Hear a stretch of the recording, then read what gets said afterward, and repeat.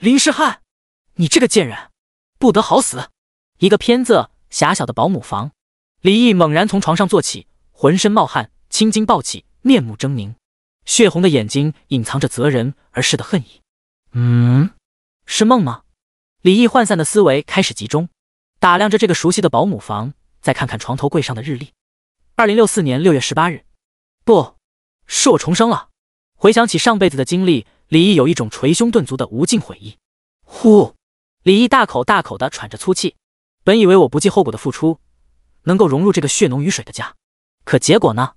舔狗不得 house。 你们古城林家在我1岁的时候不小心把我弄丢也就算了，可为什么又要在我14岁的时候把我从养父母那强行带走？更可恨的是，这4年来你们对外宣称我只是保姆的儿子，借住在家里。3个姐姐觉得自己可有可无，无视自己这个血浓于水的亲弟弟，反而觉得那个冒牌货14年的感情才是最重要的，处处为难自己。我只是因为你们都是我亲姐、亲爸、亲妈，才会想着要融入你们的生活啊。可你们反而把所有的爱都给了那个假少爷林诗翰，一个作为我被弄丢而找来的替代品。一想到上辈子那个贱人林诗翰不仅多次陷害污蔑自己，把自己的名声搞臭，最后更是把自己骗入绝地，从此生死道消，那种全身无法动弹，在被野兽慢条斯理撕咬身上每一寸肉的痛楚与绝望，只要一想起，李毅就感到心脏要爆炸，无法释怀。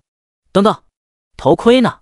想到最要紧的点，李毅突然满脸紧张，疏忽间把目光放在了枕头旁的黑色头盔，看着上面的编号1008611，还在，还没有被换掉。既然你们要当狗，那就别怪我也不当人了。重生回来的他知道，未来这个世界的绝对主题居然是一款虚拟游戏永恒。今天晚上20点就是开服时间，而之所以永恒这款游戏会成为世界的主题，是因为在1个月后，虚拟游戏永恒将逐渐发生与现实世界融合的诡异事件。人类居然可以带着永恒里面的技能或者道具来到现实世界，会发生游戏里面的 NPC 入侵现实的事件，甚至还有更恐怖的外魔入侵现实，极其恐怖残忍。游戏头盔是李毅吃干脆面扫了里面小卡片2维码中奖来的。李毅走了狗屎运，抽到了一个先驱级游戏头盔。这种头盔在游戏里面会有 5% 的经验跟爆率加成，可李毅却为了舔那个冒牌货林诗翰，居然把全球限量的先驱级游戏头盔换了2个普通游戏头盔，一个黑色，一个黄色，把黄色游戏头盔送给了冒牌货弟弟林诗翰。以前的李毅一心以为只要林诗翰能够接纳他，作为全家的宝贝疙瘩，林家也会给顺带他多一点点关注。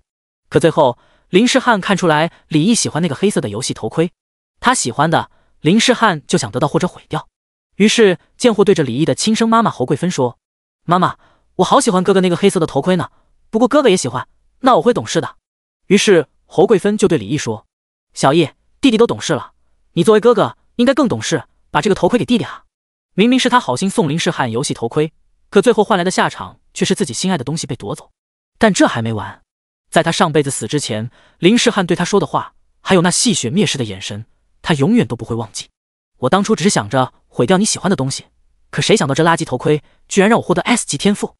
没错，这个黑色头盔是一个携带 S 级天赋的幸运头盔，而那黄色头盔携带的只是普通的 D 级天赋。咕噜咕噜，肚子发出鸡叫，他饿了。林家的别墅极尽奢华，吃饭厅璀璨水晶顶灯，珍贵的黄花梨餐桌，银质的餐具，餐桌上一家人其乐融融地享受着美食，有说有笑。爸，林毅那个没教养的小混蛋，前段时间把我最爱的裙子剪烂了，前天又偷走了妈妈的首饰，我们不能再惯着他了，必须把他送监狱，关上10天半个月的，让警察好好教育教育他。三姐林夕瑶突然一副咬牙切齿的模样，打破了和谐的氛围。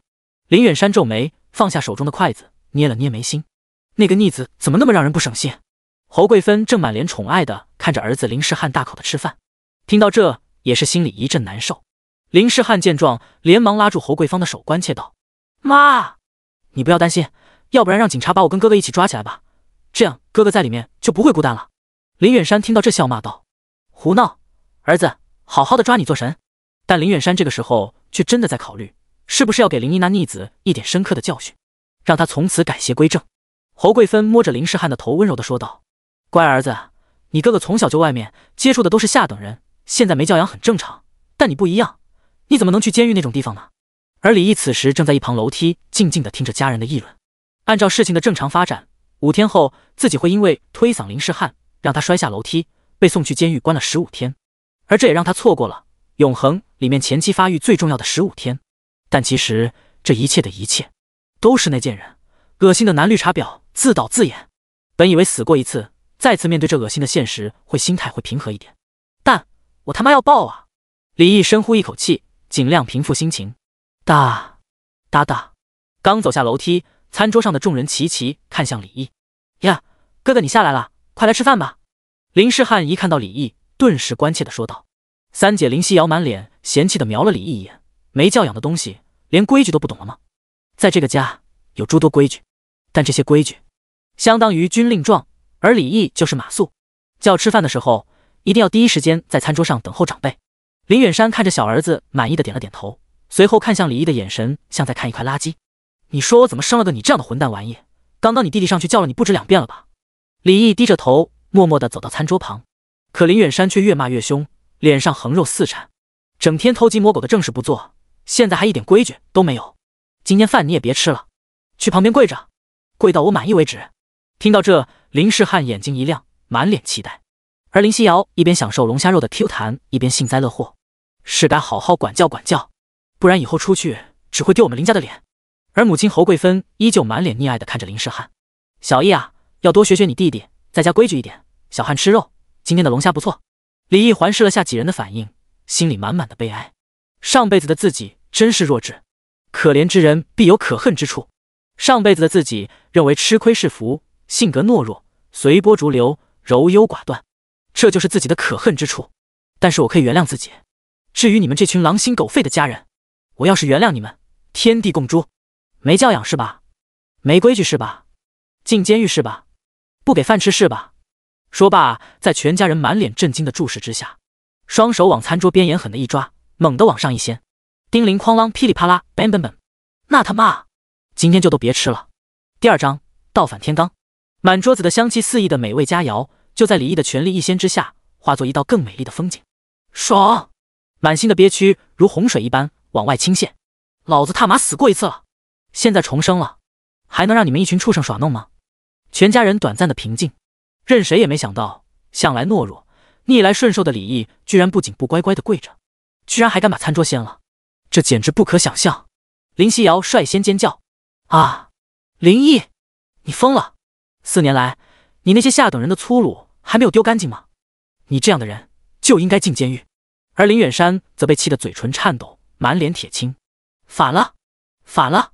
林毅，你这小畜生，知不知道你自己在做什么？你是不是不想在这个家待了？给老子跪下，老子抽不死你！说着就要解裤头的皮带，而侯贵芬则是满脸心疼的帮林世汉清理着衣服上的食物残渣。儿子，你没被烫到吧？林毅，你怎么回事？有话不能好好说吗？非要这么没有教养？你离开了我那14年，你知道我有多难过吗？要不是小汉陪着，我都活不下去了。林世汉此时表情仍然有些呆滞，对上李毅那疯狂而猩红的双眼，莫名的有些害怕。但林世汉却仍旧满脸无辜且无害的模样。爸爸，妈妈，别怪哥哥，他应该不是故意的。哥哥，都是我不好，我应该再上去叫你下来吃饭的。哥哥不要生气好不好？作为全家人的掌中宝、心头肉，林世汉的话能如一盆暖泉般温润他们的心灵。林远山也稍微平静了下来。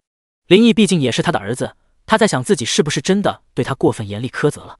可此时的李毅却林世汉这小婊砸恶心的不行。每次背后拱火的人是你，每次出来做好人的也是你。他就是怕李毅会争夺属于他林世汉的财产。李毅看到惺惺作态的林世汉，强烈的恶心感让他几欲晕眩。深呼吸，深呼吸，指着眼前的家人们说道：杂种们，老子今天跟你们宣布，老子是李毅，老子姓李，不姓林，养不教，父之过，左一个没教养，右一个小畜生，骂的是你林远山这个老畜生，当初把我弄丢的是你们，结果搞的是我的错一样。还有你，你这个臭娘们，死八婆，有你这么做人娘的吗？此时的李毅如泄洪之滴，完全不管不顾，表情狰狞，状若疯魔，只顾着自己爽，不用再想他人的感受。说什么有话不能好好说？老子好好跟你们说了多少次了啊！我说林夕瑶你的裙子不是我捡的，你们听过吗？啊，我踏马有病捡你的裙子，全家都是监控，你们踏马不会去查吗？因为他的一句话就定罪是我干的，让我在下雨天在外面跪了一晚上。侯贵芬，你才是真正的狠人啊！打着爱我的名义把我从原来的家庭接过来，来你这踏马做贼来了啊！你们脑子被狗吃了吗？我偷你的首饰，你的首饰放在保险柜，我有你的密码，我有你的钥匙。臭绿茶男，你刚刚上去叫我了吗？啊！一切的一切就因为这个狗东西的一句话，你们就相信他，说什么我不在的这14年都是他才能抚平内心丧失儿子的伤痛。李毅的疯狂让在场的所有人都不知所措，满脸不可置信。就当林远山跟林夕瑶稍微有些触动，觉得事情确实有些蹊跷的时候，李毅却顺手拿起地上的碗，狠狠地往那婊砸林世汉砸了过去。我操你妈！电光火石之间，林世汉刚想躲，却想到李毅刚刚说的话，他做的事还真经不起细查，于是干脆不躲不避，直接用脑袋接那飞来的瓷碗。砰！林世汉只感觉一阵难忍刺痛，脑袋开花，猩红的血液开始往外溢出。这一突变顿时让所有人停止思考。随后侯贵芬跟林夕瑶纷纷化作左转的红灯。啊！小汉，林毅你怎么能做得出手？反了！快打电话叫救护车啊！林毅，你为什么要这样对他？他可是你的弟弟啊！所有人都冲到林世汉身边，反观林世汉却挣扎着起身，眼角泛红，小珍珠不断滚落。大家都别吵了，都是我不好，我本来就不属于这个家，哥哥你不喜欢我也很正常，我还是离开这个家吧，不要因为我而闹得不开心。死过一次，李毅才知道这个人畜无害的贱人究竟能有多狠毒。操！李毅听完这贱人的话，开始满地找碗，但林远山此时却阴沉着脸来到李毅身边，直接一个势大力沉的巴掌甩在他的脸上。啪！猝不及防的一巴掌让李毅猛地歪了下身子，人都差点栽倒。你这个畜生，当初就不应该把你接回家，你现在就给我滚出这个家，你不配做我古城林家人。林远山面无表情，冷冷地看着李毅。呵呵，呸！李毅抿了抿嘴，啐了口血沫，只感觉半边脸都失去了知觉，双耳嗡嗡作响。老子从来都不稀罕什么古城林家，明明是你们为了家族名声，说什么担心我在外面犯罪，最后牵扯到你们家，把我找回来以后还这般冷落我，欺负我，糟践我。说完这句话的李毅愈加疯狂。但是老子重生之前整天被你打，老子现在重生了你还打，那老子不是白重生了吗？咬牙切齿的李毅五指紧握成拳，用尽全身力气，腰马合一，蓄意轰拳。呵呀，你个老逼崽子！在林远山满脸惊愕之下，直勾勾地打在他的下颚上。砰！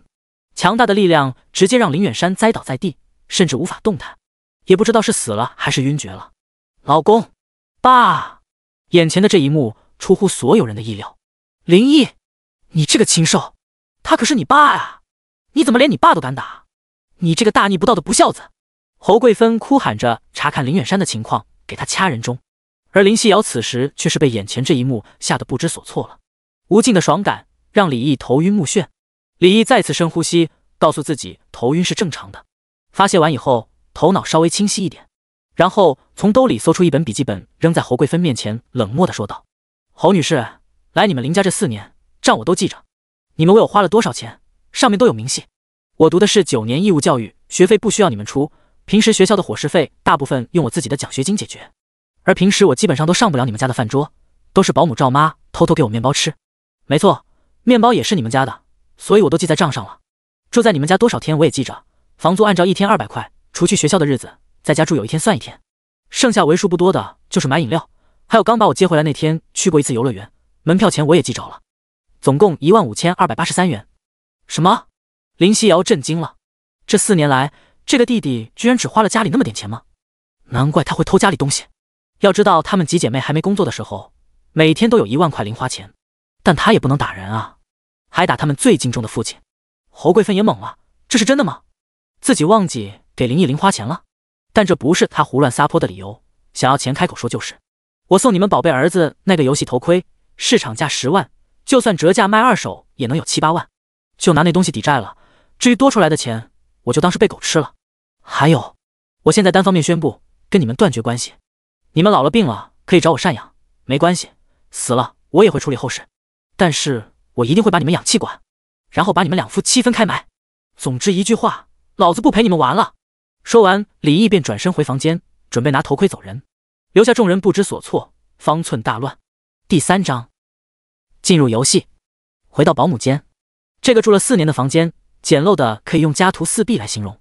一张床，一个书桌，书桌上放着一个拿着篮球的背带裤中分鸡头玩偶，没有半分留恋，拿起游戏头盔就往外走，没有动其他任何东西，当然也没有其他东西。等他再次经过客厅准备出门的时候，满地狼藉的饭厅，保姆已经在收拾，而林远山果然没死。此时他虽然头晕目眩，但好在是活过来了，躺在沙发上摸着胸膛，大口喘着粗气。而侯桂芬跟林夕瑶都坐在一旁哭哭啼啼。报警！一定要报警！让那混蛋去坐牢！林夕瑶眼眶湿润，说着就要拿起手机打电话。而林世汉听到这眼冒金光，如果真的让那家伙去坐牢，那这家里未来的一切就是真正属于他的了。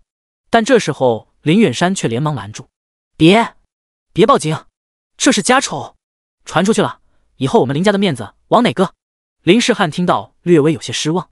而这时候李毅刚好走出来了，他没有多看他们一眼，准备直接离开。可林世汉却眼珠子滴溜溜一转，往李毅方向走了几步，但却刻意躲在林夕瑶背后。哥哥，你要去哪里？你别走，跟爸爸道个歉，以后不要打人了，要打你就打我。这个家我才是外人。以前被欺辱的一幕幕再次无法控制的疯狂涌上脑海，原本短暂平息的滔天恨意再次被点燃，清秀的脸庞再次狰狞了起来。过去的仇，未来的仇，还有那令人窒息的绝望。忘记打你了是吧？做好人是吧？那你就做到底。边说边提着头盔大步往林世汉走去。住手！林毅，你到底想做什么？见李毅又要发疯，为了保护弟弟，林夕瑶当即上前想撕挠李毅。刚有些紧张的林世汉见状当即松了一口气，可接下来的一幕却让他彻底慌了。被林夕瑶的指甲抓得浑身血痕的李毅忘记了疼痛，毫不留情抓住他的头发。哎呦，你干嘛？好痛！吃痛的林夕瑶顿时想要抓住李毅的手，但是对上李毅那猩红无情的眼眸，顿时被吓了一跳。啪！一记响亮巴掌直接把这嘴巴不留德的上等人扇到一边。啊！你居然敢打我！林夕瑶摸着白皙的脸颊懵了，他这辈子从来没被打过。哥哥，你林世汉只是会耍心机，内心阴暗卑鄙的妈宝男，没有一丝丝胆魄。真正面对一个彻头彻尾都疯狂的李毅，早就被吓得傻呆当场。此时的李毅只想发泄内心深处的暴虐，根本不知道此时的他究竟有多么可怕。此时见势不妙的林远山连忙起身：畜生，你给我住手！说着光着脚就往李毅这边冲。可哪里来得及，一只手掐住林世汉那鸡仔般的脖子，一只手抡起手中的游戏头盔，直接用尽全力猛地砸在他的脸上。势大力沉的头盔直接把他的脸砸变形，直接被打掉2颗门牙。林世汉脑袋嗡嗡嗡，内心只有恐惧。依旧不解气的李毅环顾四周，刚好看到旁边茶几果盘上放着一把水果刀。李毅拧起他的左耳朵，刀子往下一划，呲，完整的一只耳朵径直被割下。啊，疯子！你这个疯子！我的耳朵！啊！林世汉顿时捂着耳朵在地上打滚着哀嚎。而这时李毅整个身体也终于被赶来的林远山钳住。不，可恶啊！混蛋！这是你弟弟！快住手！造孽啊！而红了眼的李毅只顾着撕心裂肺地喊着：放开我！你看我打不打死他！哈哈哈哈！一只耳！臭绿茶男！让人恶心的东西！让我活生生的被野兽啃食！你他妈还是人！哈哈哈！你不是很牛逼吗？捡起来！我让你把耳朵捡起来啊！李毅状若疯魔，表情癫狂狰狞。侯桂芬见到宝贝儿子可爱的脸都被打变形了，又看到地上的一只耳朵，当即心疼的晕厥了过去。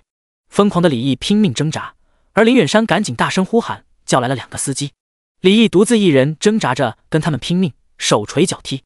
而三姐林夕瑶被吓得满脸恐惧，大叫：住手！快住手了！你们不要再打了啦！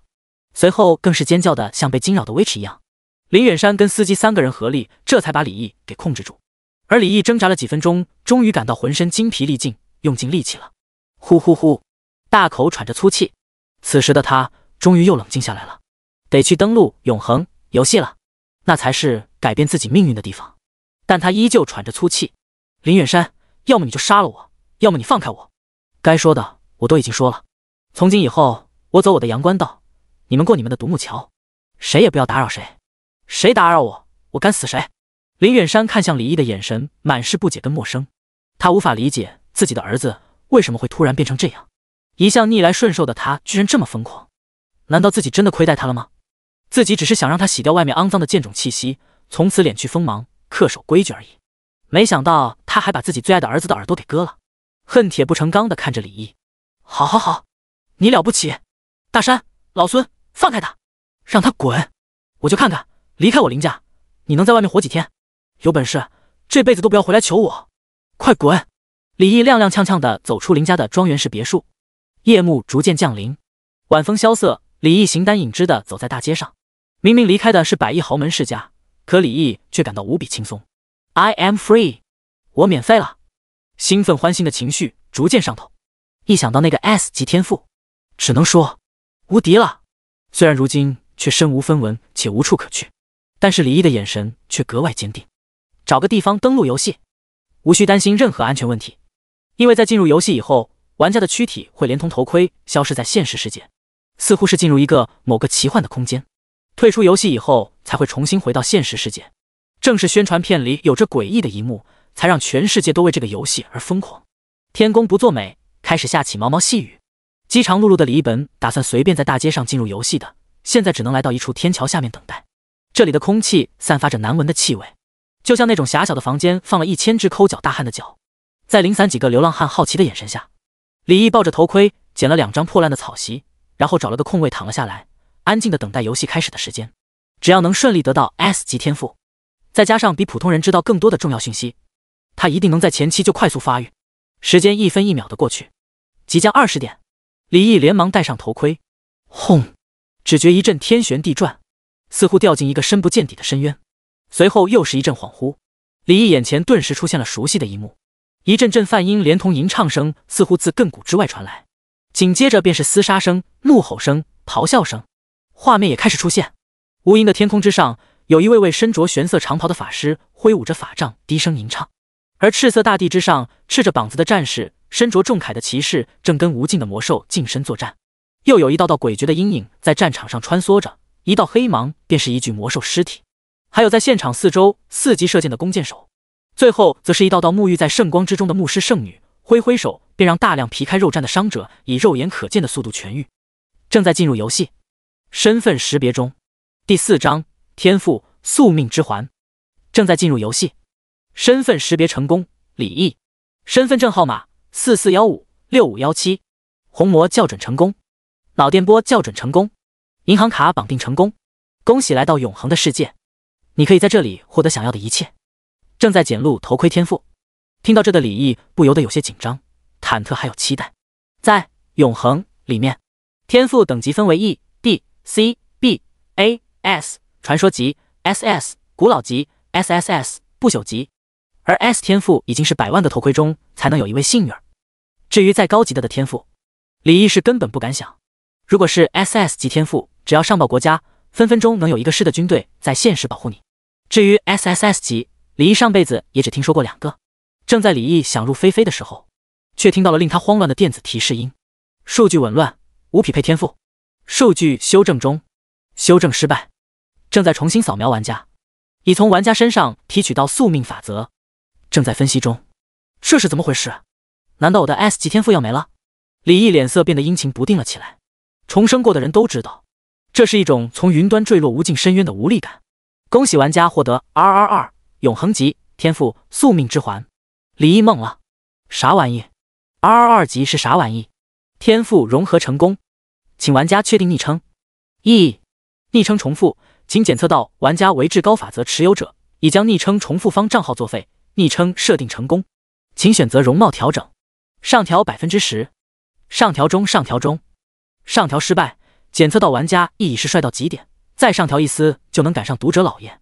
本游戏不支持倒反天罡，取消上调。正在进入游戏，又是一阵天旋地转，耳边传来提示音：您已经在9527新手村出生。再然后一阵强烈的白光过后，便来到了一处喧闹的村庄。天哪，这游戏太逼真了吧！靠！谁偷摸我？我他妈是男的！你们都是什么等级的天赋啊？我觉醒了个地级天赋，说是什么大力出奇迹，老子觉醒了一级天赋局部巨化，让我看看怎么个事！我他妈啊！我是一级天赋，叫亲妈缠绕，老子想山号重开了。刚降生在新手村，看到的便是人山人海的玩家。但是李毅赶紧查看自己那个222级天赋是个什么鬼东西。宿命之环，效果1：宿命支配者，每击杀等级不低于自身的单位，有几率获得生命值上限、法力值上限、属性点、技能点、技能、装备、宠物、隐藏职业转职卷轴、天赋等奖励，一切皆有可能。效果2：永恒宝库，可无限收录天赋，10级时可抽取3种 SSS 级天赋，并能额外同时佩戴3种天赋，可自由佩戴额外天赋或将其收进永恒宝库。宝库当前天赋无。本来满脸疑惑的李毅在看完属性以后，顿时只感觉一顿口干舌燥，心跳加速，狂咽了下口水后，又过了许久才感觉冷静下来。我好像开挂了，不能再浪费太多时间了。游戏刚开始的时间本来就宝贵，分秒必争。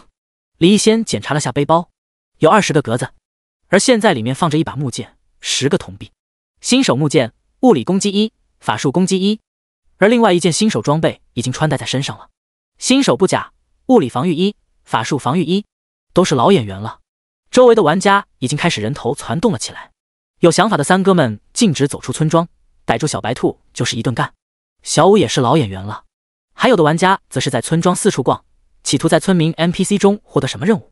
李毅嘴角不自觉勾了起一个弧度，还真得感谢林世汉啊！上辈子在他的忽悠加 push 之下，李毅没日没夜的帮他在各大论坛、交流群中搜寻各种任务信息，现在收益的反而是自己了。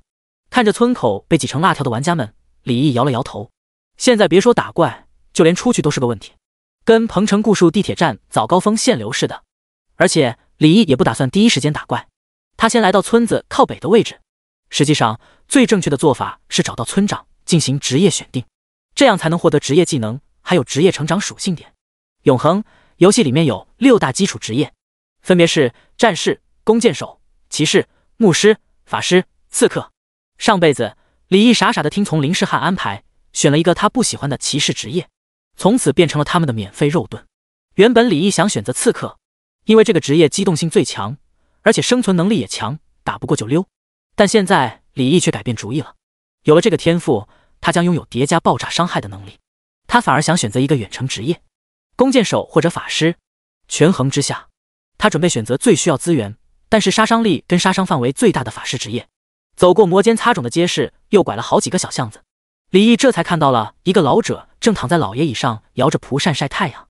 见到李毅的到来，满脸意外，嘴上虽然嘟囔着，但却起身说道：毅，欢迎来到智障村，你可以在我这里选择一个战斗职业。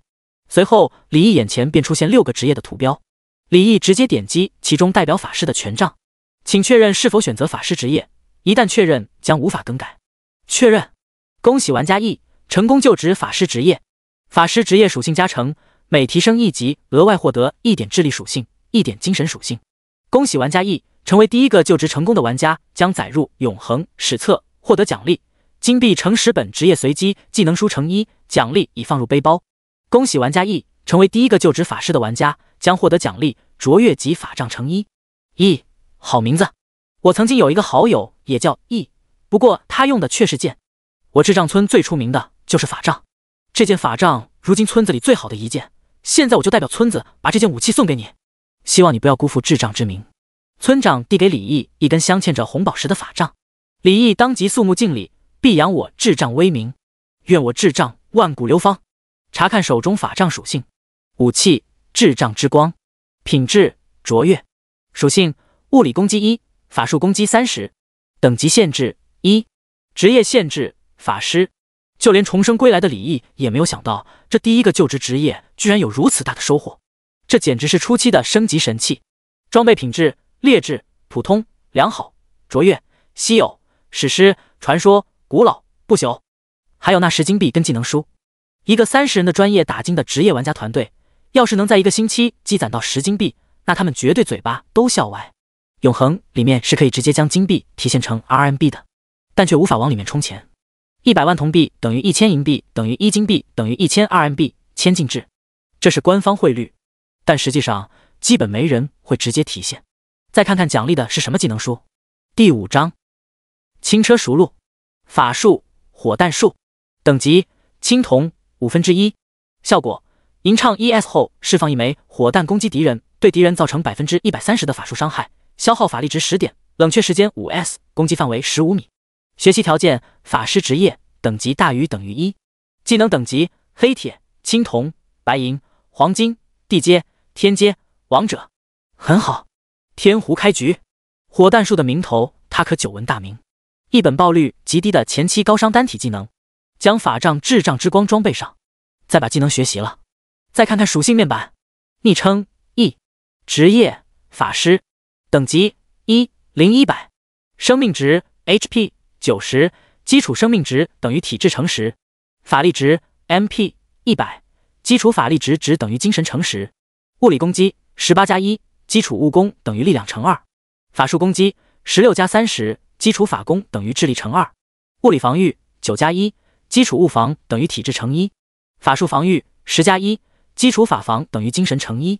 元素抗性无，力量9，决定物理攻击，敏捷8，决定移动速度、攻击速度、反应速度，智力8，决定法术攻击、法术吟唱时间减免，精神10，决定法力值、法力恢复速度、法术防御、法术命中，体质9，决定生命值、耐力、韧性、物理防御。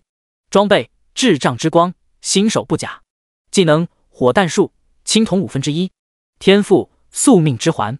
效果1，宿命支配者，击杀等级不低于自身的单位，有几率获得生命值上限、法力值上限、属性点、技能点、技能、装备、宠物、隐藏职业转职卷轴、天赋等奖励，一切皆有可能。效果2，永恒宝库，可无限收录天赋，并在10级时可抽取3种 SSS 级天赋，能额外同时佩戴3种天赋，可自由佩戴额外天赋或将其收进永恒宝库。宝库当前天赋无。看完属性面板，李毅的嘴角比 AK 还难压，堪比有胜阅兵名场面，把村长看得满头黑线。小伙子，咱虽然是智障村，可智障咱可不兴啊！李毅这才猛然惊醒。老东村长，咱想买点法师职业技能书，你消耗50铜币获得小火球术技能书乘1，你消耗50银币获得冰晶剑技能书乘1，你消耗300银币获得火墙术技能书乘1。珍爱生命，远离黑心村长。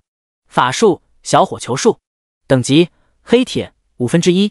效果：吟唱2秒后释放一枚小火球攻击敌人，对敌人造成80%的法术伤害，并造成10%火焰伤害，持续3秒，消耗法力值15点，无冷却，攻击范围5米。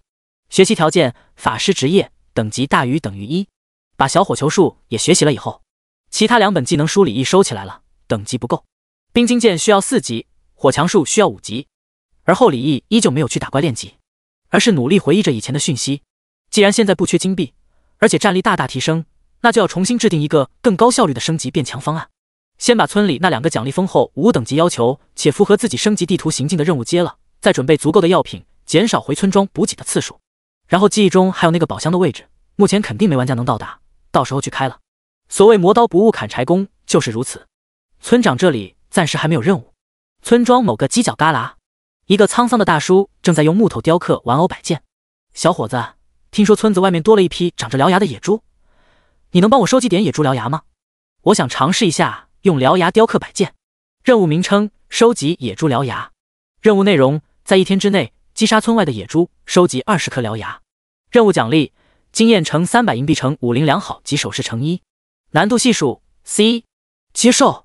土地公公庙旁边，一个老奶奶在神神叨叨：年轻人要敬畏神灵，我想需要3声祭祀土地爷，保佑村庄风调雨顺，能帮帮我吗？任务名称：风调雨顺，唯一性任务。任务内容：在1天之内击杀鸡、猪、羊3种牲畜各20只，且收集3升肉各20块。任务奖励：声望乘100银币乘100经验值乘500良好及靴子装备乘1。难度系数 C+。这个任务是一项隐藏任务的前置任务，必须得整。把这2个任务接完，李毅又来到一个商铺，买了1组20瓶的红瓶，还有3组20瓶的蓝瓶，还有一把采集功能的小刀。消耗银币乘300。金疮药小，每秒恢复15点生命值，持续20秒。精力药水小，每秒恢复5点法力值，持续10秒。采集者之刀，锋利的小刀，能采集野怪身上的材料。当一个刚进入游戏的法师，扛着60个蓝瓶的时候，那这个法师前期唯一的短板也就消失了。至于采集者之刀，李义院称之为神器，是堪比雷神之锤、绿巨人之库、队长盾牌的神器。哪怕是真龙彩凤，只要死了，用这把刀都能轻易切开对方尸体。做完这一切的李义，村口限流的时间也过去了。虽然村子外面到处都是打怪升级的人，但好在道路是畅通的，一路走马观花。带，你这黑丝，居然敢抢我的小兔姐，你有取死之道！姐，既然暴露了，那就别怪我了。看我天赋技能，亲妈缠绕！哼，你以为补了最后一刀就能得逞吗？看我天赋技能，复活吧！我的荒野外到处有些抢怪的戏码发生，毕竟僧多肉少。好在李毅根本不需要跟他们抢，反而沿着一条熟悉的山间小径一直走，玩家也逐渐稀少，直到消失，来到了一处充斥着咯咯咯咯咯的鸡叫声的地狱。而不远处的前方就有一只半人高的黑色大野鸡。战斗机，等级4，生命值200，物理攻击35，物理防御25，法术防御0，技能扑腾攻击。描述：攻击中的战斗机，属性不低。法师职业前期是具有很大优势的职业，因为10级以下的普通野怪基本上不具备魔抗能力，而也不是说法师后期就会弱，相反，后期的法师法攻数值跟技能等级升起来，伤害更恐怖，但是却需要砸进去更多的资源。一般平民玩家根本养不起一个高爆法师。盯着10几米开外的鸡哥，李毅目露凶光，嘴唇微动，开始吟唱起晦涩难懂的咒语：波多野、解一桃、乃木、风。念了2秒后，骤成火弹术，空气中波动一起，一枚火弹冲着战斗机击射而去。60，大大的红色在机头上方飘起，咯，一个火弹术直接将他的生命值打掉近1/3。李毅也不禁为这高爆发啧舌不已，这可是在越3级打怪。吃痛的战斗机朝着李毅扑腾过来，李毅快速移动，开始放风筝。1分钟后，小火球术41，一个小火球术将这只战斗机的血条清空。你获得20点经验，并额外获得40%的越级击杀经验奖励。天赋效果：宿命支配者触发。你获得第6章恐怖的天赋。天赋效果：宿命支配者触发。你获得10点技能点。夺手，一发入魂啊！技能点啊，还是10点。永恒游戏里面每升1级才能获得1点技能点，但是需要升级的技能却极多。技能点这个属性经常让玩家们进退两难，不攒着又担心高等级以后技能点不够用，攒着吧，前期攻击伤害又不够，杀的第一只怪就多获得10个技能点，这感觉要起飞。咦，我的大公鸡还出水了。李毅瞥见大公鸡尸体旁还有一瓶蓝色瓶子，以及零零散散10几个铜币，获得精力药水乘1，铜币乘12，10点技能点啊！李毅就没加过这么富裕的点，没什么好考虑的，直接全部加在火弹术上。法术火弹术，等级青铜2/5，效果：吟唱0.9秒后释放一枚火弹攻击敌人，对敌人造成135%的法术伤害，消耗法力值10点，冷却时间4s，攻击范围16米。法术火弹术，等级白银1/5，效果：吟唱0.3秒后释放一枚火弹攻击敌人，对敌人造成155%的法术伤害，消耗法力值10点，冷却时间3s，攻击范围20米。法术大火弹术，等级黄金1/5，效果：吟唱0.3秒后释放一枚火弹攻击敌人，对敌人造成230%的法术伤害，消耗法力值10点，冷却时间3s，攻击范围30米。等加晚点，火弹术技能也从青铜级技能晋升到黄金级技能了。不管伤害、施法时间、攻击范围、冷却时间都不是原来可以比拟的，只能说五虎起飞。但李毅并没有过分自满，因为火弹术的极限就是黄金级的大火弹术。拿着采集者小刀，我他妈哥，你获得肌肉乘1，有了强力技能，再加上李毅准备了充足的蓝瓶，直接化身步步高学习技，哪里不会点哪里。整片荒野到处都是李毅对着鸡就是干的痕迹。你击杀战斗机，你获得20点经验，并额外获得40%的越级击杀经验奖励。天赋效果：宿命支配者触发。你获得100点法力值上限。恭喜你提升1级，当前等级2，获得5点自由分配属性点，1点技能点。每跃1级就能多获得10%的经验值。你击杀战斗机，你获得20点经验，并额外获得30%的越级经验奖励。天赋效果：宿命支配者触发。你获得智力属性点乘10，你击杀战斗机，你获得20点经验，并额外获得30%的越级经验奖励。天赋效果：宿命支配者触发，你获得力量属性点乘50。又一只战斗机咯咯咯着惨叫倒下，这次刷出来的居然是50点力量属性点，我他妈是法师！李毅无语了，他一个法师，现在力量属性居然远远超过智力。不到20分钟，李毅便击杀了采集到了20块肌肉，而此时他的等级也已经升到了3级。现在干这些鸡已经不能让李毅感到刺激，不能满足他的欲望了。他想去干点别的，刚好完成了肌肉的升级。为了提高自己的生存能力，李毅思考了一下，把升2级获得的10点属性点分配给敏捷5点、智力5点。虽然不是击杀怪物必定触发天赋，但概率也是相当的大。刚刚他的天赋已经让他额外获得了50点力量属性、300点生命值上限、10点智力、10点体质属性了。而他如今的智力属性已经达到23点了。一般的法师都不会加敏捷属性，因为法师是团队的重要输出，基本上是躲在骑士还有战士背后，后面还有牧师给奶。他们需要做的是想方设法提高自己的输出能力。但李毅不一样，他并没有打算加入任何团队，所以他必须让自己变得更加平衡。而升级获得的2点技能点，李毅考虑了下，加在了小火球树上，以备不时之需。法术：小火球树，等级：黑铁3/5，效果：吟唱 0.8 秒后释放一枚小火球攻击敌人，对敌人造成100%的法术伤害，并造成12%火焰伤害，持续3秒，消耗法力值13点。无冷却，攻击范围7米。捡起地上的10几枚铜币。永恒，里面装备的爆率出奇的低。按道理，越级击杀怪物是会有爆率加成的，可李毅击杀了20只战斗机，却没能爆出任何装备。正当李毅准备转移战场，准备去下一处地点刷怪的时候，左手边的某处角落却突然散发一股强大的气势。李毅定睛望去，顿时满脸凝重。只见一只至少1.5米身高的雄鸡正在雄赳赳气昂昂地散着王者步伐，头顶长着2扇黄色机关，城中分状分向两边，身上更是还穿着灰色背带裤。不敢怠慢，李毅赶紧查看他的信息，严阵以待。中分背带裤鸡，精英怪物，等级7，生命值700，物理攻击79，物理防御40，法术防御30，技能扑腾攻击、铁山靠、坤爪。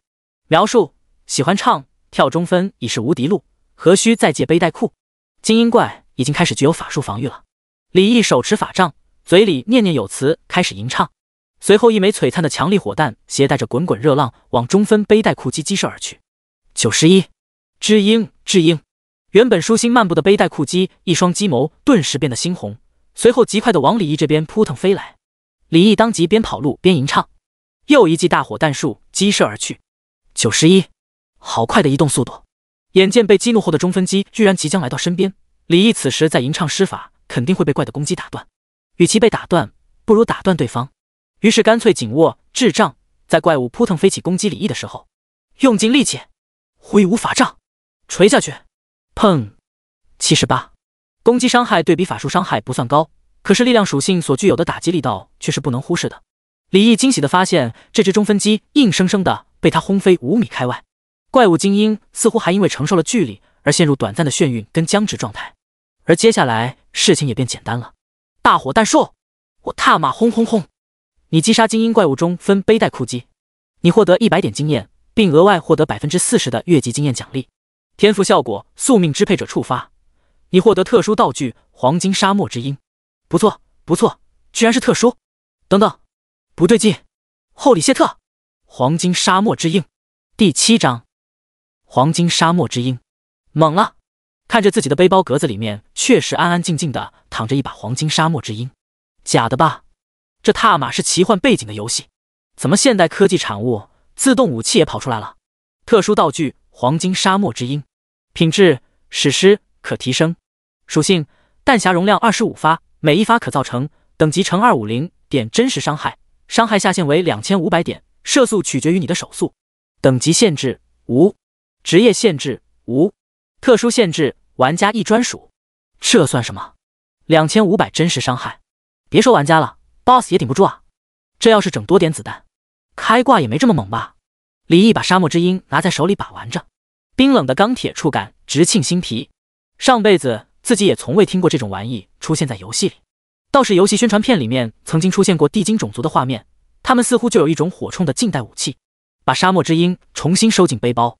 东西是好东西，就是子弹少了点，才25颗，不知道后面还能不能多搞些子弹出来。而且这把枪似乎还能提升品质，看来这个天赋有太多东西自己还没有开发出来了，会不会哪一天抱个小男孩出来？收回飘远的思绪，李毅把目光放在地上，终于不出水，而是出装备了。只见地上多了一根长长的鸡爪模样却闪闪发光的物件，武器坤爪之杖，品质良好，属性物理攻击10，法术攻击10，等级限制3，职业限制不限，属性不错，而且还是不限职业的装备。可惜自己已经有了智障之光了，不过这装备应该也算是游戏前期的打怪升级大杀器。上辈子他的三姐林夕瑶同样选择就职法师职业，想到上辈子自己走了狗屎运得到一件稍微好一点的装备，就屁颠屁颠的去给他们献宝，换来的一如既往的都是冷屁股，真他妈贱！不是说他们，李毅是说自己。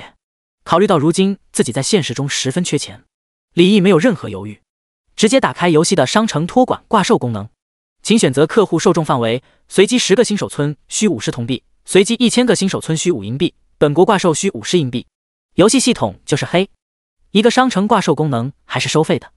考虑了一下，李毅选择了消耗5银币挂售，价格的话就挂个15金币吧。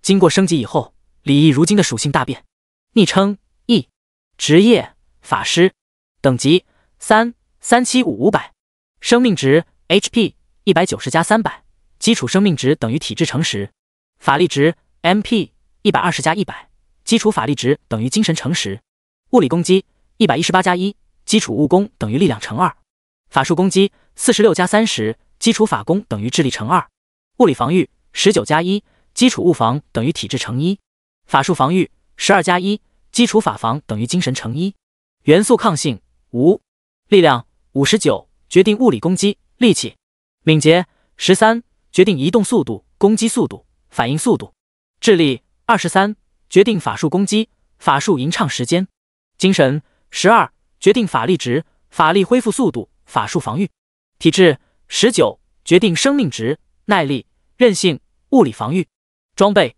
智障之光，新手不假，技能大火弹术，黄金1/5，小火球术，黑铁3/5，天赋宿命之环，效果1，宿命支配者，当前已获得技能点乘10，力量属性乘50，生命值上限乘300，法力值上限乘100，智力乘10，体质乘10，黄金沙漠之鹰。效果2，永恒宝库，可无限收录天赋，10级时可抽取3种 SSS 级天赋，并能额外同时佩戴3种天赋，可自由佩戴额外天赋或将其收进永恒宝库。宝库当前天赋无。看完自己的属性，已经跟半个小时之前有了天壤之别了。李毅只能暗骂自己变态，但却有一种更迫切想要升到10级，完成天赋抽取。3个 SSS 天赋，那究竟是一种怎么震撼的场景啊？李毅正在开心的升级发育，可有些人却就没那么开心了。古城林家，奢华的别墅庄园内，往日里充满欢声笑语、肆意开怀的客厅，此时却安静的可怕，空气中弥漫着极其压抑的气氛。保姆、司机等佣人在一旁站着，大气都不敢出。医生，我弟弟怎么样了？耳朵还有可能接上去吗？一个面容精致的不像话、肌肤如白玉凝脂般的美丽女子悠悠开口问道。她是林家长女林念童，也就是说是李毅血缘上的亲大姐。林远山坐在沙发，阴沉着脸抽着闷烟，而侯桂芬则守护着躺在一张移动床上的宝贝儿子，满脸心疼，眼泪止不住的往下流。林念童跟医生耐心的交流着。林小姐，有一个好消息，还有一个坏消息，您想听哪一个？医生推了推眼镜，面无表情。林念童心里咯噔一下，您先说下坏消息吧。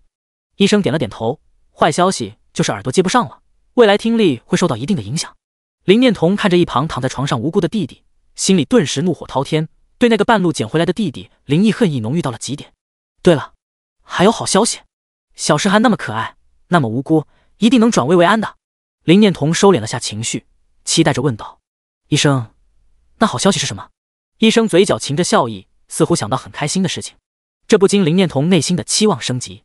医生，这应该是胸有成竹吧？太好了，看来弟弟真的有救了。医生凑前，满脸神秘，轻轻地说道：好消息是，今天是肯德基疯狂星期4，5块香骨鸡只要9块9哦。林念童面无表情地盯着这个医生好一会，这才出声：“赵妈，送客。”大姐，好疼！呜，我成了一只耳了，他还让我把耳朵捡起来。哥哥他为什么要这样对我啊？是不是我做错了什么？呜！被包扎着半边脸的林世汉抱着林念童失声痛哭，脑袋埋在林念童里的林世汉眼睛里此时浓郁的怨毒之色几乎要滴出水来。林毅，我一定要让你付出代价，让你生不如死！看着痛苦的弟弟，林念童的心都要碎了。弟弟，你好好休息，大姐会为你做主的。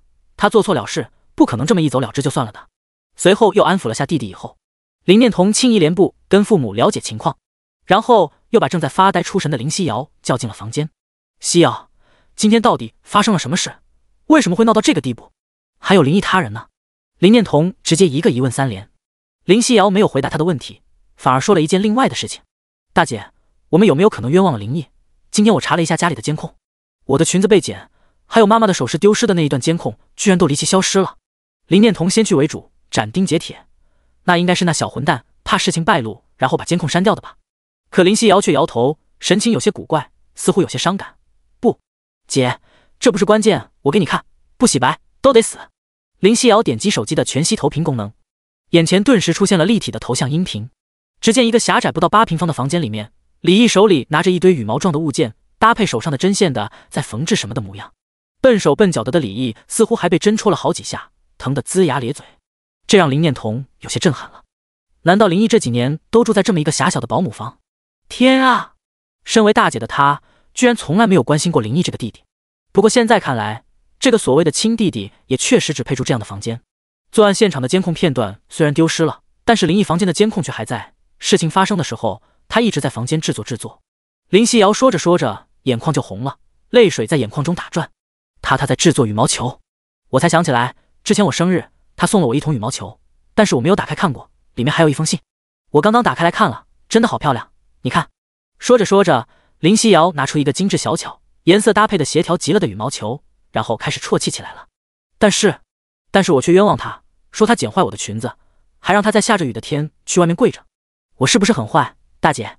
我以为那段时间他鬼鬼祟祟，而且每天晚回家，我以为他跟不三不四的人去做什么坏事，没想到他是去动物园收集羽毛去了。哇呜呜，这个礼物他花费了2个月才制作完成的。林西瑶说着，哭得越来越大声。一想到当时林毅送自己那桶羽毛球，满心期待自己拆开，可自己却像丢垃圾一样丢到一边，还觉得他烦。林西瑶顿时觉得心里堵得很难受。林念童听得一阵头疼，想了想，唉，不管怎么样，他也不能做出这么禽兽的事情来，但他似乎也受到委屈了。沉吟后，想了个他觉得对大家都好的安排，那就让他回来以后跪着给爸妈磕几个响头道个歉，然后再给小世汉打他一顿出气，就算翻过这件事吧。林西瑶终于好受了一些，也只好这样了。即便林西瑶知道之前冤枉了李毅，可是在他心里，李毅的分量还远远比不上林世汉，那只不过是他自己内心难安罢了。第8章，爆出 SS 天赋了。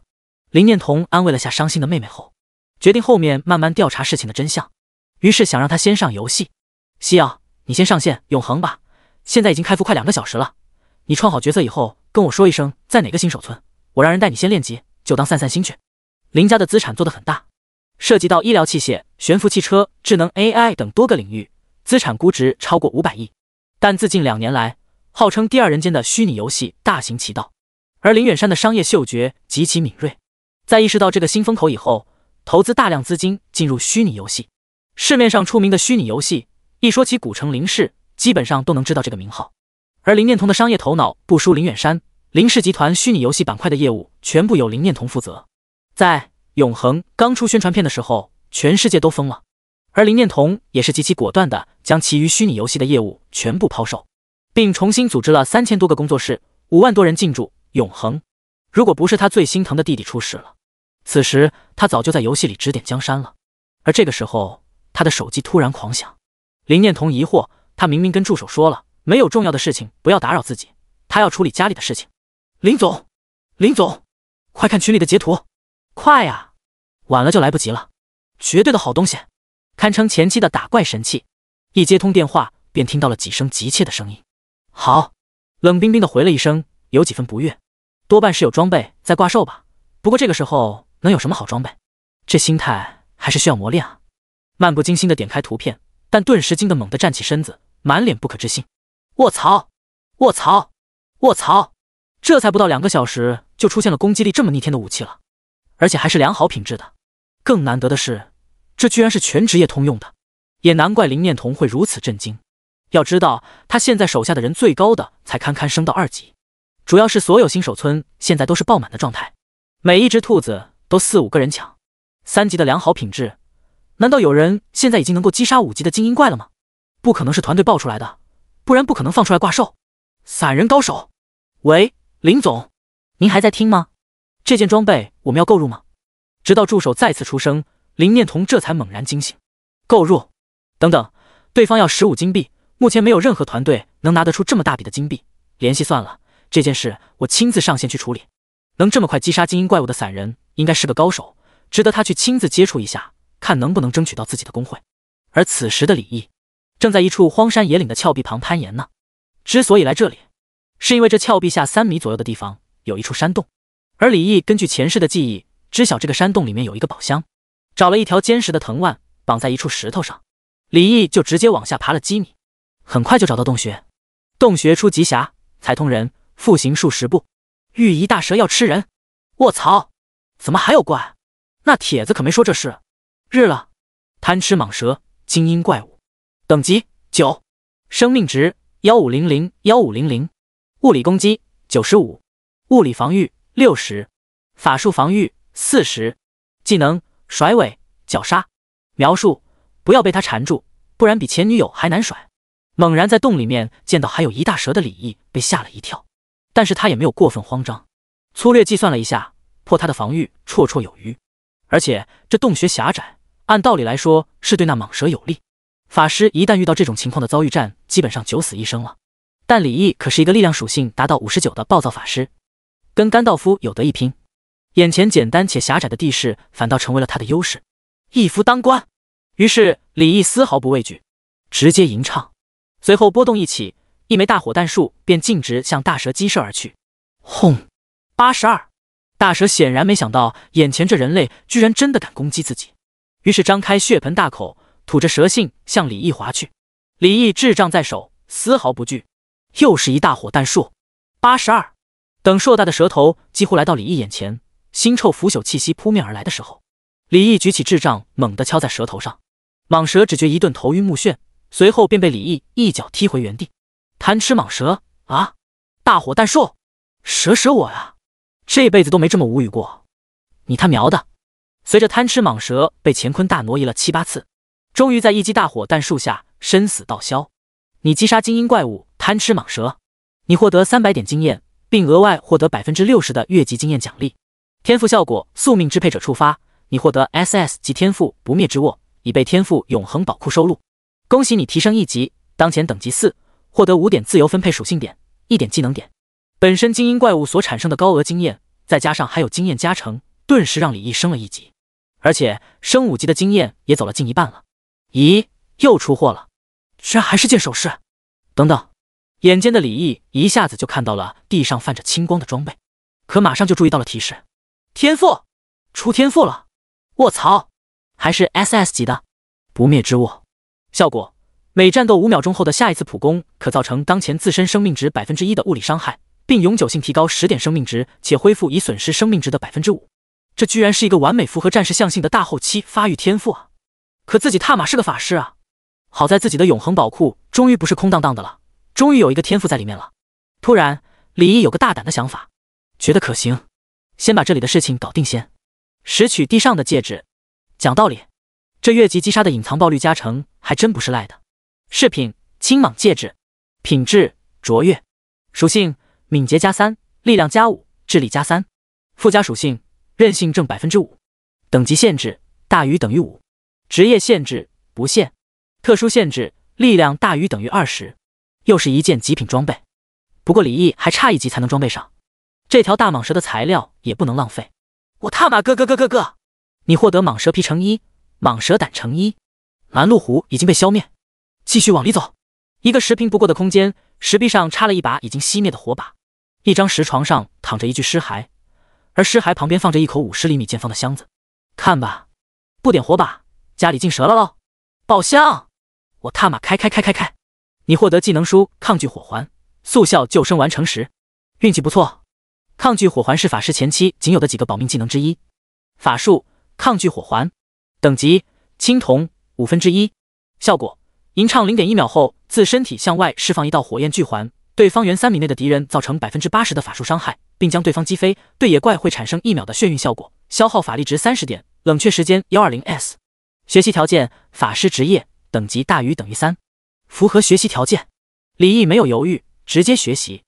你成功学习技能抗拒火环，速效救生丸，服用后瞬间恢复700生命值，冷却时间1分钟。此间试了，该去杀猪了。不过先看看挂售的那件装备情况怎么样。他敢肯定没人买，但绝对大把的人给他留言。他的目的本来就是想现金交易，搞点钱出去花。要知道他现在还在睡天桥呢。第9章大姐灵念童。一打开挂售商城的界面，几万条留言，就是那么夸张。康饺子，卧槽，大佬收徒吗？求带啊！不准翻饺子皮，兄弟，方便问一下，你这装备是什么怪爆的吗？饺子皮怎么黑了？哥们，15金币实在太多了，线下的话我这边可以给你10万。诸如此类的留言竟然有3万多条，这才不到1个钟。李毅直接筛选代价咨询的，然后找到给价最高的2个私聊。他说是晒黑的。兄弟，你这武器我真的太喜欢了，但是15金币目前绝对不可能有人拿出来的，等时间过去，这装备的价值只会越来越低。你出给我呗，我出20万，可以直接游戏系统转账，手续费也我这边出。线下交易的话，我可以给到25万。永恒是支持直接在系统用现金购买商城中玩家挂售的物品的，只要双方同意就行。但是官方会收取20%的手续费。之所以这么处理，就是因为无论如何黑市都是会存在的，还不如自己赚。不过直接在游戏系统里面交易，对双方有一个好处，就是谁也不知道对方现实的身份，而另外一个玩家私聊给的价格就要高得多了。凤七童，你好，方便现金交易吗？我这边可以支付100万，言简意赅。仅仅只是游戏初期前几天过渡的一件装备，就有人愿意出100万去消费。说实在话，即便李毅在上辈子了解过这游戏有多疯狂，如今亲自接触到，仍旧暗自啧舌。这个凤七童正是李毅的那个亲生大姐灵念童的游戏 ID， 但讽刺的是，这个大姐总是高高在上，李毅连她的游戏 ID 都不认识。不知情的李毅还美滋滋的回信息：可以，我更改交易条件，你那边确定购买就行。于是李毅就准备更改交易条件，变更为现金交易。可是对方接下来的一句话，却让原本盈盈笑意的李毅脸上阴云密布，眸子冷了下来。凤七童，好的，很高兴认识你，手续费也我这边负责，我是工会翰林队会长，方便加个好友详细交流一下吗？某个新手村，一个窈窕绝美的倩影站在荒野中，即便是布衣木剑，看上去也是气质纤纤。这人不是那灵念童，还能有谁？看到那交易的玩家回复同意交易，当即嘴角勾勒一抹笑容。这一幕简直美得惊心动魄，把一旁带他练级的雇员都美呆了。虽然绝对比市场价高了好几倍拿下一件装备，但他觉得一切都是值得的。做事要学会透过事情看本质，他看重的是那件装备后面代表着的能力。假如真的能用区100万为工会平添一高手的话，那不要太值了。会长，这边野兔要挂了，您快来补刀。好。心情不错的灵念童走过去补刀，咔嚓一声，又一小五惨死当场，神王都复活不过来。滴滴，对方回复了。灵念童有绝对的自信，工会翰林的名声在国内都是排前的大工会。不管如何，这个高手他结交定了。看看他说了什么。滚！屎你要吃吗？灵念童瞬间呆滞当场，懵了，随后俏脸阴沉的仿佛能滴出水，当即想要发信息问对方是什么意思。他可从来没收过这种侮辱。你已被玩家一拉黑，无法发送留言。干！灵念童想吐血，这感觉像是无缘无故吃了一口屎，那么恶心。最终李毅果断的把装备卖给了他说是晒黑的，不过又让对方加了2万，卖了22万。再过1个月，现实中的钱就不值钱了，比废纸也好不了哪里去。到时候现实中就连生命都廉价的很，更不用说钱了。他只是需要点钱救急而已，无所谓多少。要22万是因为他需要22万。至于那个 ID 为凤七童的玩家，当对方说出翰林这个工会名的时候，李毅便知晓对方的身份。那个林家的大姐，身居高位久了，便觉得可以俯瞰人间。这4年来，从始至终，他都不曾正眼看过李毅一眼。这李毅倒是无所谓，重生回来，成为上一辈子的局外人以后，很多事情便能看得清晰。这4年来，李毅在那个家越来越被欺辱，是有一个起源的，那便是林念童。刚去到林家，虽然没有对他特别好，但是也还不错，至少3餐吃饱，也没人找茬。可他去到林家不久后的某一天，林世汉贪玩把林念童的一本笔记本烧了，差点引起火灾。可结果林念童不忍苛责林世汉，反而想通过打骂责罚李毅来达成一种杀鸡儆猴的教育效果。结果无辜的李毅被拉出来，当着林世汉的面抽了一顿皮鞭。而林念童也很够意思，理由给得很充分：你作为世汉的哥哥，就应该负起照看他的责任，他的过错是你的责任。这是什么神仙逻辑？可当时的他还真的是以为自己没有尽到哥哥的责任，这就是 Pu'er 的恐怖。更恐怖的是，这件事以后，仿佛一个邪恶的潘多拉魔盒被打开。林世汉在亲眼看着李毅因为自己的过错而被责罚，产生了一种心理变态的快感，那后面自然就愈演愈烈了。更恐怖的是，家里所有的负面情绪也都会通过处理它来获得释放，而他也成了整个家的情绪垃圾桶。翰林公会是吧？你林念童是天之娇女，才华出众，而翰林公会就是你最傲人的成绩。那我就让你这只骄傲的黑天鹅亲眼看着我一点一点把它毁了。我倒想看看1个月以后，失去依托的林家要怎么在群魔乱舞的现实世界生存下来。我想看到你们绝望，过往的一幕幕恍若昨日，恨意逐渐上涌。收拾了下心情，李毅准备前往下一个目的地野猪岭。接下来那个疯狂的想法可以尝试了，他要一个人面对野猪的群殴。野猪是群居动物，李毅来到野猪岭，入眼之处便是恐怖泛滥的黑色二师兄，一个个都拖家带口的。獠牙野猪，等级7，生命值700，物理攻击70，物理防御60，法术防御0，技能冲撞拱白菜。描述：小心别被拱着定眼，不然必将体验什么叫我要开花。典型的皮糙肉厚的怪物，不过不具备法术抗性。常理来说，这里根本不适合单刷，组队的效率会提高非常多。但李毅觉得自己一个人就是团队。李毅检查了下蓝屏红，还有2组半，近50屏。因为红蓝屏爆率还行，再加上李毅根本没用上多少。李毅观察了下地形，找到了一处居高临下且不会造成腹背受敌的位置。随后吟唱法术，施展大火弹术，锁定20米外一只啃树皮的獠牙野猪。轰！122！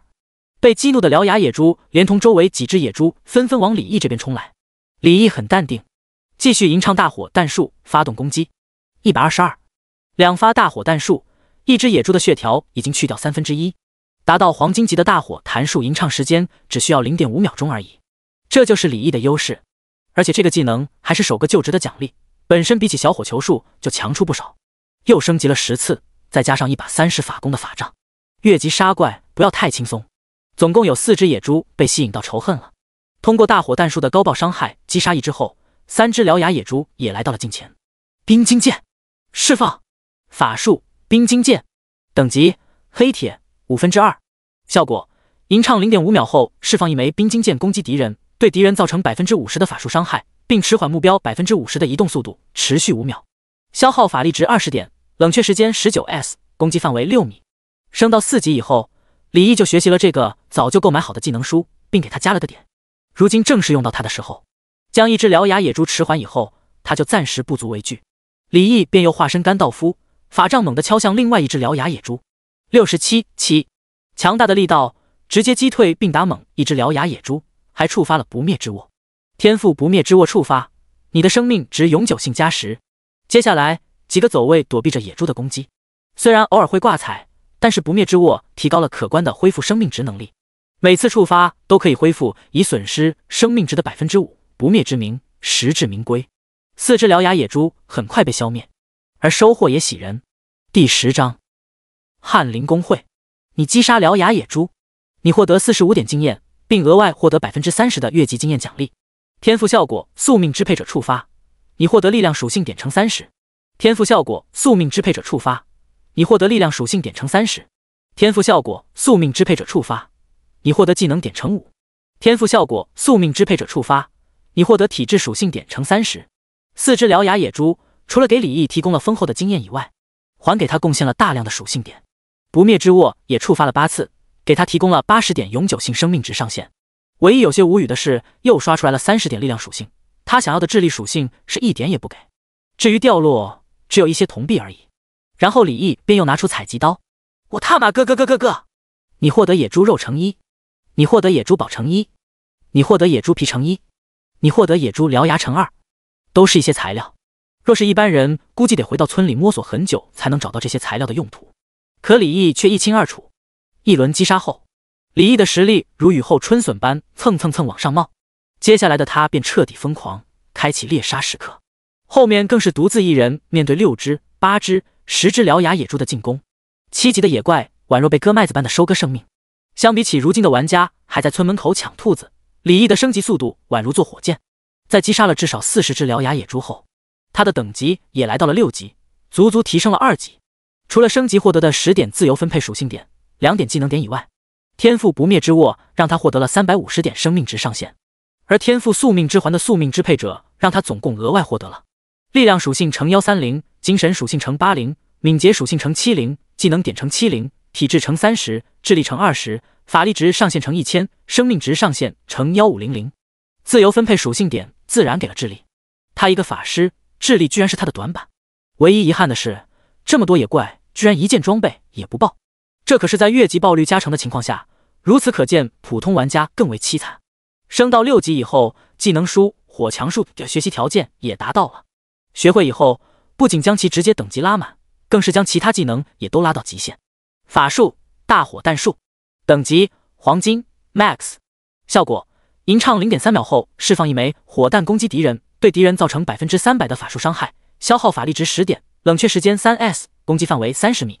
法术大火球术，等级白银 Max， 效果吟唱 0.5 秒后释放一枚小火球攻击敌人，对敌人造成 150% 的法术伤害，并造成 15% 火焰伤害，持续3秒，消耗法力值15点，无冷却，攻击范围10米。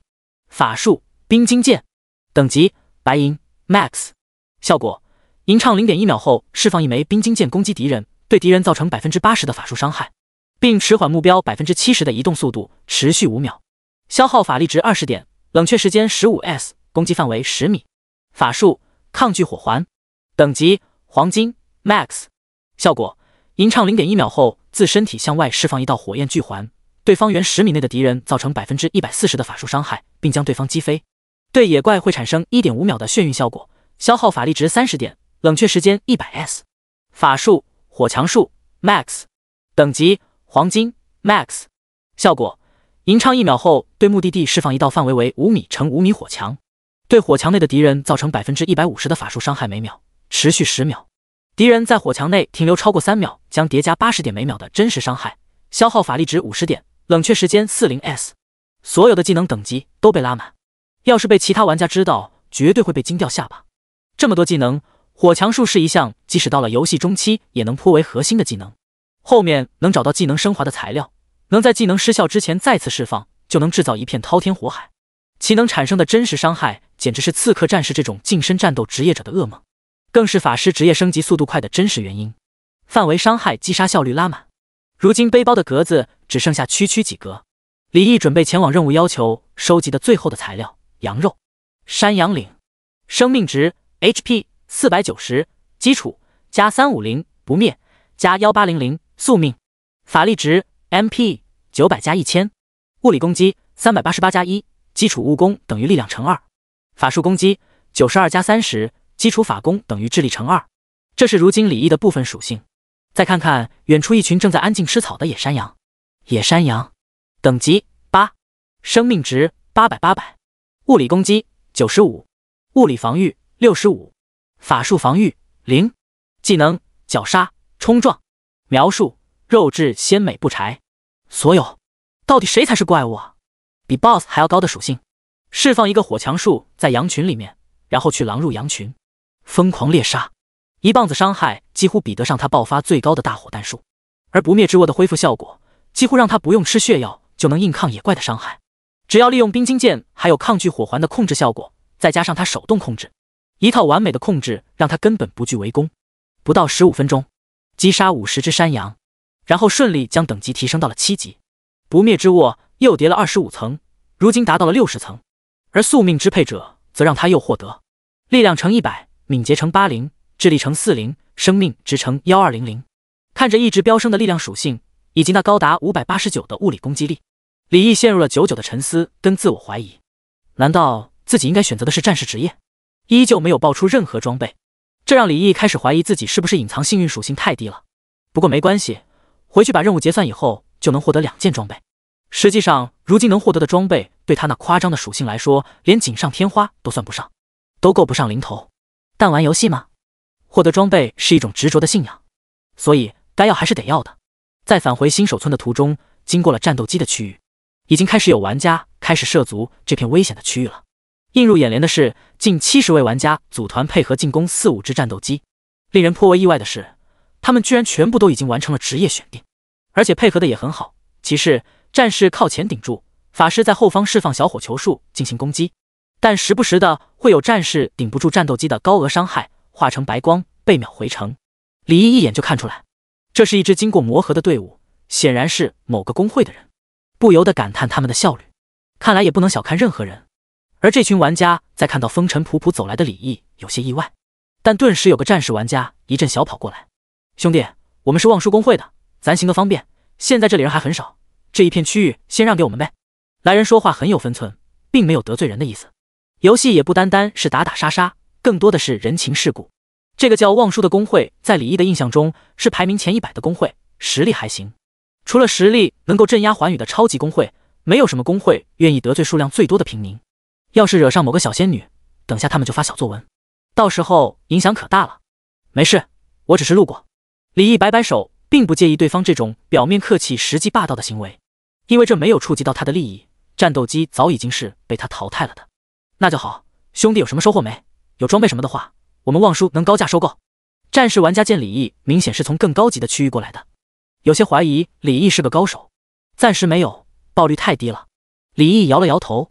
战士也是一脸苦笑，确实，我们这么大一群人，到现在就爆出2件装备算了。兄弟有好货，记得我们望舒哈。说完便返回队伍杀怪去了。而后又走了10来分钟，又遇到了一支队伍正在围杀战斗机。这群玩家不过20来人，但却能跟4只战斗机斗得游刃有余，显然综合实力比刚刚那伙人要强上许多。同样的，这群玩家见到李毅，也分出一战士跟他交流：“兄弟，这块地方我们包了，你换个地。”这人要不客气许多，所幸李毅根本没理会，瞥了他们一眼就走。可转身没几步，耳边便传来他们的聊天内容：“我们继续，尽快升级，争取成为翰林工会里前10的队伍。”李毅听罢停滞当场，顿住脚步，深吸一口气：“好好好，冤家路窄，要怪就怪你们是翰林的人，我要杀得你们翰林工会人人自危，就从你们开始了。”第11章降维打击。转身，李毅面无表情的回头向那20人走去，而对方显然注意到李毅这异常的举动，当即脸上露出不耐烦跟恼怒的表情：“小子，给脸不要脸是吧？我说这块地被我们包了，还是说你想免费回城？”领头的色厉内荏的厉声喝道。李毅面无表情，直接自顾自的吟唱了起来。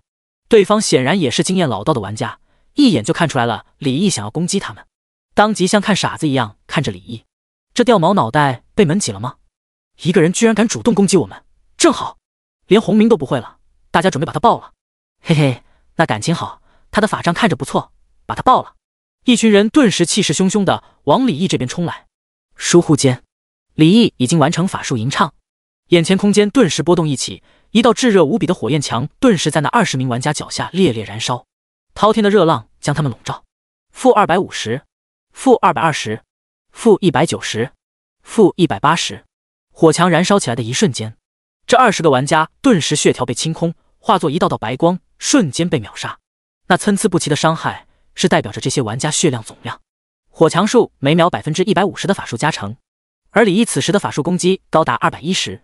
现阶段的普通玩家根本在他的火墙术里面坚持哪怕1秒钟，甚至这时候游戏的提示音才姗姗来迟：警告，你正在恶意主动攻击其他玩家，玩家可以对你进行正当反击，击杀不红名。若你恶意 PK 造成玩家死亡，会产生红名值，红名值大于等于3将会产生红名 debuff， 红名值越高，持续时间越长，每1小时减少1点红名值。红名 debuff， 死亡100%掉落身上1件装备，死亡惩罚由掉落1级经验上升到掉落3级经验。你击杀了玩家翰林龙在天，获得1点红名值。你击杀玩家翰林龙在野，获得1点红名值。不断的提示音从耳边涌来，可李毅却毫不在意，反而在思考。原本他以为他的天赋击杀玩家也能爆属性，现在看来并不包括玩家。咦，掉了一把剑，并不是新手装备，是一把寒光凛凛的铁剑。武器乌铁剑，品质普通，属性物理攻击6，等级限制大于等于3，职业限制不限，特殊限制无。很普通的剑，现阶段来说算是一把精品了。新手村复活点，一阵刺眼的白光闪过，复活法阵上蓦然出现20个人影。此时这20人一脸懵逼，面面相觑，这让路过的玩家看傻了眼。有机灵的玩家眼珠子一转，连忙上前打探情报。不是，哥们，你们咋同时复活？遇到什么大 boss 了吗？透露一下呗。可根本没人理他。翰林这群懵逼的玩家突然沸腾了起来。卧槽，我们怎么死的？我没看清楚，只是突然感觉一阵热浪滚烫，然后就失去意识了。天哪，一个技能把我们20个人都送回泉水了。卧槽，干！辛辛苦苦升上2级的，现在又掉回1级了。而龙在天此时满脸阴沉，他是翰林在这个新手村的负责人，精英队伍突然集体掉落1级的责任他无法承担。不过他依旧仍然怎么也想不明白，怎么突然间他们就集体死亡了呢？火墙术，那应该是火墙术。龙在野似乎想起了什么，他本来就是个法师，此时终于想起了有个跟刚刚他看到感受到描述相似的技能。火墙术，那个5级才能学习的法师技能，难道那小子已经5级了？龙在天满脸不可置信。可是就算他学会了火墙术，再加上5级，也不可能把我们集体秒杀了吧？一定还有别的原因。可是天赋，还有那把法杖也似乎颇为不凡。我听说在永恒里面有一些奇遇，野外有一定几率刷出宝箱，说不定他那把法杖是什么了不得的东西。众人七嘴八舌，似乎想要找到一个能说服自己的合理性。而周围看戏的玩家听着有些莫名其妙。哎，不是哥们，难道你们是被一个玩家杀的？滚！好嘞。龙在天这时突然发现自己的武器居然被爆出来了，当即气得面红耳赤，吼着：我超！我的无铁剑被爆了！这让众人当场不淡定起来了。什么？队长，那可是工会花了10万收购回来的武器，一个村只发1件，这可怎么整？而一直在思索的龙在野却突然说道：他把我们都杀了，也就是说他现在是红名了。红名被击杀可是100%掉落装备的。我个人觉得极有可能他有不错的天赋，在走狗屎运开了一个宝箱，获得了一件逆天的宝贝。这个推论让龙在天眼睛一亮。对啊，如果能把那人身上的东西爆出来，那还他妈要什么自行车？龙在天满脸自信。干！必须把他爆了。在这个村咱们有400多个兄弟，怕他个球。那个玩家的 ID 是义士吧？好他妈中二的名字。但这时的龙在野又给龙在天提意见。哥，在这之前咱们得跟王助理或者林总汇报一声，这样才符合规矩。好，那就听你的。另一边，林念童正在被50个大汉轮流带着升级，都是最后一刀留给他。此时他已经迅速升到了4级了，这速度不可谓不快。所以除了天赋以外，超能力也很重要。此时的他脑子里总是会突然冒出那个叫义的玩家说的那句话，这种感觉就像强行被人喂了一顿屎，然后自己又反复拿起装屎的盆子拿起来舔，那么恶心。那种感觉真的是无语透顶了。他发誓后面一定要那个义付出代价。有些话不是说出口以后就能当作无事发生的。好在助理时不时给他汇报的数据宽慰了他不少。有14个新手村里面，他们翰林的人超过了200人。因为每个玩家出生的新手村都是随机的，所以对于工会来说，出生在同一个新手村的人越多，优势就越大。特别是那个9527新手村，他们翰林的人居然有432人，这是一个很喜人的数值。幸运的开局让林念童猜测前期他们翰林至少能从全国综合实力前10挤进前6。就在这时，他的耳边响起滴滴滴的声音，有私信。原本以为只是普通汇报的他，气定神闲地点开私信，却被私信内容震惊的瞪大双眼。什么？竟有此事？精英队伍20人集体被秒，疑似持有逆天强力装备。等等，对方 ID 叫 E。林念童突然一愣，随后精致的面容开始扭曲，开始回复私信。他要让那个E知道什么叫记仇的女人，而且这人居然还敢主动招惹他翰林工会，这不是老寿星吃砒霜吗？让龙在天把那个E的秘密全部都压榨出来，然后堵住村口，只要对方一出村就击杀对方。第12章，如同天上降魔主，越接近村口，玩家数量就越多。但此时的村口依旧有数不尽的玩家正在杀兔兔，而李毅的到来却让所有玩家心中一凛，因为他的头上顶着一个大大红名义，而且红艳欲滴的模样显然击杀了不止1名玩家，看这成色怎么也得击杀了10名玩家，这让玩家议论纷纷。靠，这游戏环境这么激烈吗？刚开服就有这样的狠人吗？这得杀多少人才能那么红啊？估计得有7、8个。而且似乎还有人看着李毅手中的法杖不怀好意，跟伙伴窃窃私语后，最终踌躇一番，最终选择放弃心中的想法。而李毅悠哉悠哉地走着，拥挤的村口所有玩家见到他头上的红名，顿时退避三舍。就在李毅即将到达村口的时候，龙在天等一群数百个玩家浩浩荡荡地从村中集合准备出来，这又让路人玩家们议论纷纷了。哇，那些什么人这么大阵仗？他们你都不知道啊？翰林公会听说过吧？卧槽，翰林公会在我们新手村有这么多人吗？这可是国内排名前10的超级大会，也不知道他们还招不招人。我玩了那么多游戏，做散人老是被欺负，现在实在是腻了。我才不进公会，太多条条框框。不过他们这么多人要去干嘛？难道发现了大 boss？ 要不要跟上去看看？也不知道是不是冤家路窄。龙在天一行400余人轰轰烈烈的刚来到村口，便一眼看到了正在所有玩家古怪目光中淡定回村的大红名李毅。就是他！小子，你居然敢主动挑事，招惹我们翰林公会！今天我就让你知道什么叫惹了不该惹的人。所谓仇人见面分外眼红，龙在天当即怒目圆睁的呵斥，而龙在野却眼珠子滴溜溜的一转，心平气和的对着李毅说道：兄弟，我不知道你为什么突然攻击我们，但是因为你，我们翰林20名精英集体降了1级，这你总得给我们一个交代，不然这件事很难善了。我们这帮兄弟们说不定会把你堵在村口，把你杀回1级。不如你将你如何做到同时击杀我们20人的方法告诉我们，然后再把身上的装备赔偿给我们，这件事咱们就算过去了，怎么样？龙在野的话让龙在天也暂时安静了下来，但依旧怒视着李毅。反观李毅则是一脸平静地看着眼前的数百人马，出声道：你们都是翰林公会的人。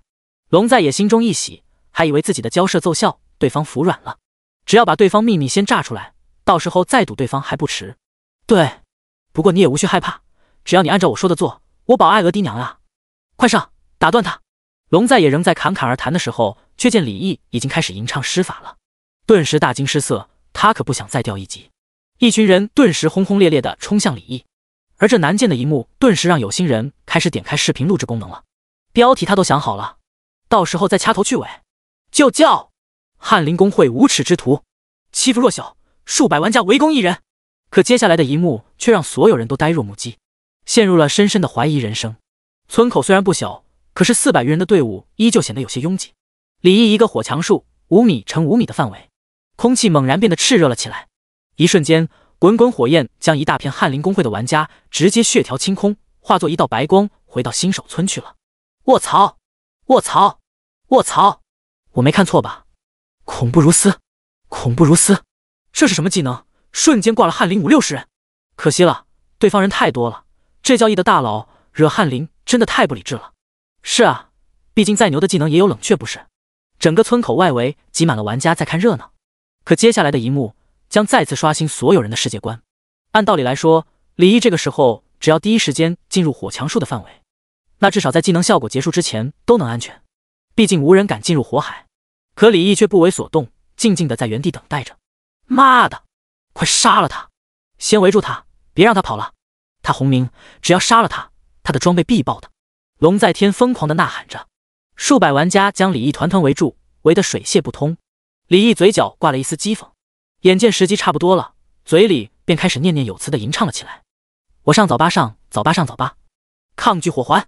随后只见汹涌澎湃的火焰自李毅的身躯往外猛然爆发，形成一个极其璀璨耀眼的粗硕火环。火环猛然往外铺张而去，携带滚滚烈焰之威。所有被抗拒火环接触到的玩家瞬间灰飞烟灭，又化作一道白光。他的法术攻击相对于如今的玩家来说，简直就是降维打击。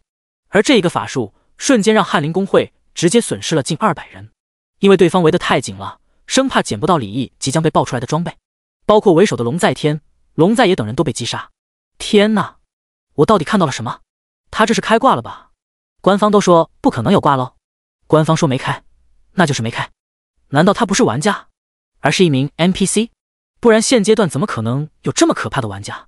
吃瓜群众们眼珠子都快掉下来了，而那些录制视频的玩家们顿时脑子里面想了一个新的标题，如同天上降魔主，真是人间太岁神。此时翰林幸运残余之人纷纷僵硬当场，他们此时的心理防线已经完全被击溃了。也不知道谁说了一句：快逃啊，萨日朗，救命啊！随后这群翰林的玩家顿时作鸟兽散，李毅却依旧不依不饶，秉着能杀多少是多少的原则，全力追击。而这时他手持法杖直接冲进人群，高达86点的敏捷配合近600的物理攻击，让他直接化身一名顶级杖仙，来去如风，十不杀一人，千里不留行。手中法杖点在谁身上，谁就化作一道白光羽化成仙，犹如谪仙下凡，点化人间痴儿。我尼玛，这他妈太不科学了吧！这啥玩意啊？难道他是一名战士？隐藏职业，一定是隐藏职业，而且还是最为顶级的隐藏职业。放屁！你不懂不要乱说。隐藏职业只有10级以后才能够转职，而且转职以后的玩家怎么可能出现在新手村？这些都是官方早就公布的规则，所以很多玩家都清楚。卧槽，我忘记录制视频了，谁录制视频了？发我一份。卧槽，我也没有。同球同球。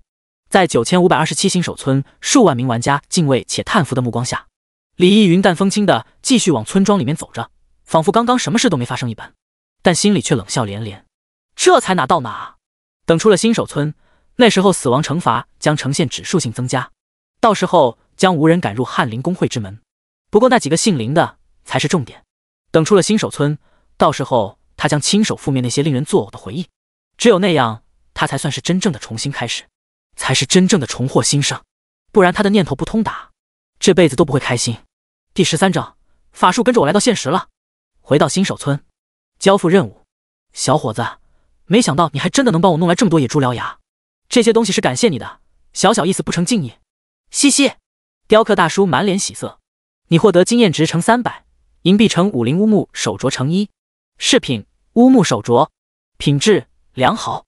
属性：精神加3，智力加3。附加属性：兵系抗性症 1%。等级限制：大于等于5。职业限制：法师。特殊限制：无。聊胜于无。接下来来到土地庙旁边，他似乎是这里的庙祝，此时已经回庙旁边的小屋子休息了。李毅敲开门：年轻人，没想到你这么快就把肉都收集齐了。那接下来村子的祭祀法会一定能保佑村子风调雨顺的，土地爷会保佑你的。老奶奶满脸欢喜。你在智障村的声望加100，恭喜成为智障一份子，获得银币乘100，经验值乘500，履地靴乘1。靴子，铝的靴。品质：良好。属性：敏捷加5，体质加3。附加属性：移动速度正 2%。等级限制：大于等于5。职业限制：不限。特殊限制：敏捷大于等于20。这双鞋子就属性来说，全是良好品质中的极品了，而且款式看上去柔软舒适，比他现在穿着的系统派发的无属性草鞋可强多了。一上脚，果然爽感就来了。不过其实这个靴子其实并不是李毅的最终目的，真正的目的是那100点声望，只有达到这个前提，才能在村长那里领到新手村的最终隐藏任务。不过在去领任务之前，还是得先把背包里面的诸多材料给处理了。就在这个时候，一声机械提示音响起，你已连续在线12小时，根据防沉迷规则，请在5分钟之内下线，不然将强制下线。时间可过得真快，这就12小时了吗？也罢，饭得一口一口吃。不过还是先把那装备挂上去出售吧，那把乌铁剑现在还算值钱，等它再次上线，估计价值就大大下降了。于是直接挂个5万块 RMB 或者2金币，哪知道刚挂上去，直接秒没，而他也顺利到账5万块。随后他便意念一动，默念退出游戏。可接下来无比诡异的一幕却让他蓦然之间汗毛直竖。只见他的眸子突然变得猩红无比，随后便发现自己身处在某处血红且奇异的空间。更为诡异的是，放眼望去，他看到了密密麻麻人类躯体在这望不到尽头的虚空悬浮着，一根根血红充满疙瘩的触手连接着人类躯体的大脑。紧接着李毅便发现了有不同的地方，有一些躯体身躯暗淡，有一些人类躯体却散布着点点星光，而还有一些则散发着像宝石一般的光芒，璀璨夺目，但这种数量却极少极少，凤毛麟角般稀少。这是怎么回事啊？李毅懵了，上一辈子自己可从来没有过这种经历，为什么每个人的躯体不一样呢？李毅已经猜到了这里正是他们从现实世界消失后所来到的世界，好奇的他想看下自己是什么模样的。这个念头刚一出来，李毅的视角瞬间切换成为了上帝视角。只见乌泱泱密密麻麻的人群中，一具躯体，其模样丰神俊朗，论颜值若再帅上几分，隐约之间有能与读者老爷相提并论的资格了。而这具躯体正散发着一层又一层的光轮，每一层光轮都是由无数金色符文所组成。宿命神轮，一个莫名其妙的名词就突然出现在李毅的意识里面，而这光芒程度堪比灼灼皓日，相比其他躯体上最亮的光芒，也显得不过米粒之光而已。而就在这时，他的视角再次变化。这时，他看到了一个诡异血红的气泡正夹杂在一颗蔚蓝色星球和一个充斥着扭曲诡异、不断变换的扭曲空间之间，而且三者之间的距离似乎也越来越近。李毅看着那个扭曲空间若有所思，刚想循着意识看仔细些，却突然感觉一阵刺痛，随后又有了无感。他现在已经回到现实世界的天桥下了。呼，李毅吐出一口浊气，掀开盖在身上捡来的竹席。现在是早晨8点，暖阳透过旁边一棵榕树，在他身上映射出斑驳光影，让他感觉暖洋洋的。天晴了，可突然他感到了不对劲。不对，不是阳光让自己觉得暖洋洋，李毅觉得身体似乎有一种愈来愈热，热到滚烫的感觉。这种感觉他熟悉，游戏反馈，怎么回事？不是1个月以后游戏才开始反馈吗？闭上眼感受着，随着时间的推移，这种感觉开始逐渐逝去，就像滔滔江水的流量流速慢慢变小，最后成为涓涓细流，然后稳定这个流速流量。但他明显能感觉到自己的身体素质绝对是之前的3到4倍，而且还一直在提升。那如果是这样呢？李毅突然想到了什么，伸出右手凝视掌心，嘴里呢喃着晦涩难懂的咒文。唰，看着手心的那一颗明亮的火球，李毅脸上有些不可置信，居然真的成功了！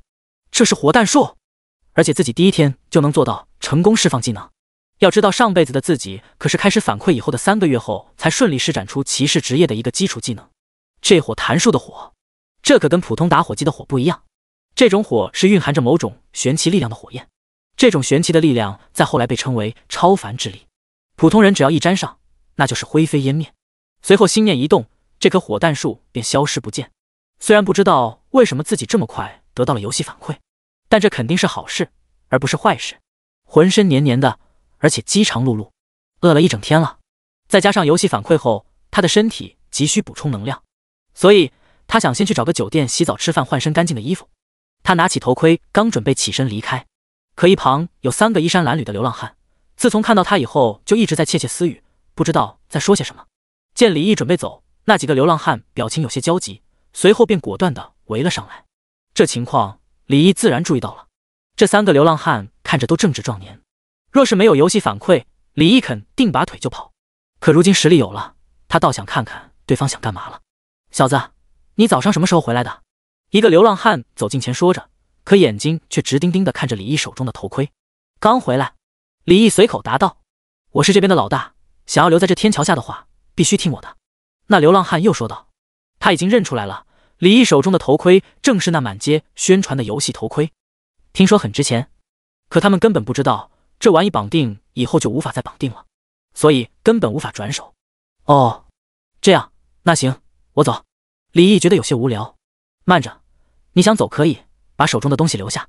那流浪汉突然满脸凶恶，他看李毅细皮嫩肉，满脸稚嫩，就认定他是个很好欺负。如果我不呢？李毅眉毛一挑，嘿嘿，小子，你要知道，在这天桥下死一个人根本没人知道，特别是你这种离家出走的黄毛小子。李毅有些意外地看着这3人，哦，东西不给你，你就要杀人？流浪汉嘿嘿笑着，却没有继续说什么，只是径直把脏手伸向李毅手中的头盔。李毅撇了撇嘴，后退了几步，单手轻轻一扬。流浪汉疑惑，什么东西那么亮？火弹术一触碰到他的躯体，便如猛然明亮，随后他瞬间便化为灰烬，而随后另外2名流浪汉也相继步入后尘，尸骨无存。该去找个酒店了。永恒开服首日，自然是当前社会最热门的热点，而此时的网上却因为几个视频几乎吵翻天，甚至纷纷喊话永恒官方人员出来解释。第14章，高层的反应。永恒官网论坛下面此时已经炸开锅了，狗官方出来解释，为什么他能这么猛？天啊，这个E也太帅了吧！他到底是怎么做到的？官方不出来解释一下吗？9527新手村的玩家最终还是把那篇名为“如同天上降魔主，真是人间太岁神”的帖子发了出来，而且帖子里附加了视频，瞬间差点把官网都给弄炸了，5分钟不到超1000万点击。而楼主也很有意思，把事情添油加醋的写成故事，大概写成翰林公会心存邪念，以多欺少，想要包场升级打怪，但是踢到铁板了，遇到了一个绝顶变态的游戏天才或者游戏欧皇。楼主的文笔极好，即便放在番茄也是极为炸裂的存在，所以翰林公会顿时出名了。不过却是恶名，而且无数散人开始谴责大公会包场刷怪的不道德行为，连带很多公会都被语言攻击，这导致很多公会都对翰林公会恨得牙痒痒。但人们更关注的却是义到底是何许人也。以往的游戏高手都会习惯用同一个 ID， 比如号称游戏界3大散人的轻狂书生、公爵以及小丑，还有公会界被称之为12天王的玩家，诸如此类。没人敢占用这些 ID， 最多就是在 ID 后面加后缀或者前缀，不然的话就会被追杀到退游。这3个顶级玩家曾在多个虚拟游戏中均是排位靠前，又是散人，因此而出名。但如今突然出现这么一个陌生的 ID， 所有人都很想知道这人到底是谁，凭什么这样牛批？不过任凭玩家们怎么喊话官方，可官方就4个字：数据正常。好呗，官方都说没开挂了，那就没开挂呗，头盔里面长期0了而已。而这次事件却对翰林公会名声造成了极大的打击，毕竟开服初期正是招兵买马的好时候，但此事刚出，关注度马上飙升，不仅以后招人困难，就连一些公会老人也有一些蠢蠢欲动，想要离开。毕竟一旦被针对，那对于那些打金的个人或者工作室来说都会有极大的限制，赚不到钱自然就会走。而此时的林念童正在大发雷霆呢，眉目如画的面容此时却满脸煞气，开着视频会议，教训着几个助手跟堂口负责人：你们告诉我，为什么会把事情做成这个样子？会不会做事？不会做事就赶紧卷铺盖滚！既然知道对方不好惹，为什么不及时服软呢？现在好了，不仅把人得罪死了，还让我翰林公会的名声降到了冰点。职场守则，领导是不会错的。领导说的不是错的，是手下的人理解错了。明明是林念童亲口下的详细命令，最后却把责任推到属下身上。当然了，他只是做戏给公司里面的其他元老看而已。虽然嘴上骂得凶，但是实际性惩罚根本没有。而被骂之人也自然心知肚明，打工人嘛，懂得都懂。这就是传说中的领导甩锅。视频会议完成以后，林念童一个人在发呆。这事件给他打击很大，毕竟他可是将全部都投进了永恒。这个事件至少会让他的翰林公会落后一大截。而且9527那个原本最具希望的新手村，此时几乎被废，因为精英队伍掉了2级，这在前期来说可是毁灭性的打击。毕竟游戏这东西一步慢步不慢，等往后期走一点，少那么1级反而无关紧要。更重要的是名声。刚刚他还被圈子里的一些朋友冷嘲热讽呢，说什么他翰林公会这回是真露了脸，后面一定 ham 加富贵。你到底是什么人？为什么这样针对我？还是说针对翰林？林念童回想细节，似乎当时跟这个刚开始交流的时候一切正常，当他说自己是翰林公会的时候，对方突然就情绪很大。也就是说，翰林很可能以前得罪他，到底是在哪个游戏呢？林念童百思不得其解。既然想不通，那就不想了。他顶多只是前期强势一点，等我的人等级上来了，到时候再让他知道自己做了多么不智的事情。在永恒里面录制视频，除非获得其本人授权，不然无法录制到其面容，所以那视频上的人脸只是 AI 生成的脸而已，所以林念童自然就认不出来。莫名其妙的，林念童想到那个半路捡回来的弟弟，他的名字也有个义。负面情绪暴涨的他把锅又甩给了李毅，都怪那小畜生做出那种事，让我心神不宁，做出错误决策。他对小世汉做出那样的事情，我是绝对不会放过他的。这样想着的他当即拿起电话，可他认不出来游戏中的李毅，却有人能把李毅的画像画出来，并在现实里面找到他。某处军事秘密基地，这里是戒备等级最高的基地，没有之一。区区几间钢铁铸成的房子，就有2个主力师的兵力在2翼拱卫驻防着，火力装置更是配置了最高级别，安全系数极高。简单朴素的会议室，方方正正的会议桌上坐着9个人。C 位坐着的是衣着简朴的老人，另外3位老人也穿着简单，而其余5个人统一身着军装。可此时这些大佬们却安安静静，一遍又一遍看着那个不到20秒的视频。怎么样，得出结论了吗？一位中山装老者沉吟了下，出声询问：“极有可能是 SSS 天赋，潜力无穷。若真是如此，那当真是天佑我华夏。这样的话，那我大夏就将有3位能扛大旗的天才了。对方现实中的身份确定了吗？”“已经确定了。事发之时，有几位士兵在9527新手村目睹了这一幕。在经过心理专家的深层记忆分析引导，以及顶级画像师结合 AI 超脑，成功将对方容貌精准还原。对方名字叫李毅，已经查到对方于昨天与家人产生矛盾，离家出走。监控消失的最后画面是在一处天桥附近，结合分析后，怀疑李毅是在天桥下进入永恒。时间紧迫，必须快点在现实接触他。是，已经分析出李毅最有可能会回到其养父李承安家里。该许诺对方的，或者对方想要的，只要不是太过分，就不要太小家子气。小家子气要吃大亏，从来就不是什么游戏融合现实。即便没有永恒这款游戏，依旧会有外魔入侵。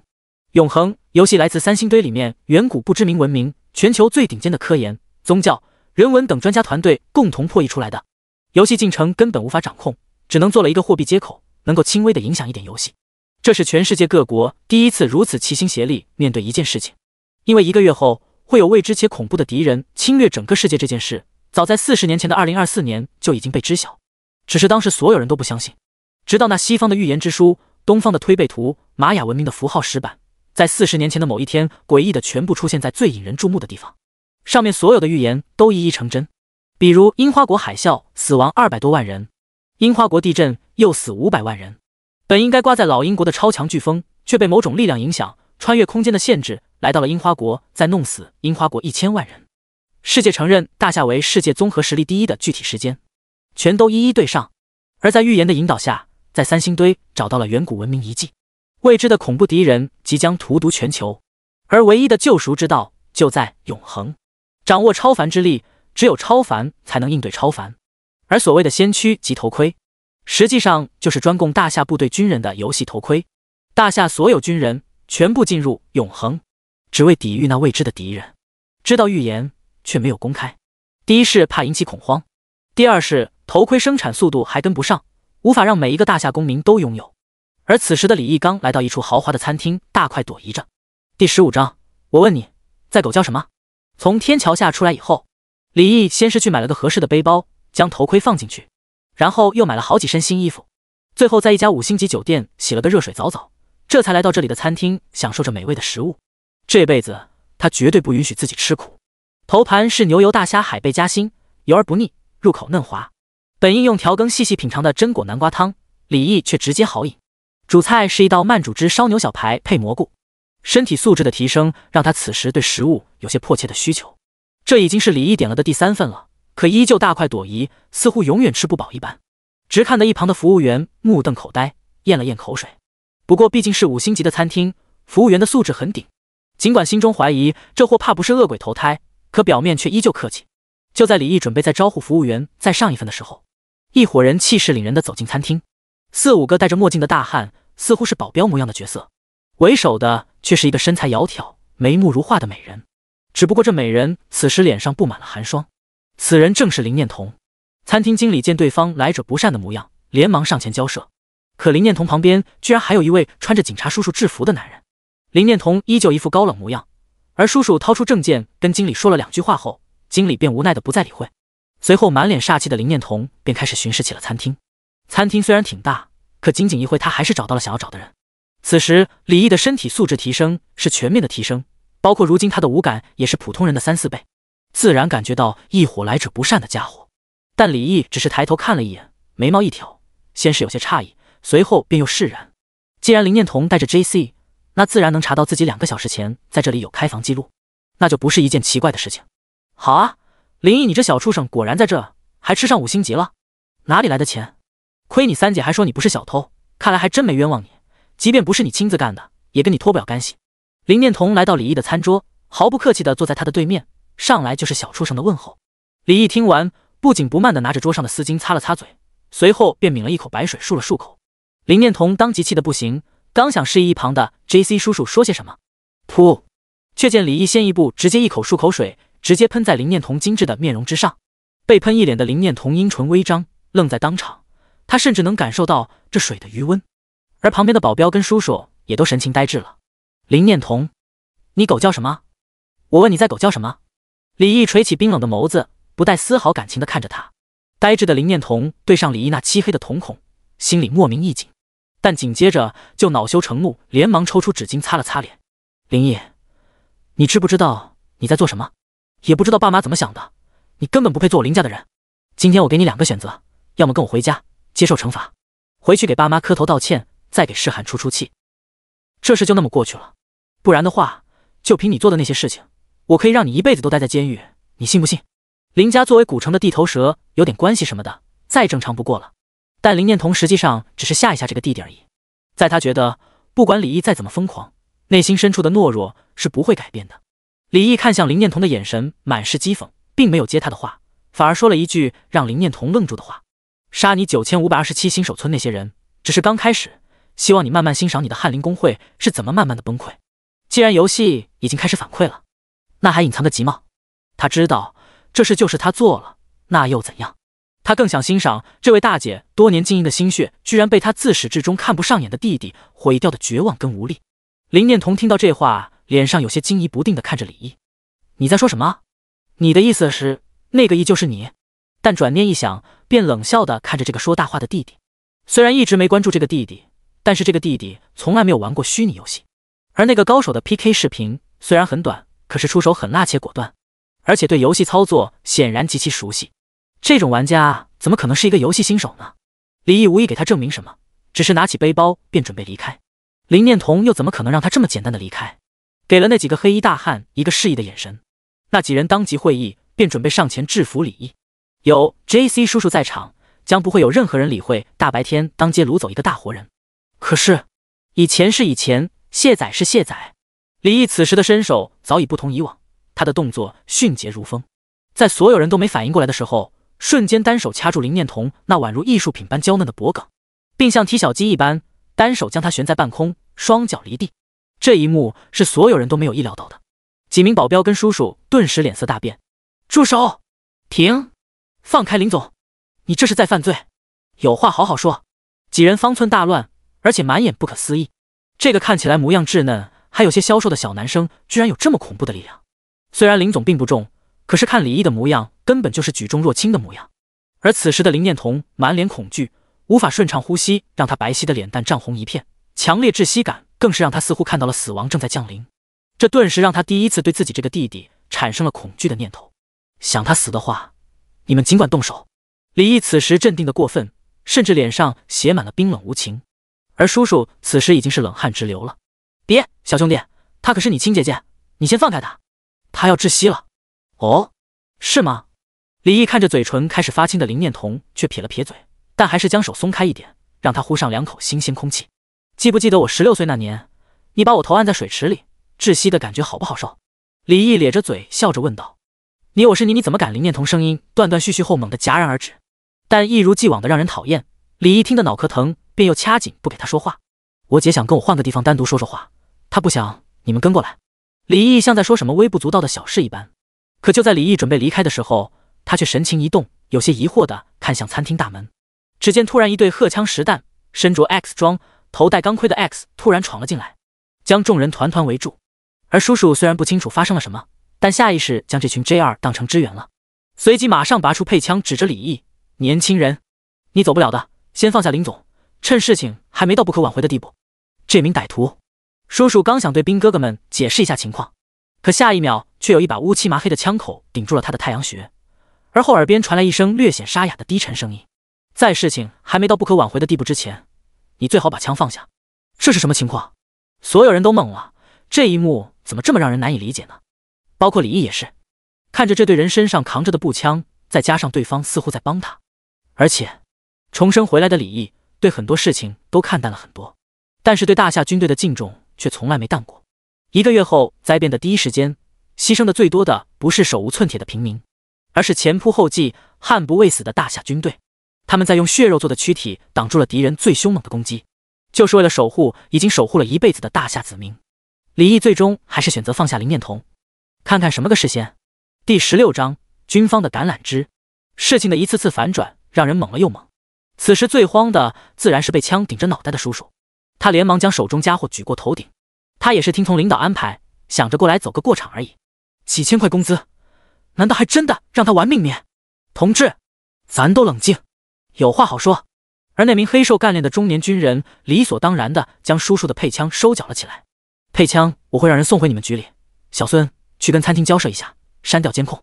而这时候被放开的林念童似乎并没有做出什么事情，她可不是什么小女生，作为能掌控近100亿资产的女人，她很清楚事情似乎发展到了一个她未知的方向，于是决定不动声色地在一旁观察。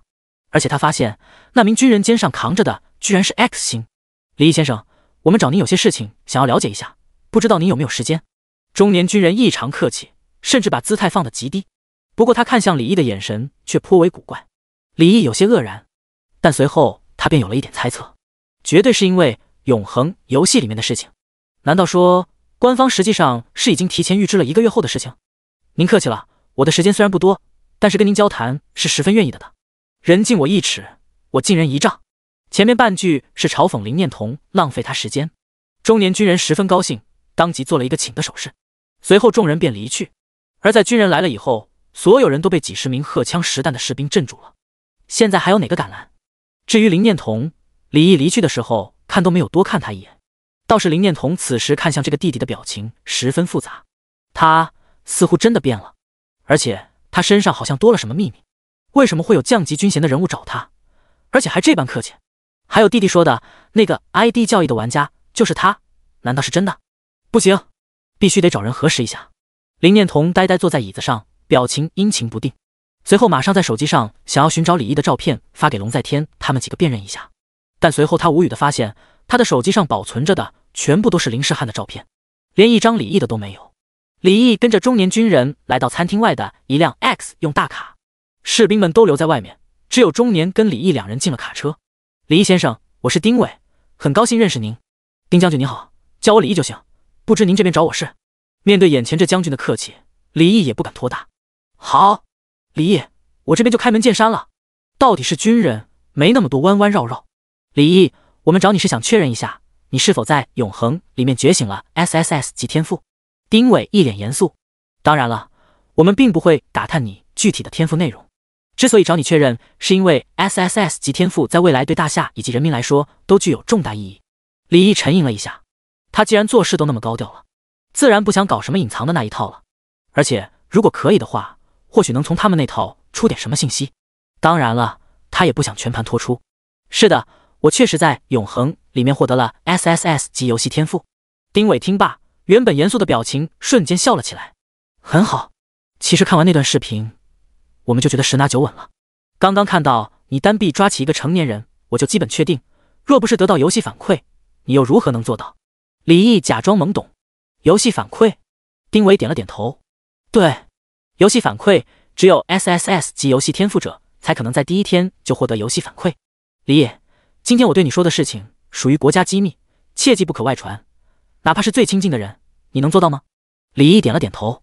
显然SSS 级天赋的重要性还在李毅的意料之上，对方也没有要求他签署什么保密协议，就主动将信息透露给他。所谓的游戏反馈，就是永恒内角色的能力反馈到现实中的玩家身体。你的身体素质突然获得飞跃性的提升，就是游戏反馈中的一种。丁伟给李毅娓娓道来，而李毅则是一副目瞪口呆的模样。听着，李毅，在不远的未来，大夏乃至整个世界都将迎来一场浩劫。而 SSS 级天赋持有者是国家迫切需要的人中之龙，我们希望聘用你成为我第4军的特别顾问。我们不会对你的自由做出限制，但希望你能在国难当头的时候跟国家共进退。至于待遇，经军委会讨论，将对你授予荣誉少将军衔，待遇等同，而且会提供给你一种叫异魔核的特殊资源。异魔核能帮助你更快速地将游戏里面的能力具现到现实中，甚至连游戏内的一些装备道具都能够具现在现实世界。等丁将军将事情全盘托出，即便李毅是重生归来的人，也不禁有些震撼。官方显然已经提前预知了未来要发生的事，而且居然连异魔核这种东西都有。这可是在灾变之后外魔入侵，那些魔物身上独有的东西。为什么现在就有那些东西？仔细想想，难怪当时灾变的时候，国家能反应得如此迅速，而且似乎早已经做了某些安排。即便在灾变后，整个国家的体制依旧完整，只是开始化零为整了。而后又是一顿交流以后，李毅，由于时间紧迫，该交付给你的东西都还没有准备好，我们接下来会派人把东西送过去给你，你给我一个地址。我们对你没有任何安排，不过我们希望你能在游戏里面全力发育，你们的实力越强大，未来大夏安全就多上一分。丁伟又是一顿嘱咐，李毅认真的点了点头，随后便写了一个地址给他。现在还不能登录游戏，李毅也没有浪费时间，而是去购买了一部手机跟2个游戏头盔。一个普通的头盔 9.9 万，说实话不是一般的贵，不过李毅也能隐约猜到原因，肯定是因为游戏头盔的数量不够。说来也搞笑，李毅再过2天就要成年了，可却没有一部属于自己的手机。随后李毅便打了辆网约车回家。第17章，家人。幸福小区。哟，老李，今天做什么菜呢？咋这么香？赵婶闻到令人垂涎欲滴的菜香味，顿时探头探脑的往屋子里往里看了起来。啊，赵婶，我爸还没回来呢，您进来坐。屋子里传来一声糯糯的悦耳女孩声音，随后便有一个扎着丸子头、脸上有些婴儿肥的女孩正包着粉色围裙，拿着锅铲走了出来。娇嫩的小脸被热气熏得粉扑扑的，格外可爱。呀，是可儿啊，老李可真是好福气，有一个这么懂事的女儿。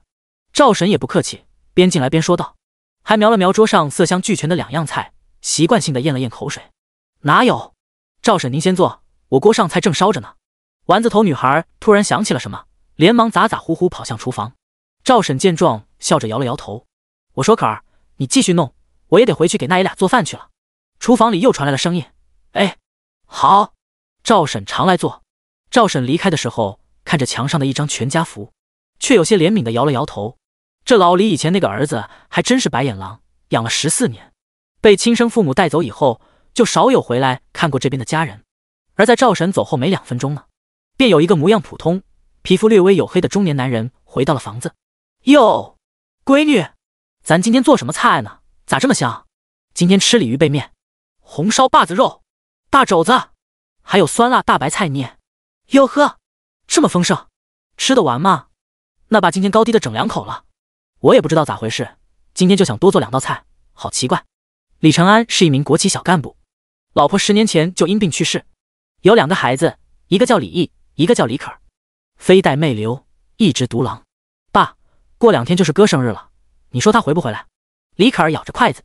李承安原本颇为喜悦的神情，听到女儿的话，不禁感到有些落寞。又1年过去了呀，过2天他就正式18岁了吧，算成年了。说实话，这几年他可一直被说着闲话，说他养了白眼狼之类的，替他不值。可是他知道，儿子有时候性子软了点，而那家人又那么霸道，被管着也是正常的。不过儿子在那家人里应该会过得好吧。抿了一口酒，咂了咂嘴，不管他回不回来，都把他房间收拾下啊。李可儿弯眸一笑，嘴角有一个深深的梨窝，早就收拾好了啦，我还给他准备了礼物呢。嘻嘻。李承安爽朗的笑了笑，刚想说些什么，却突然响起了门铃。咦，可能是赵婶过来串门了，爸，我去开门。李可儿乖巧的起身开门，看着懂事的女儿，李承安也不禁觉得有些幸福，就是一想到可能再过几年就会有一只黄毛，李承安不由得打了个冷战，连忙抿上一小口。啊！女儿的一声惊声尖叫让李承安条件反射般的拿起桌上酒瓶起身，着急的大声喊道：可儿，怎么了？可接下来却传来女儿开心且兴奋异常的声音：哥，哥回来了！爸，是哥回来了！李可儿双手紧紧环环抱住李毅，小脸扑红的向里屋喊着。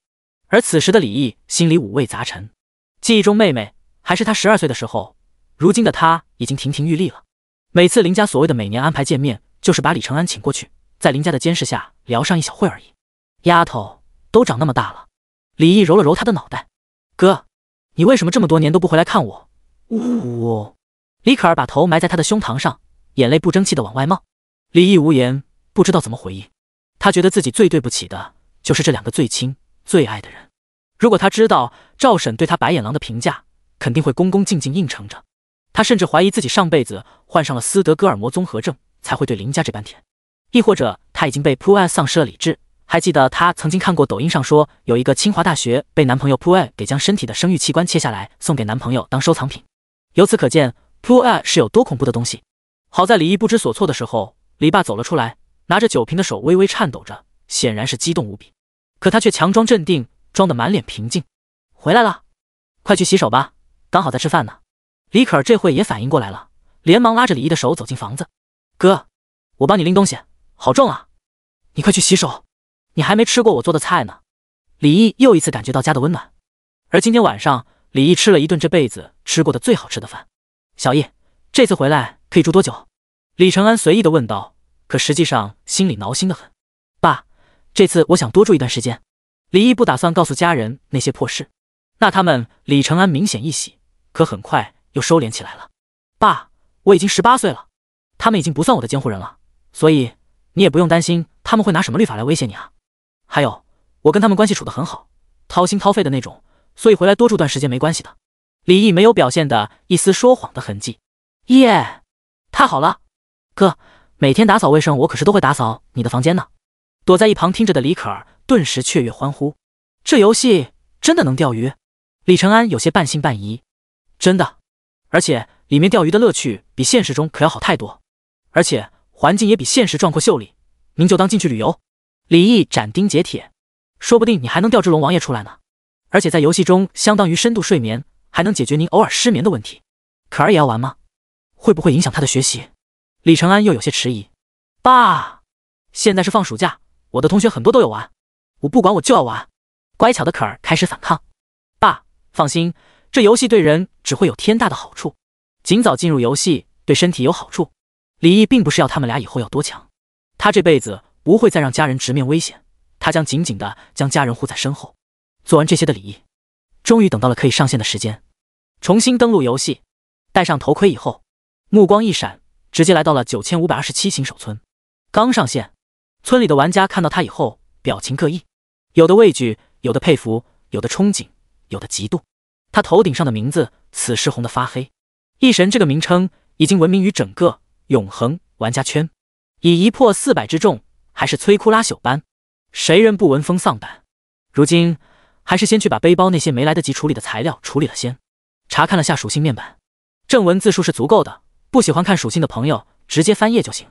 昵称 E， 职业法师，等级7 14052000，生命值 HP 490，基础加600不灭加3000宿命，法力值 MP 900加1000宿命，物理攻击588加1，基础物攻等于力量乘2，法术攻击180加30，基础法攻等于智力乘2，物理防御49加1，基础物防等于体质乘1，法术防御90加1，基础法防等于精神乘1，元素抗性冰系抗性1%，力量289加5，戒指加成，敏捷83加3加3加5，戒指手镯靴子，智力87加3，戒指加成，精神90加3，手镯，体质49加3，靴子，装备智障之光，新手不甲，青蟒戒指，乌木手镯，履地靴，技能大火弹术，黄金 max， 小火球术，白银 max， 抗拒火环，黄金 max， 冰晶剑，白银 max， 火强术，黄金 max。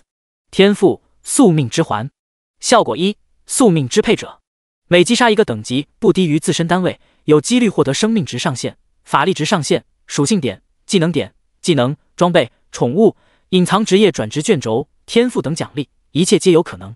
当前已获得技能点乘80，力量属性乘280，生命值上限乘3000，智力乘70，体质乘40，法力值上限乘1000，敏捷乘150，精神乘80，黄金沙漠之鹰，不灭之握 SS 天赋。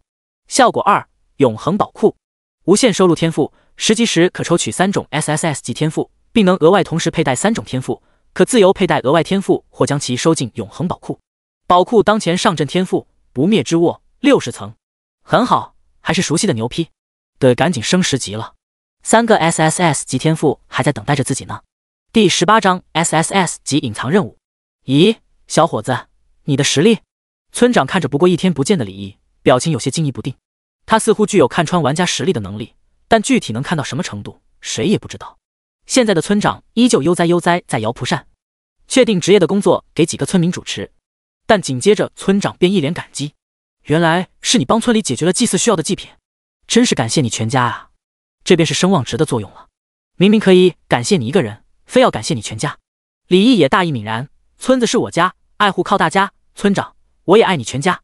好，你这样玩的话，村长很满意。那我可有个任务要交给你了。其实以前我们智障村是不智障的，而是养蚕的，那种蚕叫脑蚕，所以以前我们叫脑蚕村。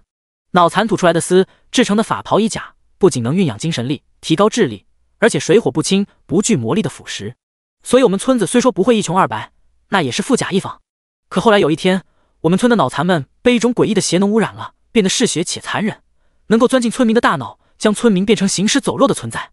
那些怪物们如今都被太化圣殿封印在后山的洞穴里面，如今封印的力量似乎逐渐消失。你能帮我消灭那些魔物吗？是否接受村长的巢穴的任务委托？接受。任务名称：村长地巢穴为1。任务内容：前往村庄后山，进入副本脑残僵尸洞，击杀副本小怪乘50，副本首领乘1。任务奖励：未知。难度系数 SSS。小伙子，进入脑残僵尸洞需要用到这张卷轴，另外记得多找几个同伴，这样成功率会大一点。另外记得一定要从那魔物首领身上拿回一把黑色的钥匙。村长嘱咐道。你获得副本卷轴脑残僵尸洞。副本卷轴脑残僵尸洞，进入副本的凭证，激发卷轴可让你或者你的队伍穿破封印，传送进副本，最多可传送10人。这个任务的难度似乎非常大，而实际上由于这个任务的唯一性，即便是上辈子那个接到这个任务的幸运儿找上9命队友也没有完成，而且还是全部人都提升到了10级，并且又花费了很长时间停留在新手村继续刷怪，将实力提升到几乎无法提升后，才自信满满的进入副本。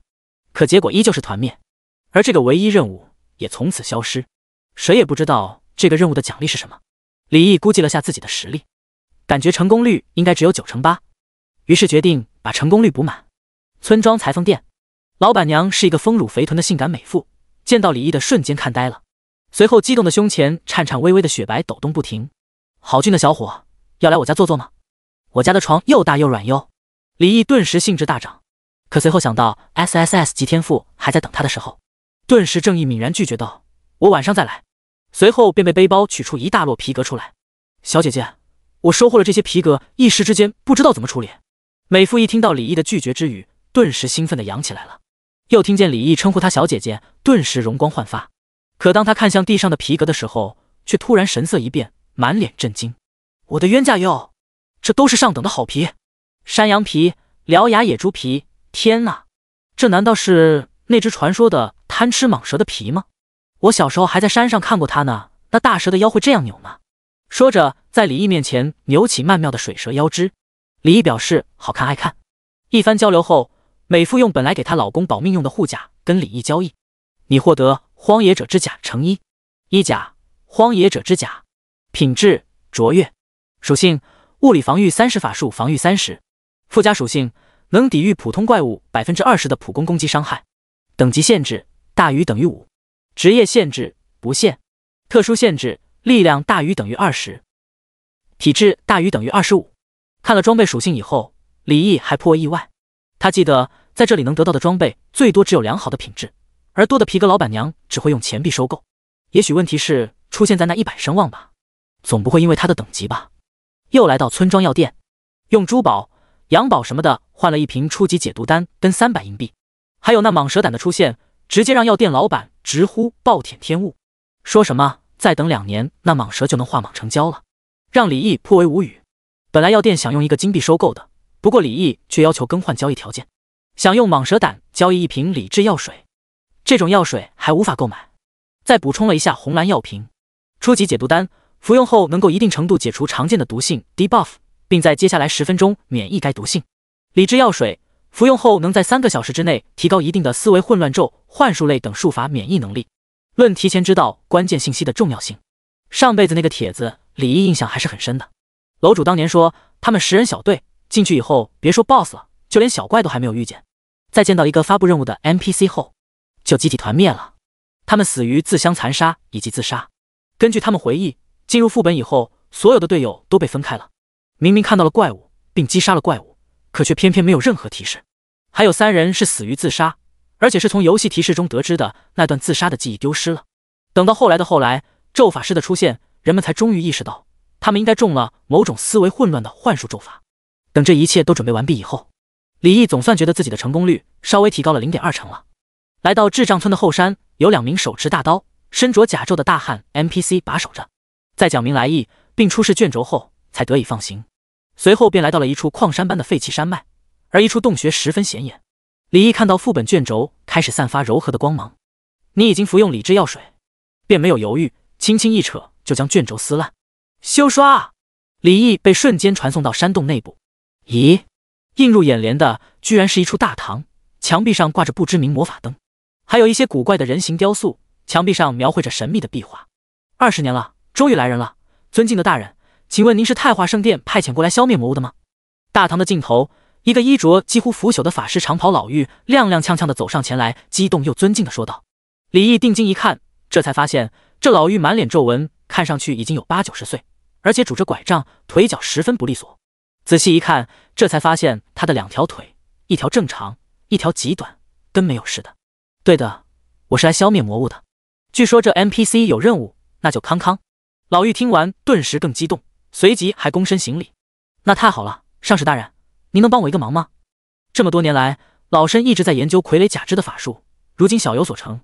您消灭怪物的时候，能顺便帮我收集一些他们的骨骼吗？我一直想让2条腿都一样长。是否接受太华圣殿指使艾玛的任务委托收集怪物骨骼？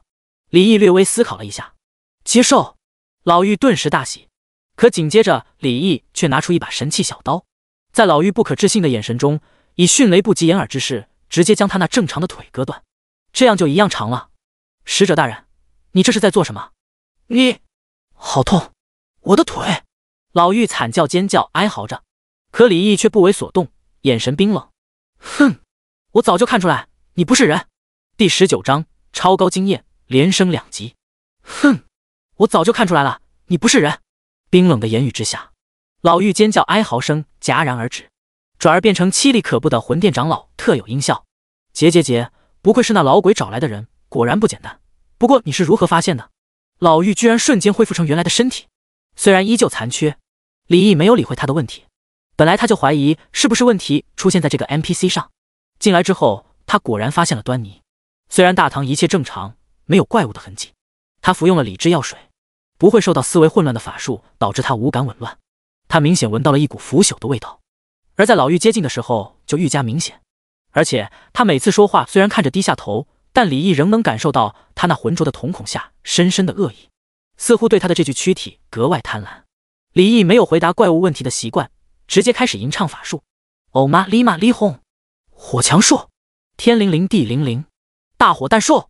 连续吟唱，释放2个技能，滚滚烈焰覆盖，将老妪包裹。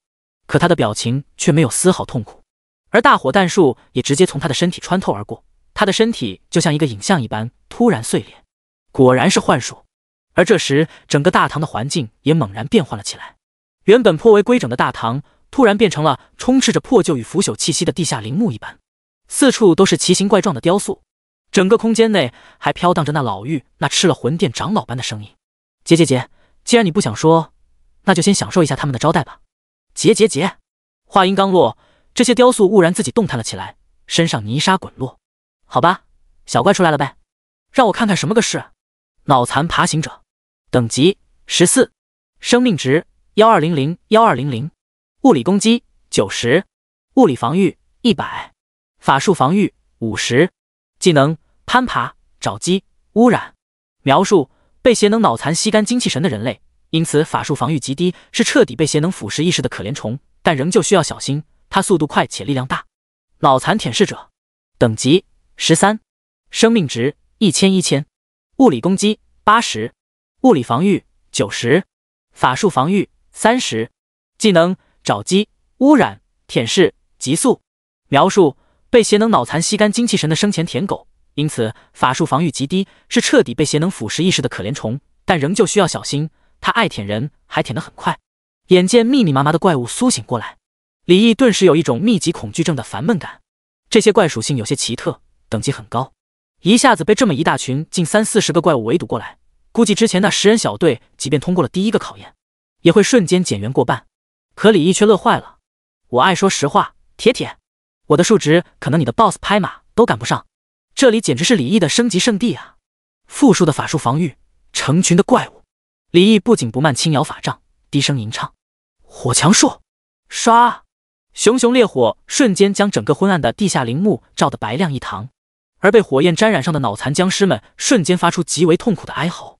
李毅入眼之处是一大片伤害数字：-335、-365、-348。超限额的伤害让他们根本无法在火墙术之下坚持多久，就化作一道道惊艳的流光。李毅双手插兜，不知道谁是对手，只是略微出手，便是这些怪物所能承受的极限。很快，李毅的耳边就被海量的提示淹没：你击杀脑残舔舐者，你获得120点经验，并额外获得60%的越级击杀经验奖励。天赋效果：宿命支配者触发，你获得30点敏捷属性点。你击杀脑残爬行者，你获得150点经验，并额外获得70%的越级击杀经验奖励。天赋效果：宿命支配者触发，你获得100点法力值上限。恭喜你提升1级，当前等级8，获得5点自由分配属性点，1点技能点。恭喜你提升1级，当前等级9，获得5点自由分配属性点，1点技能点。好家伙，只是10来秒的时间，这海量的经验直接让李毅飙升2级。这副本怪的经验就是比野外的怪经验要高得多。不过这样刷怪爽是爽，可也有一个小问题，根本没有谍不灭之握的机会。看来太强跟有钱是两码事，太强还是会有烦恼的。而这几十只怪还让他的天赋效果宿命支配者再次刷出一堆收获，总共获得敏捷乘120，体质乘100，智力乘80，力量乘70，精神乘50，生命值上限乘1300，法力值上限乘800，技能点乘100，黄金沙漠之鹰弹匣乘1，内含子弹乘25。第一次智力属性的获得超过力量，值得庆祝。不过敏捷你又是咋个事？而技能点这玩意如今在李毅这有点泛滥，用不完，根本用不完。那弹匣不错，虽然暂时还没用得上的机会，不过李毅相信会有的。经过这番属性收割，他的法术攻击达到了惊人的390，而物理攻击729。行吧，如今敏捷也溜出来了，大不了到时候偶尔客串一下战士跟刺客好了。怪物们都被火焰极高的温度焚烧成灰烬，也没有什么好收集的了。不过却爆出来了2件装备，一件是战士用的长剑，而另一件却是适合刺客用的戒指。武器：黑骨之剑，品质良好，属性物理攻击+20，附加属性破甲+3，等级限制大于等于8，职业限制战士，特殊限制无。一把属性还算过得去的长剑，破甲属性挺加分的，毕竟已经是8级的武器了，这个攻击力倒是差了些。不过在这爆率低的瘆人的永恒，这也称得上是一件小极品了。目前装备没有泛滥起来的时候，卖个小4-5万应该不在话下。李毅这么夸张变态的实力，爆出来的装备却寥寥无几。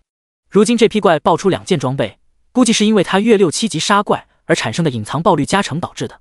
而另外一件适合刺客用的戒指倒是个好东西，饰品鬼差之戒，品质良好，属性敏捷+5，力量+3，附加属性能提高刺客技能前行1个小段位等级，等级限制大于等于8，职业限制刺客，特殊限制前行技能等级达到青铜2段。这件装备价值就有些高了，特别是对于刺客来说，可遇不可求。又把地上零零散散总共30多枚银币都捡了起来，随后便继续往陵墓深处探索。第20章，首杀卓越级 BOSS 全服通告。就在李毅悠哉往陵墓深处探索着的时候，原本最初出现的老妪却坐在陵墓最深处的一处大殿王座之上，可如今他的表情已然是石化了。望着眼前法力凝成的探视术之境，老妪原本平静的心湖卷起了惊涛骇浪。我的小兵呢？我那么多小兵被你一个照面全灭了。老妪满脸震惊跟不可置信，可震惊不过3秒，随后又变得极端的疯狂的结，也不知道吃了几个魂殿长老。结，好，这么年轻就有如此深厚修为的法师，想必是太化圣殿的心头肉吧。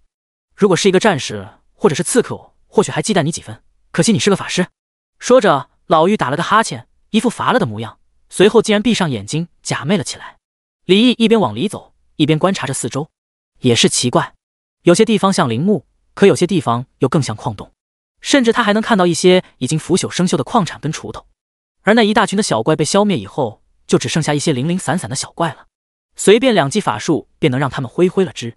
而接下来在经过一处漫长幽深长廊后，李毅在远处如墨般迷雾之内听到了令人感到压抑的喘息以及吃鼻声，紧接着从黑暗深处出现一对瘆人的猩红瞳孔，最后怪物最终出现真面目，是一只堪比老虎般大的黑猫。那一双冰冷的红瞳不含丝毫感情，冰冷无比，但走路的姿势却颇为优雅，不紧不慢。红瞳邪猫，卓越级 BOSS， 等级15，生命值3300，物理攻击235，法术攻击125，物理防御100，法术防御200。技能：淬毒暗爪、风刃术、隐秘、狂袭。描述：曾经是一只宠物猫，但以前是以前，如今它的大脑里面有一只脑残，正在源源不断的给它提供邪恶魔能，让它具备吞噬而成长的能力。BOSS， 这还是李毅第一次遇到 BOSS 呢，而且这一下子就是卓越级的 BOSS， 当真是好运气。所谓 BOSS 也是有品质的，比如卓越级 BOSS 的手刹是必定掉卓越级装备的，而如果存在刷新机制的 BOSS， 后面就会重新回归到正常的爆率数值。李毅也想知道自己到底有多强，刚准备释放火墙术的他却瞳孔猛地一缩，只见那只优雅踱步的黑猫却是身影一个扭曲，随后躯体竟然诡异的消失了。这是潜行隐身类技能，刺客可是法师天敌中的天敌，更何况是一只刺客类的 BOSS。 如今李毅还没有感知类技能，空有超高的精神跟智力双属性，却无法做出任何应对，但基础属性让他五感提高了不少，瞬间感觉到了空气的流动异常，可却也是慢了一分。李毅左侧的上空突然一阵涟漪，一只巨大黑猫突然闪现，并以狂袭的速度往李毅一扑而去。那黑色锋利的爪子毫不留情地往李毅的脑袋脖颈处一拍而下，唰，111，感觉像被蜜蜂蛰了一般。李毅疼得龇牙咧嘴，好厉害，一击居然打掉了我快1/60的血量。讲真，李毅现在生命值为6390.1490，基础加600不灭加4300宿命，而他的物理防御有179，法术防御有263，而刚刚那一击显然是一技物法混合伤害。接下来又听到了警告的提示音，你已中毒，每秒掉落1点生命值，持续时间30秒。感受到生命正在一点一点的流逝，李毅慌张取出一粒解毒丹，赶紧把中毒的状态驱散掉。退！而红瞳邪猫在打出这一至强的一击后，便优雅的落地，舔了舔刚刚出击的毛茸茸猫掌，顺便扭头傲娇的准备欣赏自己的杀戮杰作。可刚扭过头的他顿时毛发倒竖，喵！冰晶剑、火墙术、大火弹术、大火球术。李毅直接连番招呼，冰晶剑的冰冷迟缓效果深入骨髓，让他速度快的优势荡然无存。而中了冰晶剑又还在火墙的范围内，再经历大火弹术的爆锤，968、499、421，甚至只是在经历李毅一轮攻击之下，这只卓越级的 BOSS 就已经只剩下一丝血。猫咪那双猩红的瞳孔有些不知所措，想逃离这里却已经做不到了。他感觉到自己要死了，可是他还没有跟主人道别呢。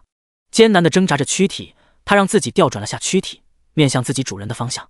最后在滔天的火焰下，生命力被吞噬得一干二净。喵！我主在北，不可使我面难而死。你击杀红瞳邪猫，你获得1万点经验，并额外获得60%的越级经验奖励。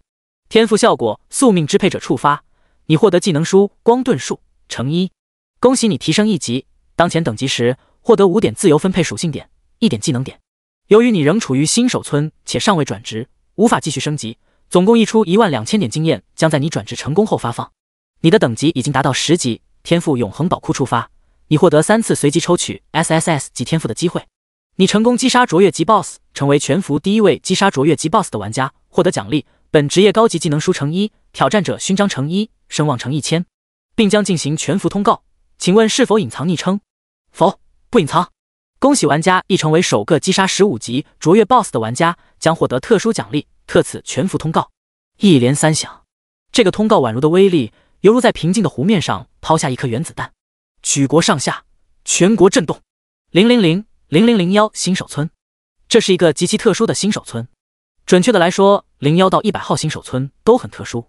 这100个新手村的所有玩家井然有序，没有抢怪等事情发生，所有的资源都是被分配好的。这100个新手村的玩家全都是大夏军部的精锐，得到国家最高的技术支持跟头盔供应。显然在过去的几十年，科研专家团队做出了技术突破，而01号新手村是最为特殊的一个。这个新手村只有192个玩家，而这192个玩家全都是 S 级或者更高天赋的玩家。这都是国家通过远古遗迹中的某种技术，通过全国采样找出来的大夏未来。或许技术不成熟导致还有漏网之鱼，但这绝对是全国大部分 S 级天赋者。什么10大公会，什么12正神，什么3大散人，或许他们很强，但在国家机器面前，他们只有被无情碾压的份，跟乐子没什么区别。如果李毅知道了，肯定大吃一惊，因为他以为当初那林世汉是凭借那个头盔而得到的 S 级天赋，而实际上天赋跟头盔没有一根毛的关系。01号新手村没有怪物资源不够的说法，在这里的怪根本杀不完，只有192人，即便他们全都是 S 级以上的天赋，同样杀不完。他们的游戏头盔有 15% 的经验加成以及 10% 的爆率加成，比先驱头盔还要高级。综合所有因素，他们的等级很高，平均等级已经高达7级。这192玩家分为12个小组，每个小组基本上都是按照3骑士、3战士、2刺客、2法师、2牧师、1弓箭手搭配。一组跟2组是实力最强的2个小组，因为他们的队长都是 SSS 级天赋玩家。此时的一组刚结束一次战前会议。好，按照计划行事，所有人都听好了，这次我可是向上面打过包票的，只准赢，不准输，谁要是掉链子，我敢死谁。一个长相坚毅、棱角分明的青年厉声喝道，而随着他的发话，所有人心中都是豪气干云。斩杀12级卓越级 BOSS， 誓不辱命！斩杀12级卓越级 BOSS， 誓不辱命！所有玩家言行一致，令行禁止。军部玩家是重军魂、重荣耀的，这次击杀12级卓越级 BOSS， 毫无疑问将是他们进游戏以后将取得的第一个重要荣耀。这次任务的难度很大，作为肉盾的战士跟骑士，甚至已经做好了调级的准备。即便是 S 级以上的天赋，也各有不同，有些前期很强，但有一些前期却很水。李毅的不灭之握就是典型。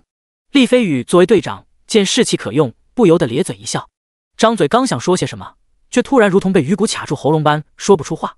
恭喜玩家已成为首个击杀15级卓越 BOSS 的玩家，将获得特殊奖励，特此全幅通告。实话，所有人都实话，随后便是茫然，面面相觑。第21章举国震惊。我没有听错吧？刚刚有全幅公告，有人击杀了15级卓越 BOSS， 人不能，至少不应该。国内怎么可能还有人领先于我们？刚刚还豪气干云的01队，突然像霜打的茄子般蔫了。只有厉飞羽沉默无言。所有军队都是封闭式管理，不能与外界联系，所以他们自然不能看到网上流传的视频。但是厉飞羽知道，他也看过视频，因为领导找他参与讨论那人是不是 SSS 级天赋。那个叫义的玩家确实厉害，一个人杀穿400多玩家，只在举手投足之间。他自认做不到，可是现在突然知道对方击杀15级卓越 BOSS， 顿时心中苦涩极了。他一整队人马准备击杀12级卓越 BOSS， 经过了数次会议讨论，这才准备出发，而且还做好了牺牲队友的准备。难道真的像领导们分析的那样子，对方是一个前期十分强大的天赋，而他厉飞羽的则是偏发育的后期天赋？希望是这样吧。落后于人的感觉还真不好受。吵什么吵？检查装备，立刻马上出发。某个新手村，一个倩影在荒野中站着，但却经常发愣，精神不集中。林总，林总，已经血皮了，准备补刀了。林念童这才猛然惊醒。哦，好。那天被林毅卡住喉咙，像捏小鸡一般对待以后，林念童反而没那么浮躁。而那天高级军官那般客气的对待林毅，让他万分不解。问过父亲以后，也不知道这事，那名高级军官并不是他们家的政治资源。而后他想到林毅对他说的话，那名叫义的玩家就是他，于是他便在家里寻找林毅的照片。可笑的是，偌大的别墅居然没有留下一张他的照片。直到这时，他才意识到他们这个家是有多不在乎林毅这个弟弟。回想以前，似乎还真的过分对他严厉了。最后他通过关系，在林毅的学校找到了一张学生证的照片，交给龙在天他们辨认。结果他们斩钉截铁地跟林念童说，就是他。当听到这个回答的时候，林念童的心情是五味杂陈的，甚至产生了一种后悔的感觉，后悔没有对林毅好一点。而经过林夕瑶的提醒，他们开始找到以前发生的一些事情的监控录像。结果他们发现，很多严厉责罚林毅的事情都是弟弟林世汉调皮做出来，然后嫁祸给林毅的。这几年来，林毅真的很爱他们，反观他们几个一直都在排斥林毅，对他很多示爱行为都不屑一顾。昨天他突然想吃一碗猪油面，让家里厨师给他做，因为他一个星期有3天都会吃上一碗简单的猪油面。昨天的面虽然也不错，可是跟以前的根本不一样。他斥责厨师，而后才从厨师那了解到，以前都是弟弟林毅给他做的面，这让他有些猝不及防。过去1000个日日夜夜，他一直都在接受着别人的好，却把对方当成捡回来的垃圾。过去1000个日日夜夜，如同1000颗子弹，从过去穿到现在，打在他的胸膛上，让他有一种压抑的说不出话的感觉。要不，还是去把他接回家吧，最多就让他跟诗翰道个歉就好了。林念童觉得弟弟始终是弟弟，成不了敌人，这是血缘所注定的，无法改变的。而林毅这么爱他们，只要好好跟他说一说，还是能让他回心转意的。至于他会把枪口对准他的翰林公会，他还真没有这种担忧。等忙完这阵子吧，到时候诗翰登陆游戏以后，让林毅带他升级。也不知道他觉醒了什么天赋，有林毅的帮助，我翰林公会实力应该也能再上一层楼。而就在这时，恭喜玩家已成为首个击杀15级卓越 BOSS 的玩家，将获得特殊奖励，特此全服通告。林念童神情呆滞住了，15级卓越 BOSS， 这怎么可能？此时，在这一大片布满玩家的野怪刷新地，所有玩家像突然被硬控击中了一般，满脸不可置信。不少玩家还因此被野怪攻击，化为一道道流光回城。卧槽！卧槽！卧槽！一神要不要那么夸张？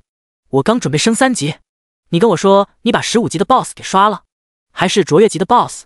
一神，我家做衣柜的，我可以给你添个柜头。一神，一神，一起玩王者吗？我蒙恬你妲己吧。靠靠靠，这他妈开挂了吧？滚滚滚，玩得好就是开挂了。一神，无数繁杂的惊叹声、卧槽声何其喧哗。可这时的林念童才回过神来，他突然意识到林毅现在拥有超高的人气，如果他能够为林家发声，为翰林发声，那效果绝对难以想象。毕竟李毅绝对是当前的游戏第一人，即便他以后不是，但曾经是，就有很大的炒作空间了。不行，不能拖太久，一定要快点让他回家。一家人哪里有什么隔夜仇？军部基地，还是那个钢铁房间，还是那9个人？时间已经越来越紧了，布置的进度如何？预言中所提到的所有裂缝区域100公里范围内的居民已经全部转移，护林备数量不足，无法完全覆盖是1级的单位。想办法，到时候所有通讯设备将失效，不行就缩减行政主体，该合并就合并，必须保证在灾变以后政令通达。另外，储备粮仓。一番会议商议的都是重大决定，而就在这时，会议桌上的红色电话响了，一位接起电话，讲什么？竟有此事？好，好，好！一连说了3个好，满脸惊喜。什么好消息？李毅那小子击杀了15级卓越 BOSS， 嚯，好小子，干得不错！之前还有多少质疑的声音，现在应该没人再敢说什么了吧？也不知道他是怎么做到的，这着实有些匪夷所思了。不过这是好事，安排下去，他以及他家人的安全一定要完全保证。若有闪失，让丁伟提头来见。老总，他的家人有点特殊。随后又了解情况的给那位说了一下李毅复杂的家庭情况。无需多想，李毅他在哪边，哪边就是他的家，以他的意志为标准。第22章，首杀稀有级 BOSS， 丰厚的奖励。镜头回到李毅这边，没想到居然还刷出来了个光盾术，这可是法师前期最实用，甚至可以说是法师这个职业性价比最高的法术了。听到天赋刷出光盾术这个技能的李毅高兴坏了。这个技能虽然学习要求是10级，可是即使到了中后期，依旧是一书难求。甚至有一些队伍在找法师队友的标准就是是否已经学习光盾术。技能等级：黑铁、青铜、白银、黄金、地阶、天阶、王者。法术：光盾术。等级：白银1/5。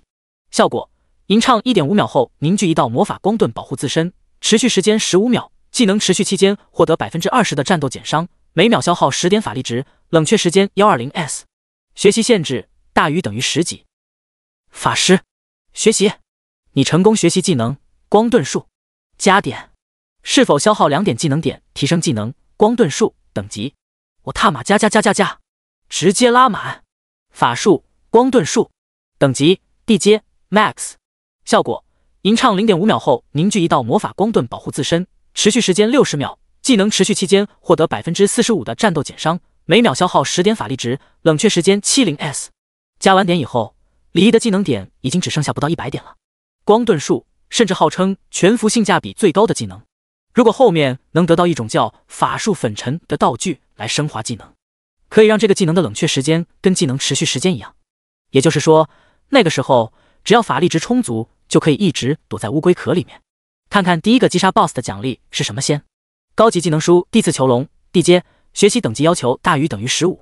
居然是这个技能，这个可是集伤害控制改变地形于一体的技能，无论是杀怪还是 PK 都很强。勋章，挑战者勋章，品质稀有，属性力量加10，智力加10，敏捷加10，精神加10，体质加10。附加属性，受到 BOSS 的攻击时豁免10%的伤害，对 BOSS 进行攻击时额外获得10%的伤害加成。等级限制大于等于10，职业限制不限，特殊限制玩家一专属。勋章是特殊装备，不是每一个玩家都能够拥有的，只有完成一些特殊事件才能获得的奖励。这挑战者勋章的基础属性平平无奇，还不如李毅多刷几只怪。不过它的附加属性却有点意思，李毅现在最喜欢的就是百分比的属性加成了，而接下来就是这只卓越 BOSS 红瞳邪猫的击杀掉落了。作为首爆，除了一件必定掉落的卓越级装备以外，其他的就只有2个金币，其他的毛都没有。这就看得出来李毅的运气到底有多黑了。不过有个好消息是，爆出来的是一件武器，坏消息是踏马的不是法系武器。武器邪灵之笔，品质卓越，属性物理攻击60，附加属性敏捷加20，等级限制大于等于10，职业限制刺客，特殊限制无。这不由得让李毅有些生闷气了，狠狠地拿起小刀冲着黑猫就是。哥，糟糕的家伙，你可真糟糕！你获得红瞳邪猫皮乘1，红瞳邪猫眼乘2。李毅见这猫的眼睛特殊，挖下来发现果然是一种材料，而且变得红彤彤的，像红宝石一般，漂亮极了。就在李毅开心收拾战利品的时候，陵墓深处的正坐着假寐的老妪突然被惊醒，他突然有一种心悸且心惊肉跳的感觉。怎么回事？怎么可能？血灵契约为什么会失效？难道……老妪想到这，有种不好的预感，连忙释放出探测法术，随后便看到了令他目眦欲裂的一幕。陪伴了他一辈子的爱宠初妻，正被那个闯入者抽皮剐目。不，老妪只觉眼前一黑，强烈的悲伤让他几乎窒息。这是他唯一的伙伴，原本以为他能轻松解决闯入者初期红瞳邪猫的能力，作为主人的他最清楚了，拥有完美的刺客能力，绝对能轻松击杀那名法师。可如今因为他的判断失误，让他无法原谅自己，更无法原谅这个外来闯入者。不把你的灵魂抽出来，永生永世承受地狱火焚烧之痛，怎能解我心头之恨？收拾完以后的李毅继续往地下陵墓深处探索，偶尔只有零散的1-2只怪物。他现在的一个大火弹术已经可以秒这里的任何一个小怪了。可惜的是后面这好几只小怪不仅装备没掉，就连属性啥的也没刷出来。走了快半个小时，李毅才通过似乎连绵不绝的黑暗长廊，终于来到了一处大殿入口的感觉。只不过这厚重的石门居然大门敞开。为了谨慎起见，李毅抬手就给自己套上了一个光盾术，随后便脚下轻移往大殿内部走去。谁知他的脚步刚踏进大殿，就对上了大殿中央宝座上坐着的老妪那森白无眸的双眼，以及老妪那无比森寒犹如地狱传来的呢喃。闯入者，你会在绝望中一点一点死去。邪灵恶姬，稀有级 BOSS， 等级20，生命值6000，物理攻击30，法术攻击492，物理防御100，法术防御690。技能邪灵术，置换，地狱火，爆炎火球，免魔，被动，风驰术。描述：艾玛曾经作为太化圣殿传教执事，因发现脑残具有吞噬邪能的能力而致力于研究，最终被邪能脑残侵入大脑，成为半人半鬼，并吸干脑残村近1000村民的精气神。但太化圣殿执法者碍于艾玛是圣殿魔导师之徒的身份，只将其封印。注意，他具有免疫20级以下施法者一切法术的能力。查探到这只怪物的属性，当真是数值吓人，居然有6000的生命值，都快赶上他了。法术攻击也高得离谱，高达500多，估计10级满装备的骑士职业才能抗他1-2次法术伤害吧。最重要的是他具有免疫法术的能力，难怪当初村长让他多找几个同伴，估计也是考虑到他的职业是法师吧。邪灵恶姬高坐于殿堂之上王座，用睥睨天下蔑视一切的眼神望着李毅，宛如他就是一只蝼蚁。他想让李毅感受一下什么叫绝望，那种明明法术修为高超却起不了丝毫作用的绝望。魔法免疫吗？李毅有些不信邪，低声吟唱：大火球术-1，火墙术-1，都是强制性的一点伤害。邪灵恶姬满脸讥讽地看着李毅，想要从他脸上找到惊慌失措的表情，只有这种感觉才能让他爽。但是李毅并没有，这让老妪有些气急败坏。卑贱的人类，我要让你知道什么叫残忍！一番吟唱后，一团幽绿的火焰从他的手中向李毅击射而去，直接打在李毅的魔法光盾上。顿时在李毅头顶飘起了一个巨大血红且极其恐怖的伤害数字1。邪灵恶击？不可能，这绝对不可能！那个伤害确实极其恐怖，是让邪灵恶击感到恐怖。他不敢相信自己一生的法术修为打在一个卑贱的人类身上会是这么一个结果。他研究了10几年脑残跟邪能，这才获得免疫低级法术的能力。可这年轻人又凭什么？凭什么？你凭什么？邪灵恶击面目狰狞，扭曲的大吼着。而李毅则是狞笑道：有没有一种可能，我的数值在你之上呢？邪灵恶击虽然不懂李毅什么意思，但是却听出来了李毅的嘲讽。短暂的无语后，邪灵恶击似乎想到了什么，又开始结了。结，仔细想想，这或许是最好的结果。我杀不死你，你也杀不死我，这样你就无法离开这个封印之地。结，感受下永远沉沦于黑暗，永不得重见天日啊！突然一声惨叫，见到 BOSS 在发癫，李毅哪里会错过这个好机会，直接迈起那有着224点敏捷加成的双腿，几个闪动就来到 BOSS 面前，一狼一棍子敲在他的脑袋上，高达748+1的物理伤害教他做人。负649，邪灵恶击被这一棍子打飞10几米，撞在墙壁之上，发出轰然巨响。他只感觉脑袋嗡嗡嗡，一时之间有些搞不懂现实跟虚幻，而后才最终满脸恐惧看着李毅。怎么可能？你到底是人是鬼？这已经超出了他的认知范围。可李毅却淡定地向他走去。既然阁下不惧法术，那在下也略通一点拳脚。邪灵恶击此时心中早已经被恐惧填满，连忙给自己施加了一个能够临时增加移动速度的风驰术，边跑边喊：你不要过来啊！他逃，他追，可这速度在李毅224点敏捷之下都是浮云。很快邪灵恶击便被李毅抓住头发砸在地上，用高达374点力量属性加成的手臂死死将其按在地上。一时之间，邪灵恶击只感觉身上有万斤之力加身，根本无法动弹。而李毅则化身小溪旁幻衣少女，手中的法杖就是洗衣杖，使劲敲打衣服，生怕洗不干净般的每一棍都在他脑袋上敲得乒乓响。魔法免疫是吧？砰！负649，杀不死是吧？砰！负649，沉沦黑暗是吧？砰！负649，不给我看太阳是吧？连续不断的大力敲打 BOSS 的头颅。负649，负649，李毅狂敲9下后，这恐怖无比的邪灵恶击终于被击杀。好强的 BOSS 搞得我都出汗了。你击杀邪灵恶击，稀有级 BOSS， 你获得25000点经验，并额外获得100%的越级经验奖励。检测到经验溢出，已储存。天赋效果：宿命支配者触发，你获得高级技能书风灵之翅乘1。你成功击杀稀有级 BOSS， 成为全服第1位击杀稀有级 BOSS 的玩家，获得奖励：本职业高级技能书乘1，挑战者勋章2乘1，声望乘2000，并将进行全服通告。请问是否隐藏昵称？否，不隐藏。恭喜玩家 E 成为首个击杀20级稀有 BOSS 的玩家，将获得特殊奖励，特此全服通告。又是一个公告3连。李毅没有理会公告，而是感慨技能书最近好像刷出率很高吗？风灵之翅是什么技能？他也没听说过。一会再研究，因为他看到了这血肉模糊的邪灵恶肌肉身旁好像放着一根法杖以及一条项链。终于出来了，这一句话比所有给读者老爷们做养生的小姐姐说的还要优越。武器：黑碎之杖，品质：稀有，属性：法术攻击155，附加属性：火系法术效果正10%，雷系法术效果正10%，风系法术效果正10%。等级限制：大于等于15。职业限制：术法类职业。特殊限制：无。这才对货吗？看着手上这根漆黑的大宝贝，李毅爱不释手，抚摸他身上的每一寸肌肤。法杖顶端镶嵌着一枚黑曜石，整根法杖呈现螺纹状，杖身之上还镌刻着几枚玄奥的符文。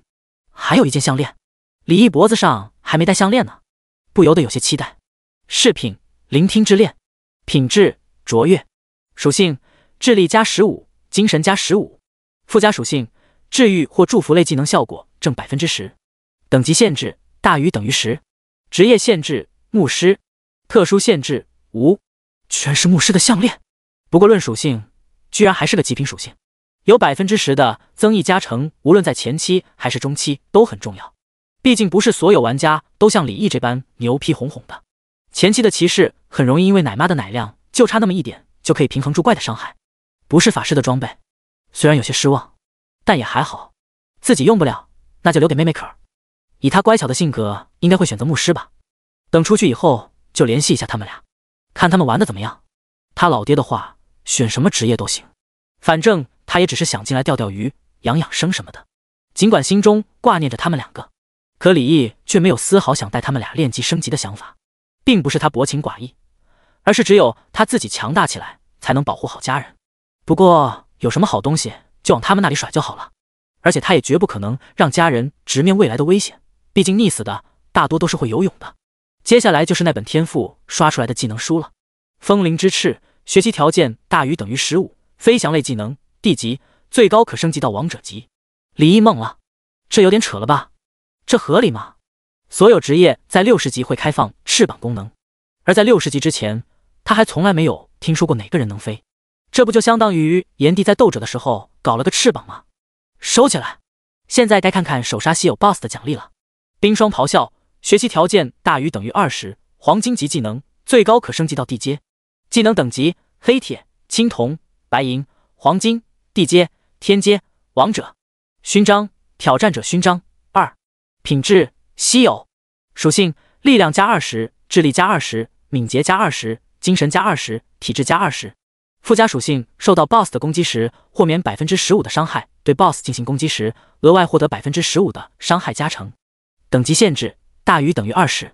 职业限制：不限。特殊限制：玩家一专属。挑战者勋章的升级版，不过又是一个超前等级的东西。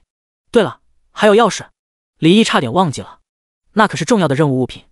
随后一番搜刮，在他的身上找到了一把黑黝黝的钥匙，黑乌麻器的钥匙，任务物品。不过紧接着李毅又发现了一样东西，一条雪花模样的吊坠项链。雪白的项链显然跟老妪腐臭、老朽的身躯不相符。李毅把它拽下来，雪花吊坠，普通的吊坠，但它或许是某些人的念想。任务物品，隐藏任务的后续。算了，先出去吧。李毅这边是云淡风轻了，可外面却又举国震惊硬了。第24章，大声告诉我，谁是最强的？001新手村，荒山之上，地上赫然躺着一只刚刚死去的12级卓越 BOSS 黄金野猪王，而原本12人的队伍，此时只剩下10个人。永恒里面的 BOSS 级怪物没有一点点水分，而目前也只是游戏的第2天，所以即便是一组，目前装备也十分拉胯。别说他们了，就连李毅现在也还没有凑齐全身装备。所以这样的情况，面对一只全胜的12级卓越 BOSS， 还是有些吃力的。一个战士跟一个骑士在 BOSS 残血狂暴的时候，牧师没有奶过来，一下子被秒了。他们这次的收获很喜人， BOSS 大爆2件卓越级装备，还有1件良好级装备。可是此时所有人都一脸沉重的模样，所有人都提不起精神来，因为他们感到十分沮丧，甚至是自责。国家花了这么大的资源跟精力培养他们，可他们击杀一只12级 BOSS 都这么吃力。作为队长的厉飞羽明显感受到了队伍里面的情绪低落，这是士气受到打击。干什么，都给我打起精神来。那个E说不定是靠运气才完成的击杀，你们这就被打击了，都他妈是娘们吗？古人云，当知耻而后勇，既然知道我们比不上别人，那更应该往前看，不是？队长厉飞羽的话说的慷慨激昂，队伍的情绪瞬间就被点起来了。对，队长说的对，知耻后勇，他一定是靠运气或者利用了某些规则上的漏洞，不然完全不可能。厉飞羽见状，终于露出了些许笑容。这样才对嘛！既然卓越级 BOSS 的手杀没了，那我在这里给你们保证，稀有级 BOSS 的手杀一定是我们的，因为我们是一队，我们是最强的。大声告诉我，谁是最强的？众人欢呼回应：一队，一队，一队！士气已经达到了峰值。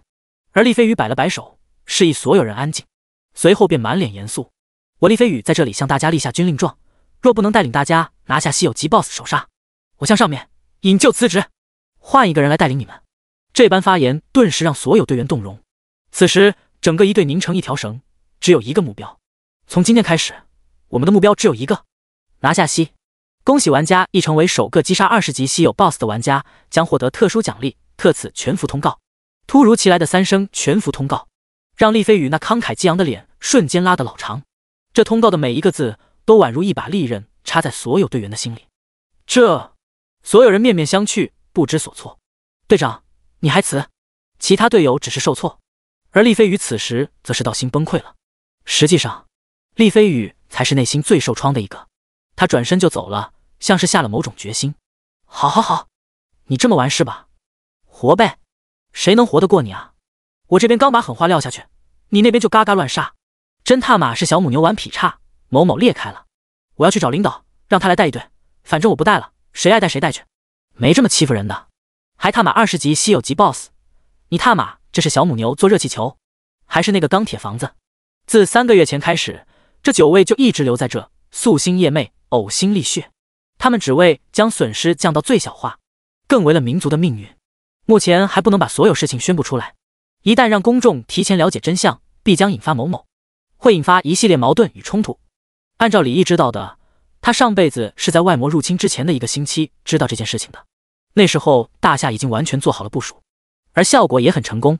唯一遗憾的是以破敌1000自损800的方式，遗迹里最后一批异魔核已经完全开采完毕。对于这些远古遗产的分配，一定要做到尽善尽美，不能浪费哪怕一块。广府那边怎么回事？为何？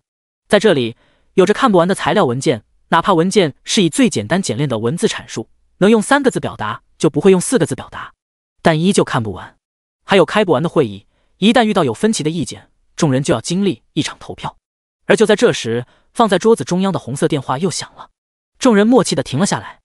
再有一位接听，因为所有人都明白，能被打到这里的电话，那绝对是经过层层递进，最终被认为会影响接下来部署的重大事件。什么？他严肃的表情出现了短暂的呆滞，随后有些不可置信，最后更是满脸严肃。小赵，请你再描述一遍。他的这个反应让在场的所有人都不禁心里一咯噔，风声波澜起，在座哪位不是兀自动也不动？泰山崩于前儿，面不改色，更不是说说而已。但能让他有这种反应，事情不小，所有人都不自觉地挠心了起来。若好，那可就百万千万；若坏，那也可。好的，好的，挂掉电话。所有人都寂静一片，静静地看着他，等他发言。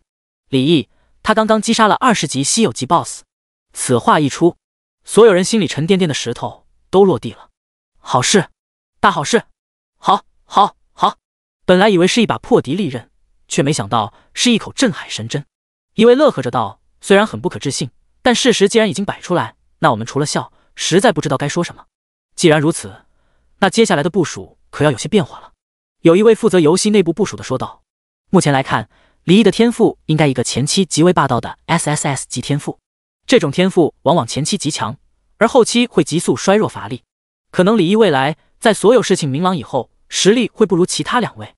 但毫无疑问的是，目前他反而是最重要的，因为我们最缺的是时间。”众人一番讨论后，又准备重新更改了一下地方防务部署以及资源分配安排。而最后的时候，他说：“把我的卫队派过去。”去李毅身边。此话一出，众人皆惊。不可！您没什么可不可的，我这不是跟大伙在一块吗？此事已决，莫要再言。第25章翰林公会的骚操作。虽然副本入口在村庄后方，可当李毅被传送出副本的时候，已经来到了一处陌生的区域。在野外，想要辨认身处何地其实并不难，只要多走几步，看下是周围是哪种怪物就行。要是运气好，说不定直接就免费回城了。李毅在周围逛了逛，发现居然看到了熟面孔，一只背带酷鸡，还是只精英怪。知音，大火弹兽，负700，没有丝毫悬念的秒杀，掉了一个蓝屏。李毅也懒得捡，经验更是只有30点。有饼食不食，不忿吐槽一声。既然是在这个区域，那离村子就很近了。不过有些诡异的是，怎么现在野外也没人打野了？按道理这个时候，这战斗机的区域应该开始爆满了呀。没想太多的李毅找了个方向，往村口走去。20分钟后，快到村口的时候，李毅发现事情不简单，数万玩家围在村口，也不打怪，就在那里唠嗑打屁，这让李毅万分不解。稍微走近了些，其中一个小团体，一个玩家嘴里正滔滔不绝。李毅上前随便找了个人拍了拍他的肩膀：“哥们，你们这是干啥呢？围在这也不打怪？”“嗨，别整，我们正在听一神。”那玩家回头拍掉李毅的手，随后便转回去听。可马上他表情一愣，看到身边刚刚拍他的玩家的名字，红得发黑的羿，是一神啊！异神，是这在异神！他激动说不会话，一语激起千层浪。原本各聊各的小团体们顿时融化了，全部围了过来。哇！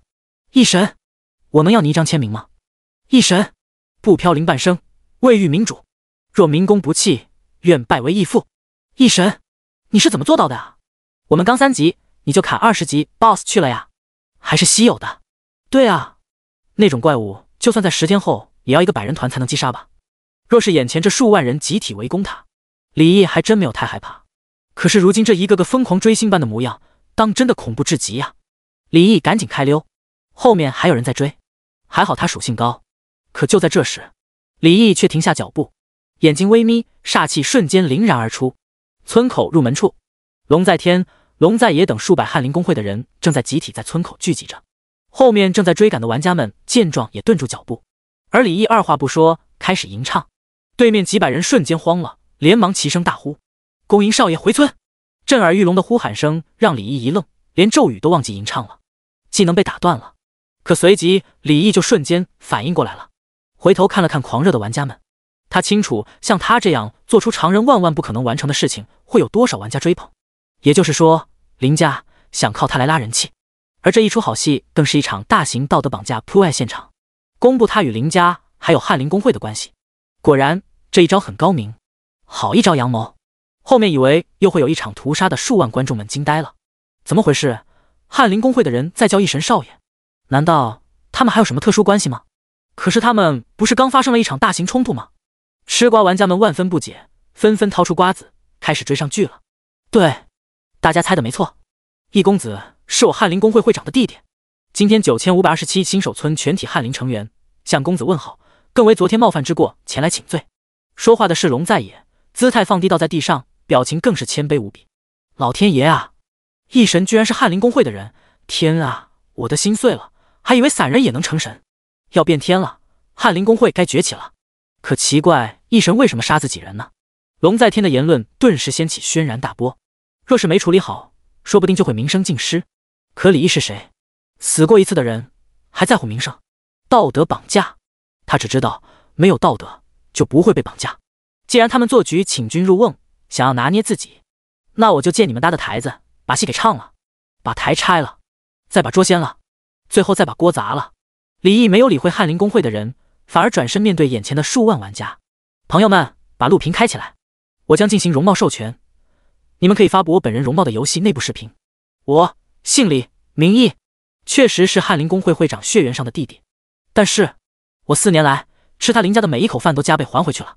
既然都聊到这了，那我顺便再宣布一次，我李毅与古城林家一刀两断，恩断义绝。除此之外，我李毅视翰林公会为死敌，势同水火，无法调解。李毅这番话简直太震撼了，而且他更是直接把真名爆出来了，更是让所有人都暗暗震惊李毅的胆魄。就不怕有人现实找他麻烦吗？实际上，在龙在天把李毅跟翰林公会的关系说出来以后，就已经经不住网友的人肉了。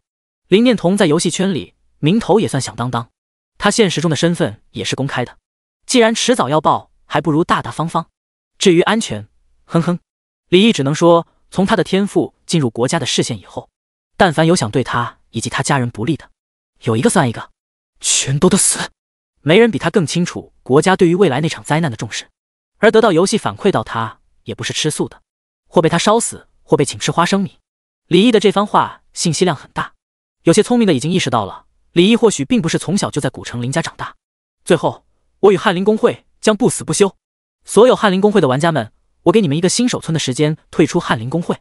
若是等出了新手村还是翰林公会的成员，哼哼，那就不要怪我李毅的剑太锋利了。翰林公会的玩家有一个算一个，遇到我都得死。我是必覆灭翰林公会，若为此心，人神共泣，天地共诛。说完，李毅便转身，二话不说，低声吟唱咒语，天地之间的魔法元素开始嗡嗡作响，波动狂起，没有什么再能干扰他。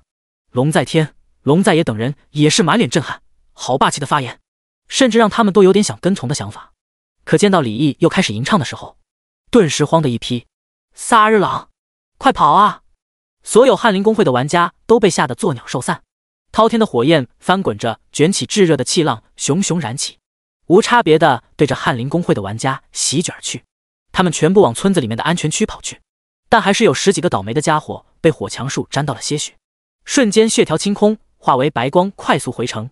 他现在的火墙术对于目前的玩家来说，称之为一火也不为过了，顺利把台拆了，把桌掀了，甚至把锅也砸了。这场闹剧也算结束了，该去交付任务了。SSS 任务奖励到底是什么呢？倒是好奇得很。回去以后也该顺便把那3个 SSS 级天赋给抽取了。最后，在数万玩家的注目礼之下，那个头顶上顶着血红的翼的玩家不紧不慢地往村子里面走去，最后消失在所有人的视野内。毫无疑问，今天发生的一切都被数万人录屏起来，那明天肯定是铺天盖地的新闻以及持续的发酵。第26章，老六村长收获100万金币。村长，我已经顺利完成任务了。李毅来到村长的房子外，老头听罢满脸激动，好孩子，我果然没有看错你。那把钥匙呢？村长第一时间询问钥匙。李毅深深地看了村长一眼，随后掏出一把黑色钥匙，但却并没有交给村长的意思。这个游戏的 NPC 都有自己的意识，而且都会算计人。村长，我想这把钥匙并不是完成任务的凭证吧？李毅似笑非笑地看着村长。村长的老脸一僵，激动的心情瞬间被掩饰。当时接取任务的时候，李毅就奇怪得很，为什么作为任务物品并没有被描述在任务内容里面？任务内容只是描述了需要清理里面的怪物，并且击杀 BOSS。而后面他刚进入副本的时候，邪灵恶姬曾经说过这么一句，不愧是那老鬼派过来的，很有可能指的是村长。所以村长当年跟未入魔的邪灵恶姬很可能关系匪浅，有不同寻常的关系。嘿嘿，怎么会呢？这就是完成任务的凭证。你把钥匙给我，我把任务奖励给你。村长满脸和善。既然这样，那我只好到时候找到太华圣殿的艾米丽魔导师汇报一下，就说是智障村村长让我杀死他的爱徒，并莫名其妙的让我去找一把钥匙。李毅表现得漫不经心。既然当年的执法者都不敢随意杀死艾玛、邪灵恶姬，那就证明他在太华圣殿还是有分量的。而如今村长下任务击杀他，又莫名其妙让他找钥匙，任务内容里面又没有找钥匙的阐述，其中肯定有猫腻。所以李毅决定唬一下村长。别啊，那可太不够意思了。村长顿时慌了。其实下任务击杀艾玛他并不心虚，因为他早已经跟太华圣殿汇报过了，而且任务正是太华圣殿部下的。关键是如果让艾米丽魔导师知道他击杀他的爱徒存在私心，那一旦被调查，他当年不可告人的事就得被捅破，到时候他可就死定了。小伙子，你说说你的条件，咱有话好商量。有话好商量。村长笑得脸上的褶皱像菊花。先把我的任务奖励给我，再说其他。李毅不置可否。你完成 SSS 级任务村长的巢穴，获得奖励圣殿敕令乘1，经验值乘5万，金币乘20，稀有级本职业首饰乘1。奖励难以想象的丰厚，5万经验值。这样李毅已经积攒10万出头的经验值了。20金币更不用说了，像他真的疯狂杀怪，捡到的金币总共才3枚金币多一点，还有2枚是副本大 BOSS 包的，可见金币目前有多难搞。等转职以后，用到金币的地方多了去了。圣殿敕令，持本敕令可前往太华圣殿进行一次隐藏职业转职任务选择，这是一样金黄色的令牌。他也没想到这次的任务居然有这类的奖励，隐藏职业转职任务凭证，还是最高级的可自选隐藏职业的转职凭证。就算是最普通的特定职业隐藏职业凭证，在上辈子都是非有缘者不能持。曾经有一个玩家花了5800万元抢购了一张特定职业为咆哮牧师的转职凭证。饰品：皓月戒指。品质：稀有。属性：智力加20，精神加20。附加属性：元素类法术伤害正10%。等级限制：大于等于10。职业限制：法师。特殊限制：无。又是100分比伤害加成的戒指。戴上戒指以后，他终于凑齐2只戒指了。我现在他妈强的可怕呀！老邓，咱现在聊聊这钥匙的事吧。李毅不再掩饰。村长被气得吹胡子瞪眼，但最终还是可怜兮兮。小朋友，我用20金币买下这枚钥匙怎么样？这已经是我一辈子近半的积蓄。李毅见他可怜，于是心生怜悯。你把20金币给我，然后再顺便带我去看看这把钥匙究竟是开什么的吧。连吃带拿。村长顿时脸都黑了，一阵阴晴不定以后，小混蛋，说着便示意李毅跟随他走。哼，老东西。李毅跟随着村长的脚步一直往他的家里走。屋内装修的富丽堂皇，跟外面看起来的破茅草屋可一点都不搭。随后村长在墙壁上一阵摸索，顿时打开了一道暗门。将人进入暗门以后，村长又敲开地板，又一个通往地下室的楼梯。这老村长不简单啊！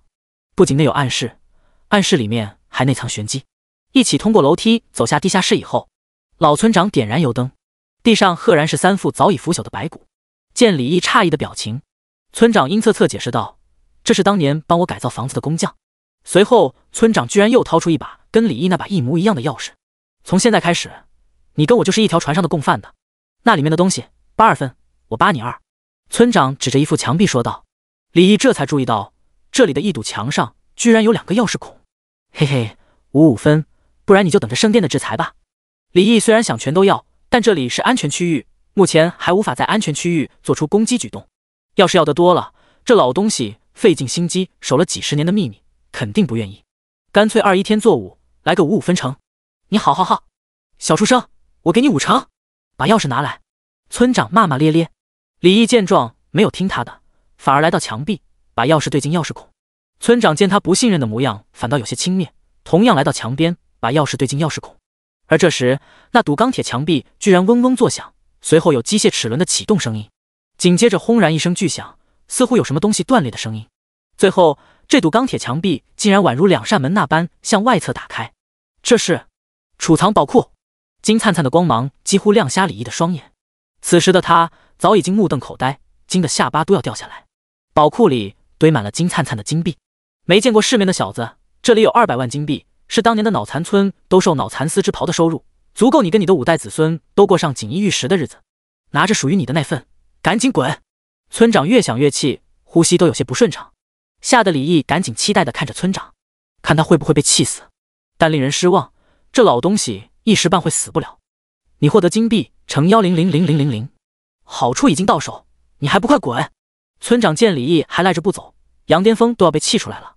嘿嘿，咱这不是关心村长大人吗？反正你已经一把年纪了，要不你现在老死，我肯定给你风光大葬。李毅继续刺激村长，结果村长提起手中的拐杖就想打人。停！李毅连忙止住村长的动作，随后开口问道：“老头，我准备去太化主城了，你还有没有什么需要我做的？”村长诧异万分，他怎么总感觉这小子有一种掌控一切的感觉？难道他还有未卜先知的天赋？他怎么知道自己家在哪？明明已经很隐蔽了，却还是第一时间找到他选定职业。还有他怎么知道帮村里完成祭祀任务就可以在他这里接取那个任务？现在似乎又知道他手上有一个必须给对方的任务。哼！去村东10里地处，那有个传送阵，找到那周围的一只发疯的魔物，在那魔物肚子里有一块空明石，放到传送阵中央，传送阵便会自动修复。说着还扔了一封信给李毅，拿着这封信去到太化城找到布恩长官，他会给你任务奖励。李毅接过信，老头，祝你死后风光大葬，墓地不被挖，棺材不漏水，滚！老头抓狂了。好嘞。等李毅离开以后，原本被气得颤抖的村长却突然冷静了下来。臭小子，以后在外面不要被我撞见。说着，村长突然露出一个诡异的笑容，浑浊的瞳孔幽光一闪，单手一招，一枚跟其他金币别无二致的金币便飞到他那皱皮的苍老手掌上。幸运女神的金币，你还是回到我的手上了。第27章，抽取3大 SSS 级天赋。任务名称：修复传送阵，唯一性任务。任务内容：通往主城的唯一传送阵已经一只魔化的疯牛损毁，传送阵的核心晶石也被疯牛吞进腹中，请杀牛取石，修复传送阵。任务奖励：声望乘200金币，诚意经验值乘5000，卓越级装备乘1。难度系数 A。 这是一个上辈子很出名的任务，每个新手村都有一个类似的任务，都是传送阵被破坏，那块空明石要么是被狗吃了，要么就是被鸡啄了。不过毫无疑问的是，这个任务难度很大。当时第一个完成这个任务的新手村已经有100多人达到10级，想要离开新手村，可愣是打不死那只疯狂的 BOSS， 反而好多玩家因此掉级，最后攒到300玩家，这才轰轰烈烈的把那只 BOSS 给屠了，史称俺要出村事件。这只 BOSS 各新手村都一样，统一都是一只15级的卓越级 BOSS， 恐怖的很，必须至少要有5个实力达到能应接 BOSS 一次攻击而不被秒的骑士睾丸在前面顶住，再有30个牧师疯狂给他们奶。不过在前往那传送阵之前，他需要把最后一件事情给做了。永恒宝库，抽取3个 SSS 级天赋。是否开始第一次天赋抽取？是。李毅在确定抽取的一瞬间，在他的周身顿时环绕起一层又一层神秘光轮，而光轮是由无数闪烁灰蒙蒙光霞的玄奥符文组成，若李毅看到，则会肯定，那绝对是他第一次退出游戏时所见到的宿命神轮。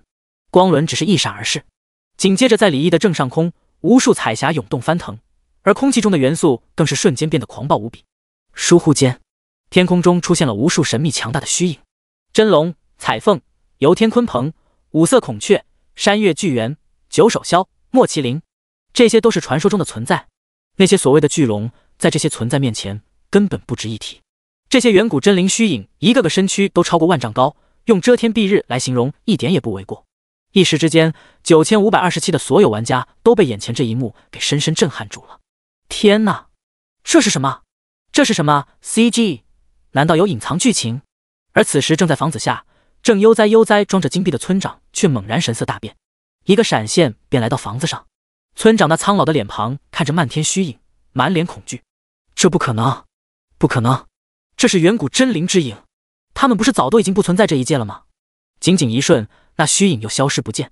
村长脸上的惊惶再也隐藏不住，阴晴不定了一会后，不行，我现在就得离开这。而始作俑者李毅却一边赶路一边抽天赋。第一个天赋已经抽出来了，真灵12变 SSS 级天赋，效果易容灵，你拥有融合吞噬真灵生物精血的天赋，融合后你会获得躯体强化。效果2真灵变，当你的躯体融合炼化足够多的真灵精血，你将获得召唤真灵虚影，甚至化身成真灵的能力。这是第一个天赋。真灵，李毅从永恒官网中的背景资料看到过介绍，这种生物传说是自开天辟地就存在的生物，据说早已经不见踪迹，但这世界却有许许多多他们的血脉后裔。比如巨龙这种生物，便是因为有了真龙一丝精纯血脉，从而具有摧城灭国的恐怖实力。毫无疑问，这个天赋是一个超大后期的天赋。假如一个玩家觉醒到这个天赋，那前期就必须得苟着发育了。真灵精血那玩意哪是那么容易弄到的？是否开启第二个天赋抽取？是。刚刚散去遮天蔽日的真灵虚影，如今还不到10秒钟，整个天空又开始抽搐，随后便出现一个浑身金灿灿的擎天人影。这人影高达100万丈，宛如世间唯一的真神造物者。他的额头铭刻着一枚玄奥且晦涩的符文。所有人看到这一身影的第一印象是伟岸，对，就是伟岸，宛如一尊独步9天无所不能的至尊强者。仙王领9天，天哪，又来了，这到底怎么回事啊？绝了，快录起来放网上去。对，怎么我9527怪是那么多？快看，全是重瞳。重瞳本是无敌路，多根骨头多条路。所有人都被这擎天神灵震惊的难以形容。他有着一双闪耀着金色火焰的重瞳，那一双眸子内蕴含着浩瀚宇宙般深邃，让人无法直视。而紧接着他的眼神有意无意地往李毅这边扫过，随后便神灵虚影便消弭不见。被那虚影仅仅是眼神扫过而已，李毅便感觉浑身燥热，几乎要融化。好恐怖的眼神！最后天赋出来的时候，却让李毅一头雾水。原本以为会觉醒个什么重瞳啊之类的天赋，没想到居然是一个功能极其简单的天赋。食精者 SSS 天赋，效果：你具有吞噬灵矿强化自身躯体的能力，吞食特定矿石一定数量能觉醒相关神通。很简单的介绍，但李毅毫不怀疑这个天赋的强大。就凭刚刚那神灵虚影的逼格，李毅就觉得这天赋不简单。只不过这又是一个发育类的技能，而且光听名字就知道这玩意需要海量的资源去填。是否进行第3次天赋抽取？是。最后一次，天空中再没有什么恢宏的异象，只有一道极其浓郁的绿光在天空一闪而逝，似乎是一个小瓶子的轮廓。参天造化 SSS 级天赋，效果：你的体内将会源源不断凝聚参天造化之力，可用于催熟植物。没有一个 SSS 级天赋是省油的灯。看到这个天赋，李毅终于释怀。有了这个天赋，将来不用太担心资源问题了。没钱了，老子卖要去。不过有一个问题，李毅是一个法师，觉醒的天赋似乎跟法师都没什么直接的关系。倒是第一、第二个天赋都提到了，能够强化躯体，能让它更硬。干了！早知如此，就应该选择战士了。现在讲那么多都没用了，开弓没有回头箭，还是赶紧去把传送阵修复了，然后再去太化城把任务交付了，最后再转职。真灵12变、食精者这2个天赋都是条件成长型的，也就是说完成特定条件，他才能变得更强。那今后可就有的忙了。按照村长那老东西提示，李毅来到了城东10里地的位置，果然在这里找到了一个古朴传送阵。只是阵法中央似乎一个盘子模样的位置似乎少了一件东西。于是李毅开始在四周开始寻觅那头疯牛的踪迹。15分钟后，在周围灌木森林寻寻觅觅的李毅发现了目标，终于找到你了。第28章，稀有级武器黄金破灭之弓，荒野蛮牛王卓越级 BOSS， 等级15，生命值2000020000，物理攻击350，物理防御250，法术防御250，技能野蛮冲撞、复苏、践踏、犄角攻击。描述：这是一只失恋的牛，他的牛老婆被别的牛了，被绿的他发疯了，他觉得可能自己绿植吃多了，于是想换，就把传送阵空明石吃了。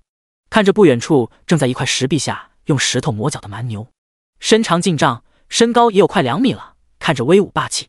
再看看他的描述，惨不忍睹，还荒野蛮牛王，要不你叫小丑王吧，回歌坛吧你。着急去主城的李毅没有过多浪费时间，挥舞法杖开始吟唱。这只 BOSS 是典型的皮糙肉厚型的怪，有一定的爆发跟控制，值得李毅认真对待了。于是李毅身影一个模糊，便迅速来到他的身边。蛮牛王反应迟钝，根本没有注意到他的身边已经多了一个人了。李毅单手一抬，全身发力，五指紧握成拳，用尽全力轰击在他那硕大的牛头上。轰！负490，强大的力量顿时将庞大的蛮牛躯体掀翻。牛脑袋嗡嗡嗡，不知道发生了什么，只觉一阵脑壳疼。牛生已经那么难了。随后李毅把蛮牛直接按倒在地，强大的力量令其根本无法挣脱。李毅吟唱施法，火强术，瞬间在一人一牛之上燃起熊熊烈火，法杖高高举起，重重落下，开始打牛肉丸。被绿了还出来溜达，老婆被牛了也不知道牛回来，跑来这里磨脚，还他妈吃石头啊！天赋不灭之握触发，你的生命值永久性加10。很快，蛮牛王化身蛮牛王牌手打牛肉丸烧烤，他死得惨不忍睹，顺便给李毅叠了35层不灭之握，如今已经有95层了。他现在的永恒宝库里面共收录了4个天赋，但是并没有佩戴上阵真灵12变这个天赋，所以依旧能叠不灭。值得一提的是，当他不佩戴不灭之握的时候，没有了额外的攻击还有恢复加成，但是生命加成效果却不会消失。你击杀荒野蛮牛王，你获得11000点经验，并额外获得 50% 的越级经验奖励。天赋效果宿命支配者触发，你获得稀有级装备黄金破灭之弓乘1。哎呦，天赋刷出装备来了，不过居然是弓箭手的武器。武器黄金破灭之弓，品质稀有，属性物理攻击175，附加属性破甲加50，攻击有 10% 的概率无视目标护甲。等级限制大于等于15，职业限制弓箭手，特殊限制敏捷属性大于等于60。好粗暴的属性，物理攻击超高，还有破甲跟无视护甲的效果，这简直是弓箭手心目中的神器。弓箭手一般都主敏复力，他们机动性强，但前期攻击很弱，在前期基本上是累赘型队友，中后期弓箭手开始发力了。破甲属性还有一些无视护甲的装备技能，直接让弓箭手成为了单体输出最爆炸的职业。而这把武器毫无疑问直接把一个普通弓手拉到了中后期，直接发力。可惜了，他用不了，这物理攻击高达175，他那根还用不了的法杖也才155点法攻而已。接下来还是看老牛爆出什么来吧。这是手刹，必爆卓越级装备的。翻了翻老牛的尸身，最终找到了一只护腿。护腿蛮荒守护者之腿，品质卓越，属性力量加15，敏捷加10，附加属性战士技能重击等级加1，等级限制大于等于10，职业限制战士，特殊限制无。还可以，但都不是李毅的菜，这倒是有些郁闷。他身上只穿了6件装备，现在还差2个护腿，一个手镯，一条项链，才算把身上的装备集齐。他都这么惨了，那其他玩家指定更惨。9成9的玩家都还只装备着新手木剑跟新手步甲吭哧打怪呢。最后看着老牛的尸体，我他妈哥！你获得百年牛黄乘1，你获得荒野蛮牛王皮，你获得空明石乘1，你已修复智障村太化城单向传送阵，是否消耗5银币传送至太化城？是。咻！一阵天旋地转后，李毅就来到了一处极具梦幻感的广场，这是太化城的太化广场，入眼之处尽是繁华，各式充满魔法与古老气息的雕塑、喷泉。路上行走着的或是浑身长袍的神秘法师，或是浑身华丽甲胄的长剑战士，而道路两旁的建筑宛若宫殿幢幢，墙壁上刻画着复古的花纹。简陋落魄新手村跟着大气磅礴、繁华落尽的主城比起来，一个是萤火之光，一个是皓月之明。即便再看一次，李毅依旧觉得有些许震撼。就在李毅神情恍惚的一瞬间，恭喜玩家已成为首个进入主城的玩家，获得奖励，称号先登之士乘1，经验值乘10000，并将进行全服通告，请问是否隐藏昵称？否。恭喜玩家已成为首个进入主城的玩家，将获得特殊奖励，特此全服通告并载入永恒史册。全服通告一连3响，开服第2天脱离新手村，而其他人如今还在3、4级徘徊。最重要的是，李毅现在还攒着10来万的经验值。玩家们虽然震惊，但也绝对在情理中，毕竟人家把20级稀有 BOSS 都给宰了，玩家们心里只有苦涩。特别是厉飞羽，听到这公告，饭也吃不下了，就吭哧吭哧的拼命打怪升级。他已经快8级了，不过这也让他觉得他跟李毅也并没有太大差距。如果让他知道李毅手头上还有10几万经验值，不知道如何想。毕竟从1级升到10级才不到4万的经验值，他觉得自己10级也能到主城，可是中间还卡着一个15级卓越 BOSS。 称号唯一，先登之士，品质稀有，效果击杀怪物额外获得 10% 的经验值。这太化城非常广阔，只是这一个城池就有960万平方公里，而这样的主城在永恒大厦区有108个，总共108个主城，而一个主城内部也包含着数不尽的城镇，城镇之间也会有山川河流，基本上可以理解，一个主城就相当于一个国度。在这里出行，靠双腿走是行不通的，每隔100公里就会有一个传送阵，传送阵旁都会有一种叫飞梭车的魔法科技产物，短途出行基本上都是依靠这种交通工具。对于太化城，李毅很熟悉，但也不敢说什么都知道，不过基本常识他还都是知道的。例如很多野怪副本实际上在太化主城辖区内，再例如到了主城以后，就可以在寄售商店上购买全服玩家寄售的装备，不再有新手村概念了。也就是说，他也可以买新手村玩家寄售的装备，而他寄售的装备也将展示在全服玩家面前。再例如，出了新手村就没了安全区的概念了。先做传送阵，找到陆恩长官，把修复传送阵的奖励先领了先，然后再去太化圣殿准备领取隐藏职业的转职任务。第29章太化圣殿，消耗50银币可以坐一次飞梭车。飞梭车内的空间很大，有50个座位，座椅坐垫都是某种野兽皮革鞣制而成的，坐着蛮舒服。唯一让人不舒服的就是车上其他乘客的眼神了，看待李毅的目光宛如未开化的蚂蚁一般。尽管李毅模样堪称风神俊朗，直追读者老爷，可这些 NPC 偏见的眼光只看到他身上那用不知名野兽皮制造的皮甲，下等人、粗鲁、无礼等等品质都会被他们先入为主的安在李毅的身上。李毅倒是无所谓这些目光，只要不惹他。趁着在飞梭车上空闲的时间，李毅联系了下李可儿跟李成安两人，不知道他们玩得怎么样了。在进入游戏之前，他只了解到了他们2个的昵称，于是先给老妹发私信：咋样？好玩不？几级了现在？过了好一会，对方才回复：可爱哥，你忙完了，我快2级了，你的职业是不是法师？我报到了一个1级法师用的戒指捏，给你用，听说装备可是好值钱的捏。李毅哭笑不得，没想到可儿运气倒是挺好，不过这倒是让他有了一个好主意。正在他思考的时候，可儿开始喋喋不休起来了：可爱哥，有一个跟你同名的玩家好厉害捏，每过一会就会通告他怎么样捏。可爱，我要是那么厉害就好了捏。可爱，而且周围的人都在讨论他呢。有没有可能那个人就是你哥我呢？可爱，切，我才不信。对了，哥你找我干嘛？我正在沙兔几捏，忙着的嘞。你选的啥职业？牧师吗？可爱，不是捏，我是刺客捏。可爱，没有脑袋，谁欺负我们，我就让谁没有脑袋。李毅，刺客可是一个很吃操作的职业，而且也是杀气最大的一个职业。他没想到妹妹会选择这个职业。你把你打到的那个戒指给我。可爱啊，好的捏，我要怎么给你撒？你先找到寄售商城，然后把那戒指挂售上去，选择最便宜的挂售方式，然后再设置出售价格为1万金币。可可爱，好了撒好了撒，臭哥哥，快谢你宇宙无敌超级爆可爱的妹妹。咦，好好好，谢谢可儿的戒指。可可爱，不过哥你哪里来的那么多金币呢？我现在都还没攒够1银币呢。咦，首充6块钱送了我100万金币。可可爱，臭哥哥，你又浪费钱。咦，记得金币不要给其他人啊。可可爱，我才不给别人呢，哥哥给我的。李可儿看着乖巧，可实际上是一个守财奴。除了李毅，谁也别想从他裤袋里掏出一个子，而且他很社恐，基本没啥朋友。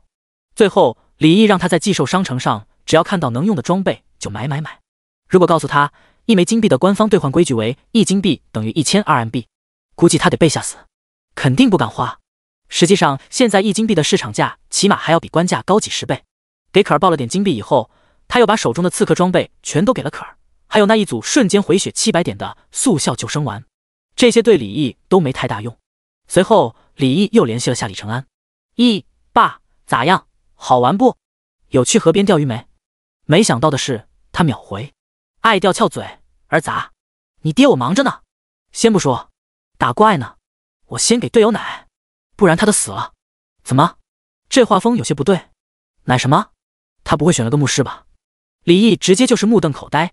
他突然想起李承安是一名00后，那个时候网络盛行毒奶文学，他爸长得酷似宋小宝，黝黑且像瘦猴。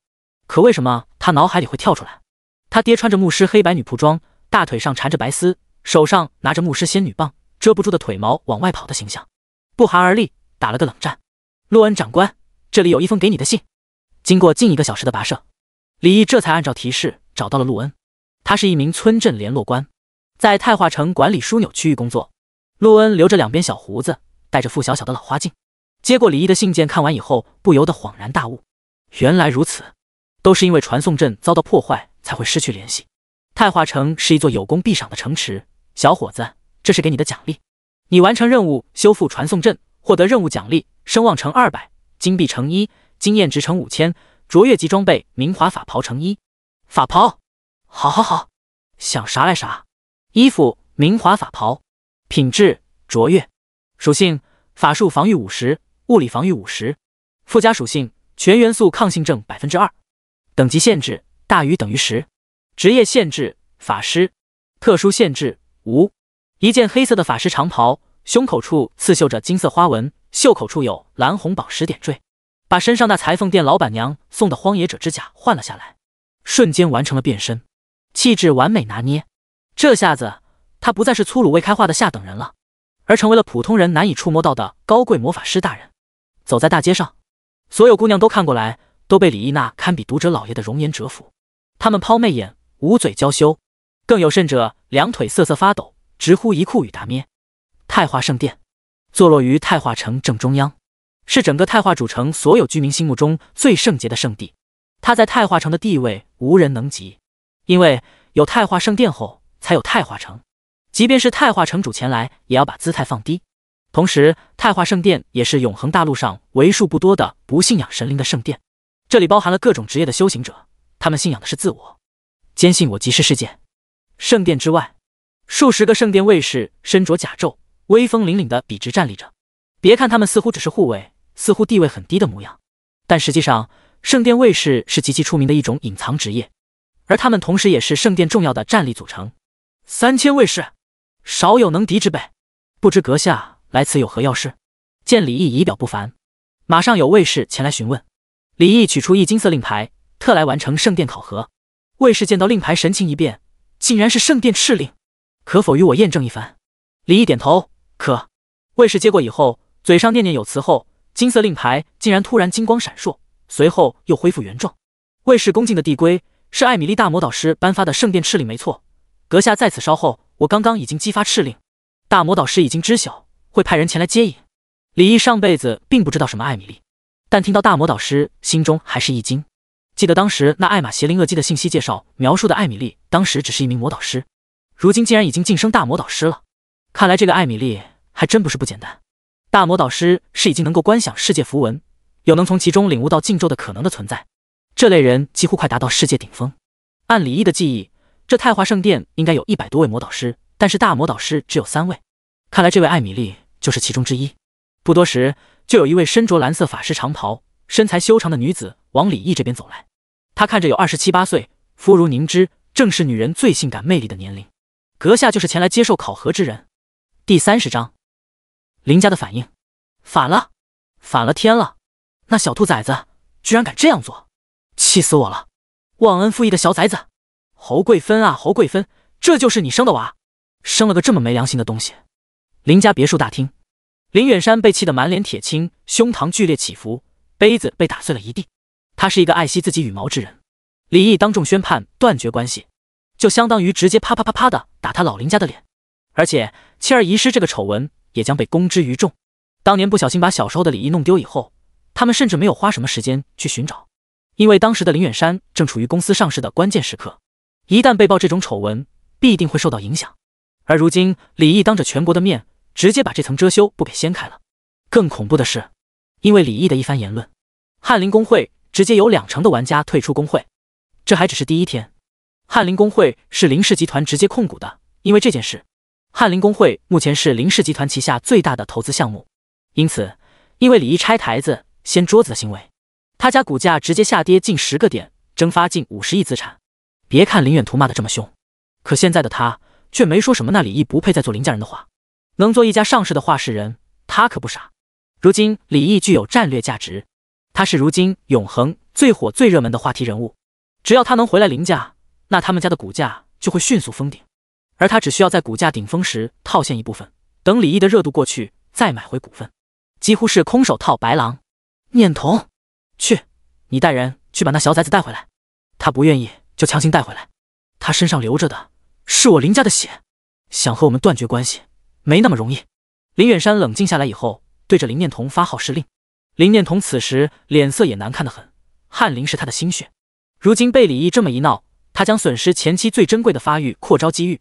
别说全服前10的工会了，这样下去前30都悬。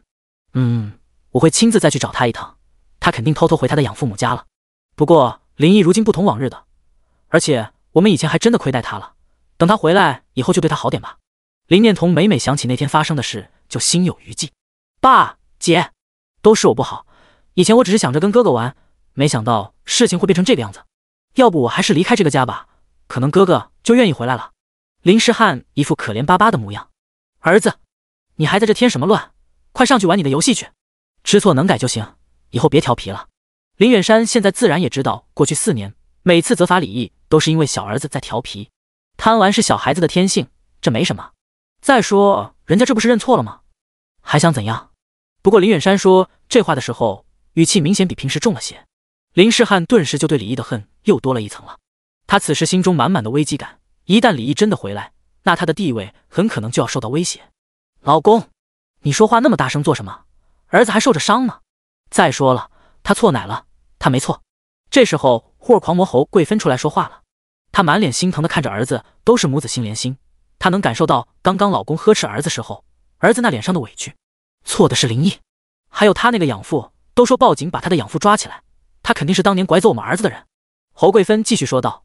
侯贵芬妇道人家，他可不管什么游戏不游戏，他只心疼他的小儿子。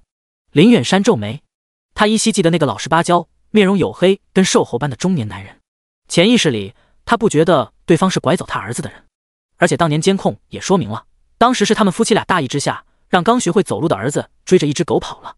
可如今妻子再提这事，心中顿时有了计较。念童，如果他坚持不肯回来，你就打电话给你局里的陈叔，让他重新调查当年的事。这话说的林念童都是一惊，这话的意思就是如果事情不顺利，就让人把李父抓起来。可他又依稀记得当时那个带走李毅的高级军官。可是林远山知道女儿担心的是什么，那小崽子还能有什么政治资源？没有什么好姑息的，你放手大胆的去做。我在古城那么多年，花了那么多钱，养肥了那么多人，不就是为了今天用的吗？在古城，我不允许有这样牛逼的人存在。虽然此时他们讨论的全都是对李毅不友好的话题，可话里话外全都是想要李毅回来林家，这让林诗翰心中不爽到了极点。原本他还想放一段时间再宣布的秘密，他再也忍不住了。爸姐，我在游戏里面觉醒了 S 级天赋。什么？真的吗？小汉，那太好了！哈哈哈哈！好好好，不愧是我林远山的儿子。林毅那小畜生也许只是游戏前期厉害一点，等再过一段时间，他无论前期得到什么奇遇，肯定没有 S 级天赋强。对了，小汉，你明天就要生日了，爸已经给你买好了一辆保时捷超跑了，这是钥匙。林夕瑶一直没有说话，把头垂得很低，一听到生日，他突然抬头。小易，跟小汉生日是同一天。是啊。林远山若有所思，这倒是一个拉他回头的好理由，带他回来，让他也来小汉的生日派对，就当是给他也过生日了。还有，林毅不是一直喜欢小汉那个变形金刚玩具吗？就把那个作为他的生日礼物吧。那个变形金刚不便宜，限量版值10好几万呢。而另一边，太华圣殿，李毅在一名圣殿法师的带领下，正前往大魔导师艾米丽的修所。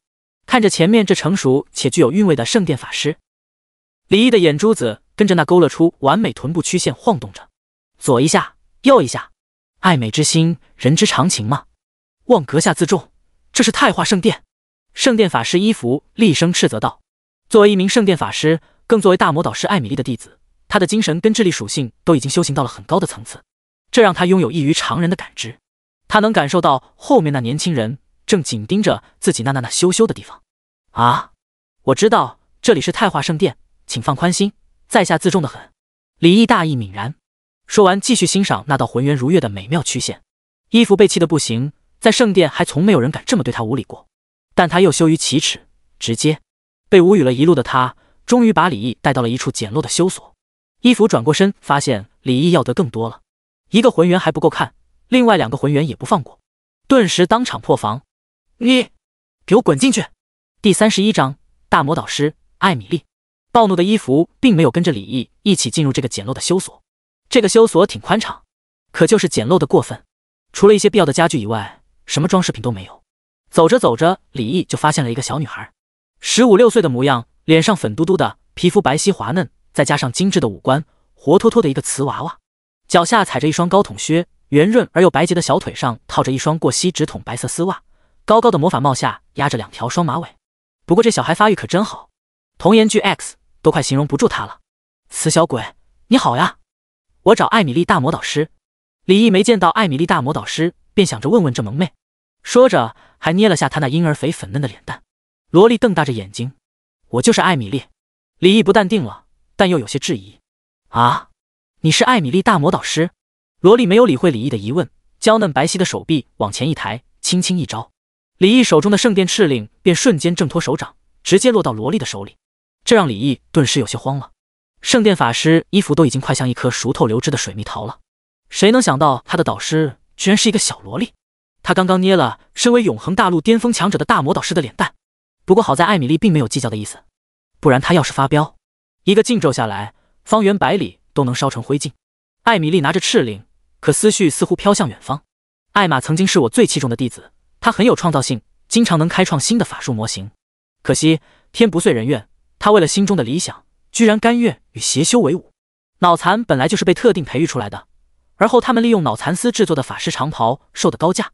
更残忍的是，那脑残丝之袍居然能控制法师的思想，当圣殿发现的时候，已经有数百魔法师遇害，财产被夺。他真是个白痴傻瓜大蠢蛋。听到这，李毅这才明白，那200万金币感情是这样来的。那邪修呢？抓住他了吗？李毅突然想到村长。艾米丽似乎也很郁闷。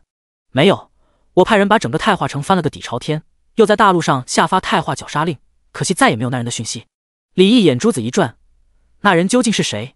艾米丽那粉嘟嘟的脸蛋颤了颤，气鼓鼓道：千变邪虫，克斯拉！我早该猜到了，都是他设了个局，利用艾玛的执念，一步步将他引入深渊。李毅还在感慨村长的狡猾，最安全的地方就是最危险的地方。谁能想到他居然还留在那个脑残村，还是村长。好了，艾玛临死前有跟你说过什么话吗？艾米丽突然话音一转，看向李毅的表情有些期待。李毅一愣，当时那怪被他按在地上直接敲死了，哪有给他机会说什么话？但看着艾米丽那期待的眼神，瞬间神情一变，变得格外严肃真诚。他说他这辈子最开心的时间就是当艾米丽导师的学徒。他说他这辈子最对不起的就是艾米丽导师，希望导师能原谅他。他说他羞愧难当，是自愿死在那个叫易的帅哥手下的，并看出来了这个易是一个绝世天才。他希望导师能够看在他多年尊师重道的份上，能够给这个易转职最厉害的职业。艾米丽那长长的睫毛颤了又颤，胸前波涛颤了又颤。我都下令处死他了，他真的，我哭死。艾米丽长舒一口气。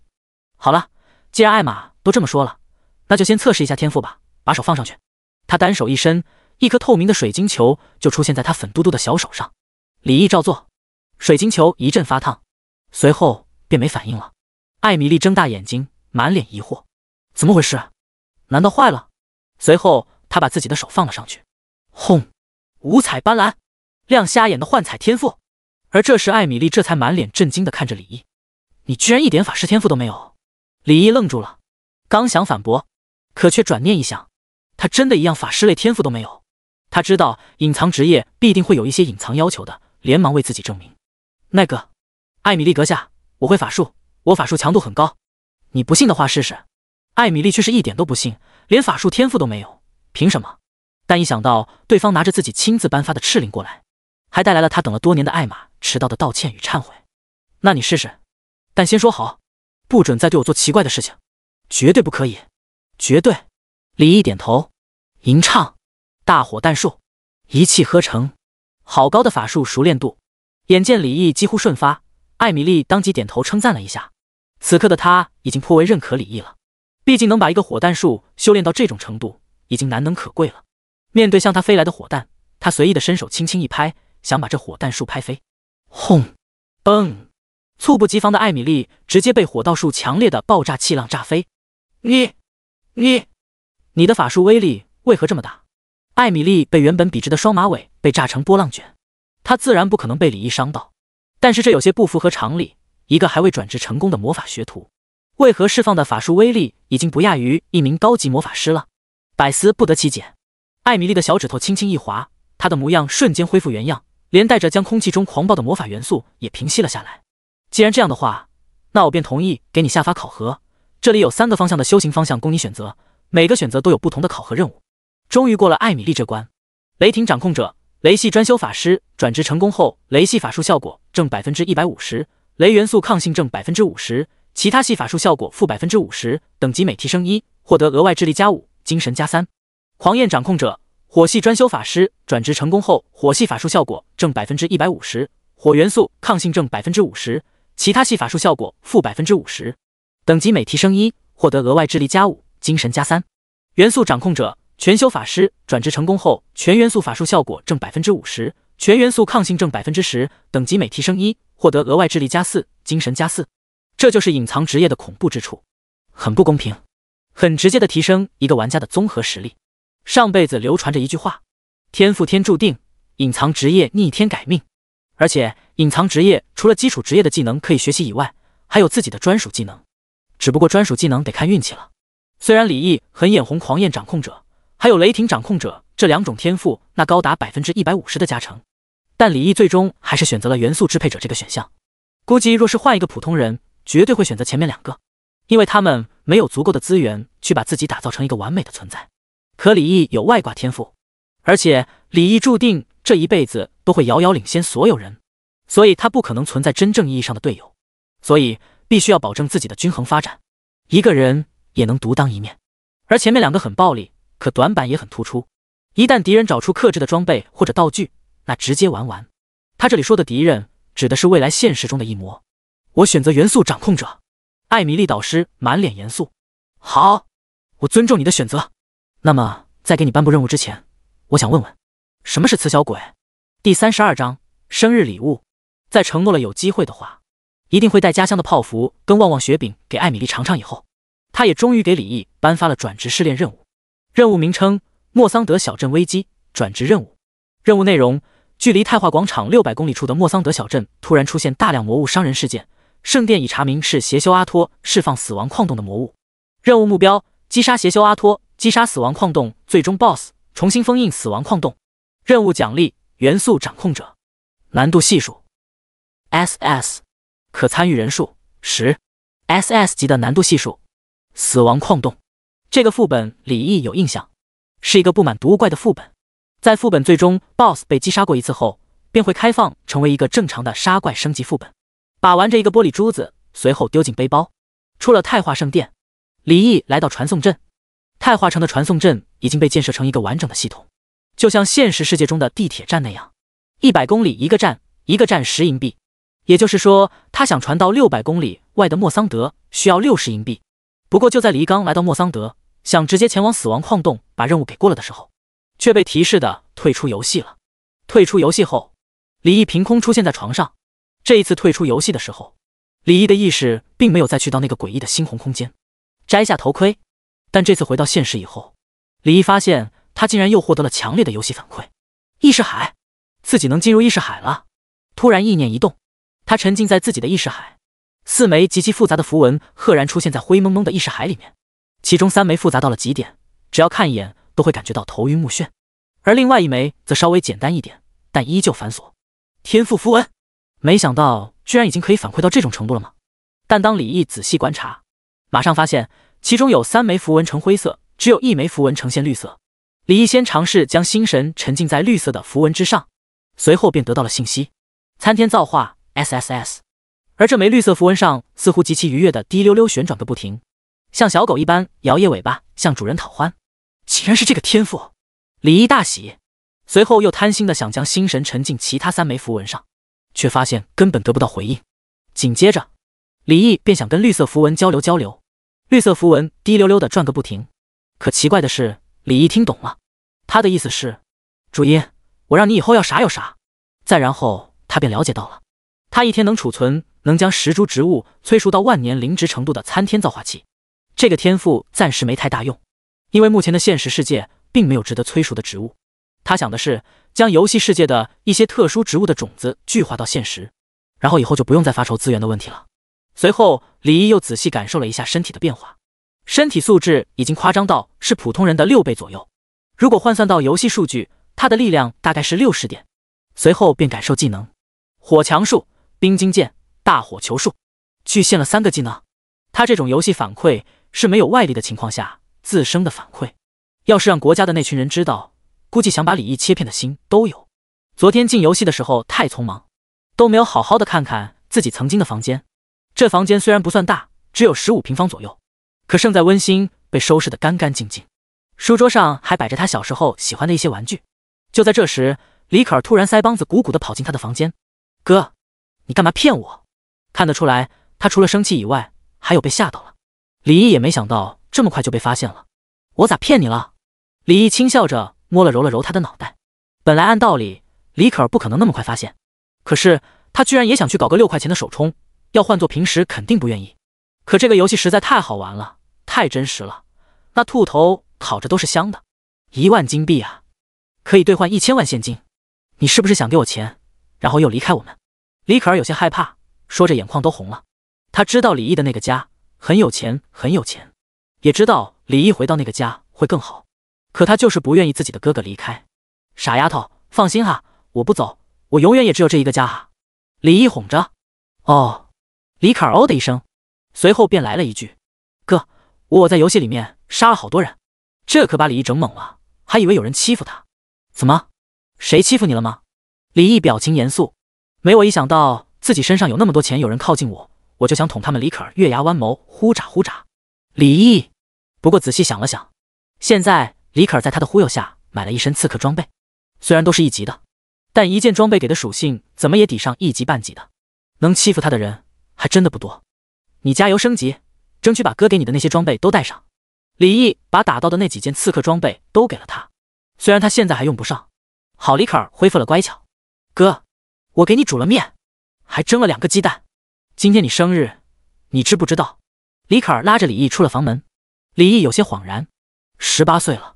是啊，生日要吃2个鸡蛋，只有家人才会提醒自己。已经好久没人对自己说过这话了。饭桌上最兴奋的居然是李承安，他手舞足蹈地告诉李毅跟李可儿他怎么杀怪，怎么奶队友。1天的时间，他居然已经2级快3级了。想来也是，第2天的话，低级怪刷新的人数会少很多，相对应的升级速度自然会升起来。简简单单的一顿早餐，吃得温馨且快乐。李承安身为00后，大学刚毕业就选择躺平进国企，如今依旧过着朝10晚5的生活。他说他一辈子也不知道什么叫卷。进了体制后，他也不图升官，不图发财，偶尔用望远镜看看星辰大海。没想到如今玩游戏倒是体验到了卷字怎么写。三人开心地聊着各种八卦，有什么说什么，没有谁讨好谁，彼此之间都是最重要的人。一时之间，美好的让李毅觉得有些梦幻。这种平凡的美好，让李毅更加坚定守护家人的决心。小易啊，你生日爸也不知道送你什么，这张卡你拿着，多的爸也没有，这20万就当是给你以后凑着买房结婚用啊。我得去上班了，一会该迟到了。李承安突然塞了一张银行卡到李毅手里，然后转身就走了。李承安怕以后没有机会给儿子，而李毅看着手中写着密码的银行卡，心中五味杂陈。西西哥，我也有礼物要给你呢，你闭上眼睛。李可儿突然也跳出来拉着李毅的手。好，李毅闭上眼睛，睫毛轻颤。噔噔噔，可以睁开眼睛了。李毅睁开眼睛，是一本画册本。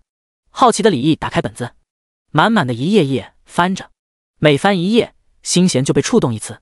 这是他儿时的最爱，每一页都画得栩栩如生。没想到这么多年过去了，可儿还记得。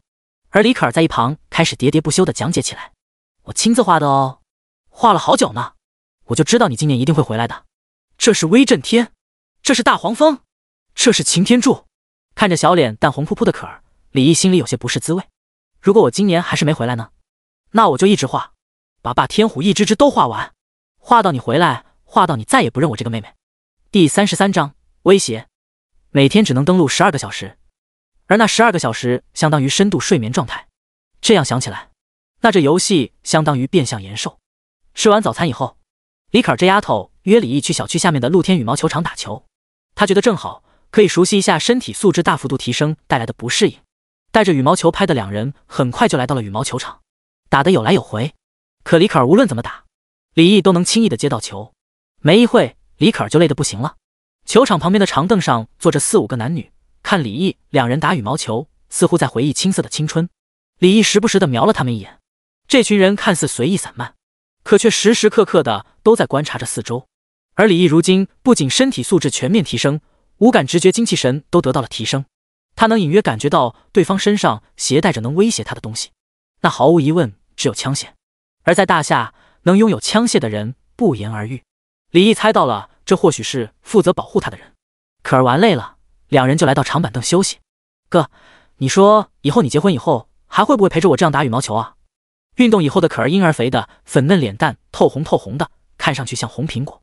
那你结婚以后还会不会陪我这样打羽毛球呢？李毅老有经验了，对于这种问题还是还回去。我才不。可儿刚想说什么，却发现李毅眉头微皱，扭头看向小区大门方向。可儿循着李毅的目光看去，一个窈窕的女子正大步往这边走来，她的身后还有2个戴着墨镜的大汉，抬着一个半人高的变形金刚威震天手办。此人不是林念童，还能有谁？不过李毅却敏锐地发现，还有几十个人正在更远的地方候着，并没有跟过来。哥，怎么了？你认识那些人吗？可儿疑惑地问道。一个欠我债的人。可儿，你先回家休息，晚点我骑电动车载你一起去吃酸菜鱼。李毅捏了捏可儿肥嘟嘟的脸蛋。啊，好，那哥你快回来。李可儿很听话，等看着可儿进了楼栋，瞬息间李毅脸上布满了冷漠。小易，刚刚那是你妹妹吗？很可爱嘛，不过怎么见了我就走，这可不太礼貌哦。林念童此时的话语态度早已没了当时的盛气凌人。小易也是你能叫的，我家人怎样也轮不到你来评头论足吧？是我当天话没说清楚，还是你们林家全都聋了？李毅面无表情，坐在板凳上翘着二郎腿。小易，咱都是一家人，有些磕磕碰碰都是难免的，说什么断绝关系都是气话，爸妈可想着你呢。林念童表情不自然一闪而逝，他还真没这么低三下四跟别人说过话。爸妈？呵，李毅冷笑。小易你别这样，咱们都是一家人，身上流着相同的血。你看，你不是最喜欢这个变形金刚吗？爸妈说把它送给你当做生日礼物，他们是爱你的。林念童笑着指向那极为逼真的威震天手办。这该死的记忆，这只威震天手办是林氏汉数不尽的玩具中的一个，而他确实对变形金刚情有独钟。李毅记得刚被接回去的时候，他见到这只威震天就跑不动道了，只是偷偷玩了一下，林世汉就哭着去跟姐姐们告状，说李毅为了抢玩具玩打他。那时候的林远山夫妻因为李毅刚回来，并没有打他骂他，可3个姐姐不干了，对他又打又挠的，而林远山夫妇就看着什么也没做。等林父2人看到林世汉脸上露出了笑容，这才出来阻止。最后林远山决定以后每1个月就允许李毅玩一次这个玩具，而作为给林世汉的补偿，那就是给他买一套100多万的 VR 全息虚拟游戏。上辈子他确实胆小又怯懦，这没什么不承认的，甚至认为那1小时是父母给他的爱。可李毅现在只想毁灭这一切。一家人爱我，爸妈，哈哈，你看这是什么？李毅从口袋掏出一把电动车钥匙。林念童后退了2步，看到李毅这般举动，他总能想到上一次他差点被卡喉掐死的场景。要钥匙？他试探地问道。钥匙，你们配吗？配个几把？李毅甩着钥匙认真地问道。配啊。你……林念童刚开始没听明白，等反应过来，精致白皙的脸顿时涨红一片，似乎受到了极大的侮辱。林毅，我是你姐，这是不可推翻的事实，你怎能跟我说这些污言秽语？你听话，姐是为你好，趁现在事情还没到不可挽回的地步。我跟你说，世汉他在永恒里面觉醒了 S 级天赋，只要你把导致你游戏里变得强的可怕的那把装备或者秘密交给世汉，好好辅助他，我们林家一定会走向一个新的辉煌。林念童觉得他诚意满满，把世汉是 S 级天赋的秘密都说出来了。这话却是让李毅一愣，为什么林世汉依旧觉醒了 S 级天赋？那 S 级天赋的头盔不是在自己那吗？难道说天赋跟头盔其实根本一点关系都没有？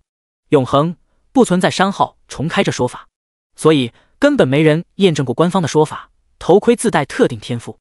看到李毅发愣，林念童还以为他被说动了，于是赶紧趁热打铁。小易，爸妈还有西瑶都在给世汉准备生日派对呢，刚好你也生日，可以一起开心一下。回过神来的李毅满脸无语，刚想起来给他的大嘴巴，却敏锐地察觉到旁边居民楼上一道道目光正看过来，而妹妹可儿也正往这边看着。李毅知道这妮子的想法，肯定怕她又不声不吭地走了。看来阁下的妈妈应该很幽默嘛，不然怎么能生出你这么一个笑话来呢？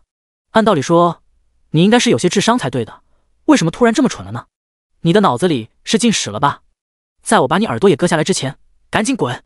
听到割耳朵这句话的林念童终于一改之前好脸色了。是啊，世汉的耳朵都被这小畜生割下来了，自己还跟他说那么多干嘛呢？好话说尽你不听，你以为你做的这些事就能这么算了吗？在游戏里可能我们暂时不能拿你怎么样，可在现实，别说是你那个所谓的妹妹还有那个养父都会承受难以承受的代价。你的妹妹会被学校开除，你的养父会失去工作，还会面临牢狱之灾，你莫以为我们林家做不到。而你，我的好弟弟，我会把你抓回去软禁起来，在你把游戏里的秘密都吐出来后再送进精神病院，等你什么时候想明白了再把你接出来。说这些话的时候，林念童很谨慎地往后退，生怕再被李毅制住，随后示意了一旁的一名黑衣大汉。大汉也没拖大，对着后面一招手，顿时那数十个壮汉浩浩荡荡地往这边走来。第34章诡异空间恐掌魔。当林念童说出威胁他家人的那一番言论以后，就宣布了林家一家人的死刑。等到28天后，异魔入世的第一时间，他会准时准点灭他林家满门。亲王，李毅这个人很小气，你敢拿我家人威胁我一点，我敢杀你全家，哪怕跟他们是存在血缘关系。区血缘关系跟家人比起来实在微不足道。林念童此时恢复成不可一世的模样，双手抱于胸前，微微扬起的嘴角似乎想看看李毅被擒住强行带走的狼狈模样。游戏里面再厉害，那也是虚拟的，在现实是要讲势力讲背景的。不过他有些奇怪，为何这次的李毅这般冷静，跟之前疯狂的模样大相径庭？还是说他已经被这么多人吓傻了？我就说他这么懦。他还来得及多想，突然听到身后传来阵阵惨叫声。惊愕的他转头一看，映入眼前的一幕让他大惊失色，面无血色。他带来的30多位安保公司雇来的人，被不知名的7、8个身手矫健、出手狠辣的年轻人轻易制服，甚至有些被轻易折断手脚，正躺在地上哀嚎不止。而此时一直坐在李毅旁边长凳上的4个年轻男女，此时向他们这边走来。首长好！来到李毅面前的瞬间，4人当即敬礼问好。这一声问候顿时让林念童懵了。林毅，你……那数十人在地上躺着哀嚎的恐怖瘆人场景实在让他心中恐惧。李毅咧嘴一笑，记住你刚刚说的话，日后死到临头不要问为什么。说着便捡起跌落在地上那只威震天。这威震天上面的所有棱角细节他都记得清清楚楚，可想而知以前他有多喜欢这只玩具。即便这只威震天手中那把合金制作的领袖屠刀曾经把他抽得疼得死去活来，却依旧难以让他对这威震天的喜爱之心减弱一分。骤然，整个威震天燃烧熊熊烈火，只是转瞬间，连同那把合金制成的领袖屠刀也化为铁水滴落在地板上，滋滋作响。那4名走过来的青年顿时为全球变暖做贡献，倒吸凉气。这是，而林念童更不用说了，简直跟看到妖魔一般的眼神看着李毅。从他的视角刚好能看到，李毅的手心突然出现一个黄澄澄的火球，那火球只是往威震天手办上一沾，瞬息之间，这好端端的一个高级手办就化为灰烬，连那合金制作的武器都没能幸免。这已经超出了他所能理解的范畴了。那手办可不是他准备的魔术道具，超能力、异能、觉醒，这不是 YY 小说里面才有的吗？还没等他想明白，就有一名青年手持证件走上前，对着他说道：“小姐，你涉嫌危害大夏国家安全罪，现在将被逮捕。”林念童还处于懵逼状态。我什么时候危害国家安全了？青年解释：“李毅顾问的安全即是大夏的安全。铐上，带走。住手！快住手！你们没有权利对我做这种事。辛苦几位，敢问几位是丁将军派来的吗？”面对这些保护自己家人的人，李毅表现得十分客气。是，本来丁将军早上会过来探望李顾问的，不过临时有重要的事情，所以只能改为下午。想问下李顾问下午时间方不方便？说话的是一青年，这些青年并不是那位的卫队，只是丁将军派过来的身手好的老 A。方便的。李毅点头。霎时李毅似乎想到了什么，便开口问：“刚刚那女人，你们会怎么处置？”青年还以为李毅是担心林念童，毕竟他了解到的那女人是李毅的亲大姐，便解释道：“您放心，最多关他几天，毕竟他的行为还未有什么实质性的损害。”李毅闻言试探性问道：“要不还是处死？”处理完，寒暄一番，回家。可儿见到李毅回来，并没有多问什么。后面李毅骑着个电动车，载着李可儿去周边吃了一顿酸菜鱼，随后又带她去逛街，章鱼小丸子、鸭肠、牛肉饼。李毅也很久没享受过这种生活了，两个人都玩得开心又满足。一天的时间很快就过去了。在快下午6点的时候，李毅接到了一个电话，是丁伟打来的。李毅便把可儿送回家，独自去见。在某处茶馆，李毅刚到，便被丁伟热情地招呼着坐下。李毅，来，快坐。都落座后，这是给你的证件，另外军装以及勋章都已经为你准备好了。考虑到如今特殊时期，就不搞授勋仪式了，希望你能理解。丁伟递过一本军绿色小本子。明白。李毅倒无所谓，他更感兴趣的是之前说的一魔盒。接下来就是重点了。丁伟拿出一个巴掌大的古朴木盒，小心翼翼地打开后，里面装着模样跟西瓜子几乎别无二致的白色核仁。这便是异魔盒，你可别小看这东西，这小小的一枚异魔盒便代表着你可以从游戏中具现化一点的属性点到你现实中的躯体。它的作用不仅如此，还可以让你具现出永恒里的装备、道具、技能书等等。这一魔盒像是游戏与现实的一种货币一般，十分珍贵。丁伟仔细地给李毅解释道。他说的这些李毅自然都知道，但还是表现得满脸惊奇。以后又问出他真正的疑惑的地方。据他所知，这一魔盒是在未来异魔入侵以后才被公众所周知，可如今距离异魔入侵还有一段时间。这一魔盒如此神奇，是从哪里来的呢？见到李毅满脸疑惑的模样，丁伟声音放低了些：“李毅，你不是外人，我就不瞒着你了，但你仍需对此保密，不能对外宣扬。这是国家从一座疑似史前文明的遗迹中所寻找到的，并得知此物的用途。除此之外，上午的最新消息，我们找到了一个新的异魔和获得途径。在天府一处荒山野岭之中，卫星探测到异常波动，经过发掘以后，那竟然类似于一种入口，通过那个入口竟然去到一个极其诡异的空间。空间里面有一些奇怪的生物，它们很狂躁，没有智慧，但攻击性很强。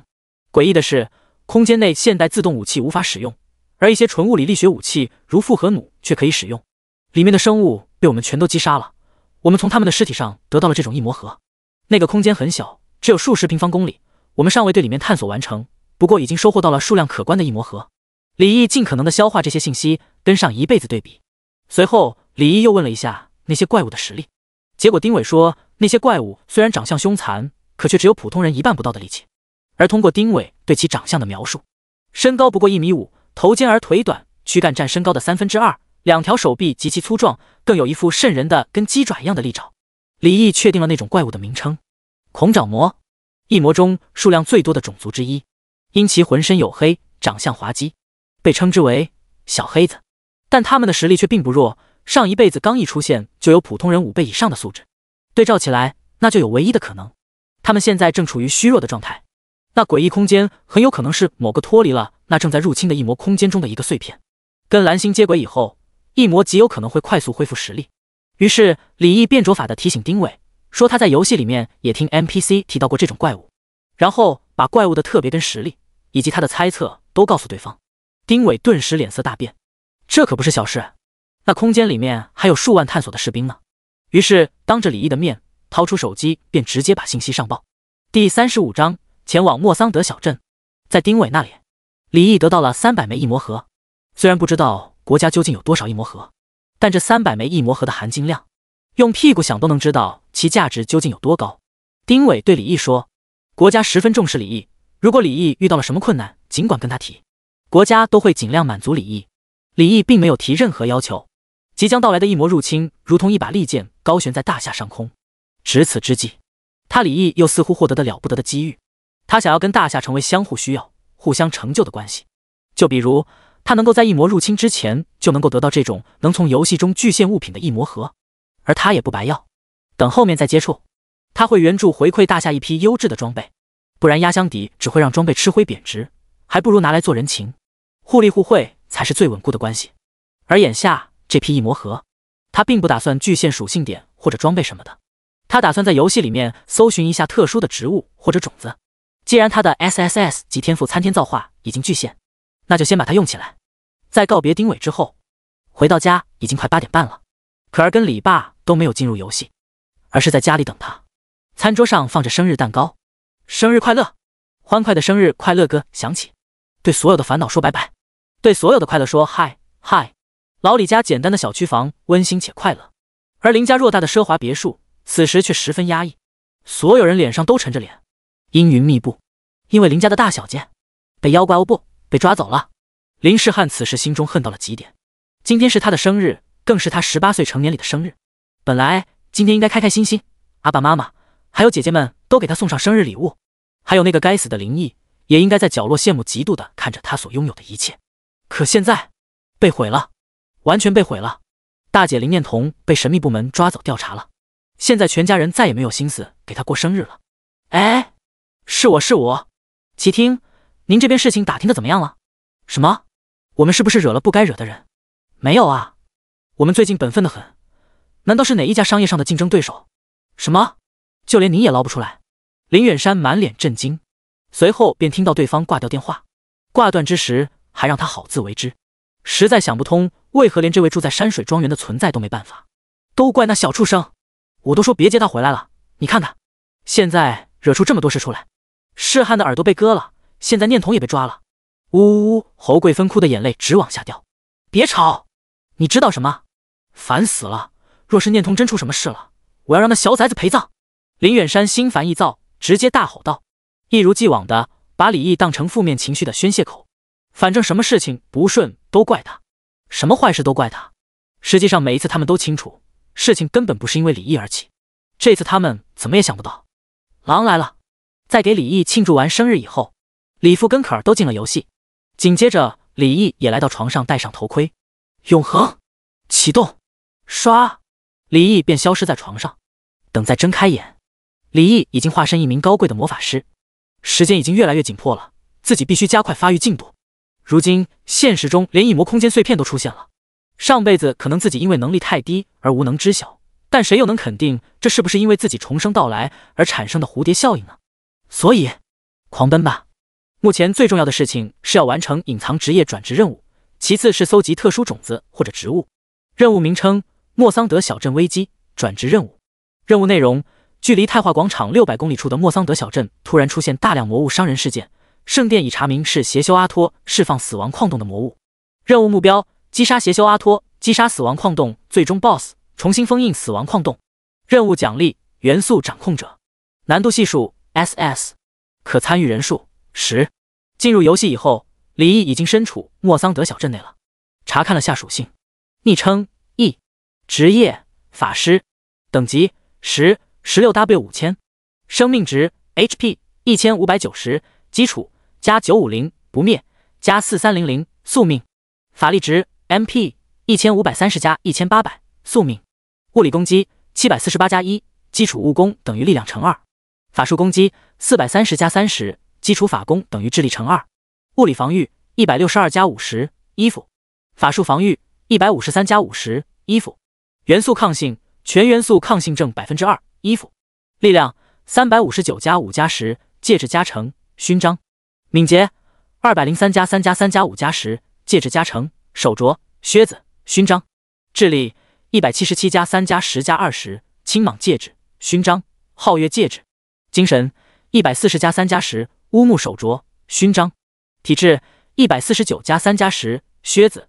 勋章；装备智障之光，明华法袍，青蟒戒指，乌木手镯，履地靴，挑战者勋章，皓月戒指；装备伤害加成，元素类法术伤害正10%，对 BOSS 伤害正10%；技能大火弹术，黄金 Max， 小火球术，白银 Max， 抗拒火环，黄金 Max， 冰晶剑，白银 Max， 火强术，黄金 Max， 光盾术 Max。天赋宿命之环，效果1，宿命支配，当前已获得技能点乘180，力量属性乘350，生命值上限乘4300，智力乘150，体质乘140，法力值上限乘1800，敏捷乘270，精神乘130，黄金沙漠之鹰，不灭之握 SS 天赋，黄金沙漠之鹰弹匣乘1。效果2，永恒宝库，10级时抽取3种 SSS 级天赋，并能额外同时佩戴3种天赋，可自由佩戴额外天赋或将其收进永恒宝库。宝库当前上阵天赋不灭之握95层，参天造化，拾金者。宝库当前闲置天赋真灵12变。这属性要是让国家看到了，都得直呼内行。李毅没有浪费时间，走出传送阵以外，便看到了一台飞梭车。在消耗50银币以后，李毅便坐上了前往死亡矿洞的路。飞梭车上只有司机跟李毅一人，享受包机服务。飞梭穿行在云层之上，透过窗户能俯瞰下方的美景。尊敬的魔法师阁下，您这次旅途的目的地最近可不太平，您可要注意安全。飞梭车驾驶员是一名长得有些尖嘴猴腮的中年人，不过此时对待李毅却异常尊敬。哦，最近都发生了什么事？李毅眼睛一亮，连忙追问。您的目的地靠近死亡矿洞，现在的死亡矿洞充斥着各类魔化毒物，而且死亡矿洞受到了魔主的诅咒，里面的毒物杀不绝斩不尽，只能依靠圣殿的封印，让他们无法出来害人。可这段时间不知道是否因为圣殿的封印结界被冲破了，从死亡矿洞里逃窜出大量魔化毒物。莫桑德小镇深受其害，雇佣了大量冒险者前来剿灭魔物，虽然暂时能抵挡，可架不住那些魔物源源不绝。唉，也不知道圣殿的大人们什么时候能到。李毅听完若有所思，谢谢你的提醒，这是给你的小费。说完手指轻弹，一枚金币便落在司机面前的操作台上。司机顿时激动不已，一枚金币几乎是他1个月的薪水。哦，感谢尊敬的魔法师大人，我这还有个消息，也许对您有用。最近莫桑德来了一批奇怪打扮的人，似乎是来莫桑德行商的商会。可奇怪的是，听乘客说他们并不售卖或收购东西，反而在死亡矿洞周围寻找什么东西。李毅皱眉，最近是在封印被破坏之前，还是被破坏以后？司机思索了一下，是在破坏之后。第36章冒险者小队。飞梭车并无法直接将李毅送到死亡矿洞入口，只能将他送到距离入口还有2公里的森林。唰，飞梭就唰的一下飞走了。司机似乎心情开心到飞起，而李毅刚下车就闻到了一股腐臭的味道，地上还有一些已经腐烂的怪物尸体。在永恒里面， NPC 击杀野外的怪物是不会被刷新掉尸体的，不然他们打个山猪，吭哧吭哧的扛回家，刚架好锅烧开水。嘿呀，我猪呢？李毅观察了下地上这些怪物尸体，看外观，有蜥蜴、蟾蜍、蝎子，还有毒蛇，个头都挺大。看来这些就是从死亡矿洞里面跑出来的，应该是被冒险者击杀的。循着地图路线往死亡矿洞方向走去，越往里面走，地上的尸体出现的越频繁，逐渐能发现一些浑身发紫且腐烂的人类尸体。看装束应该是战士职业的冒险者，但身上的武器之类的已经被搜刮走了。疏忽，远处突然传来嘈杂的喊杀声，杀死毒物，快！我们必须趁下一次毒物潮汐之前完成任务。队长，我们还差多少毒囊？再来15只赤练蛇的毒囊就足够了。小心，快躲开！可恶，鲍勃你没事吧？不好，快退开，是狂热变色蜥蜴，这玩意我们对付不了。一阵大呼小叫以后，李毅便听到了一阵杂乱脚步声，而且声音越来越近。很快，李毅便看到一群身着或铠甲或布甲的冒险者。其中一个大胡子中年人见到李毅，连忙示警：“快逃！后面有厉害的魔物首领。”见李毅不为所动，便加重语气呵斥道：“臭小子，不要命了，快走！”李毅这时终于看到他们背后那只时隐时现的变色大蜥蜴正不断的在大树上跳跃追击冒险者。狂热变色蜥蜴良好级 BOSS， 等级15，生命值3800，物理攻击175，法术攻击90，物理防御90，法术防御100。技能毒性直入，狂热利爪，变色。描述：变色蜥蜴受到死亡矿洞内邪能侵染，而导致其毒性更强，实力更加强大。运气还不错，刚来到就遇到了一只 BOSS。李毅不退，反而往前走了几步。这一幕顿时让那大叔觉得无语。所谓好言难劝该死的鬼，他决定不管这傻逼的死活了。随后一群人便纷纷在李毅身边跑过，而李毅见那蜥蜴已经进入他的攻击范围了，顿时轻摇手中法杖，口中开始吟唱冰晶剑。冰幽凌冽的气息在空气中弥漫，趁着怪物还未变色隐身之际，法术直接将其锁定释放。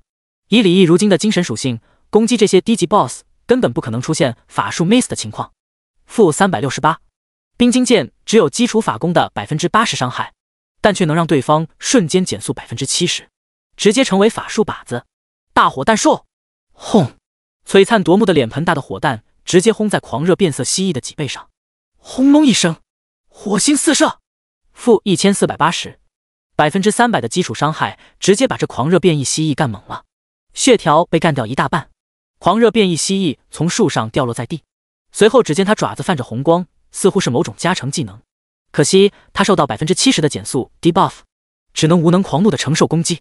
正在夺路逃命的冒险者突然听到爆炸声响，回头顿时看到无比惊骇的一幕，那只他们整个小队都不敢对付的狂热变色蜥蜴，居然被那臭尊贵的魔法师大人消灭了。以李毅现在的输出伤害，根本不是这种小 boss 能承受的，几个法术下去就直接把他给爆了。你击杀狂热变色蜥蜴，你获得5000点经验，并额外获得50百分号加10百分号的越级经验奖励。天赋效果：宿命支配者触发，你获得黄金沙漠之鹰弹匣成衣。哦，又出弹匣了，现在有3个弹匣了。这东西可能关键的时候会发挥压倒性作用。2500的真实伤害，就算幸运女神来了，也把它按在墙上，高低酷酷射他几枪。副手武器：青铜手盾，品质良好。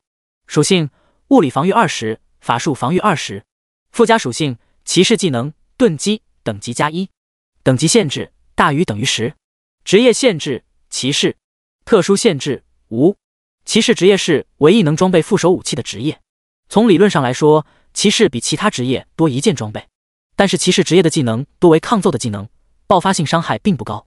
实际上，副手武器的爆率又比常规武器爆率低很多，所以前期很多玩家将是否具有副手武器将骑士分为2个层次。收进背包后，又捡起地上的20几个银币。尊敬的魔法师大人，小的有眼不识泰山，还请您原谅在下刚刚的粗鲁。大胡子带着全体队员慢慢的来到李毅这边。李毅并没有觉得对方粗鲁什么，反而觉得对方人还不错，摆了摆手说道：没关系，诸位探险家先生，我即将前往去死亡矿洞，如果你们能给我提供一些有用且让我满意的讯息，我可以将这只狂热变异蜥蜴的尸体作为酬劳。这只 BOSS 的材料李毅不准备收集，他的背包只有20格，想要升级背包的储物格只有唯一一个办法，便是在荒野遇到神秘商人。这种神秘商人真的很神秘，卖的东西很多很杂，但同样很贵，不过遇到他们的概率还是很大的。这几个冒险者听到李毅称呼他们为探险家，顿时心生好感。再听到李毅愿意以一只稀有的狂热变色蜥蜴材料交易一些讯息，更是被他的慷慨所折服。特别是其中一个18、19岁的青春雀斑少女，在观察到李毅的惊天颜值后，顿时把衣服拉低了一点，让李毅看到那一抹雪白与沟壑，看向李毅的眼神拉丝。尊敬的魔法师大人，为您效劳是我们的荣幸。关于死亡矿洞，我们知道自从魔化毒物突破封印以后，便流离徘徊在这片森林。可奇怪的是，这些魔物并不会走远，不会前往我们的村镇。另外，这些魔物每隔4个小时就会出现一次怪物潮汐，会有大批怪物从死亡矿洞蜂拥而出，但过了4个小时后，这些怪物又会集体回到死亡矿洞，而还有不到2个小时就是魔物回洞的时间，到时候会形成魔物之潮，铺天盖地的魔物，令人绝望。李毅点头，也就是说有2种类型的怪物突破模式，一种可能是受到某种力量的牵引，集体出走矿洞，又回归矿洞，而一种则是自然而然从矿洞里跑出来的。这个邪修阿托究竟在搞什么鬼呢？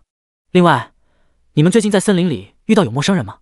李毅突然想到飞梭车司机的话语，冒险者们面面相觑，互相讨论了下，都统一口径说没有。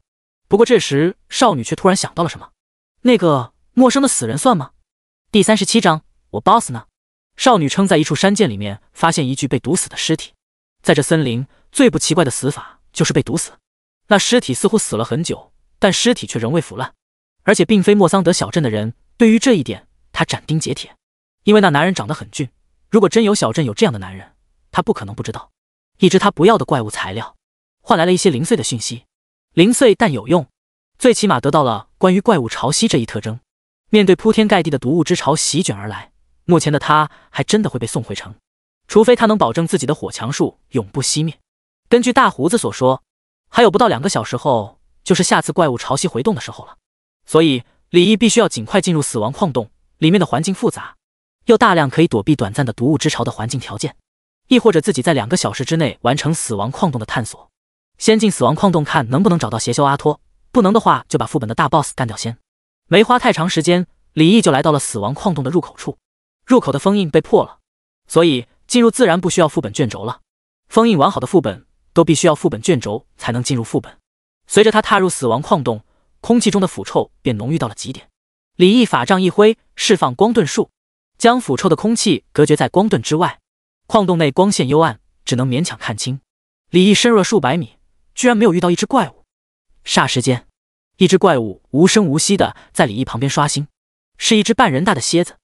巨钳毒蝎，等级15，生命值1100，物理攻击110，法术攻击60，物理防御60，法术防御40，技能毒尾、前击。描述略。突然，一只绿油油的毒蝎凭空出现，在这幽暗寂静的矿洞内，绝对瘆人。李毅被吓了一大跳。大火球术，负1100，瞬间秒杀，没有丝毫悬念。你击杀巨钳毒蝎，你获得220点经验，并额外获得50百分号加10百分号的越级经验奖励。天赋效果宿命支配者触发，你获得力量属性点乘10。该说不说，这里的怪给的经验还挺高，而且这种类型的怪特别适合法师升级，因为这种在阴暗潮湿生存的毒物，最害怕的就是火焰、雷霆等法术了。用火系法术攻击对这里的怪物有特殊的隐藏法术加成。刚刚那只怪似乎开启了潘多拉魔盒，矿洞内的多处空间开始扭曲，刷新了一只又一只怪物，有巨钳毒蝎、长蛇毒蝉，还有赤练红蛇，属性都差不多。要是女孩子来这里，估计得被吓飞。火墙术，随着李毅轻摇法杖，熊熊火焰在他脚下燃起，在火墙术范围内的怪物们顿时怪叫连连。GDDD， 负596，负688，负565，所有怪物少有能在火墙术里面坚持3秒以上的。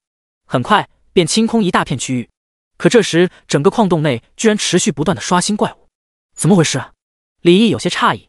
按照游戏机制，这副本里面的怪物必须死亡后，过一段时间才会在副本内继续刷新。也就是说，那些冲出矿洞的毒物之潮，在不久的之前一段时间曾死亡大量毒物，可能是一些实力强大的冒险者吧。李毅没有深想，继续往矿洞深处探索着。这些小怪们根本无法阻拦李毅，毫不费力来到死亡矿洞第2层的入口处。我记得这里应该有一只小 boss 的，现在不见了，是因为也跟随毒物之潮出去了吗？李毅见没找到那只良好级 boss 3眼毒蝉，有些遗憾，但也没有细想太多，而是直接进入第2层。第2层的怪物数量也跟李毅印象中差距很大，以前入口处起码有40-50只怪，而现在只有10来只小怪。看来第2层的怪物也无法幸免，成为毒物之潮出动去了。不过究竟是什么力量能让他们这样来回折腾呢？李毅百思不得其解。不过还是继续往第2层深处探索。李毅现在的实力过这种副本简直可以用摧枯拉朽来形容。花了半个小时，李毅来到了第3层入口处，这里的 boss 也不见了。李毅无语，刚想进入第3层的时候，在一处昏暗的角落，突然空间一阵扭曲，刷新出了一只至少有2米高的巨蟹，2只硕大犹如黑铁铸成般的钳子让人心生畏惧，而那正往外渗着绿色粘液的蝎子尾刺更是让人胆寒。不知道有多少玩家在见到这种 boss 的时候，吓得连技能都无法正常释放。邪恶巨钳良好级 BOSS， 等级15，生命值6000，物理攻击165，法术攻击105，物理防御95，法术防御135。技能巨钳撞击，淬毒飞刺，震荡。描述：巨钳毒蝎科多了邪能而进化成的邪恶巨钳，两只钳子一击能打出数千斤的恐怖力道，淬骨飞刺更是能轻易洞穿钢板。这怪也只是长得吓人而已，实际上并不算太强。唯一值得说到的，可能就是他那一身横冲直撞，能冲散玩家阵型的怪力。那钱虫一出生就发现身边有个香喷喷的人类，顿时开心的蹦跶着朝李毅爬着过来。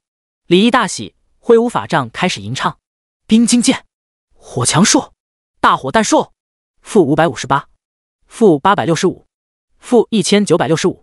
强大的伤害直接将他的血条清空一半，再补上2个大火弹术，怪物便轰然倒地，挂了。你击杀良好级 BOSS 邪恶巨钳，你获得8000点经验，并额外获得50百分号加10百分号的越级击杀经验奖励。天赋效果：宿命支配者触发，你获得力量属性乘50。好吧，又是力量属性。从进入死亡矿洞以后，李毅一共击杀了80多只怪物，宿命支配者触发率还挺高，总共获得敏捷乘220，智力乘120，力量乘370，精神乘120，体质乘190，生命值上限乘2300，法力值上限乘1800，技能点乘200，黄金沙漠之鹰弹匣乘2，内含子弹乘25。这次收获，力量属性依旧遥遥领先，敏捷属性紧随其后。至于智力，好在李毅已经习惯了。说真的，他力量属性如今744，赤手空拳就能打出1489的物理攻击，还有一点的物理攻击加成来自法杖。捡起地上怪爆的一件手镯，饰品智慧手镯，品质良好，属性智力加10，精神加3，附加属性法力恢复正 5%， 等级限制大于等于10，职业限制法师、牧师，特殊限制无。终于有一件自己能穿的装备了。你敢信？刚刚刷80只怪，爆出5件普通级装备，3件良好级装备，没有一件是法师的。果断戴在左手那个空缺的位置。接下来就是进入死亡矿洞的最后一层了。推开一个石门，上面有一个传送阵，踩上去以后瞬间传送到一个昏暗的阶梯处。走进这昏暗的向下的阶梯，很快就看到了一个稍微光亮的出口。踏进第3层的一瞬间，所有腐臭的味道几乎消失，转而变成一种腥臭的味道。可映入眼帘的这一幕让李毅瞬间目瞪口呆。我 BOSS 呢？我阁楼那么大一只的剧毒蜈蚣呢？只见那古老的祭坛之上空无一物。第1、第2层的 BOSS 还可以理解，跟随毒物之潮出去了。可这第3层的 BOSS 是根本不可能自主出去的，因为那个传送阵是单向的，只有击杀 BOSS 才会将人传送出去。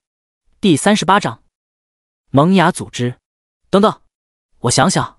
李毅停止了怀疑人生。现在还没有其他玩家走出新手村，不可能被玩家击杀掉了，那就只有可能是 NPC 了，亦或者那个任务目标邪修阿托。可这里根本没有怪物被击杀的痕迹，他不相信 NPC 击杀怪物以后还把这里打扫了一遍，所以极有可能是整只 BOSS 都被打包带走了。究竟是为何呢？略微思考了一下，李毅决定等，就在这里等。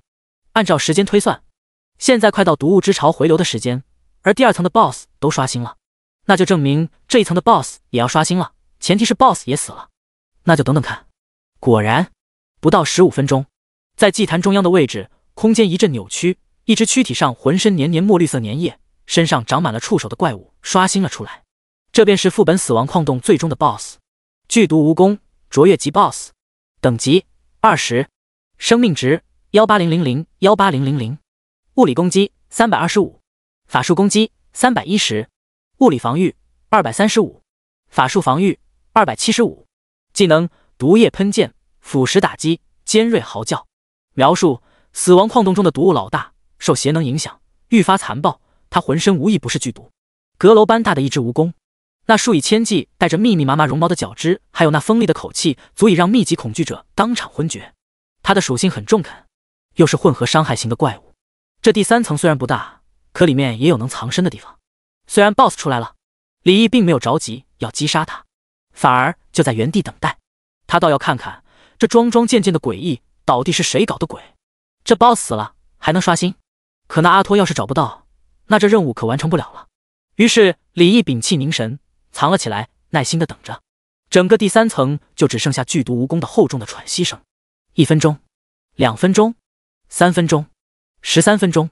突然一阵脚步声从阶梯处传来，只见一个身着斗脸灰袍的身影从阶梯出口走了出来。剧毒蜈蚣咆哮着，准备就要给这个灰袍一个大逼兜，可灰袍却袍袖一甩，随后嘴里念念有词，浑身青色霞光忽闪，空气中开始弥漫着诡异的法术波动，并不像元素法术，因为空气中的元素并没有因此变得活跃，而随着灰袍嘴里的低声吟唱，狂躁不安的剧毒蜈蚣居然诡异的平静了下来，这让李毅感觉有些不可思议。再然后，灰袍单手往系在腰间的麻布袋子轻轻一拍，这剧毒蜈蚣居然浑身一阵扭曲，随后被那个袋子吸了进去。紧接着，李毅便感到一阵天旋地转，他被传送出来了，传送到死亡矿洞外面。李毅赶紧警惕，却继续隐匿身影。他那高达441的敏捷属性，让他身体轻如鸿毛，一举一动都毫无痕迹。很快，他就在200米外发现了那灰袍的身影。此时的李毅算是长见识了，还能这样操作。游戏机制是，在副本最终 BOSS 尸体刷新前，玩家可以主动退出副本，也可以等时间到被迫传送出来。可那 BOSS 被那灰袍掳走后，竟然直接把人给传送出来了。不确定此人是不是邪修阿托，因为李毅没敢查看他的信息。查看 NPC 属性会让对方有一种被窥视的感觉，所以李毅只能在后面跟着对方，看看到底搞的哪一出戏。比尔，这次这么利索，可别后面跟着尾巴。放心，我顺着毒雾之潮进入的矿洞，根本不可能有人发现我的踪迹。好了，剧毒蜈蚣给我，只要再来3次循环，就能完成这次的祭祀献祭的血食了。灰袍将腰间的麻布袋子交给一个身着褐色法师长袍的男人。微微大人呢？灰袍突然出声询问，表情满是崇拜与爱慕。微微大人正在主持祭祀，得加快进度了，不然太化圣殿的人得来了。长袍男敷衍了几句，灰袍却冷笑几声，语气有些不屑。这次我们计划这般周密，即便派遣的人到了，也只会是几个初级法师，了不起来个中级法师。长袍男点了点头。对了，阿托的尸体呢？处理好了吗？灰袍点头，已经丢在一个水涧里，尸体也做了手脚，1个月内不会腐烂。只要太化圣殿的人不会太草包，肯定能发现，以他们的做事风格，肯定会草草结案。两人正在毫无顾忌地聊着天，殊不知两人的聊天内容已经被不远处隐匿着的李毅全部听见了。我的任务目标已经死了，那我还搞个毛啊！李毅满脸无语。这里很隐蔽，即便让李毅单独再来一遍这里，估计也不一定能做到。而且这里那地面上铺着数以万计的怪物尸体，看模样都是来自死亡矿洞的。听着两人的聊天，李毅突然想通了所有的事情。本来他以为司机给的关于陌生人的讯息是一条无关紧要的支线消息，因为这群陌生人出现的时间是在矿洞封印被破坏之后，幕后之人不是阿托，而是这群陌生人。而怪物潮汐也是他们为了收集怪物尸体举行某种仪式而运用某种方式造成的。他们似乎想把一切都甩锅到阿托身上，只要阿托死亡，圣殿就会停止追查，而这里的秘密就不会被人发现。包括前面也是故意被圣殿知道阿托在这里有所动作。李毅凝神观察着，发现这些怪物尸体被摆成了一个特殊的形状，一个半圆，2条竖线贯穿，竖线上方又有2个椭圆状，看着像是一颗发芽的种子。李毅仔细想了想，最终做了决定，取出一个玻璃珠模样的东西，捏碎。大魔导师艾米丽正在对你进行心灵传输，怎么把这么重要的东西突然用了？你遇到危险了？一个萌妹子的声音突然出现在李毅心里，这是艾米丽送他的心灵传输珠，无论他任务完成与否，都能凭借这东西让他帮忙完成一件合理的事情，作为他愿意给他弄泡芙还有旺旺雪饼的奖励。而李毅则在心里默念，把他的所见所闻，包括那个像种子发芽的符号，还有他的推测都告诉艾米丽。艾米丽听完似乎有些生气，该死，是萌芽，一个崇拜植物与剧毒的极端教会，他们的教义是世界的一切始于植物，终于剧毒。你在那，不要轻举妄动，他们都是疯子，我现在过去。随后便断开了心灵传输。萌芽察觉到事情似乎有些超出掌控，而这时听到游戏提示，任务莫桑德小镇的危机发生内容变更，请注意查看。任务名称：莫桑德小镇危机，转职任务。任务内容：距离太化广场600公里处的莫桑德小镇突然出现大量魔物伤人事件，圣殿已查明是邪修阿托释放死亡矿洞的魔物，事情发生变化。任务目标：重新封印死亡矿洞。任务奖励：难度系数，可参与人数10。看到任务变化的李毅有点头疼，这变成一个无头任务了呀，都是问号。就在他刚准备先退出这片区域的时候，一个娇滴滴、极为妩媚诱惑的女人声音突然落到李毅耳边：“阁下既然来了，何必藏头露尾？不如出来一句，好让小妹招待一番，如何？”第39章瞬杀敌方阵营50级 NPC。阁下既然来了，何必藏头露尾？不如出来一句，好让小妹招待一番，如何？这声音宛如查尔魔音一般，久久在李毅耳边回响。干！被发现了！李毅暗恼。不过李毅还是躲在一棵大树后，不准备出去。他想拖延时间。不料对方似乎根本不打算给李毅这个机会。只见李毅作为藏身之所的这棵大树突然青光一闪，随后竟然凭空开始长出藤蔓，意图捆绑李毅。干！这回好像躲不过去了。李毅单脚一跺地，身形一闪，瞬间如鬼魅般出现在几位萌芽组织面前。这没有预兆的一幕，瞬间让他们心中一惊。微微脸色阴沉似水地看着这个突然出现的敌人。若不是他习惯每次出来都会通过周围的植物感受一下是否有异常的地方，还真的无法发现他自以为万无一失的秘密之地已经被发现。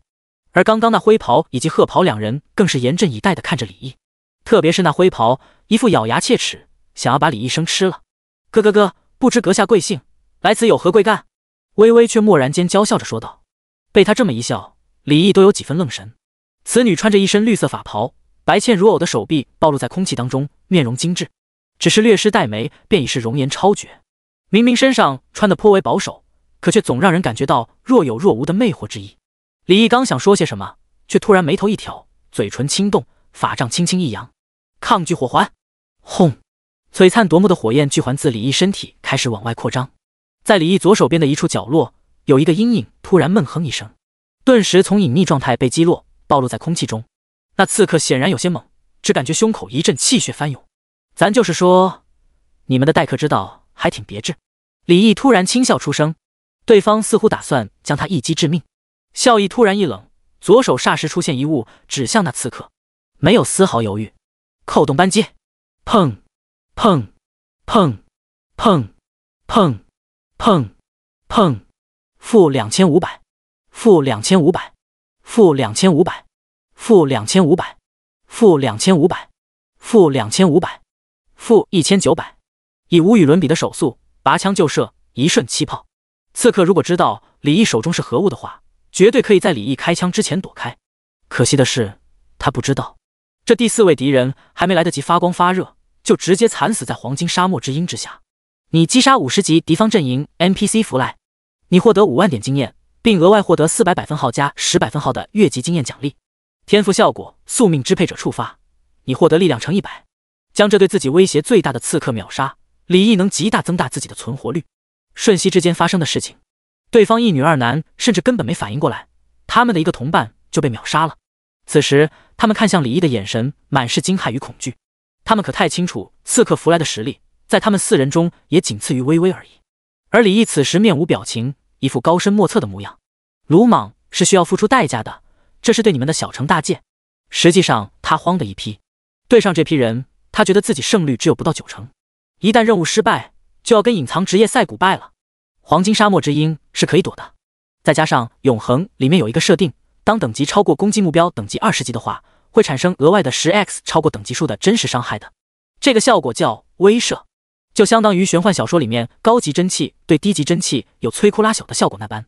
所以在看不到对方详细信息的时候，自己得苟住。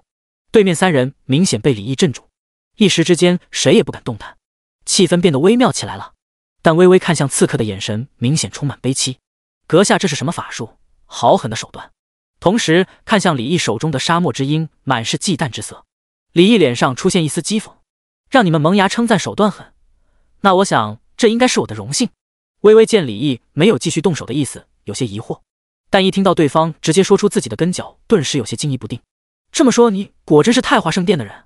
李毅没有否认，反倒好奇地问，你们萌芽在这搞这么多花样，究竟想做什么？双方互相试探，但谁也没率先出手。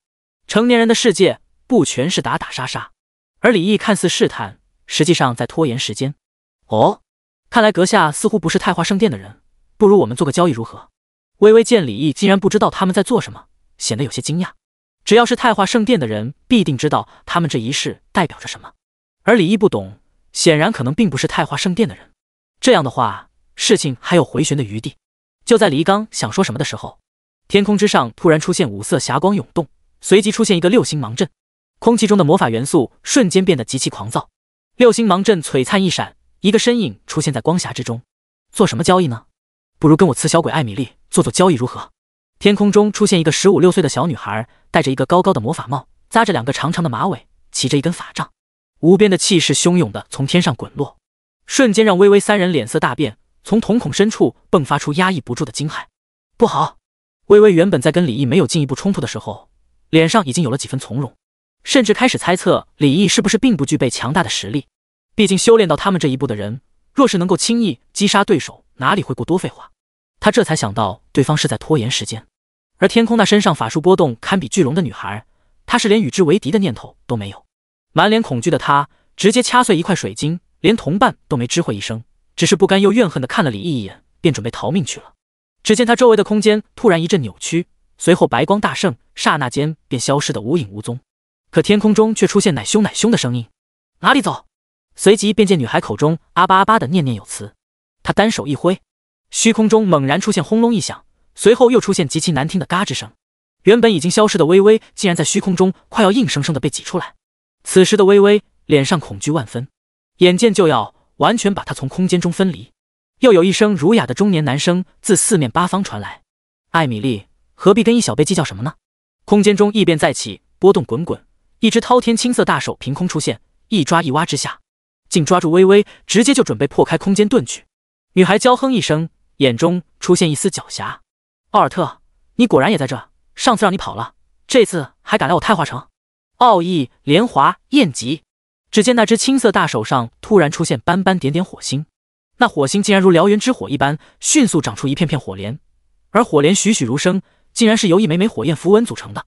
火莲犹如寄生孢子般，瞬间扎根巨手，顿时嗤嗤声大作，然后爆裂开来，轰然巨响后，青色巨手瞬间消融大半。此时传来一声吃痛的声音，随后中年恼羞成怒：“可恶！你竟然将奥义领悟到这等地步，这次是我失算，但你以为这样就能奈何我吗？”听这语气，似乎那神秘大佬吃了一个暗亏。趁着上面大佬在战斗，李一刚想对着那人形灰袍怪还有人形褐袍怪打黑枪的，却发现这两人一个比一个跑得快。褐袍跟周围的大树融合消失不见，而灰袍竟钻进地底里面。无奈的李毅只能拿起黄金沙漠之鹰对准空中被拉扯的微微，砰砰砰！小贝，找死！一声怒极的声音炸在李毅耳边，可李毅哪里会理会？砰砰！他依旧在输出。可那青色巨手突然青光大放，青色符文开始在掌心涌动，而微微原本被打掉一半的生命值竟然直接恢复满血。李毅皱眉，刚想继续，却见那青色大手再次变换，似乎拖着一个充满植物的虚幻世界，随后直接将那大手上的火莲震灭，紧接着瞬间便破碎虚空，消失得不见踪影。哼哼，还不错，不过这一击过后，你的法力本源恐怕得损伤不少吧。空中骑着法杖的女孩笑得格外开心，像是一个捡到糖果的女孩。她身影一个模糊，便出现在李毅身边。你脑子秀逗了？敌人都跑了，你还笑得跟猪叫一样？追啊！干死他们啊！第40章，进阶型唯一隐藏职业。哼哼，你知道什么？到了我们这个层次，想要彻底击杀敌人，谈何容易？能让对方吃这么一个大亏，就笑。什么？你说我笑得像猪？你才是猪！艾米丽原本自得其乐的自说自话着，可突然却皱了皱鼻子，这才反应过来，敌人都跑光了，那我的任务怎么算？李毅可不关心其他的，被奥尔特带走的那个已经追不回来了，不过另外2个已经被我种下法术标记，跑不了的。至于你的任务，哼哼，勉勉强强吧，晚点你去把死亡矿洞重新封印，就算你完成任务。你那个能发出雷霆声响的武器是什么玩意？枪？枪吗？那能给我摸摸你的枪吗？好大的枪，我2只手都握不过来。这算什么？还有更大的。任务：莫桑德小镇的危机发生内容变更，请注意查看。任务名称：莫桑德小镇危机，转职任务。任务内容：距离太华广场600公里处的莫桑德小镇突然出现大量魔物伤人事件，圣殿已查明是邪修阿托释放死亡矿洞的魔物，经过一查明是萌芽的阴谋，粉碎他们的阴谋。任务目标：协助艾米丽击退敌人，查明事件真相，重新封印死亡矿洞。任务奖励：元素支配者，唯一性隐藏职业，职业技能书乘1，稀有级装备乘1，难度系数 SSS， 可参与人数10。原本双 S 级任务变成3S 级任务，任务奖励也多了几样东西。嘿嘿，等等，不对劲，这隐藏职业名称怎么变了？本来不是元素掌控者吗？艾米丽，这元素支配者是什么意思？李毅有些不解。艾米丽翻了个白眼，你可真笨，本来想收你当个记名弟子，现在我决定了，收你为真传弟子。而我，死小鬼艾米丽，就是一名伟大的元素支配者。说着说着，艾米丽挺起那3、4弟的胸脯。随后，李毅便收到了关于这个新的隐藏职业信息：元素支配者，符文法师，修行全职业法术，同时钻研世界符文的法师，能够学习符文法术。转职成功后，全元素法术效果正100%，全元素抗性正20%，等级每提升1，获得额外智力加10，精神加10。嚯，好家伙，比原来那职业强了1倍有余，而且似乎还有特殊的地方。符文法术，还有那萌芽他们在这里究竟想做什么？看这模样，应该是在这里种植魔鬼树。艾米丽骑着法杖，脚步点地，看着满地的怪物尸体，她手指轻轻滑动了几下，空气中的元素便开始狂躁不止。随后，这些怪物尸体忽地自燃了起来。不消片刻，这火焰居然将数万怪物尸体全部焚烧得干干净净，而空气中却一点异味都没有。魔鬼树又是什么？李毅跟在艾米丽身后。萌芽用赤鸣妖术为基本，注入邪能，再灌注大量剧毒物质为其养料，最后利用祭坛血迹引来某种不可知、不可闻、不可名状的存在注视后，让其产生灵智。这时候，它便是魔鬼树幼苗。艾米丽说的，李毅一愣一愣的。所以，这东西究竟有什么危害？李毅问道。魔鬼树一旦成气后，那绝对是灾难般的存在。它能将人类培养成树奴，利用人的贪婪去人类城市呼朋唤友，叫更多的人过去被吞噬。具体就是它能幻化成一种叫神华流光观王树模样。这种树的叶子能够让魔法师迅速领悟法术，用一叶千金来形容一点也不为过。欲望、贪婪、恐惧、残暴，这些负面情绪都能成为它的养分。曾经有一棵魔鬼树，仅仅10年就成就了传奇的实力。艾米丽越说，那粉嘟嘟的小脸越凝重。人类的贪念是无穷无尽的，一旦陷进去，往往牛都拉不回头。传奇是大魔岛之上的境界，大陆可能有，但也有几十年没露面。那赤鸣妖术呢？这东西有什么用？李毅对这些植物非常感兴趣，他的参天造化能快速培育植物，而且现实中还将这天赋具现了。赤鸣妖术之所以被冠之以妖术，是因为它具备了动物的部分特征，它能有自己的意识，并会主动攻击敌人。关键的是，它除了随着年份的增长变强以外，还可以通过吸食血肉获得成长。艾米丽的话让李毅眼前一亮，那这东西不也很邪门？李毅追问。单纯的赤鸣妖术还好，实际上它是一种很容易受控制的生物，只要一张契约卷轴就能让它乖乖听话。艾米丽瞅了李毅一眼，似乎看出了他的心思。不过你就死心吧，赤鸣妖术魔鬼化是不可逆且不可停止的过程，一旦停止了，那就将枯萎死去。说话间，两人便来到了这处密地深处。一棵妖异血红的树苗出现在两人面前，树干不过手臂粗，而这树苗居然被种植在一片墨绿污泥之下。李毅这才发现，一旁只剩下半边身体的剧毒蜈蚣，显然就是之前被那灰袍带走的那只剧毒蜈蚣。这些墨绿污泥竟然是用 BOSS 的尸体碾碎制成的，倒是可惜了，能被挑为魔鬼树培育的赤鸣妖术，品质绝对是顶级的。李毅没说话，径直上前，直接将其拔了起来。你干嘛？不信我？艾米丽气得腮帮子鼓鼓的。要不打个赌，我可以用它再种出一棵赤鸣妖术。李毅嘿嘿一笑，哼，赌就赌，你要赌什么？艾米丽生气了。我赢了的话，就以后不用称呼你为导师怎么样？我爱叫你啥就叫你啥。那你输了呢？输了，你也不用叫我徒弟，你爱叫我啥就叫我啥。好，跟你赌了，很公平。艾米丽略微思考下，虽然感觉有些不对劲，但是还是应下赌约。好了，处理完这里的事情就回圣殿，我先回去给你准备转职仪式。艾米丽精神力将附近10公里范围内扫描了一遍又一遍，在发现没有其他异常后，便直接骑着法杖化作遁光飞天而去。而李毅只要修复封印，就算完成这次任务。这并不是一件困难的任务，只需要把任务道具放进死亡矿洞第3层的祭坛之上就 OK。你已修复副本死亡矿洞封印，进入副本将需要消耗副本卷轴。美中不足的是，并没有拿到剧毒蜈蚣这只卓越级 BOSS 的首杀，等他再次刷新需要8个小时。李毅可不会浪费时间在这里等待，有这时间还不如多找点其他 BOSS。现在到处都是首杀奖励，全都毙掉好东西。不过既然来到莫桑德，还是决定去一趟集市，看能不能收集到一些种子或者特定矿石。莫桑德集市，尊敬的魔法师先生，这枚雪龙果可是巨龙之血滴落后才生长出来的果实，要您50金币，一点也不多。一个商贩满脸殷勤地谄笑道。李毅无语地看着手中的一枚拇指大的红色果子，融血果，品质良好，年份15年，效果服用后永久性力量+1，体质+2。介绍：服用多次后效果将大大降低，最终无效。1个金币，你别。好嘞，成交。李毅在这集市搜寻一番以后，又找到好几样能永久提高属性的灵植，可惜的是，并没有找到可吞噬的灵矿。李毅这才心满意足地返回太华圣殿，准备接受元素支配者的转职仪式。第41章成功转职隐藏职业，连升11级。太华圣殿，伊芙满脸不情愿地引领着李毅前往转职祭坛。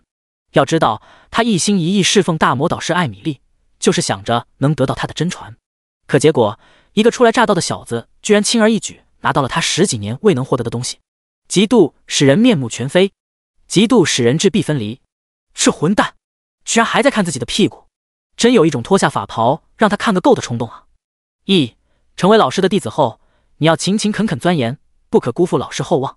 伊芙板着脸摆出师姐的威严，不知要怎样才算不辜负呢？李毅心不在焉地问道。他在思考，这伊芙的翘臀怎么跟果冻似的？哼，你年纪已经超过18，还处于魔法学徒的境界，我在你的这年龄都几乎要快成为终极魔法师了。伊芙面若冰霜地说道。NPC 们把10级以下的法师称之为学徒，在网上每升10级就是一个境界，直到50级后才发生变化。10至20级是初级法师，20至30级是中级法师，30至40级是高级法师，40至50级是超阶法师。哦，这样，那我应该辜负不了。李毅无所调味道。哼，不知所谓。伊芙不屑道。他根本不知道等级提升有多难。两人来到转职殿堂，只有圣殿之人才会来这里举行转职仪式。普通玩家转职是在太华广场附近找到相对应的职业导师。艾米丽在古朴玄奥的祭坛之上，手中法杖以一种极其特殊的旋律颤动着，阴唇轻动，吐出一连串晦涩难懂的咒文。啊巴呀呀巴呀呀巴巴！只见随着艾米丽的吟唱，整个祭坛突然冲起7色灵光，随后光芒聚散之间，又有无数荧光飞起，宛如萤火虫一般自由自在地在祭坛之上飞舞着。但凝神看真切后，就会发现这些荧光点竟然是无数闪烁着光芒的细小符文。艾米丽显然也发现李毅已经来到这大殿，便示意李毅站在祭坛中央，而他手中又多了一本破旧不堪的魔法书。李毅听从安排，随后便见那些符文光点似乎找到归宿一般，纷纷飞蛾扑火般往李毅身体涌去。恭喜你成功转职隐藏职业元素支配者，你将获得全元素法术效果正100%，全元素抗性正20%，等级每提升1，获得额外智力+10，精神+10。恭喜你成为第一个成功转职的玩家，获得奖励全属性+10，稀有级装备成衣并将进行全服通告，请问是否隐藏昵称？否。恭喜玩家已成为首个成功转职的玩家，将获得特殊奖励特此全服通告。一连三响，这次并没有引起大家太多震撼，反而引起一些人的怀疑，因为距离李毅离开新手村已经过了很长时间了，花了这么长时间才转职成功，一个词突然出现在所有人脑子里：江郎才尽。奇怪了，怎么一神转职花了那么长时间？这可不是我偶像的风范啊！哈哈，我就说哪有这样的牛人，他肯定在新手村找到了某种隐藏规则，出了新手村就不行了吧？义弟哥哥，我是奶妈职业，请给我一个奶哥哥的机会，可以细说哦。001新手村，厉飞宇气喘吁吁地从一条大蛇腹部取出一块石头，空明石，终于要出村了。此时的他才真正感受到一只15级的卓越 BOSS 究竟有多强。12人小队又有5人被挂回城了，这就是越级挑战 BOSS 的代价吗？而这时公告响起，很好，你也不是不可超越的，我即将赶上你了。一听到李毅这时候才转职成功，顿时感觉浑身是劲。看着李毅身上涌动着的神秘符文，衣服面若冰霜，也不知道老师看上他的哪一点。哼，若是他半年之内还无法进入终极法师，我还没想好怎么惩罚，衣服脸上就突然出现见了鬼一般的表情。只见李毅浑身金光闪耀，一层又一层。老师，这是？师弟，衣服向艾米丽求证。而大魔导师艾米丽此时也有些目瞪口呆，她从来没遇到过这种情况。她在晋升，好快，直接跳过了初级法师，直接到中级法师了。衣服面无血色，不可能，这绝不可能。可事实就是这样。李毅耳边响起悦耳的提示音：恭喜你提升1级，当前等级11，获得5点自由分配属性点，3点技能点，额外获得智力乘10、精神乘10。恭喜你提升1级，当前等级21，获得5点自由分配属性点，3点技能点，额外获得智力乘10、精神乘10。不多不少，刚好让他升到了21级。心心念念的黑碎之杖如今也可以装备了。武器：黑碎之杖，品质：稀有，属性：法术攻击155，附加属性：火系法术效果正 10%， 雷系法术效果正 10%， 风系法术效果正 10%。等级限制大于等于15。职业限制术法类职业。特殊限制无。还有一堆技能书：地刺牢笼、风铃之翅、风霜咆哮。正这般想着的时候，耳边又传来游戏公告：由于玩家一转职成功，排行榜板块启动，目前开放等级榜、财富榜、装备榜，检测到你已上榜，是否隐？否。李毅一键否定后，刚想查看一下，便听到艾米丽满脸惊奇地问道：毅，你是怎么做到的？居然横跨一个大境界晋升！李毅耸了耸肩，厚积薄发。伊芙此时脸色有些难看，此时他意识到，看来导师看上毅是有原因的。艾米丽很满意，好，不愧是我元素支配者的传承之人。接下来该给你兑现奖励了，你完成任务莫桑德小镇的危机，获得奖励：技能书雷行之城乘1，稀有级装备乘1，腰带璀璨元素之带，品质稀有，属性智力加25，精神加25，体质加10。附加属性提高光盾数 3% 的最终免伤，并减少其 2S 冷却时间。等级限制大于等于15。职业限制术法类职业。特殊限制以习得光盾术。幽暗底色的布料在镶嵌着璀璨的魔法宝石，一眼看去就让人觉得高贵与不凡。这是一件绝对极品的稀有级装备，竟然能提高法师神技的免伤数值，还赶巧李毅并未拥有，直接穿戴上。还有第一个转职的装备奖励，同样是件稀罕货：靴子踏影魔靴，品质稀有，属性智力加25，精神加25，敏捷加10。附加属性提高 30% 移动速度。等级限制大于等于15。职业限制术法类职业。特殊限制敏捷大于等于25。这鞋子给别的法师用，那是雪中送炭；给李毅用，那是虎生龙翼。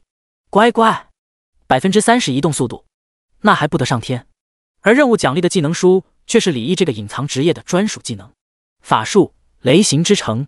等级王者1/5。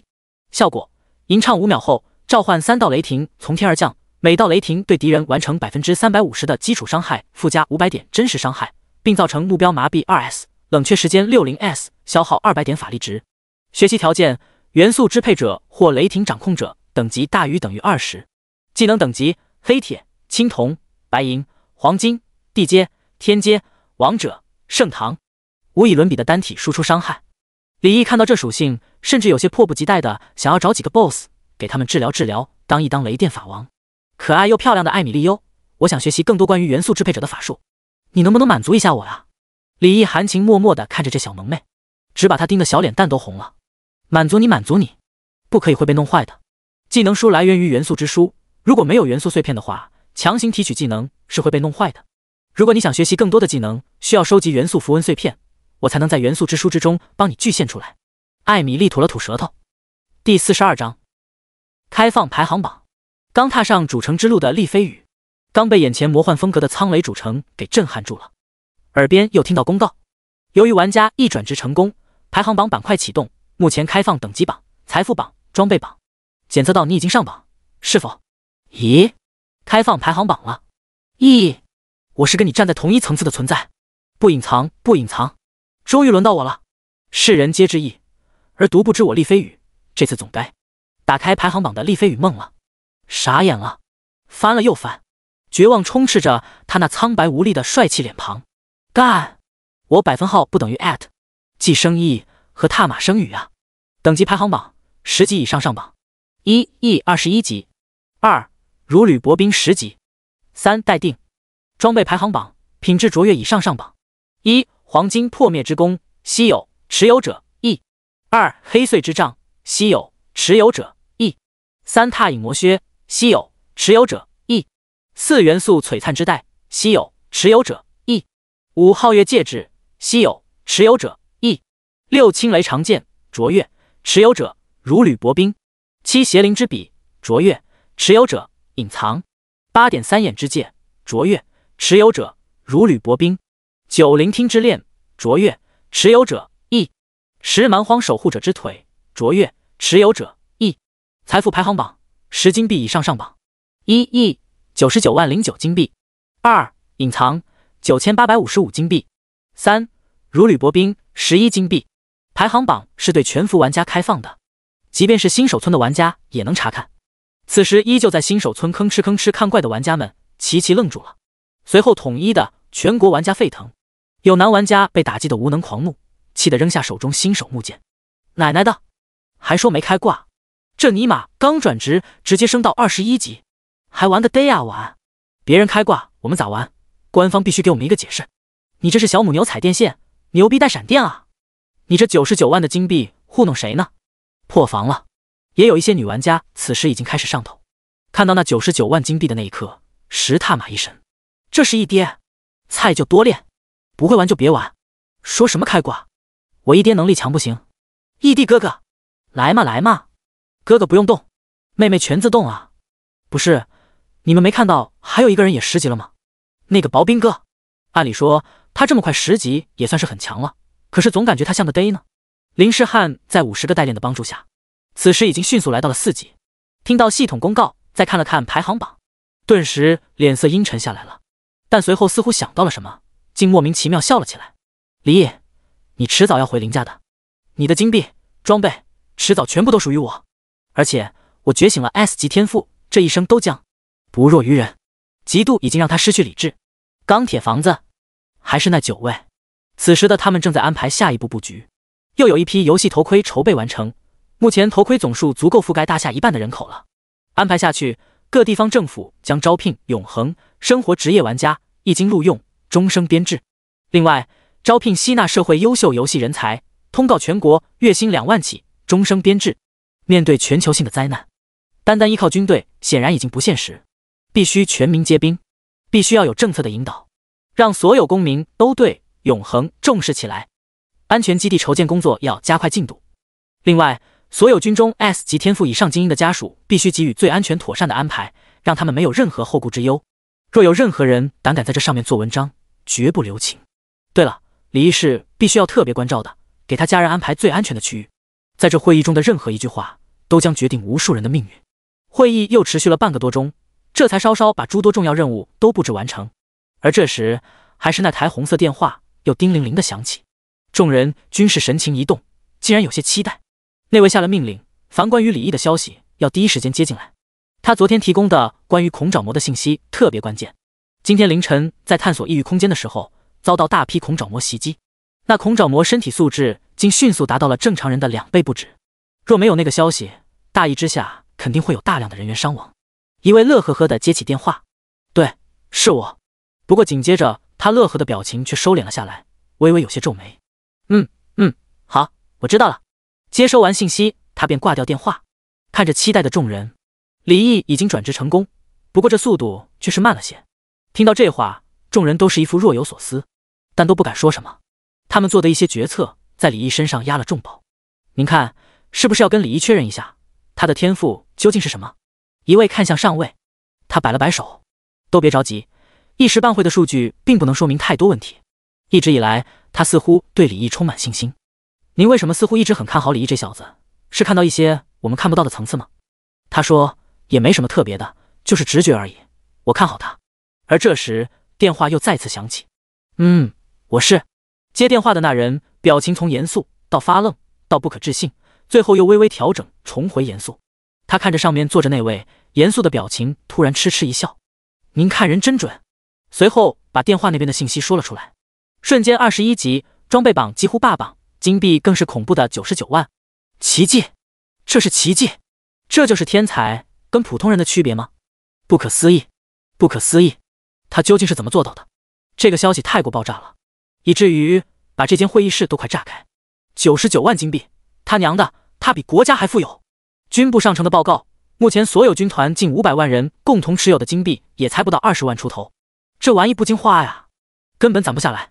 可跟李毅商量一下，国家想申请跟他贷款。那个李毅的职业是法师，要什么弓箭？顺便让丁伟问问他对四合院感不感兴趣。其实我有个外孙女，年方18，爱好瑜伽，会一字。林家别墅，林念童进局子后，翰林工会的大局都是林远山暂时指挥。以前欢乐的家，如今却阴云密布。而此时收到排行榜消息的林远山，两只眼睛瞪得像铜铃。这怎么可能？99万金币5件稀有级装备。一旁因为大女儿的事情而满脸憔悴的侯贵芬忍不住发牢骚：“你看看你，一天天的，念童在里面还不知道怎么样呢，你还在想着游戏，不就是一个破游戏吗？林毅小畜生，你还没找回来，现在念童又进去了，你到底有正经事没有？”侯贵芬因为李毅把林世汉耳朵割掉的事情，那仅有的一丝母子之情也丢得干干净净了，心里对李毅只有怨恨。亲儿子，他那是给别人当的亲儿子，身上满是下等人的下贱气息，只有他含辛茹苦长大的林世汉才是他唯一的最爱。你一个妇道人家懂什么？你知道99万金币什么概念吗？你知道一件稀有级装备值多少钱吗？无价之宝。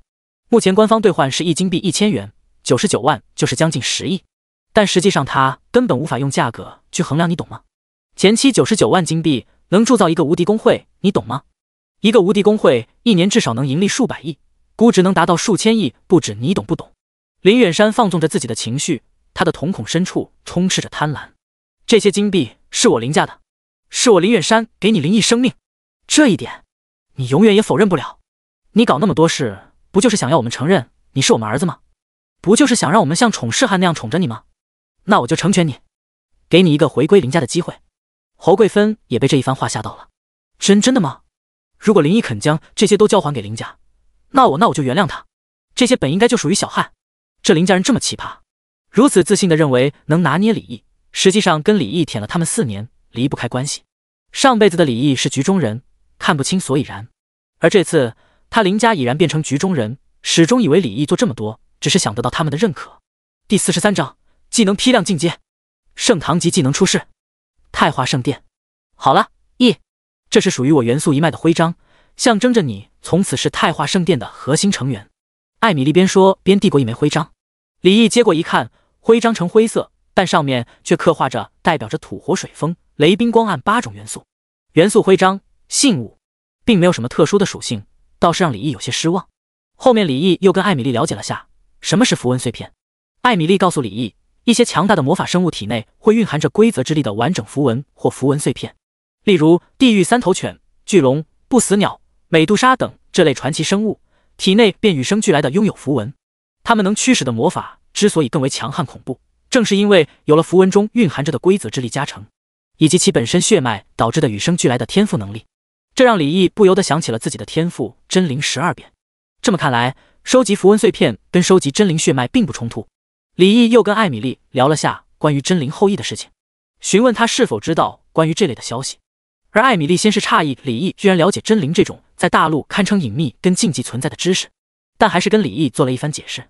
在太化城内极少拥有这类魔兽，因为但凡能跟真灵沾上一点边，都是极其强大恐怖的存在，一些强大的早就被消灭了，剩下的要么真灵血脉极其稀薄不够强大，要么就隐藏得极深。艾米丽告诉李毅，在太化城极西边境之处的金坦山脉有一只强大的猿类生存着，他们力大无穷，经常对金坦镇的商人发动袭击。太化城城主也曾因此时多次向太化圣殿求助，但太化圣殿还未对此事进行回应。艾米丽猜测那种猿类的首领级存在极有可能就有土系符文碎片，而且同样可能拥有真灵后裔的后裔血脉。那就由你伊芙两人带领一支太化斩魔队前往城主府帮城主解决这个问题吧。太化城城主府，富丽堂皇的宫殿，青玉铺成的地板透露着古精灵艺术风格的雕塑。这城主府逼格被拉满，这的守卫英姿雄壮，披坚执锐，身上金黄甲胄，一看就不是什么便宜货。而李毅率太化斩魔队前来之时，更是得到太化城主降阶相迎。哎呀呀，这位就是大魔导师艾米丽大人的真传高徒吗？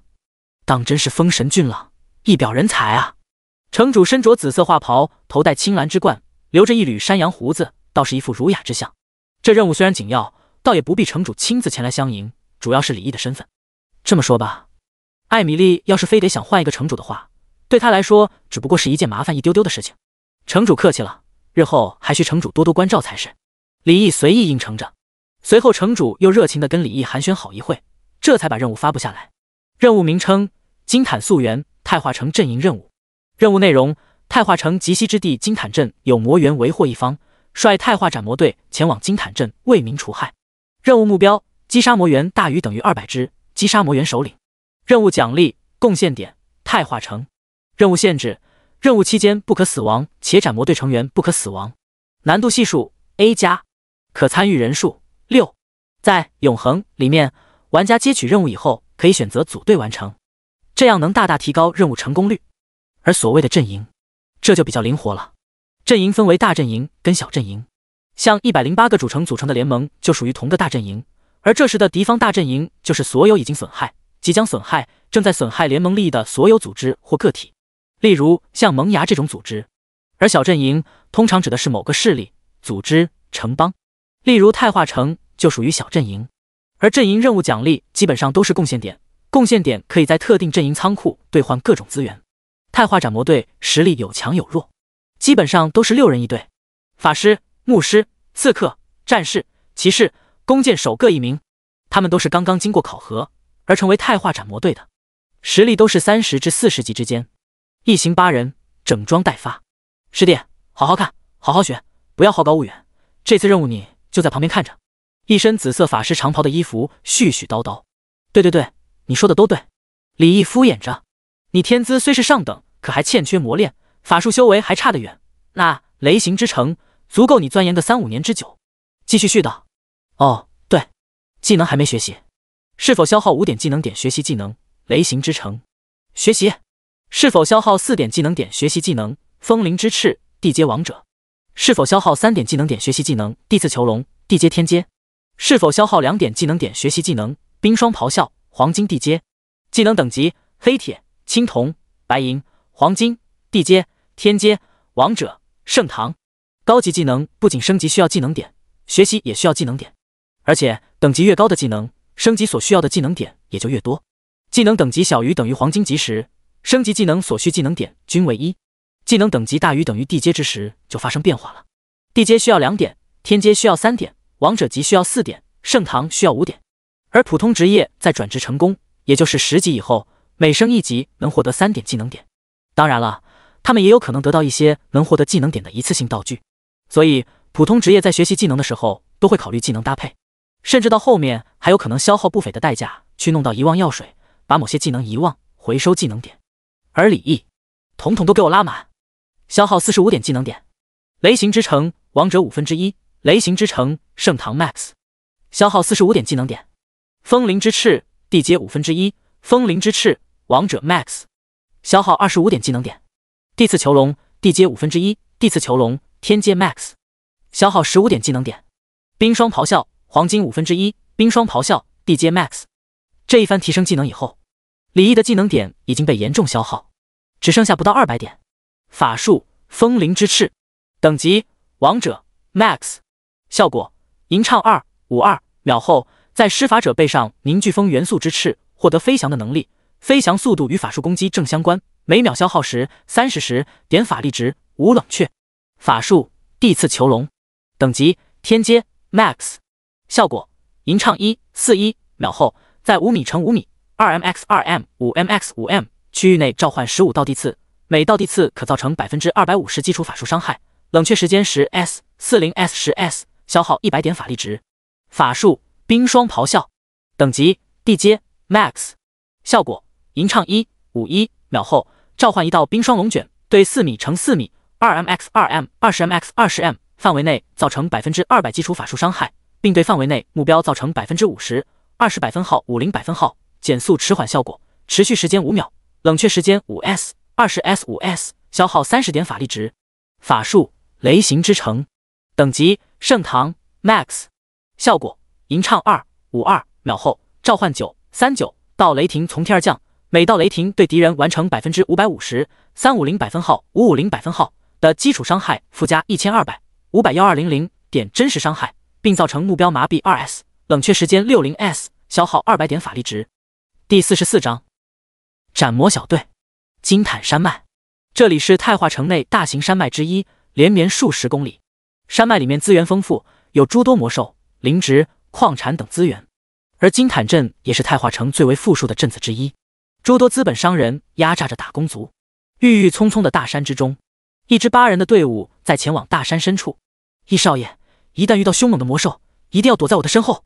身着黑色重铠的骑士大山一脸严肃地对着李毅交代着：“易少爷，你不要怕，一旦有敌人出现，我会第一时间把他射死。”身着轻甲弓箭手满脸自信：“易哥哥，你要是受伤了也没关系，就算你腿被打断了，我的圣光治愈术也可以让你痊愈哦。”可爱的牧师妹子吐了吐舌头。一路上，斩魔队成员看似都对李毅极为尊重，但实际上，这是斩魔队成员商量好的无奈之举。这在他们看来就是一次保护大人物弟子的历练任务。为了顺利完成任务，他们一路上都在给李毅灌输这片山脉的恐怖之处，制造紧张压抑的氛围，就是想让李毅能够听从安排，不要任性行事，没有危险创造危险。而且这次的任务不能让李毅直面危险，一旦他出事了，那以艾米丽大魔导师那护短又小气的性格，以后得天天被穿小鞋。不过李毅倒是不知道他们心中的小九九，以为他们只是因为他是艾米丽的真传弟子才这般谨慎。嗷呜，嗷嗷呜！突然，一阵极其压抑的低吼声响起，众人纷纷严阵以待。5只毛色苍青、眼睛发红的野狼出现在几人前方50米，是荒野战狼25级。严阵以待，注意配合，保护易少爷！骑士大声怒吼，随后左手持重盾，右手持重剑，飞速上前。一道黑影紧随其后，是刺客。突然之间，刺客的身影一阵扭曲，竟然消失不见。等再次现身之时，便已经在荒野战狼身旁，手中匕首如蝴蝶般飞舞，轻而易举将野狼削手。其余野狼见状，顿时愤怒扑向刺客，可却被一尊重盾击退，然后又被重剑拍飞。嗖！一支羽箭急速射进野狼咽喉，轰！又有一爆炎火球直接将一野狼吞噬。而战士则紧紧用身体挡住李毅。易少爷，危险，快后退！牧师妹子开始吟唱法术，呆庇佑术。一道金光形成一道符咒，加持在李毅身上。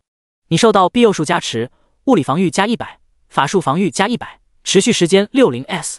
李毅，太化斩魔队都是太化城精英中的精英，区25级的普通野怪，对他们来说只是手到拈来的事情。从开始战斗到结束战斗，不过是几个呼吸间的事情。易少爷，您没受伤吧？战士满脸关切地看着李毅，其他人也纷纷来到李毅身边，满脸担忧。李毅看着躺在50米开外的怪物尸体，陷入了沉思。没事，继续前进吧，早点结束任务。众人见李毅脸色不太好的样子，还以为他被吓到了，当即都互视一眼，眼神里满是得意之色。易少爷被吓住了，那接下来的任务就好办了。而李毅现在只想快点赶到目的地，把任务完成。几只小怪没了就没了吧，早点完成任务，早点单刷去。几人继续山脉内部前进着。不多时，又有一群半人高、肥硕异常、毛发深灰、脊背之上生长着密密麻麻尖刺的异兽豪猪出现，看模样大抵是有20多只。而这豪猪一察觉到众人，顿时眼冒着红光，向队伍这边奔袭而来。李毅见状大喜，刚准备摇法杖吟唱法术，却被弓箭手一把拉住手，被打断施法。不好，是狂暴豪猪25级，列阵抵挡，注意阵型，保护好易少爷。队伍的指挥权一般都是弓箭手，因为他们的职业特性以及一个类似法师光盾术那样的 bug 般的职业技能鹰眼，这个技能可以让他们拥有超高的感知跟观察，不仅能在战斗的时候快速分析战场变化，还能对怪物造成弱点伤害。斩魔队此时显然比刚刚认真了很多。就在李毅被打断施法的这半个呼吸的时间，骑士已经举着手中巨盾站在队伍最前方，盾击，手中巨盾黄光一闪，怪物队伍最前方的几只狂暴豪猪被骑士巨盾击飞，同时也打散了怪物冲锋阵型。而战士的身影也出现队伍前方，身影在骑士周边腾转挪移着，不断寻找时机，挥砍手中长刀攻击狂暴豪猪。永恒里面的职业设定是没有废物的基础职业，只有废物职业者。所有职业都有属于自己的亮点，战士自然也有，他没有法师的群体爆伤，没有骑士的耐抗，没有牧师的增益效果，没有刺客的敏捷，也没有弓箭手的远程高额伤害。所以战士的亮点就是没有亮点，他各方面都不强，平庸的过分。但是这个职业却是永恒里面最多玩家选择的职业，他的成长不像弓箭手跟法师那样成长慢且需要大量资源加持，在前中期就表现出了极大的可玩性。再加上战士也是很多男性玩家心中的白莲花，而是中二的梦想。战士在队伍里面能发挥紧急避险类的作用，一旦法师、牧师这两个敏捷属性弱的职业出现危险，战士会比骑士的反应更快。嗨呀，冰曼术！法师妹子吟唱结束，空气中的元素涌动，凝结出道道晶莹的冰曼或抽打，或纠缠在豪猪身躯上，在给狂暴豪猪造成微量伤害的同时，发挥出极好的限制效果。圣光护盾，牧师也完成吟唱。你受到圣光护体术的加持，物理防御加100，并获得能抵挡500点伤害的护盾。这是一道全体增益 buff 法术。而刺客也开始穿梭在怪物群中，时隐时现，收割着已经残血的狂暴豪猪。他们配合的无可挑剔。被打断施法的李毅无语地看着已经跟怪物纠缠住的众人，他很想放一个火墙树烧猪，但他跟 NPC 可没有组队模式，以他现在的法术伤害，指不定就把那刺客给弄死了，那他的任务也就完蛋了。弓箭手时刻观察着李毅的举动，见他乖乖在原地没有动，放下心来的他这才张弓搭箭。漫天飞雨，搭在弓弦之上的羽箭青光闪烁，嗖，离弦之箭快如闪电，在射出去的一瞬间分解出10几道宛如羽毛般的分解箭芒，精准的打击在狂暴野猪群的眼睛、嘴巴等护甲薄弱部位。有一说一，这支太化斩魔队配合的近乎完美，没有可以挑剔的地方。师弟，你不要害怕，只要你努力修炼，日后也一定能像他们一样出色。伊芙一直都没有出手，反而颇为自豪地跟李毅说道。身为太化圣殿的核心成员，伊芙有着绝对的集体荣誉感。他见李毅在原地发愣，不由得有些自豪，认为李毅是被他们的实力震撼了。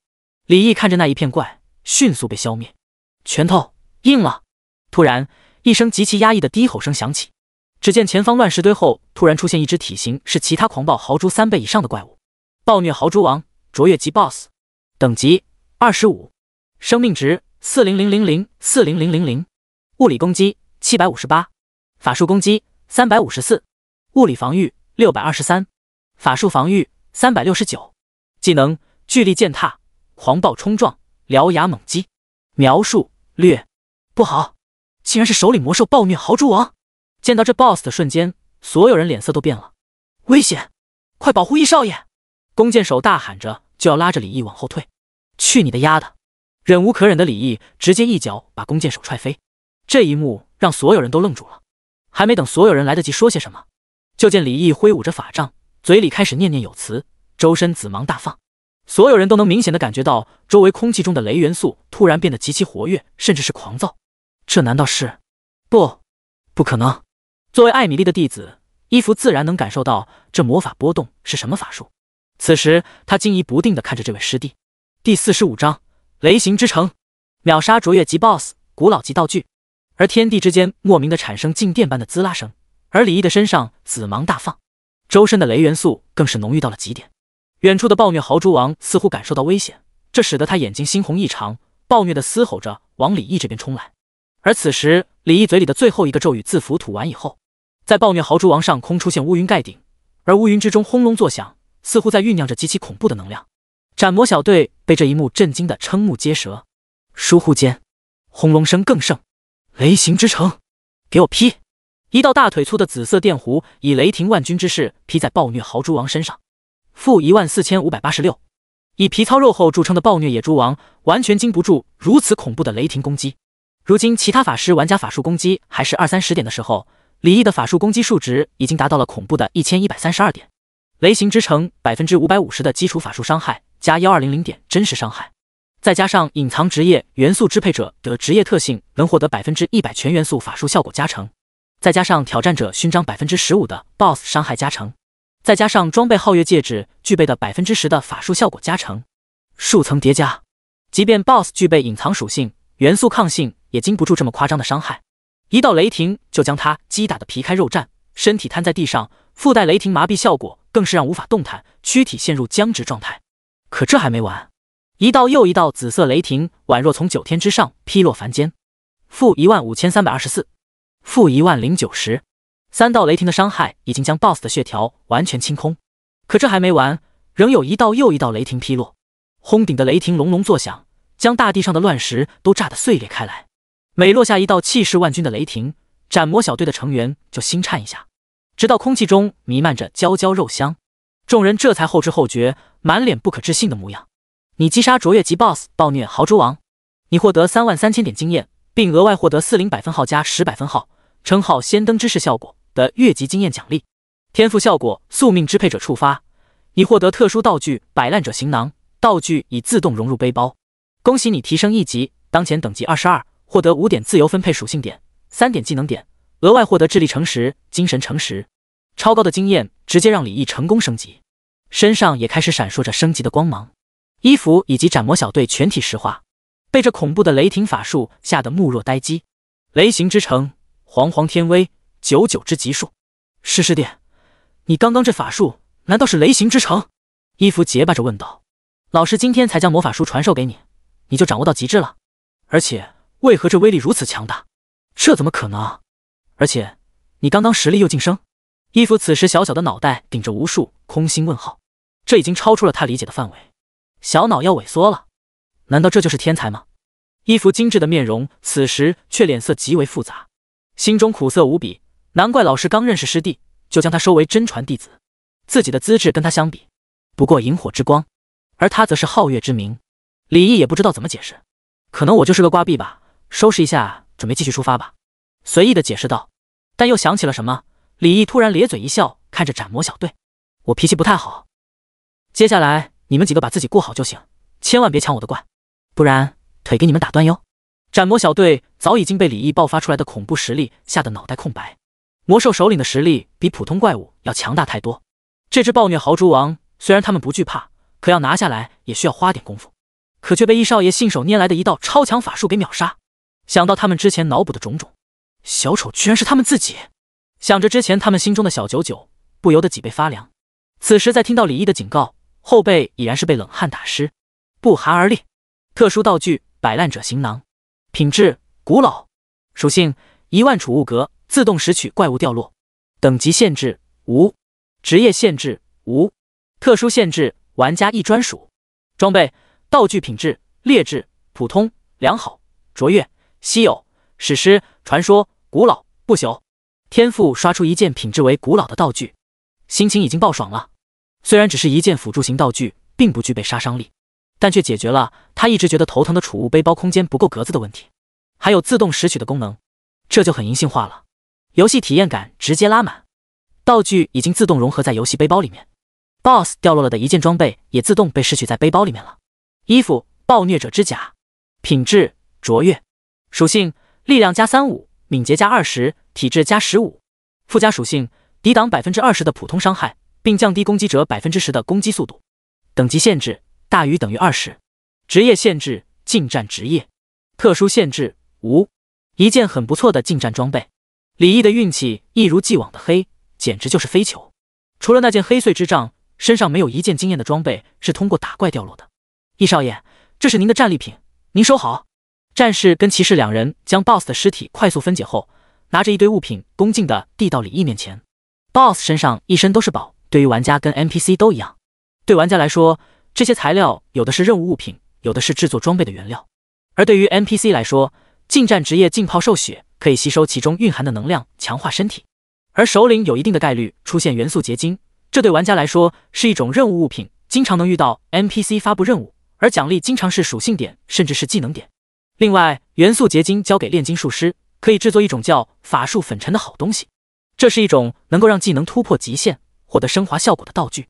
而元素结晶对 NPC 来说，这是能让法系职业修炼速度加快的宝贝。而这只 BOSS 体内刚好凝结着一枚土黄色的元素结晶。李毅接过元素结晶，但却并没有拿兽皮、豪猪尖刺、兽血等材料。这东西对我有用，其他东西你们分了吧，接下来听我的。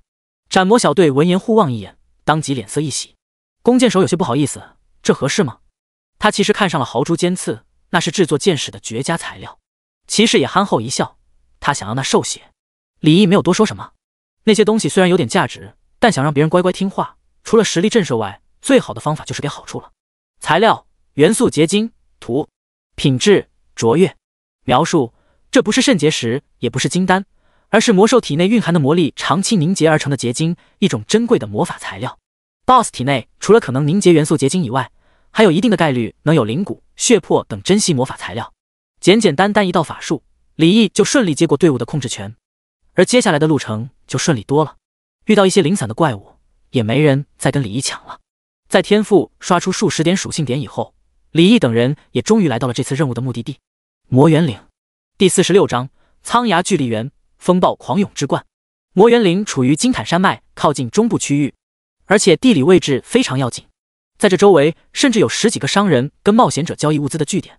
因为魔猿岭周围的山脉矿产资源极其丰富，而且还有很大概率能收集到价值不菲的灵植。人为财死，鸟为食亡，所以即便这里经常发生魔猿生蛋人肉的事件，但依旧阻止不了那一颗想发财的人心。师弟，根据情报，魔猿内的魔猿至少有上千只，我们的任务是击杀一部分，对其完成震慑作用。伊芙此时对李毅的态度已经完全变了个样，一双桃花眼经常偷瞄李毅那英俊的面庞，美眸波光潋滟。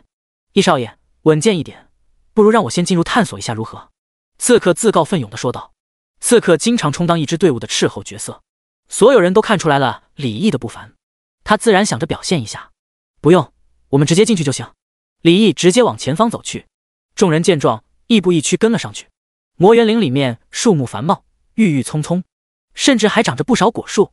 这次我的目的是为了获得符文碎片、真灵之血，任务也只是顺带的。希望这里不会让我失望。就在李毅这般想着的时候，弓箭手突然神情一动：“易少爷，200米外有动静，我听到了魔物的嘶吼声，应该是魔猿。”弓箭手的听力视力都远超其他职业，在其他人没有任何察觉的时候，他已经率先感知到了敌人。哦，走！李毅眼睛一亮，当即快速前进。斩魔小队见李毅这般鲁莽的样子，当即有些心慌。虽然易少爷实力强大，可他毕竟是个中级法师，不是？法师一些强力的保命技能，只有在高等级才能学习，所以众人心中顿时捏了一把汗，但是又不敢说什么。骑士战士连忙大步跟上，心中想着一定要保护好易少爷。没过多久，果然发现了5只浑身黑色长毛的黑色猿怪。这猿怪生的丑陋毛脸，嘴里2颗尖刺般的獠牙，看上去极为凶残，而其四肢看上去格外壮硕，手掌似蒲扇那般个头。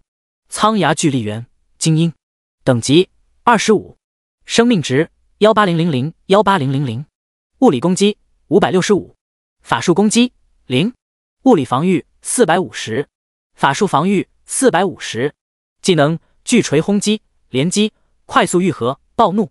描述：性格暴虐的魔猿，拥有不可思议的巨力，以及一身坚如钢铁的身躯。好硬！纯物理系怪物，高防后卸高攻，唯一的短板应该是不具备法术能力，这属性已经接近良好级 BOSS 了。难道这里的魔猿怪都是精英怪？李毅有些惊讶，同时有些疑惑，这种怪物的首领体内会有符文。易少爷，您是想锤炼法术熟练度吗？我可以帮您抗住魔物的攻击。骑士憨憨开口道，拿了人好处，他想为李毅做点事。不用，你们几个旁边待着，完事以后收拾战场。说完，李毅便自顾自地吟唱起来，同时周身泛着青光，空气中元素开始涌动，风元素格外活跃，众人皆是感觉到了一丝清爽的凉意。伊芙感受着这陌生的魔法波动，有些疑惑，这是什么法术？风灵之翅，开！吟唱时间极其迅速，一双晶莹剔透、栩栩如生的青色翅膀赫然在李毅身后伸展开来。随后，在斩魔小队以及伊芙满脸惊愕的神情注视之下，背后风灵之翅轻轻一闪，竟然直接腾飞而起，径直往魔猿怪物飞袭而去。这执事大人，这是什么法术？为何易少爷居然能飞起来？飞翔一直都是人类所欠缺的能力，每个人都有着翱翔天空的梦想，通过修炼确实也能实现这个梦想，但这对于斩魔小队成员来说尚且遥远。这我也不清楚，难道是上古魔法？伊芙此时比斩魔小队的成员更加震惊，身为大魔导师弟子的他自然明白，只有到达魔导师的境界才能够修习飞翔类的法术，而师弟他明明只是中级法师。飞腾升空的李毅瞬间被魔猿注意到了。吼！陌生的生物侵犯属于他们的领地，这就是生死大仇。魔猿暴躁地嘶吼着，纷纷试图爬上大树，一跃而起，想要把悬空的李毅抓下来大卸八块。天生神力的魔猿竟然真的一跃就是近10米高，李毅也被吓了一跳，好在他意念一动，便控制着风灵之翅险而又险地避开。这一幕让一旁的斩魔小队胆战心惊，弓箭手已经拉弓如满月，满脸惊惶地紧盯着李毅。执事大人，要不我们还是靠……弓箭手话还没说完，便听到战场轰隆一声，一枚璀璨的火焰从李毅手中飞射而出，击打在跳跃而来的狰狞魔猿身上。轰！火焰一触碰到魔猿，顿时炸裂开来，负6215，而魔猿也被击落在地，痛苦的哀嚎了起来。好高的元素抗性，一个大火弹术打出6000多的巨额伤害，李毅不惜反惊，在他的计算中，应该之前能有近8000的伤害，可没想到被削弱了这么多，证明这怪物的隐藏抗性高得很。受到如此威力的魔猿不仅没有畏惧，反而2只大拳疯狂敲咪咪，陷入暴怒状态。只见他身上的肌肉肉眼可见的膨胀隆起，原本2.5米的体型瞬间拔高到近丈，而其他魔猿见状也纷纷体型开始膨胀。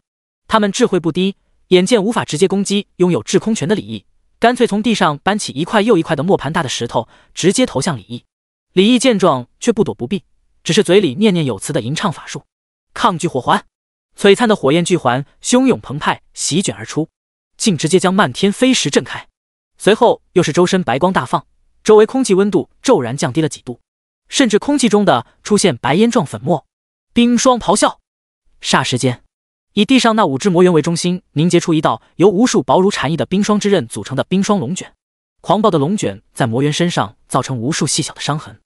负3568，负3513，负3865，一片血红数字飘起。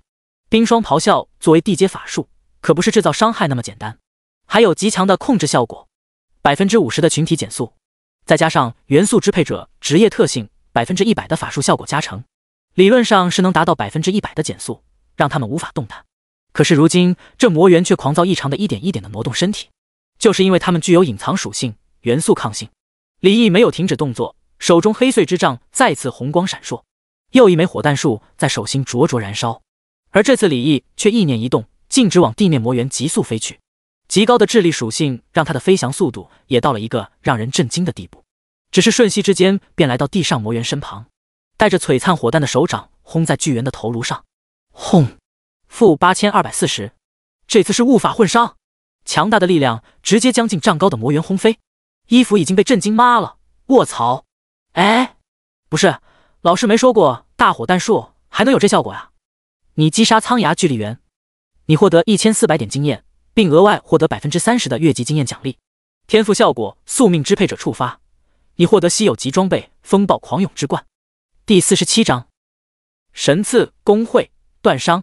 倒不是李毅非要装备，如今时间紧迫，那恐怖的灾难即将到来，李毅必须尽一切可能全方位提升自己的实力。他的属性惊人，可在战斗技巧方面还是有些不足的，所以他必须将所有技能运用方式都达到驾轻就熟的地步，像美队那样偷偷把连招都练好。这样做虽然可能累了一些，但打怪升级的效率绝对能提上去。正所谓磨刀不误砍柴工，一只魔猿被击杀，而接下来的魔猿自然也好不到哪里去，全都躺板板了。从战斗开始到战斗结束，不过只是几个呼吸之间的时间。此时的斩魔小队看着李毅的眼神已经从尊敬变为崇拜了。谁能想到这只是一个终极法师？不可思议，这太不可思议了！好强！那几只魔猿就算是斩魔小队一起上，也需要花上好些时间，可如今却被李毅轻易斩杀完毕。特别是队伍里面的牧师妹子跟法师妹子，看向李毅的眼神满是小星星。可爱牧师妹子更是不自觉地夹紧双腿，微微站立了起来。易少爷，太帅了吧！我决定了，以后就要嫁给易少爷这样的男人。好消息，这5只精英怪都爆出装备了，5件良好级装备。坏消息，没有1件法师用的，3件近战装备，1件弓箭手装备，1件牧师装备，还爆出了56个银币。这摆烂者行囊还真是好用，自动拾取，什么都不用做，怪物掉落直接进入背包，而且1万格的空间，李毅根本不需要担心格子不够的问题。过来打扫战场，有血魄、灵骨这类材料给我，其他材料你们收着就好。李毅招呼着斩魔小队。好嘞，来了来了。骑士跟战士雀跃的跑过来，这种体质强横的魔兽，兽血对于他们来说用处不小。话说带着一群 NPC 也并没有想象中的难受，他们又不分经验不分装备，还能打下手。趁着他们处理的时候，李毅看了下天赋刷出来的稀有级装备，头饰风暴狂涌之冠，品质稀有，属性智力加50，精神加50，附加属性1，减少全体法术20%吟唱时间，附加属性2，单个技能对目标造成2000点伤害时将受到风暴狂涌效果加持，等级限制大于等于25，职业限制术法类职业，特殊限制，智力大于等于150。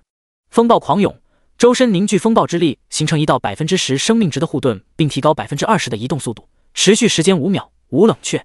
极品，李毅被这装备的属性给弄懵了。这就算是在稀有级装备中，也属于极品中的极品吧。高达50点的智力精神属性加成不说，关键是那个风暴狂涌的效果，对于别人来说或许很难触发，但对他来说那是手拿把掐的事情。而且这装备普通玩家甚至都难以符合装备条件。高达150点的智力属性要求，虽然他打怪爆率低，可能因为隐藏属性幸运值低的原因，不过还好有天赋兜底。查看了一下装备排行榜，果然这件风暴狂涌之冠已经把黄金破灭之弓给挤下去了，成为了排行榜第1的装备。而这时斩魔小队的骑士突然惊呼出声：血魄！这只魔猿体内居然有血魄！而刺客也同样诧异非常，不可置信，我这只也有。李毅闻言也是一惊，连忙过去查看，只见骑士跟刺客两人手中拿着一块拳头大小像果冻般的血红物品。而最后李毅惊喜地发现，5只魔猿居然总共有3只魔猿体内都蕴含着血魄。材料：血魄，品质良好，描述：蕴含强大的血灵能量，只有在体魄强大的魔兽体内才有一定几率酝养成功，是制作药品、喂养宠物的天然材料。虽然只是良好级血魄，耐不住这的怪出货率高啊！这可是好东西，就连之前击杀的那只暴虐豪猪王体内都没有这玩意。血魄最大的用处就是喂养宠物。他记得前世的时候，一块良好级血魄就能炒到10几万的高价，因为这东西出货概率实在太低了。李毅想起自己收获的那株赤冥妖树的树苗，他本来也是通过吸食血肉达成进化成长的效果。如果有大量血魄，看到得赶紧想办法弄到一张契约卷轴才行。就在李毅征战魔猿岭的时候，永恒里面各方势力暗流涌动。作为大夏国服里面最强的势力，军部，此时的001新手村里面的成员已经有接近一半离开新手村，毕竟他们已经把新手村传送阵那只拦路虎击杀了，再加上他们本身都是 S 级以上的游戏天赋，而且还是在不用担心野怪资源的情况下。而军部占领的其他新手村虽然暂时还没有人达到10级，但是已经开始谋划击杀那只拦路 BOSS 了。而接下来便是诸多游戏公会了。目前各方公会的实力还不明朗，不过看各方公会官网、官微、官斗都在肆意宣传着自己公会的实力跟投资，在招兵买马，而且还在现实社会中拿到了大量的投资。其中游戏圈公认的第一公会神赐宣布已经获得红杉资本的400亿 RMB 的投资。神赐公布了当前公会成员数据，麾下已经有38万名玩家，人数还在源源不断的增加着。天赐公会会长段商在现实社会中身份也不简单，他姓马，凭借雄厚的游戏资源背景，再加上其本身高超的游戏技术跟意识，创建了一个连他父亲都为之骄傲的游戏王国。段商，游戏公会圈12天王中个人实力排名第3，综合实力毫无争议的第1，他麾下的千军万马足以让他横推一切。而此时的段商正在通过永恒聊天群中开展一次重要会议，他们刚刚围剿新手村拦路虎失败了，段商都总结一下这次行动失败的原因，分析问题，解决问题。我量比你大，会长，这 BOSS 目前简直无解，超高的防御让目前的玩家根本连破防都做不到，而且这 BOSS 的设定也很奇怪，根本没有强制扣血机制，靠人数聚堆根本行不通。你量没我大，对啊，就是，而且这只绿帽熊皮厚不说，还具有群伤技能，根本无法近身。这次215个骑士还没碰到怪，直接就被他一个践踏眩晕住，随后一巴掌拍死一大片。段商听后思虑片刻，不能纯靠人海战术，要组织精英队伍，动用工会备用金币，在寄售行购买高刃高防装备，集中工会最好的骑士装备，组织一支40人骑士队伍。同理，组织一支200名牧师，工会人数不够就去凑，参与者酬报1万元，若死亡调级补偿2万元。而这时又有成员疑惑，还有一个问题，如何对怪物破防？目前只有会长您才能对怪物造成一定的伤害，可这还不够 BOSS 回血的。段商，放心，这次我所在的新手村刚好有一个老朋友，花了100万，并承诺10天内交付对方一件卓越级装备。我亮最大脸色一变，什么？竟然要价那么高？100万现金不算什么，可那卓越级装备不能说给就给。其他成员也都议论纷纷。那人是小丑，他现在已经9级了。段商淡定回了一句，哦，原来是他，那这价格值了。还得是会长能这么小的代价请他出手，他可是出手费可是出了名的贵。众人纷纷对会长一顿马屁。而这时你们把量都给我突然说道：“你们说羿到底是如何击杀这只拦路虎的？”这一句话，原本热闹的场面顿时鸦雀无声，给干沉默了。段商眉头微微一皱，随后舒展开来。这次我愿意付出这么大代价去击杀这只拦路虎，正是想早点去见他一面。奇怪的是，我在现实中发动那么大能量，却根本查不到对方的信息。第48章新技能地狱火。关于李毅的讨论，可不只有神赐公会。排名第3的公会苍穹会长斗破表示，只要羿愿意加入苍穹，将用1亿年薪聘用其为公会副会长。也有一些势力在发动现实中的能量去追查李毅的资料时，却发现资料少之又少，几乎为零，只能查到他的亲生父母是古城林家夫妇，但他的养父母姓甚名谁，何许人也，却都查不到，就宛如世界根本没这家子一样。排名第5的公会剑魂同样对李毅十分渴望，剑魂会长苍兰也表示，十分希望李毅能给个机会加入他们苍兰，而条件则任由李毅这边提。但颇为戏剧性的是，剑魂公会是翰林公会的战略合作伙伴，双方早就在媒体上公布了2家联盟的消息。而剑魂副会长洛星正是12天王高手中排名第11的高手，同时他还有另外一个身份，林夕瑶，也就是李毅血缘3姐的男朋友。此时2人正在现实中约会。此时秦星最感兴趣的自然那个在永恒里面如日中天，让所有玩家都觉得遥不可及的羿。虽然秦星早就知道了林家有一个半路捡回来的亲儿子，但林夕瑶从来不会在他面前提起，反而念念叨叨的都是那个林世汉。在秦星听完林夕瑶的描述以后，眉头却忍不皱成一个川字。不是，瑶瑶，你们凭什么认为他一定会回你们林家？林夕瑶被这个问题问得有点懵。凭什么？因为林毅是我林家人啊。虽然我们之前一直错怪他了，不过这只是世汉还小不懂事而已。而且他都把世汉耳朵都割下来了，该出的气也都出了。只要他回来跟世汉道个歉，那我们肯定就会原谅他的。秦星听完陷入了沉默，他如果被那么对待，那铁定是不会再回去的。林夕瑶见秦星不信，继续说道，等他回来以后，我会去找最好的礼仪家教老师给他培训，教他社会上流的礼仪，把身上下等人的气息洗干净。而且我们已经准备好了一间房间，以后他再也不用住保姆房了。他之所以这么闹，就是因为太在乎我们了，他想博得关注，以后我们一家人整整齐齐。林夕瑶话还没说完，就被秦星打断。什么？保姆房？你说他住保姆房？你家几千上万平方的别墅，这么多房间，他住保姆房？秦星觉得有些不可思议。哎，这些都是小事，就是4年前他刚回来家里，老爸觉得不能够让外人知道，我们林家有一个流落外面14年的儿子，就对外说他是保姆的儿子。星星，我跟你说，你在永恒里面是弓箭手，那装备榜排名第1的武器你知道吧？我帮你要过来送给你。秦星苦笑地摇了摇头，那件黄金破灭之弓他想要，但是听完林夕瑶的描述，他已经分析出来，这个林毅大概已经有大势力在庇护了，指不定就是那排前3的公会。可笑这林家一大家子人当局者迷，还在那瓦卡巴卡自欺欺人。金坦山脉魔猿岭，11只魔猿正在集体啃食着一只不知名的大型野兽。可突然有一只魔猿似有所觉的左顾右盼了起来。地刺牢笼发动，空气中弥漫着厚重的土元素气息，大地竟然嗡嗡声大作，忽然间有15根2米长的尖锐地刺猛然从拔地而起，瞬间将这11只魔猿或顶飞或刺穿，凄厉哀嚎声顿时传遍山野。-4356，-4365，-4652。地刺牢笼作为天阶法术，自然没有那么简单，在区域内正形成一个尖土地牢，而尖锐的地刺上更有密密麻麻的倒刺，一旦被勾住，想要挣脱则会皮开肉绽，造成流血伤害。这是一个改变地形、拥有绝佳的控制效果以及不弱的伤害效果的3合1技能。而这牢笼上空，李毅正面无表情地看着那魔猿残暴的，不顾一切都想要冲出牢笼。法杖轻摇，魔法波动一起，那地刺牢笼之内竟直接燃起熊熊烈火。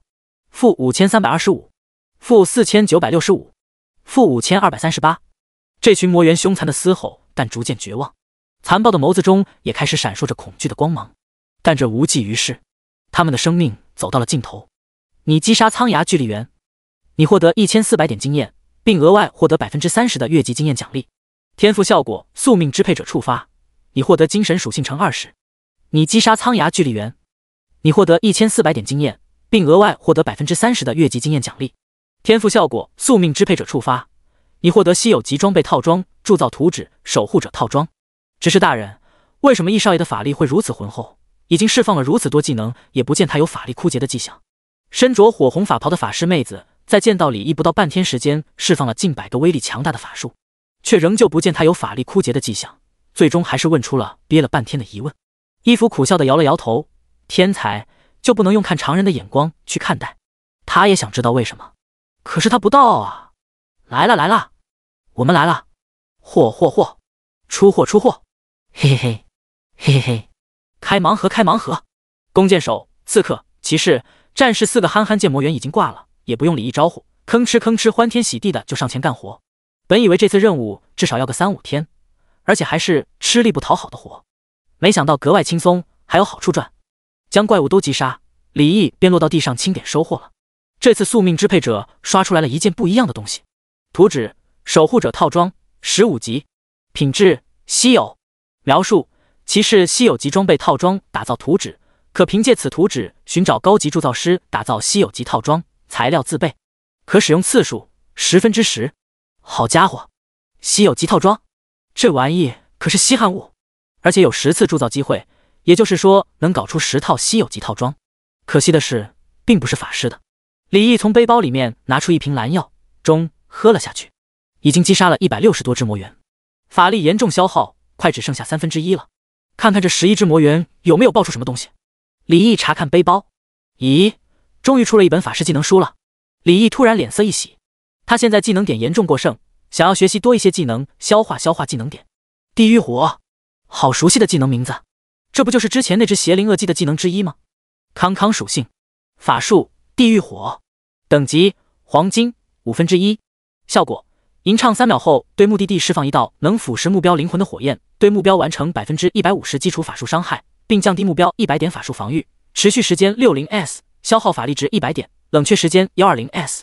学习限制等级大于等于20级，精神属性大于等于100，削减目标防御的法术，还算不错。学习，消耗15点技能点，给我等级拉满。法术地狱火，等级地阶 max， 效果吟唱1秒后对目标释放一道能腐蚀目标灵魂的火焰，对目标完成250%基础法术伤害，并降低目标250点法术防御，持续时间90s，消耗法力值100点，冷却时间120s。除了这本技能书以外，还爆出了近战良好级装备乘3，牧师装备乘2，毕竟这些都是精英怪，爆率还算可以。突然一声惊呼，哇，易少，这还出了一根灵骨。第49章，意外收获猩红之果，材料灵骨，品质良好。描述：蕴含强大的灵性，只有在体魄强大的魔兽体内才有一定几率酝酿成功，是制作装备宠物进阶的天然材料。看着手中晶莹剔透的骨头，李毅忍不住嘴角轻扬。灵骨是比血魄还有更稀有材料，价值同样更高。这是宠物成长或进阶时候所需要准备的材料，不过就是品质差了些。而这11只魔猿更是出了7块血魄。不过为什么这里的精英怪体质如此特殊呢？加上这些收获，李毅已经收获了68块血魄，加上一根灵骨了。将东西都收进背包以后，李毅就坐在地上，一边磕蓝屏，一边闭目养神，恢复法力值。斩魔小队男人在干活，而女人则在周围查探着。牧师妹子从旁边的一棵歪歪曲曲的大树上摘下好几个果子，这果子模样似桃非桃，似李非李，红彤彤的果肉看着特别诱人。扣一，法师妹子，来，喷点水，给我洗洗果子。哦，法师妹子放了个水球术。洗完果子的牧师妹子小脸通红的向李毅跑来，宽松的牧师长袍也掩饰不了她那前凸后翘的身材，两只大白兔蹦蹦跳跳，颤颤巍巍，一看就知道她治疗术效果好。易少爷，您吃点果子，我用探照术检测过了，可以吃的。牧师妹子献宝似的把红果递给李毅，谢谢。李毅接过果子，道了声谢。啊，不用谢不用谢。牧师妹子偷偷瞄了瞄李毅那比他人生规划还要长的下颌线，顿时心中涟漪阵阵。好帅啊！红灯果，普通野果，鲜嫩多汁，甘甜可口，属性不会骗人。一直打怪了那么些时间，本就有些口干舌燥，一口下去很甜，还有一股清香。事实上，李毅早就摘过果子查看属性，原本他怀疑是不是这的魔猿食用了这些果子才有如此强横的体魄，结果一连摘了好几个，都只是普通野果。可就在这时，法师妹子突然尖叫一声：“啊，不要！”突发状况让李毅心中也是心中一紧，连忙起身查看情况。可别死了！法师妹子同样吃完果子以后，却猛地把红果扔在地上，像是遇到极为恐怖的东西。蛇！有蛇！法师妹子惊惶无措，甚至要吟唱法术攻击那地上的红果，但却被牧师妹子连忙拉住。扣一，哪有蛇？那明明是颗果子啊！被牧师提醒后的法师妹子宛若大梦初醒，定睛一看，还真是果子。李毅疑惑地上前捡起红果，灵植猩红之果，品质卓越，年份3年，效果使用后精神加3，体质加3，力量加5。描述：这是一种神奇的寄生灵植，长成后形态极似素体，服用后有轻微致幻的副作用，长期食用能全面强化肉体，并有一定概率发生某些不可思议的变化。查完属性以后的李毅面露喜色，原来如此，好东西啊！有些激动的李毅连忙把这颗果实掰开，却郁闷地发现并没有种子。又对比了下自己手中的果实，发现两种果子如果仔细看还是有些区别的。两种果实虽然都是红色，但是猩红之果的红更偏向一种通体妖异的血红，而红灯果则是果红，还带着些许树纹。难怪这苍牙巨力猿明明只是精英级怪物，却体魄如此强大，而且对法术的抗性也强。看来跟这猩红之果逃不了关系。要不是牧师的心血来潮，说不定还真的会错过这宝藏。来，吃完它，好东西来的，你应该能感觉到身体的变化。李毅把手中灵果递回给法师妹子。我感觉身体有点热，好奇怪的感觉，好热。这难道是灵果？伊芙此时也走了过来，面露喜色。对，好东西来的，哥几个别在那鼓捣了，全部都给我上树摘果子。李毅贪婪地看着这满山遍野的果树，就是不知道这些果子中隐藏了多少猩红之果。话说永恒里面到处都是奇遇，还真不是盖的，而且还真的是等待有缘人。不过这种寄生类的植物既然本身没有种子，难道是以类似蒲公英方式传播种子的？那必然就有一个母体。不过先把已经长成的果子摘下来。李毅背上插着风灵之翅，灵翅轻扇悬停在空中。摘果子的工作交给斩魔小队，而他则负责在空中戒备，一旦有魔猿靠近，他就第一时间击杀。此时的李毅有些庆幸，还好有这支斩魔小队跟着一起来，不然的话单靠他自己那得摘到猴年马月。悠哉的在空中吃着果子，这果子吃多了效果就会降低。如今李毅已经足足吃了18个，而此时已经效用大减。你食用了猩红之果，精神加1，体质加1，力量加1，你的智力属性高于500，豁免了致幻效果。属性变化李毅倒并没有太在乎，毕竟这点属性变化对于他的天赋收获来说性价比不高。李毅更想知道，如果不计损耗的食用，是否能得到那所谓的不可思议的变化。而在刚刚又有数十只魔猿不知死活的想要过来攻击他们，全都被李毅尽数消灭。而如今击杀魔猿的数量已经超过200只，就只剩下击杀那只 BOSS 就行了。不过目前暂时还没有那只 BOSS 的踪影。半小时后，在李毅不断的击杀掉300多只魔猿精英以后，他也瞬间升级到23级。从森林深处传出一道愤怒的嘶吼咆哮声，目光扫过去，一只庞然大物不断的在山林间跳跃，所过之处一棵棵3人合抱的大树都被轻易推倒。李毅眼睛一亮，不禁反喜，对着伊芙打了个招呼，把人都顾好，我去就回来。伊芙现在已经对李毅的实力完全认可，甚至觉得他都未必能胜过李毅，但感受到那魔猿首领散发的气势颇为不俗，还是关切道：好，你小心点，那魔物实力不弱。李毅心念一动，便催动风灵之翅，青光大盛，急速往 BOSS 方向飞驰而去。来到魔猿岭到现在，李毅已经击杀了500多只魔猿，又收获了一大批属性点。他现在的法术攻击在装备的加持下已经达到了2024点，风灵之翅的飞翔速度跟法术攻击成正比。以李毅如今的法术攻击，数百米距离也不过是转瞬之间而已。居高临下，一只庞然大物赫然出现在李毅视野之内。这魔猿 BOSS 身高3丈，面目凶狠，嘴里吐着2根尖锐的獠牙，浑身毛发漆黑，额头上居然还多长出一颗树瞳。3眼苍猿王，稀有级 BOSS， 等级35，生命值3000003000000，物理攻击1550，法术攻击980，物理防御1200，法术防御1100，技能真视之眼，恐惧咆哮，铁臂，战争践踏，大地之力，地灵球，元素抵御。描述：魔猿岭的王者似乎得到某些奇遇，身躯发生了一定程度变异。好高的属性！尽管有了心理准备，这的小怪都变成了精英怪，那这的 BOSS 肯定也会更强。三眼苍猿显然发现李毅了，两只眼眸暴虐非常，但那第三只树瞳却冷静而毫无感情，让人觉得非常怪异。稳健起见，光遁术！李毅单手一扬，浑身便被一层透明的光幕包裹。三眼苍猿嘶吼咆哮着，猛地一跃而起，猛地向空中悬飞着的记忆狂扑而来。第50章，无敌变态的史诗级武器。面对一跃就是10几丈高的庞然大物，李毅没有丝毫慌张，风灵之翅闪烁，便轻易在空中腾逸开来。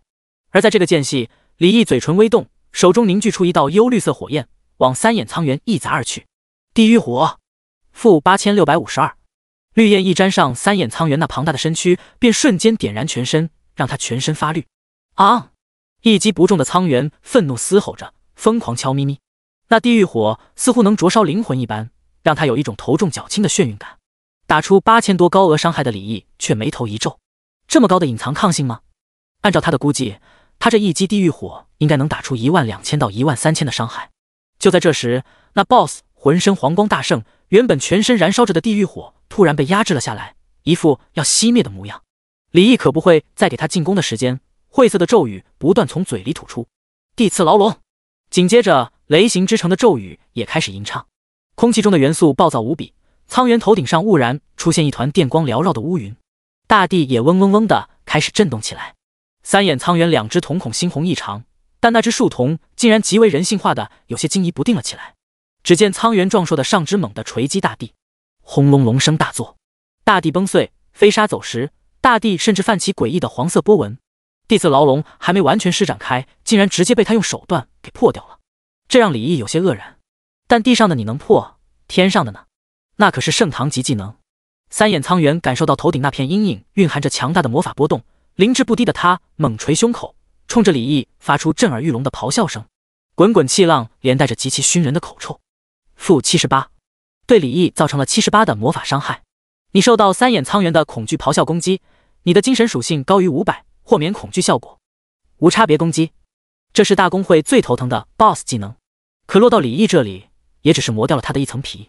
三眼苍猿那只树瞳惊愕地看着李毅，闪过一丝骇然。这 BOSS 竟然想要打断李毅的施法，哼，对上我，你只有招架之功，哪有还手之力？雷行之城，给我踏马开！最后一个咒符吐出后，法术成而无悔。苍猿狰狞的面容闪过一丝恐惧，一步10几丈距离的想要逃离，可是技能早就锁定他了。轰！水桶粗的雷霆猛然劈下，负17504。被地狱火削弱了法术防御，再加上他似乎雷属性抗性要低一些，这雷行之城打出了极为可观的伤害。空气中弥漫着肉香味，三眼苍猿被雷霆击打得皮开肉绽，同时也陷入僵直状态。轰！雷霆毫无感情地继续落下，负18657，负17652，一连9道雷霆 ，BOSS 血条被清空一半，仅仅一个法术就让三眼苍猿丢掉半条命。本来应该陷入狂暴状态的他，此时却头也不回，扭头撒丫子就跑。李毅见状，心里冷笑一声，背上青色翅轻轻一扇，便迅速追了上去。冰霜咆哮，负7658，冰霜龙卷飞速往三眼苍猿席卷而去。强力的减速效果让 BOSS 的壮硕的四肢宛如灌铅了一般，举步维艰。大火弹术，大火球术。2分钟以后，在李毅如此恐怖的法术攻击之下，三眼苍猿居然还在垂死挣扎中。倒不是李毅的伤害不够变态，而且这 BOSS 居然还有保命技能。1分钟前他就即将死亡，可苍猿却突然四肢着地，浑身闪烁着刺目黄光，以他立足的大地之上涟漪不断，似乎能从大地之上汲取能量。而他的生命值也迅速恢复了2/3，而且生命值仍旧以一种难以思议的速度恢复着。在李毅不断用大火弹术等技能轰击下，仍旧硬挺着。眼见如此，李毅脸上闪过一丝不耐，那就再来一遍大招雷行之城。感受到头顶上的雷霆气息，苍猿脸上满是绝望。轰！雷霆一道道落下，负17654，负16598。在雷行之城的巨大威力之下，三眼苍猿最终无力的轰然倒下。可就在这时，一道隐晦的光芒突然从三眼苍猿中激射而出，且快速遁入虚空，消失不见。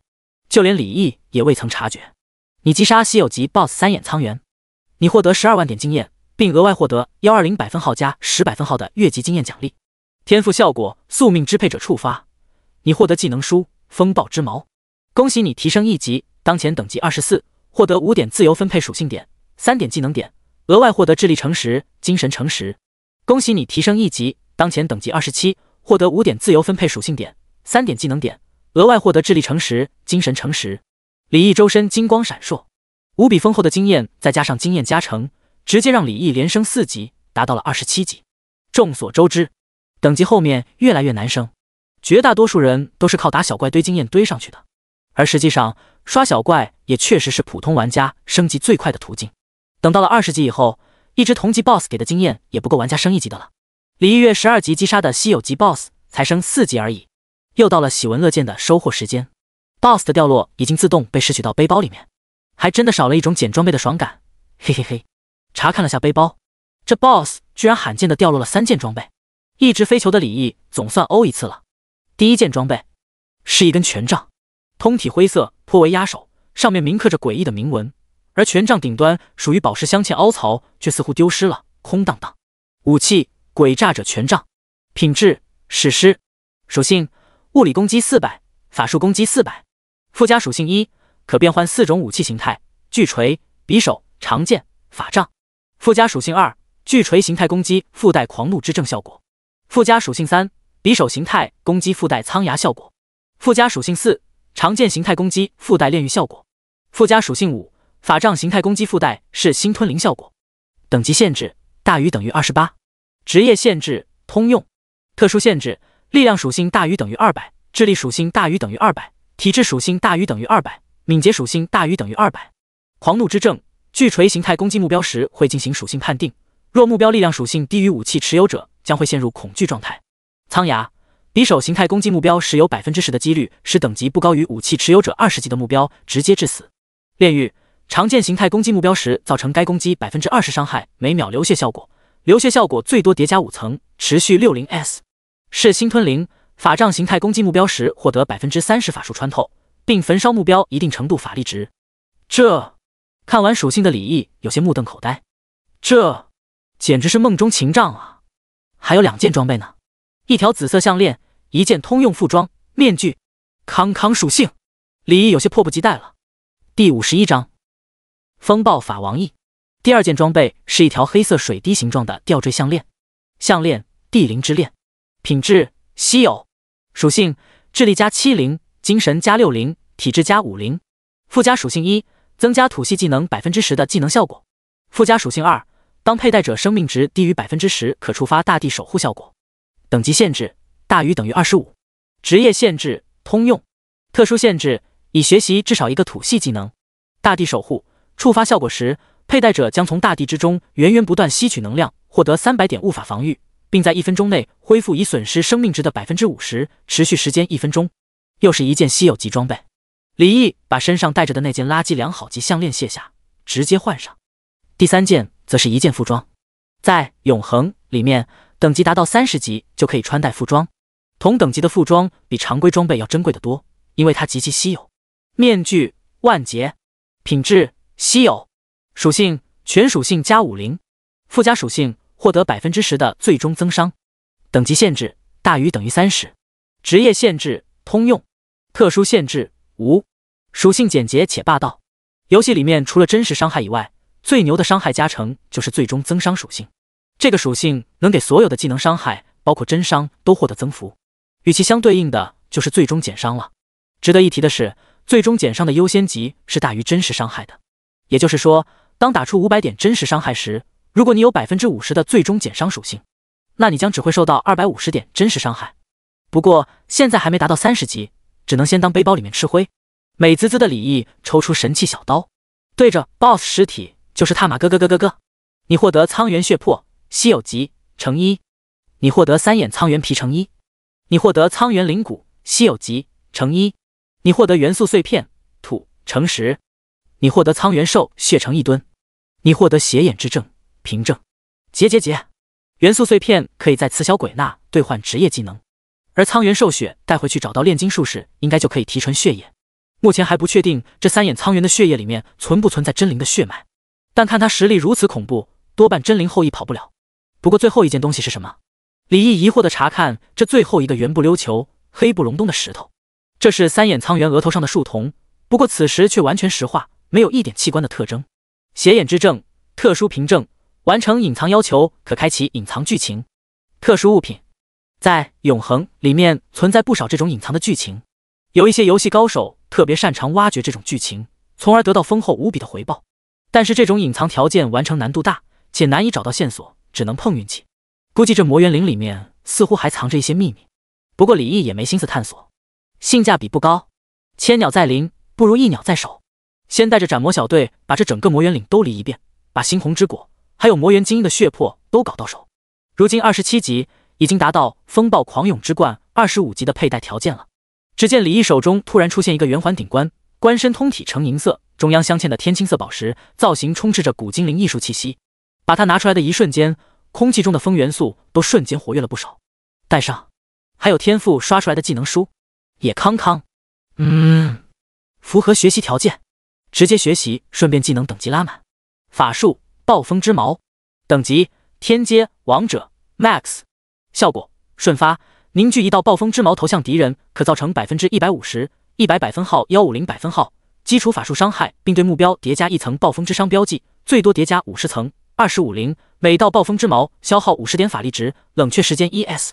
暴风之伤可随时引爆标记，造成层数乘100百分号的基础法术伤害，冷却时间50、150秒。若引爆伤害击杀目标，则获得冷却刷新。学习条件等级大于等于25，法师职业。卧槽！看完这技能的李毅大喜过望，我终于能平 A 了，终于有点战斗法师的样子了。仔细一想，一不小心技能配套成型了呀！风灵之翅的高速飞行能力，风暴狂涌的护盾，还有移动速度加成，再加上风暴之矛，请叫我风暴法王毅。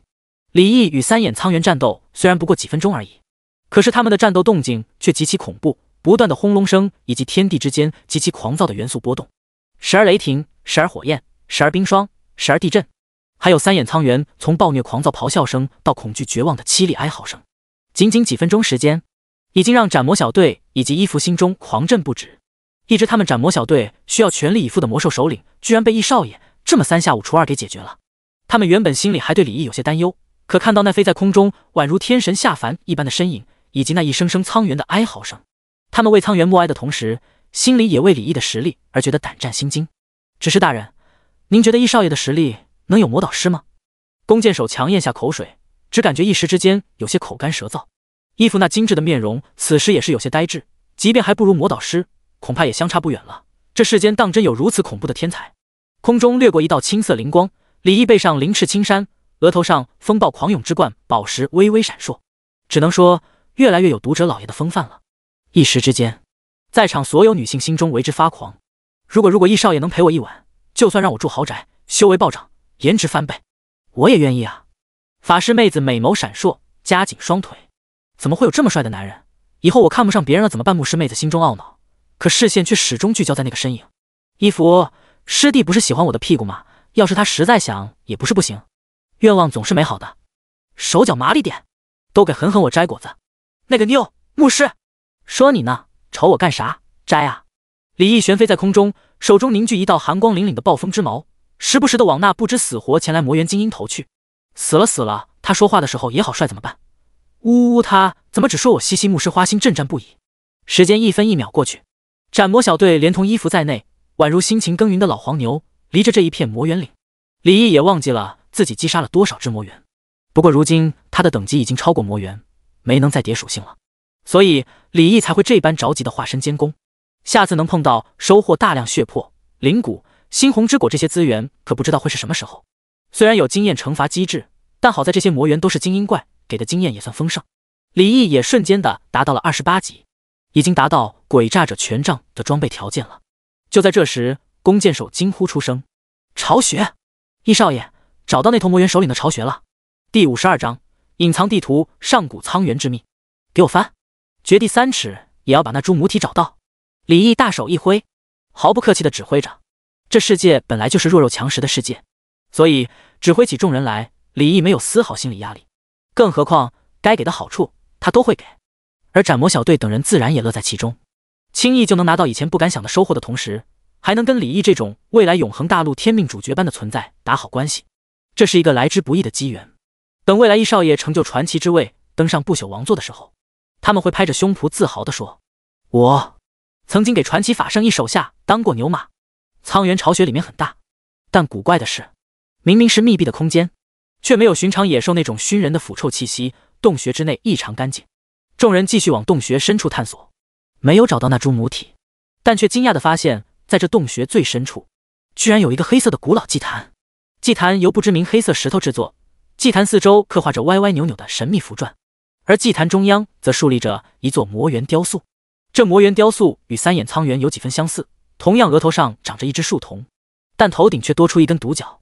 虽然四肢显得不如那三眼苍猿那般壮硕，甚至有些消瘦，明明神态面无表情，却诡异的让人感觉到更加狰狞恐怖。这魔猿雕塑只是挺拔站立着，便给人一种顶天立地的异样感觉，同时还迎面扑来一种似乎自远古蛮荒而来古老气息。众人包括李毅在内，纷纷都被这尊雕塑给镇住了。这是什么魔兽？为什么我一见到它就感觉到有一种浑身发颤的感觉？这明明只是一尊雕塑。胆子最小的牧师妹子率先出声，声音有些颤抖：“我好像在一本古老的魔法书籍中见过这种生物的记载，但是一时之间想不起来。”伊芙此时也缓过神来，尽管在脑子里一直思索着，也想不出个所以然。李毅看着这尊雕塑，沉默了几秒后：“你们继续在这里面找一下，看能不能找到那株母体。”其他人不清楚这尊雕塑的由来，可李毅却一清二楚，这是来自灵魂深处的熟悉感。他能感受到，这雕塑跟自己竟然有一种冥冥之中的联系。这是一尊真灵，一尊真正的远古真灵。山岳巨猿。李毅 SSS 级天赋真灵12变觉醒的时候，那12尊真灵虚影都深深地印刻在他的灵魂深处。传说中，山岳巨猿的真身能有10几万丈高大，有着拔山倒海的擎天巨力。就连那些不可名状的神灵，也只不过是跟他同个层次的存在。而所谓的神圣巨龙，他们的血脉祖宗远古真龙也不敢保证100%胜过一只完全站立的壮年山岳巨猿。斩魔小队等人见李毅望着这雕塑出神，鬼使神差下没有打扰他，懂事的开始在洞穴里面搜寻了起来。而李毅也还是鼓捣这个祭坛还有山岳巨猿雕塑，尝试着看能不能找到什么线索，甚至取出那颗邪眼之证，这雕塑还有祭坛也没有丝毫反应。而李毅静静端详着这尊山岳巨猿良久，发现他的那颗独眼似乎始终在盯着他。李毅默默地跟他对视了10秒，然后拿出鬼诈者权杖，意念一动，权杖瞬间扭曲变换，化作一尊布满狰狞倒刺的磨盘大的超大型狼牙战锤。你瞅啥？轰！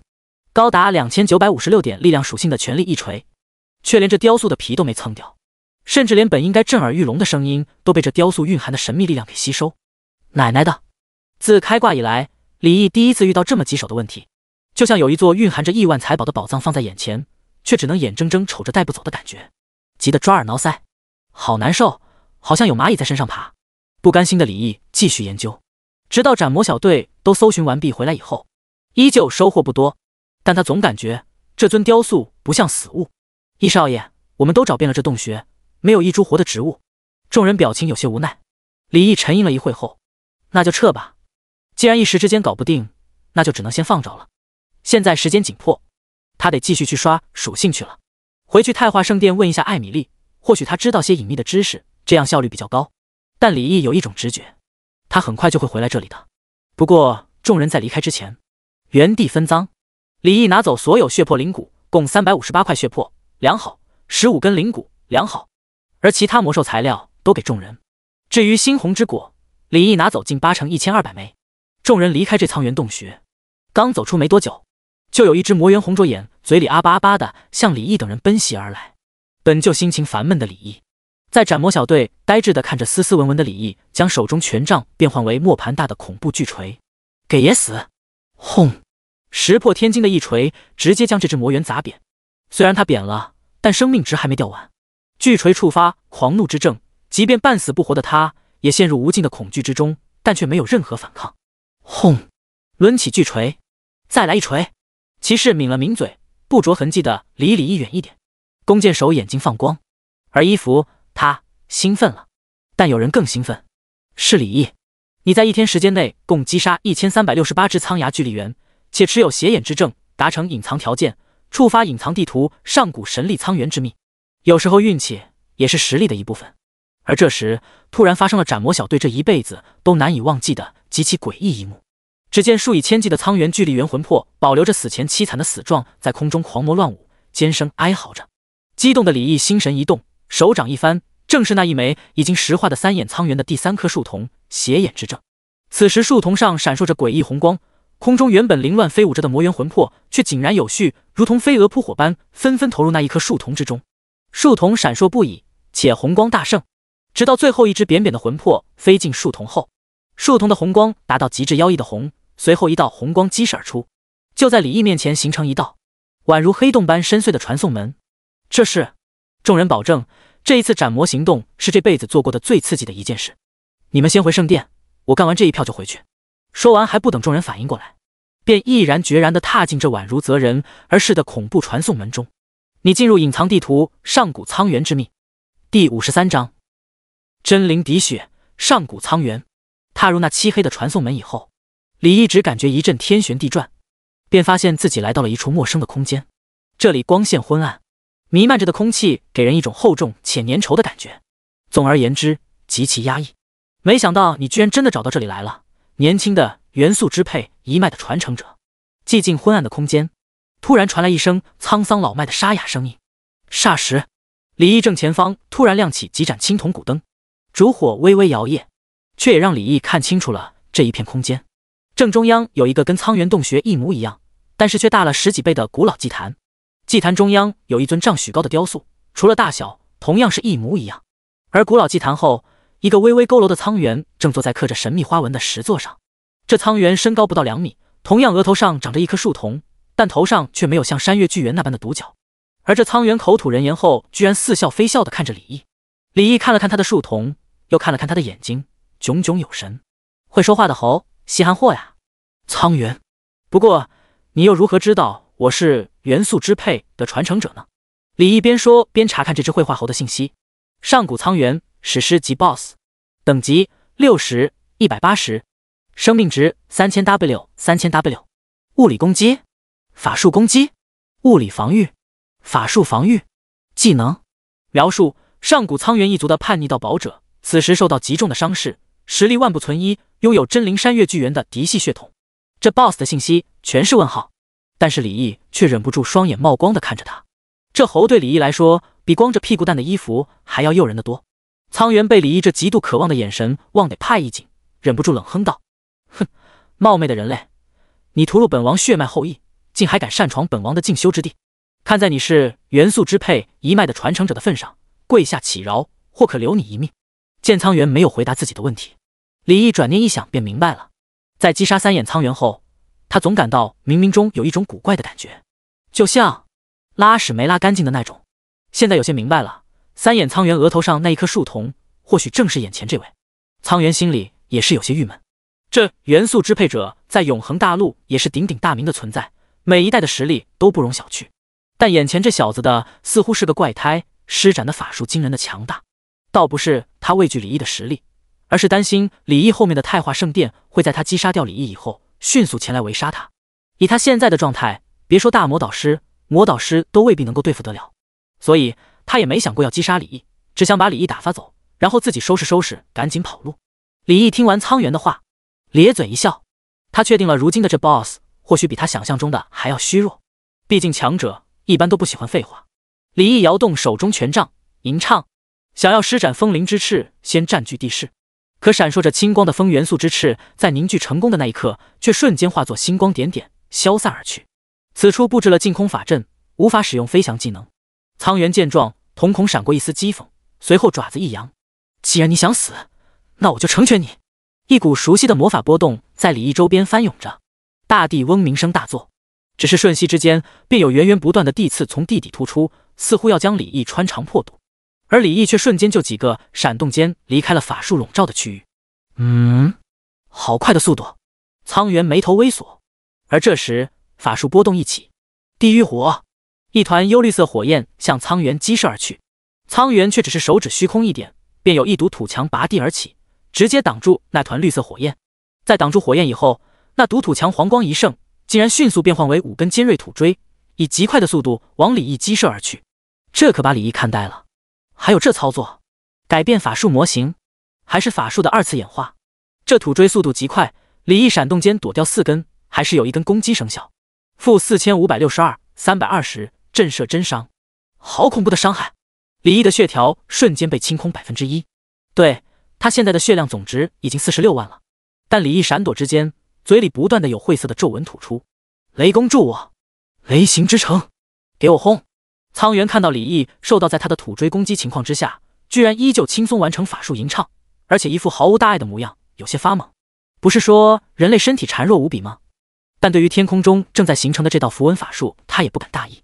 只见苍元单足一跺，脚下大地一阵扭曲后，居然形成一道图茧，将他完全包裹。轰！雷鸣阵阵，电光缭绕，一道道水桶粗的紫色雷霆垂落而下，直接落在图茧之上，顿时发出震耳欲聋的轰隆声。-6595，-6358，这是绝对防御，而这伤害也顿时触发了李毅的风暴狂涌的效果，周身缠绕起一层厚厚的风暴形成的护盾，而脚下青光闪烁，这是给他提供了20%的移动速度加成。而就在苍元被雷劈的时候，从那巨大的土茧上居然不断的有土壤愤出，随后形成一根根土毛往李毅这边飞射而来。他到底是怎么做到的？李毅不理解，但同样不敢怠慢，手中凝聚风暴之矛，给我踏马扎扎扎扎扎！半小时后，苍元看向李毅的表情满是见了鬼般的惊骇。不是，到底你是 boss 还是我是 boss 啊？阁下到底是谁？何故戏弄本王？一个终极法师怎么可能有如此浑厚的法力？两人对轰了半个小时的法术，没停过。李毅身上不断的产生风暴狂涌护盾，那玩意10%生命值的厚度，苍元的法术根本打不动李毅。李毅的法术落到苍元身上虽然好一些，但是也跟是无关紧要，最终居然是势均力敌，谁也奈何不了谁。嘿嘿，要不然你就爽快点给我砍了算球了，赶着回家吃饭呢。李毅咧嘴笑道：啊，阁下不愿说，那本王就打到你说，本王不信。你的法力难道还能比本王浑厚？狂沙龙卷！哼！冰霜咆哮，法术对轰再次开始。又2小时后，呼呼呼，小子，看样子你法力值耗尽了吧？上古苍元满头大汗，一副肾虚的模样。差不多了，还剩1半多点。你呢？李毅念咒语，念的嘴唇都快冒烟。见对方停了法术，他也就停了，实在受不了，都快成香肠嘴了。他羡慕极了这头上古苍元，为啥他释放法术不用吟唱，一副手到拈来的从容优雅？哈哈，你当本王是3岁小孩吗？我的法力已经耗尽，你即便还有一点法力，也绝不可能多。上古苍元那佝偻的身躯突然站直了，有些扬眉吐气的感觉。实话跟你说了吧，本王是故意消耗你的法力的。本王这大半辈子，除了钻研法术以外，大半神通还在这具肉体之上。即便如今本王实力不及全盛时期1/1000，但对付你一个人类毛贼，解。接下来面对恐惧吧。第54章万人黄帆。接下来面对恐惧吧。上古苍元说罢残忍一笑，随后长笑一声，2只毛茸茸的手呈抱月状。只见他浑身金光大盛，随后居然身躯狂长，瞬间变化作一头10丈高的凶猛巨猿。黑色的毛发上还隐隐有符文在闪烁不已，看着神秘极了。此时的上古苍元浑身金光灿灿，威风凛凛，宛若一只斗战圣猿一般，2只铁拳宛若阁楼一般大，无边的气势将四周卷起一层又一层狂沙乱石，像极了赛亚人变身，只把李毅眼睛都看直了，嘴角流口水。太酷了，他也想要。那挺巧，这几天我智力不咋长，光长身体去了。李毅说着，默默地催动手中的欺诈者权杖，随后权杖一阵扭曲，变换为一只磨盘那般大的狼牙巨锤。实际上，李毅也在等对方法力值耗尽。说实在话，他的法术特别诡异，若是没有无限刷出风暴狂涌护盾抵挡他的法术伤害，他还真的不一定干得过这头上古苍元。而他的欺诈者权杖法杖形态下还有焚烧目标法力值的功效，所以他也是打算把对方的法力值耗完。上古苍元眼神古怪地看着李毅手中的大锤，这怎么跟我记忆中的人类法师不太一样？难道1000年过去了，外面时代已经变了吗？哼，本王豁出去了，把你击杀以后，我就不信你们元素支配一脉能把我怎么样。他已经打定主意，以迅雷不及掩耳之势击杀李毅后，收拾东西快速逃离这个地方。毕竟他如今的情况维持不了太长时间变身状态。上古苍元浑身金光大盛，身上的符文更是狂闪不已，杀意达到巅峰的上古苍元眼神里满是冰冷，没有丝毫感情。给本王死！凝聚了10成功力的一拳携着动荡天地之威，往眼前还不如他一根手指粗的人类猛砸而落。这一击光是卷起的拳风都能轻易击杀一位30多级的职业者。李毅也是感到风太大了，即便有些睁不开眼睛，但还是眯着眼对准他的拳心，抡起大锤全力砸下。噔噔，李毅被这无可匹敌的力量击退了2步，而这金灿灿的上古苍元却噔噔噔噔噔噔噔连退7步，将大地都摆烂后才生生的将那股怪力卸掉。上古苍元满脸不可置信：“不可能，这绝对不可能！你到底是什么东西？天地灵种，还是真灵后裔？不，什么真灵能在同等级下用力气碾压我上古苍元一族？难道你是族内那几个家伙派来找我的？你是苍元一族之人？”上古苍元脸色变幻不定，被这不可思议的一幕弄得快神经错乱了。嘿嘿，你乖乖把头颅给我，咱也省得脱裤子放屁不是？李毅抡起大锤猛然跃起，砸在这高达10丈的恐怖巨猿的脚趾头上。如今李毅的血量已经高达46万， SS 级天赋不灭之握已经能给他提供很可观的战斗力了，每5秒就能产生一次生命值 1% 的攻击伤害，同时还能恢复已损失生命值的 5%。 很明显，这上古苍元变身后还是没有李毅猛，所以在李毅狂风暴雨的大锤砸击之下，他很快就不行了。放过本王，只要你放过本王，本王什么条件都答应你。苍元哀嚎着求饶。李毅听完眼睛一亮，有一个大胆的想法，但详细考虑之后还是觉得宰掉了事比较痛快，于是给他上点精神疗法。雷行之城，轰轰，负15685，负17652。人类，我发誓，未来你一定会死得很惨，你一定会付出代价的。在最后一道雷霆劈下以后，李毅也终于听到了那久违的提示音。他已经跟着3000W 写的 BOSS 耗了近5个钟，而上古苍元死前最后还用带着无尽怨毒的眼神狠狠地盯着李毅。李毅却毫不在乎，活的不怕，还怕死了的。你击杀史诗级 BOSS 上古苍元，你获得200W 点经验，并额外获得 320% 的月级经验奖励。天赋效果宿命支配者触发，你获得万人黄帆。恭喜你提升1级，当前等级29，获得5点自由分配属性点，3点技能点，额外获得智力乘10、精神乘10。恭喜你提升1级，当前等级33，获得5点自由分配属性点，3点技能点，额外获得智力乘10、精神乘10。连升5级，你成功击杀史诗级 BOSS， 成为全服第1位击杀史诗级 BOSS 的玩家，获得奖励：幸运女神的神秘卷轴、挑战者勋章3×1，声望乘10000，并将进行全服通告。请问是否隐藏昵称？否。恭喜玩家已成为首个击杀60级史诗 BOSS 的玩家，将获得特殊奖励。特此全服通告。公告一连3响，但李毅没有理会这些奖励，他现在被一个东西吸引了。万人黄帆，天拉噜，林家有棺材了。李毅大喜过望，不是在游戏里面，是在现实。看到这人黄帆的第一反应就是我他妈要把他带回现实。先康康什么属性？一个巴掌大的黑帆，上面绣着经文，代表着堂皇正道。特殊道具万人黄帆，品质古老，可提升。属性1，拘魂夺魄，击杀目标后可将魂魄聚入此帆，化作帆奴。帆奴有生前1半的实力，可通过噬魂提升。若击杀目标为玩家，将使对方受到额外掉落5级的惩罚。属性2，可指定108只魂魄作为人皇帆主魂，主魂将统帅帆内众兄弟。属性3，此帆可收容魂魄。当前魂奴0，当前主魂0，灵魂绑定1。描述：人皇之路皆白骨，中心协力有归途。好，等下线以后找丁伟咨询一下，他现在急需大量的异魔核。万恶，人皇帆给我收。李毅自然不会忘记地上躺着的一位大佬，他的专属装备灵魂绑定自然收用如意。当即意念一动，催动人皇帆，只见人皇帆闪耀着诡异的红黑双色光芒，随后竟飞离李毅之手，悬在上古苍元尸体上空，滴溜溜一转，便有一道发猛的巨猿虚影被拘入人皇帆中。再看看首杀史诗级 BOSS 的奖励：勋章，挑战者勋章3，品质稀有，属性全属性加100，附加属性受到 BOSS 的攻击时豁免 20% 的伤害，对 BOSS 进行攻击时额外获得 20% 的伤害加成。等级限制大于等于50，职业限制不限，特殊限制玩家一专属。挑战者系列的勋章属性一直都不会让人失望，对 BOSS 20%伤害豁免跟加成已经是非常可观的数值了。接下来就是幸运女神的神秘卷轴，打开卷轴能看到嫣红且娟秀的神秘篆文。特殊道具幸运女神的神秘卷轴，品质不朽，属性：撕开卷轴可指定一目标福运亨通，目标为女性，效果翻倍。描述：这是幸运女神用精血书撰的法术神文卷轴，极其稀有且具有收藏价值。神之遗物，消耗品。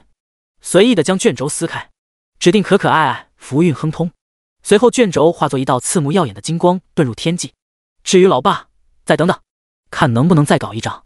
实在不行，以后实力强了，把幸运女神抓起来，让她每个月都踏马，给我写。最后再看 BOSS 的掉落。3件装备，1件史诗级，2件稀有级。第55章，遇到老六怎么办？先看2件稀有级装备。戒指，火元素守护之剑，品质稀有，属性全属性加100，附加属性1，召唤一只火元素之灵协同作战，附加属性2，可任意提高攻击类型以学习技能10个小段位。等级限制无，职业限制无，特殊限制无。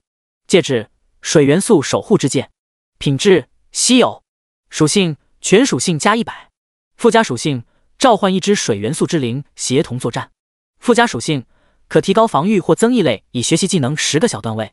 等级限制无，职业限制无，特殊限制无。哎，这2装备不错呀！李毅脸上大喜，一个给老爸，一个给可儿，刚刚好。最关键的是没有任何限制的装备，不愧超级隐藏大怪，爆出来的东西品质就是高。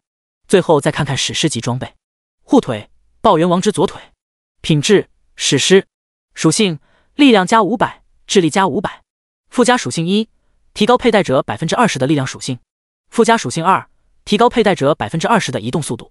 等级限制大于等于50，职业限制无，特殊限制无。没得对比，李毅也无法判定这装备究竟如何，但李毅一看到百分比的加成就觉得是好东西。等级要求有点高了，50级才能佩戴，先收起来。而接下来才是重头戏，真灵之血，这可是活生生的一头活了不知道多少年月的上古苍猿，只是因为受伤了才躲藏在这里而已。取出神器小刀，对着地上这只庞然大物就是踏马咯。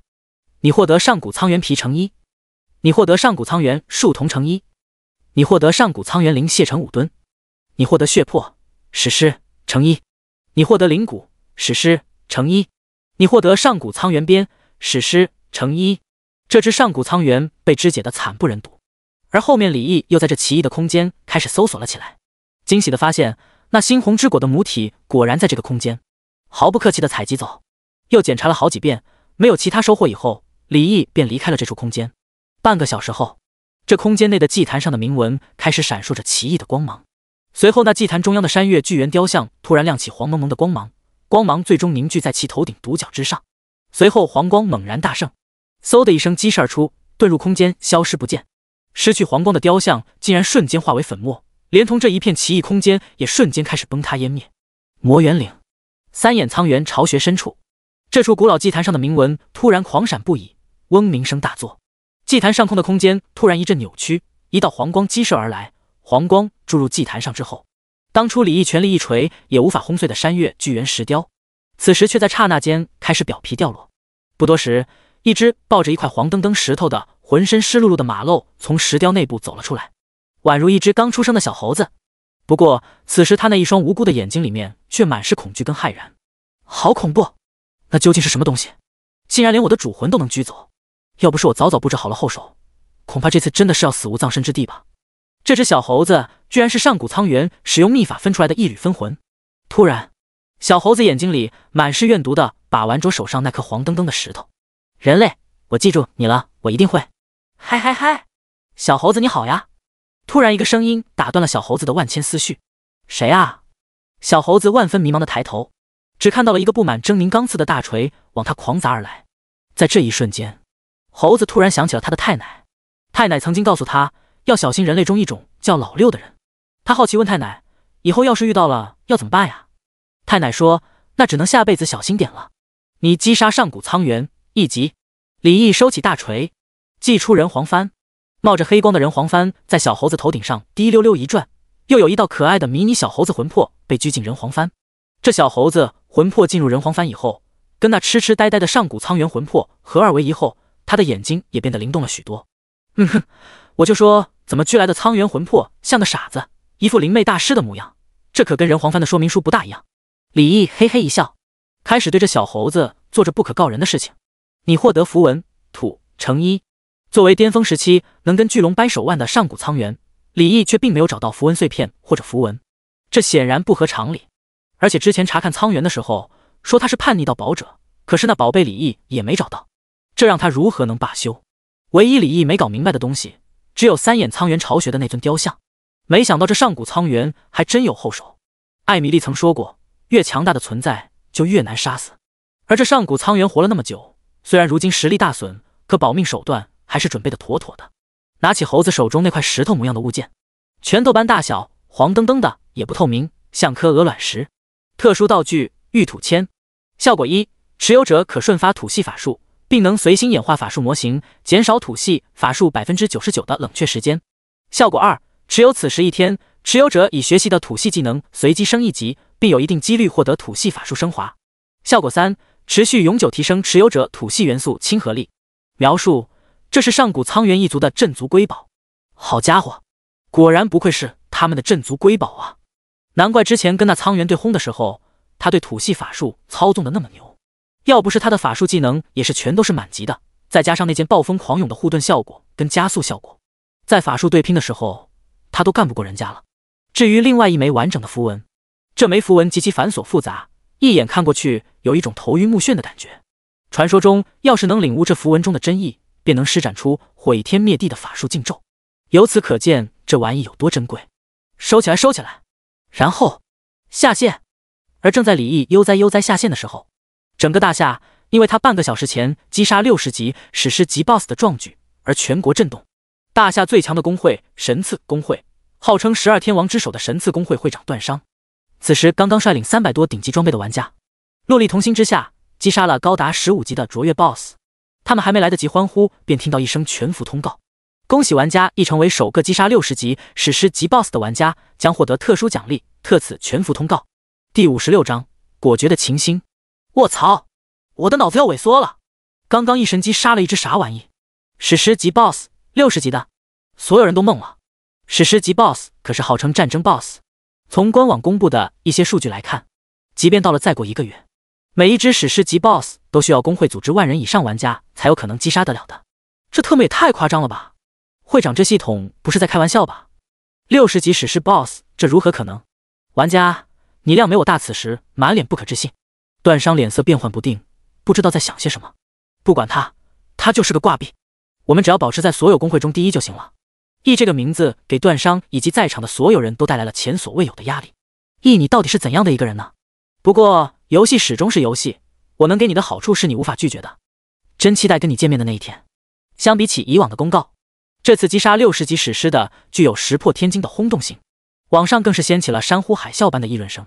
顶流华娱明星大秘密拍视频发抖音表示，很想认识一下神秘的 E， 如果可以的话，如果你能带我练级，我可以请你吃晚餐报答你哟。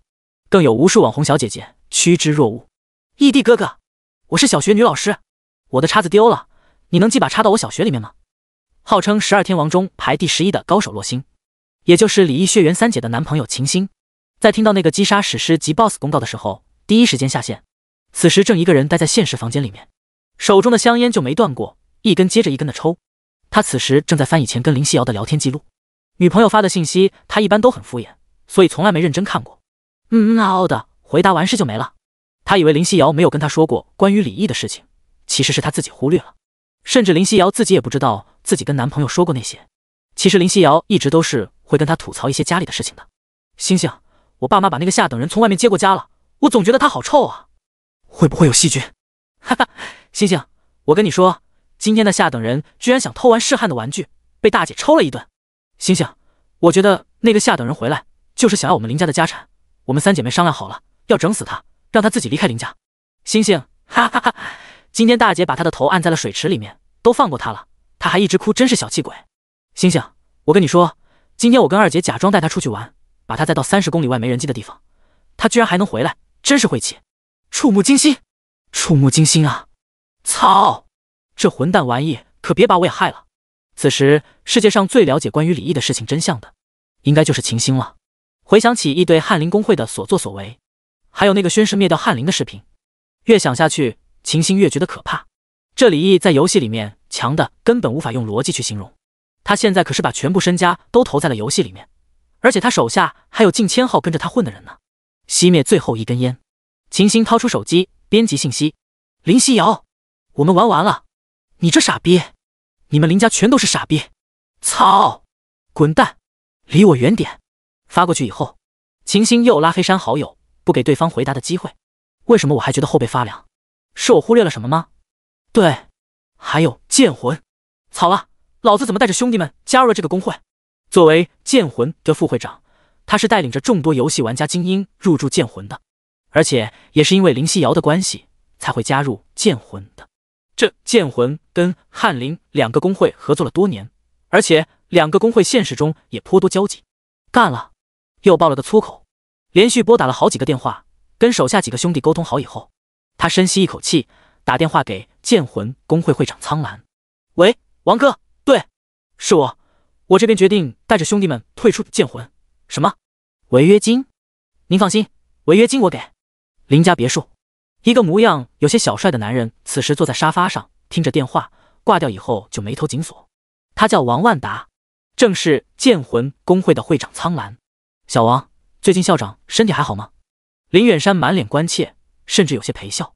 爷爷身体一直挺好，多谢林叔关心了。对了，林叔，我什么时候可以见到林毅呢？剑魂公会的体量是翰林公会的几倍不止，刚刚手下一支非常有潜力的团队要退出剑魂，这让他有些不快。但一想到未来游戏断层是霸榜的第一高手亦将会是他这边的人，便果断答应了对方的请求。他千里迢迢从魔都赶来古城，就是想要在现实中跟李毅碰一面。王万达对于林家来说算是大人物，当年林家起来也是因为跟着校长混，而如今他林家有很大一部分产业的大股东还是王万达家的呢。对于王万达想要见李毅的想法，林远山有些踌躇。一是因为他不愿意对方见李毅，二是他来得太突然，现在他也见不到李毅。见林远山这个模样，王万达有些不悦。怎么，不方便吗？说完，表情冷淡的抿了抿茶。也不是不方便，只是我需要安排一下。林远山感觉到如果自己不安排，这小子可能就要发飙，当即就改了口，心中也不忿。哼，等我把那臭小子的东西都掌握在手里以后，你王家不要在这跟我哇哇叫，我怕你王校长。林远山自信十足，以那小畜生那懦弱的性格，只要稍微施加点手段，就能牢牢掌握在手里。退出游戏后，李毅出现在房间，再次感受了下身体受到的游戏反馈，体质得到了再次增强，而且技能光盾术、冰霜咆哮这两个技能也反馈出来了。哥，你下线了，我做好饭了，快吃饭。可儿突然溜进房间，可儿，你咋不敲门？万一我没穿衣服咋办？李毅轻轻捏了捏可儿婴儿肥的嘟嘟脸，讨厌。哥，你别捏我的脸，会把脸捏大的。快刷牙洗脸吃饭。爸一大早就出去了，饭也不在家吃。可儿抓住李毅捏他脸的手，拉着他走出了房间。突然李毅脸色一变，好强的体魄，是谁？军方的人。第57章，新的护卫负责人燕。以李毅现在的精神力以及身体素质，他能轻松听到100米外之人的呼吸声，超强的灵觉能让他大概的判断一些目标的实力。而如今居然有一个身体素质是普通人2倍有余的人在自己所在小区之内。跟可儿吃完饭以后，李毅独自坐电梯下楼。电梯内，两个大妈窃窃私语：我们这老小区几十年都没保安了，怎么突然间来了这么多保安？我也奇怪呢。而且那些小伙一个个精神倍棒，一大早就起来跑操，还别说，还挺有安全感的。李毅听完眉毛一挑，猜到了应该是国家安排的。下了电梯，李毅凭着超强的精神力，直接往那个体魄强大之人走去。不多时，李毅在保安亭看到了他，男，30岁左右，皮肤有些黝黑，自身黑色休闲服，戴着副墨镜，隐藏在墨镜下是一双炯若明火的眼睛，正不断地观察着小区进出的大妈。李毅无声无息地来到他身后的一张椅子坐下。兄弟，怎么称呼？这一声招呼，顿时让墨镜男人汗毛竖起，几乎下意识的就要掏出裤裆里面的大家伙。但好在他反应很快，克制住了，回头看向眼前的这年轻人，顿时心中有些震撼。还从来没人能够无声无息的来到他的背后而不被他发觉，即便是那位搭档也不行。可眼前这人居然做到了。游戏反馈，难道真的那么可怕吗？李顾问，您好，我是燕双鹰，接下来您跟您家人的安全由我以及我的搭档负责。黑衣男人很快平静下来，并做着自我介绍。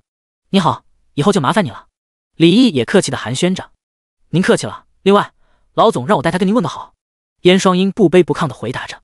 哦，总指挥。李毅脑子里浮现了电视新闻里经常出现的身影。是的，丁将军会跟您解释一切。茶室，丁伟像看怪物那样看着李毅。弟乖乖，这才一天，你就快把天都捅破了。想当年就连老李也没这本事。李毅淡定地抿了抿茶，谦虚道：运气比较好而已。不过老李是谁？一听到跟自己一样姓李，李毅便有些好奇地问道。他呀，跟你不一样，他就是个惹祸精。咱言归正传，李毅，这次我可是带着任务来的。丁伟说完，神色一正。首先，我代表大夏向李顾问询问是否有事情需要国家出手的，有任何需要尽管开口，只要国家有，一定优先供应李顾问。李毅眉头一挑，既然选择跟国家合作，那他自然不会客气。我需要有人帮我收集游戏里面珍稀灵植的种子，稀有级以上的灵矿。最后，我还需要国家帮我收集关于真灵的隐藏信息。丁伟没有问为什么，一丝不苟地记下来。好的，还有什么需要补充的吗？李毅想了想，我需要一魔盒，大量一魔盒。丁伟先是一怔，但还是记下来了。那个，李毅，这一魔盒的数量，说实话，国家现在十分短缺。不过我会提报上去，一定会尽量满足你的。但是你有没有具体的一个数呢？李毅没有直接回答，沉吟后突然问道：老丁，上次你说的那个异魔空间开掘的进度怎么样？两人几次交流以后，关系已经熟络了不少。丁伟让李毅喊他老征亲切些。丁伟也没想到李毅会询问这个问题。最近又发现了好几个这类空间，我好几个战友都开始进入异空间征伐异魔了。那空间里面确实是一块宝地，里面虽然无法使用热武器，可似乎具有某种神奇的力量。所有在里面驻守的将士们身体素质都得到了一定的提升。不过唯一难办的就是那空间里面似乎隐藏着无数恐爪魔，而且他们的实力越来越强。如果不是我们提前准备好了大量强力物理武器，说不定会造成更大量的伤亡。上一辈李毅只是一个可悲的底层，所以这种隐秘自然不知道。沉吟了一下，李毅最终还是决定想进去一趟。老丁，你看能不能安排一下？我想进入那一魔空间。丁伟听完先是一愣，但随后便是一喜。可以，没问题。说实话，李毅，我没想到你真的有勇气，竟然主动提出来。上面也想安排你们早点接触一下这些异魔，先熟悉一下他们的战斗方式，毕竟灾难降临的时候可没有演习的机会。李毅点了点头，随后丁伟突然有些扭捏。那个，李毅，国家想跟你借点金币花花。永恒，里面金币再难弄，也太不经花了。李毅早就猜到了，但没有第一时间回答，而是似笑非笑地看着丁伟，等他继续说下去。他早就猜到了，毕竟灾难即将到来，国家也会想尽办法来提升实力的，自然不可能放过他手上的好东西的。但是一码归一码，他主动给那叫上缴，而国家主动要，是这样。丁伟啊巴呀巴的说了一大堆，最后李毅听明白了，国家按照现在黑市上的汇率跟他借入金币，李毅相当于拿着国债，但是这个跟传统的不一样，这个国债跟着黑市上的汇率走。假如国家借李毅10万金币，今天1金币能换1万，但是明天1金币只能兑换1000，那国家就将欠李毅100万金币。这虽然是国家跟李毅借款，但却给了李毅天大的好处。假如正常的话，接下来因为玩家等级的提升，会有更多银币金币流入市场，这样会导致金币会越来越贬值。但是国家给的方案就是，无论如何都会让李毅手上那批金币值钱，但是国家只借半个月，半个月以后会将金币都还给李毅。李毅想了想，便准备借90万金币给国家。按他的估计，15天后这些金币至少会变成800万金币。另外，那个李毅，你那些用不上的装备，国家也想向你收购，你放心，我们给的价格绝对全网最高。而接下来的时间，就是李毅跟丁伟两人商议详细合作的细则。李毅并没有太占国家的便宜，将自己以及家人都用不上的大部分装备准备都低价卖给国家，但是需要他们那边给李毅搜集种子、灵矿资源。还有一个就是前往异魔空间的时间定在了2天以后，到时候李毅将在现实中直面妖魔。哦，对了，李毅，我们给你们家准备了一套别墅，是未来古城安全区中的核心位置，你们随时都可以搬过去。丁伟的突然一句话，倒是让李毅有些意外。不过就在这时，茶馆门外突然走进一黑衣人。李顾问，有一件事，我觉得有必要跟您说一下。您生父林远山正在宴请您的父亲李承安。什么？李毅兀地站起，而这时他口袋的手机也响了。第58章，暴走的李毅暴揍林远山。挂掉电话，李毅脸色变了又变。是李承安打来的，乐呵呵的让他过去跟林远山吃饭。现在什么都不缺，就缺一魔盒把人皇番具现出来，送他们林家一家人进去养老。豪华酒楼，桌子上放着好几瓶飞天屌毛，几个服务员伺候着。上桌的有3个人，王万达坐主位，旁边坐着林远山，而李承安正乐呵着跟桌上的2位攀谈着。王万达倒是礼貌的应承着，但林远山却一副爱答不理的模样。打心底他就没有看得起过这个把他亲生儿子收养了14年的男人。林远山看了看手表，皱了皱眉，有些不耐。林毅怎么说？他什么时候到？李承安连忙道：已经给他打过电话了，他马上就到。王万达笑道：没事没事，我们不赶时间，不急不急的啊。李毅已经跟家人坦诚过金币的事情，告诉了李承安，以后他们老李家将不会再缺钱了。但是他却没忍心告诉家人这几年他在林家的遭遇。李承安始终认为林家人会为李毅这个亲生血脉撑起一片天空，但却从来没想过他自己早就为李毅撑起了一片天。兀然，包厢水晶门被一推而开，是李毅到了。王万达连忙站起身，林远山见状也无奈地站起来。林毅先。李毅进来以后看都没看那2人，直接坐到李承安身旁，拉着他坐下，无奈道：爸，你不是上班吗？咋跑这来了？李承安轻笑着：这不是你亲爸过来找我叙叙旧吗？顺便让你过来一起吃个饭。王万达见李毅没理他，有些尴尬，坐也不是，站也不是。好在林远山拉着他坐下了。林远山表情有些不悦，见李毅进来不先跟他这个亲生父亲打招呼。林毅怎么那么晚才到？让贵人都久等了。李毅却看也没看他们2人。怎么？以前我有早到的习惯。林远山愣了下，想到如今对方的成就，这才反应过来，这个儿子已经不是以前那个认打认骂的软弱儿子了，这让他有些不适应。这般想着，林远山眼神示意一旁的服务员倒酒，想着不管怎么样，先把他那些金币还有装备弄到手先，到时候再拿捏这小畜生。那个儿子，以前是爸对你有所忽略，有点偏心嗜汗了，只要你回家，我保证家里以后都会对你们俩一视同仁，怎么样？来，老爸敬你一杯。说着，林远山居然放下身段敬李毅酒。李毅却只是冷哼一声，不做理会，只是对着李承安说道：爸，咱回家吃，可儿做了饭等着咱呢。李承安见气氛有些尴尬，于是主动举起酒杯迎向林远山。那个林总，我跟你喝一个。可林远山却100个不愿意，酒桌上讲究位分的，他敬儿子酒已经是极为勉强了，敬着自己看不起的男人，那是休想。于是不悦皱眉道：不是，我跟我儿子喝，你凑什么热闹？李毅听罢瞬间炸开，在饭桌几人惊愕的表情下夺过林远山的酒杯，把酒浇在地上。你他妈不喝，那就让你爹替你喝。林远山没想到自己放下身段，这个逆子居然还这般不客气，当即一张老脸被气得涨红。一想起前几天自己被这个逆子一拳打晕，最疼爱的儿子也被割了耳朵，现在又在王万达这样的贵人面前给他难堪，这让他心里像积攒着的火焰，像火山一般就要爆开。本来就有暴力倾向的他，刚想举手给李毅耳光，但是又不敢，于是把目光瞅向了那个皮肤黝黑的男人。唰，快如疾风的一个巴掌奔着李承安的脸上大力的呼了下去。可此时的李毅又怎么会让他打到自己的老爸呢？随手就将那只颇为有力的大手死死钳住。这勾起了他刚回家那天可儿跟他说的话，说当年李毅上了林家的车以后，林远山专程下车，当着可儿的面呼了他爸李承安2巴掌，说李承安就是个拐卖儿童的罪犯。可儿为此害怕了1个星期，没敢去上学。想到这，李毅的眼睛开始肉眼可见的变得猩红异常了起来。爸，你先回家，可儿一个人在家等着呢，外面车已经准备好了。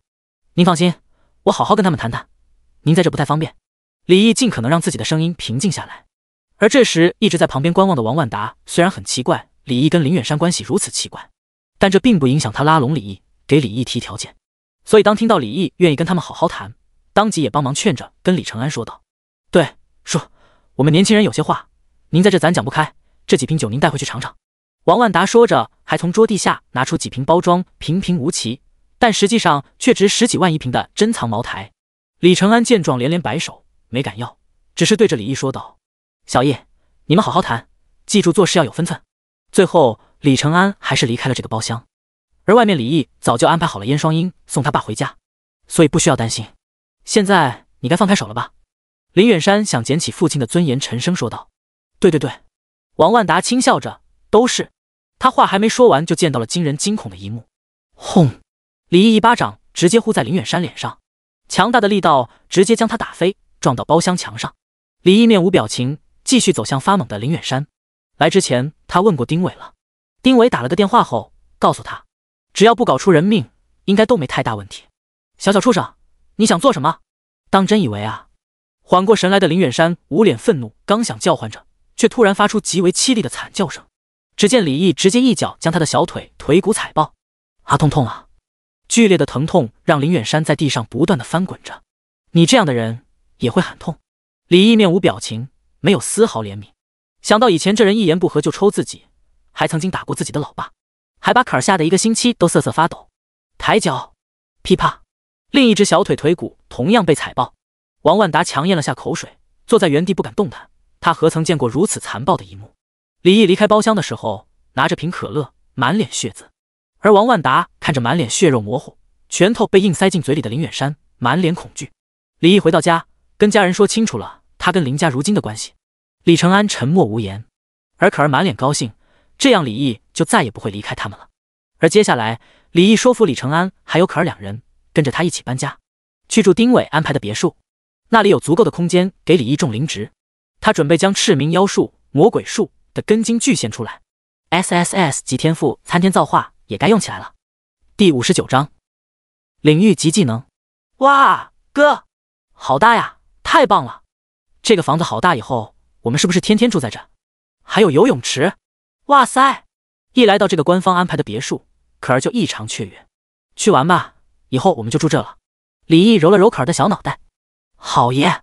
小易，为啥政府会无缘无故给咱家发房子？李承安显得有些患得患失。老爸，你就别想太多哈，这是儿子为国出力获得的奖励。以后你上班要是有人欺负你，你就给他吃个大逼斗，儿子帮你擦屁股，安抚好老爸。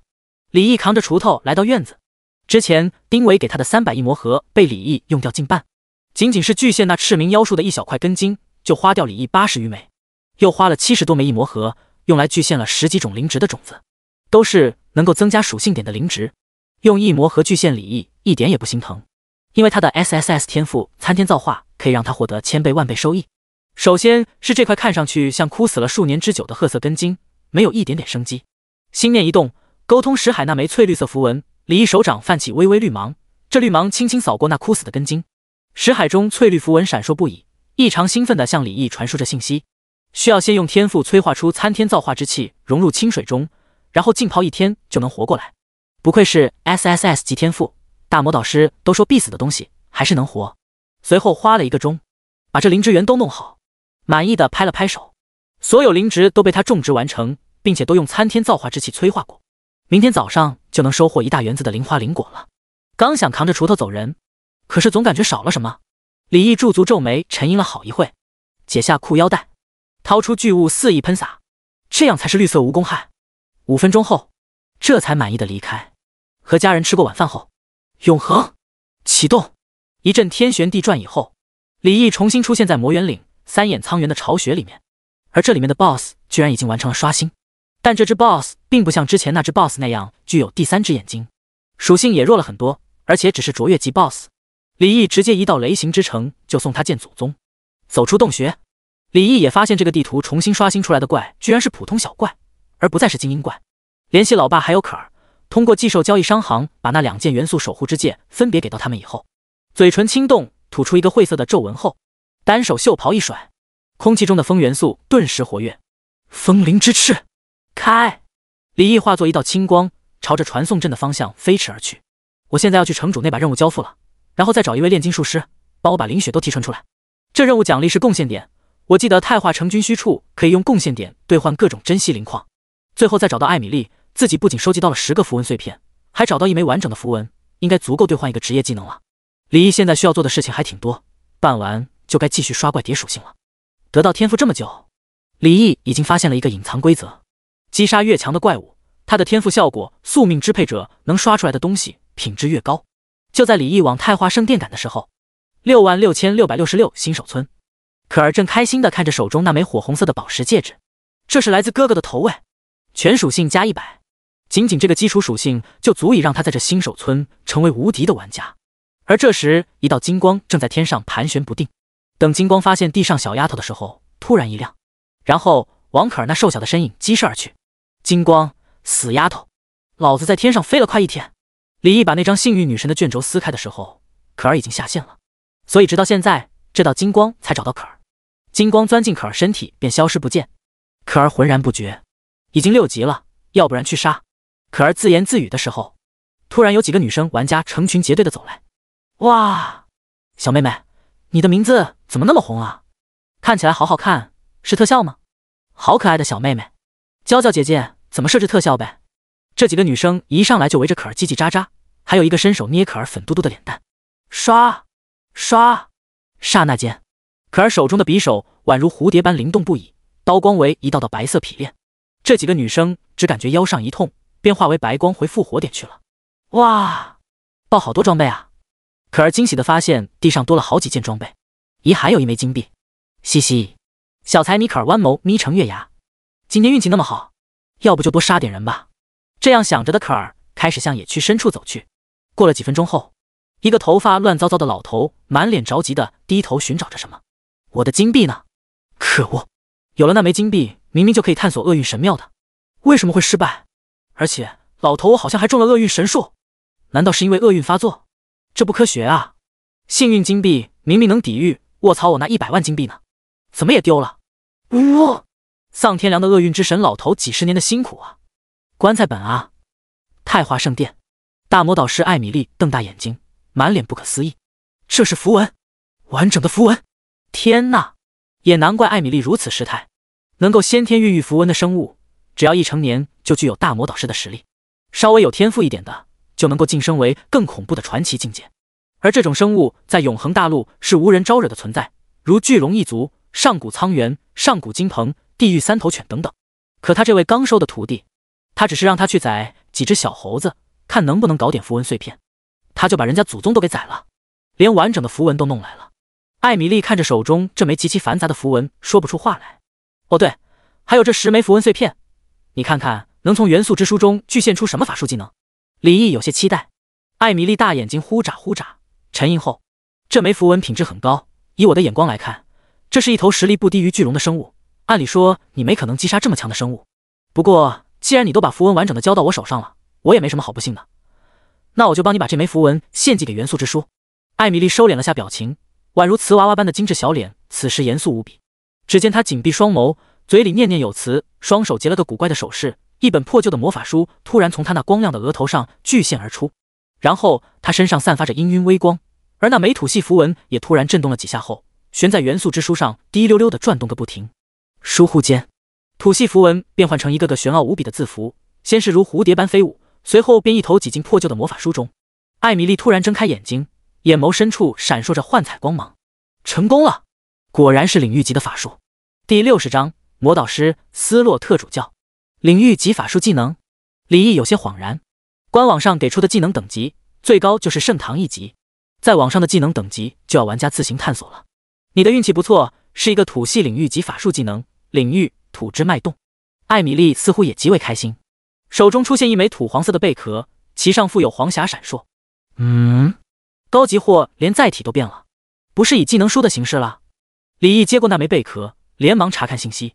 法术领域土之脉动，等级领域1/10，效果瞬发，运用土之法则创造一个土之领域，智力精神属性决定范围，领域内施法者及其队友将获得 25% 最终减伤，施法者的土系法术效果获得 50% 增强，同时压制并暂时吸收领域内核心属性低于施法者的敌人 25% 的基础属性，无冷却，消耗法力值200点每秒。学习条件：智力大于等于500，精神大于等于500，元素支配者。这门法术虽强，但至少要大魔导师的精神力才能迈入研习的门槛，你要谨慎些对待。那这是用你刚刚给我那10枚土系符文碎片，然后我又凑了10枚火系具现出来的法术，王者级的法术，威力尚可。艾米丽又递过一本技能书。这艾米丽居然还给自己开小灶。李毅有些发愣，看着这个小脸红粉的瓷娃娃，看什么看？早点请我吃奶油泡芙。哼！被李毅这么盯着一看，艾米丽竟然有些害羞恼怒起来了。哈哈，行，有便宜不占王八蛋。李毅接过那本新的技能书，一看内容，这居然是一本罕见的元素守护灵类的法术，而且还是土火双系的。法术元素之灵，熔岩巨兽，等级王者1/5，效果吟唱2秒后凝聚一只土火双属性的元素之灵，元素之灵实力受施法者智力属性影响，存在时间5分钟。学习条件大于等于30级，智力大于等于100，元素支配者。很好，2个技能都能马上学习。艾米丽，你这边还有什么事需要我帮忙吗？将东西都收进背包，李毅又开口询问着，看能否接到能够顺便刷怪的任务。艾米丽蹙了蹙眉，思索着。我想想，我这边没有什么要紧的事，不过斯洛特主教那边可能需要人手，你可以去询问一下。他那边似乎正在对付死亡神教的人，敌人颇为棘手，但以你的实力，应该能完成他的委托。斯洛特主教在太化圣殿，像艾米丽这样的大魔导师被尊称为大主教，而被称为主教的则对应的是魔导师。告别艾米丽以后，李毅第一时间将这2个新获得的技能学习，然后再消耗大量技能点将他们拉满。这领域级的技能升级需要的技能点高到离谱，每个小段位都需要15点技能点，区一个技能升到顶级居然花费了150点技能点，这要是换一个人，那得消耗多少资源才能将它砸到顶级？普通玩家获得技能点的途径除了升级，还有完成 NPC 任务以及消耗特殊道具。而升到领域 Max 后的领域土之脉动的最终减伤由25百分号50百分号，领域内法术效果提升50百分号100百分号，压制并吸收敌人基础属性25百分号50百分号。这个技能何其屌，简直有点骇人听闻。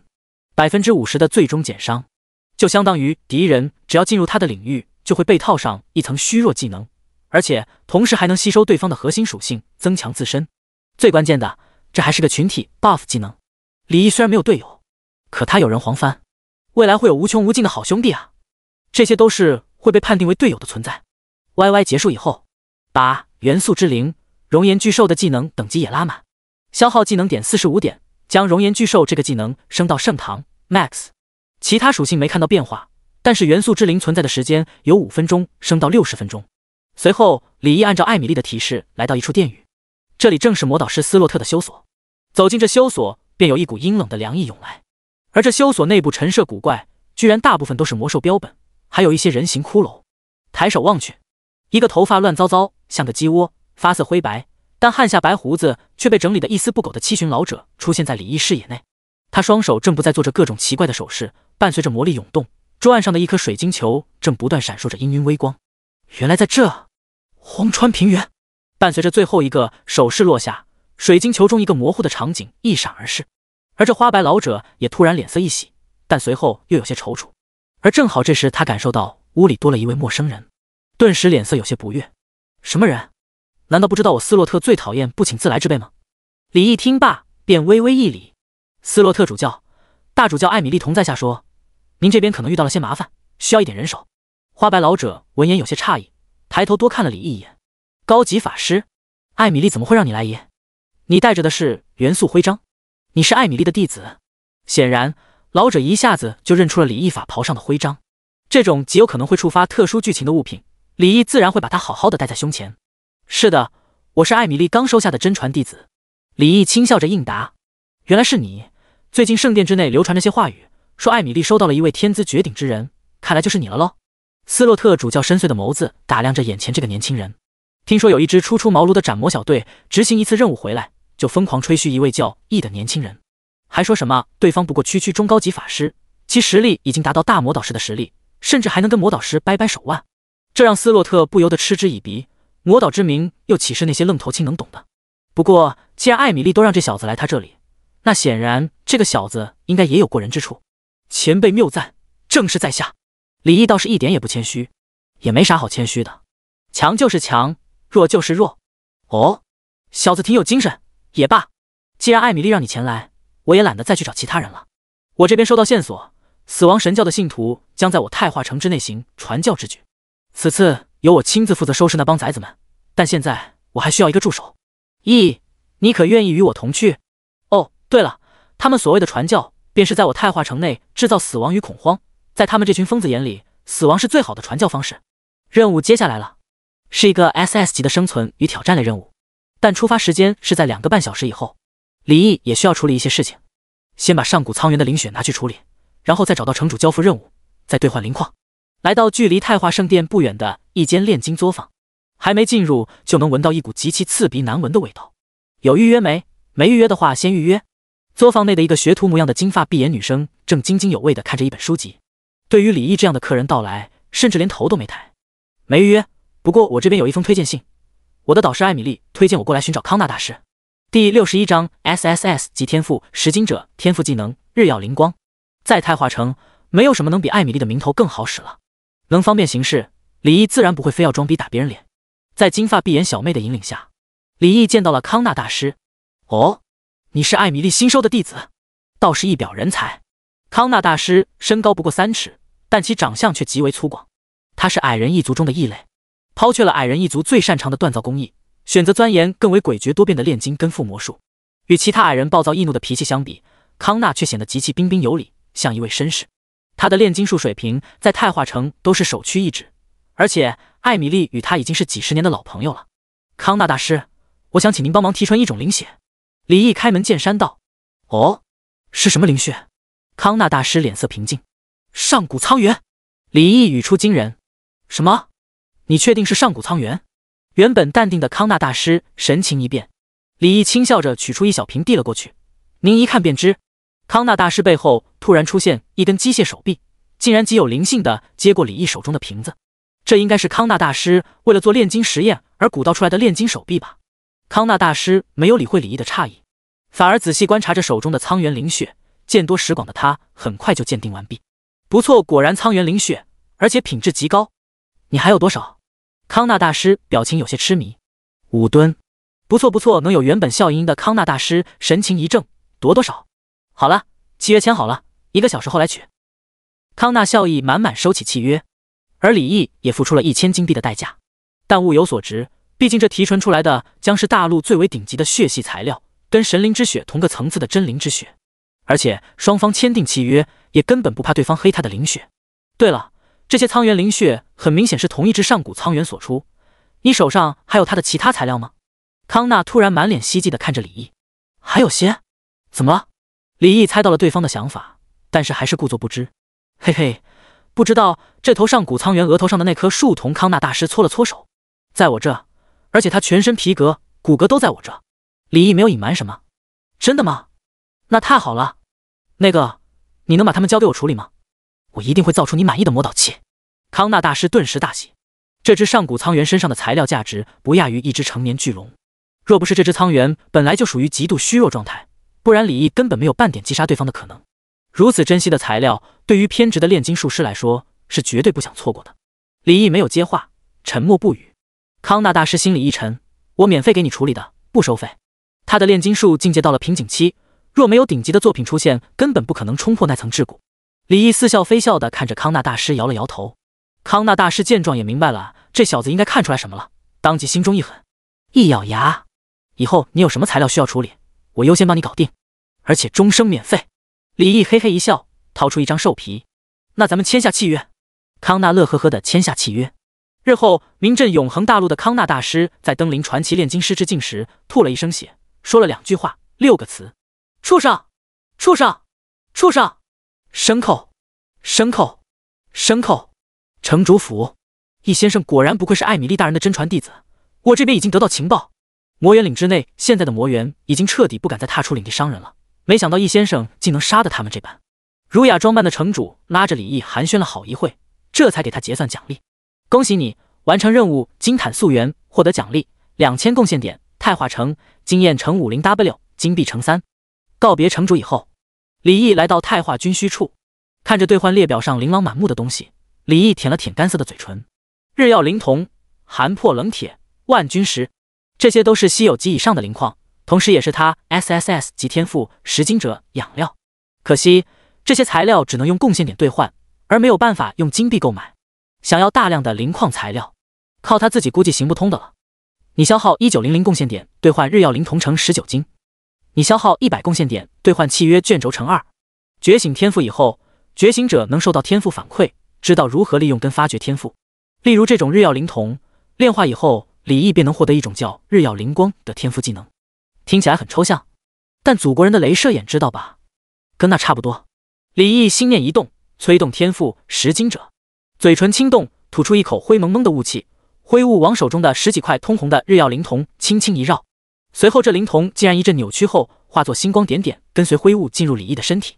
你吞噬了日耀灵铜，稀有乘1，你的体魄强度得到提升。你吞噬了日耀灵瞳，稀有。诚实，你的体魄强度上升了一个层次。你每升一级，将额外获得2点力量、2点体质。你领悟了天赋技能日耀灵光。日耀灵光 1%， 眼睛凝聚2道炽热神光攻击目标，具有强大的破坏力，威力与技能开发程度有关。日耀灵瞳，我他妈吃！回到炼金作坊找到康纳大师。不会吧？5吨灵血只精炼出这么一点？李毅有些不可置信地看着康纳大师递过来的巴掌大的小瓶子。哼，难道我还敢违反契约不成？打开看看吧，这可是堪比神灵之血的真灵之血。康纳大师没好气地回道，他脸色有些发白，显然精炼的时候耗费了他不少精力。李毅闻言神情一动，拔开瓶塞，顿时从瓶内传来极为清晰的怒猿咆哮声。只见瓶内灵血居然化作一只栩栩如生的金灿灿迷你版苍猿，而更重要的是，它不仅额头多一只树瞳，头顶还长出一根独角，赫然就是当初在洞穴中看到的真灵山岳巨猿的形象。剩下的苍猿材料肯定没有这么快制成。康纳大师告诉李毅，还要等上2天左右，他会交付一份完美的答案给李毅。太华圣殿，原本碧空万里的天空突然风云狂涌，只是瞬息之间阴云密布，无尽的雷霆在阴云之中紫光闪烁不断，宛若紫色锁链一般。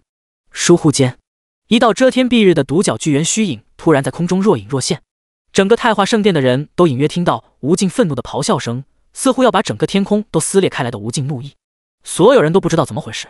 艾米丽满脸凝重地看着天空异象，嘴里呢喃着：山岳巨猿怎么会有这妖巧的事情？你在做什么？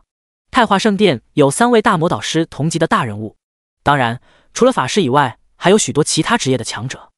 而这3位大佬分别是艾米丽大魔导师、索伦大剑豪、风雨者艾薇丽丝。而此时的大剑豪索伦惊疑不定地看着天空中那只似乎要翻江倒海的独角巨兽，这是真灵山岳巨猿。圣殿之内哪个老家伙又在搞什么实验吗？风雨者艾薇丽丝看着天空的巨兽，面无表情，只是一双美眸紫光闪烁，似乎想看透天空异象。而这时空中巨猿似乎感受到了什么，竟扭头看向艾薇丽丝，咧嘴一笑，随后额头上的树瞳黑芒微微闪烁。这艾薇丽丝竟像受到一股巨力撞击一般，猛然后退几步，双眼紫光尽数散去，只剩下阵阵刺痛。哼！艾薇丽丝没有感受到那巨猿的恶意，便猜到了这肯定是圣殿的某位搞出来的动静。别让我知道你是谁，不然我整死你！她是个女人，记仇的女人。第62章融合真灵之血，恐怖如斯！你融合了真灵山岳巨猿的血脉能力，你获得力量加1000，体质加800，敏捷加500，精神加300，智力加10的永久性属性增长。你领悟天赋技能真灵12变之巨猿变。真灵12变之巨猿变，你拥有山岳巨猿的部分能力。巨猿状态下，你将获得力量10倍，可成长增幅，体质8倍增幅，敏捷5倍增幅，并暂时获得力量属性10倍成长，一力量等于20物理攻击，且获得10倍物法双抗及全元素5000点法术抗性。李毅此时在自己的房间里面，全身赤果，浑身宛若被煮熟的虾仔一般，很快浑身赤红散去。李毅睁开眼睛，漆黑的眸子深处有一只金灿灿的巨猿一闪而逝。这次我真的开挂了，一旦变身，李毅将拥有近100倍的物理攻击。这真灵不愧是能与神灵比肩的生物。李毅这只是开发了一部分山岳巨猿的能力而已，如果他能收集更多的上古苍猿灵血，炼化以后，这个巨猿变的能力还能继续获得加强。想到这，李毅手掌一翻，一道黑红双色的小帆出现在掌心。李毅嘴边念念有词，单手一掐诀，一道灵光打入小帆上，小帆顿时黑气翻涌，一只宛若由黑雾组成的苍猿出现在李毅面前。灰雾，你们上古苍猿的老巢在哪？灰雾便是那只上古苍猿的名字。此时的苍猿看着有些颓废，一副无精打采的模样。主因，我现在已经只剩下战斗意识，上辈子发生的一切都忘记了。苍猿声音宛若雷霆滚滚。谁让你自己作死？乖乖的进我人皇藩，又岂会如此？非要搞分魂那一套？现在好了，记忆都丢了。李毅恨铁不成钢。主因息怒，属下会尽力回想。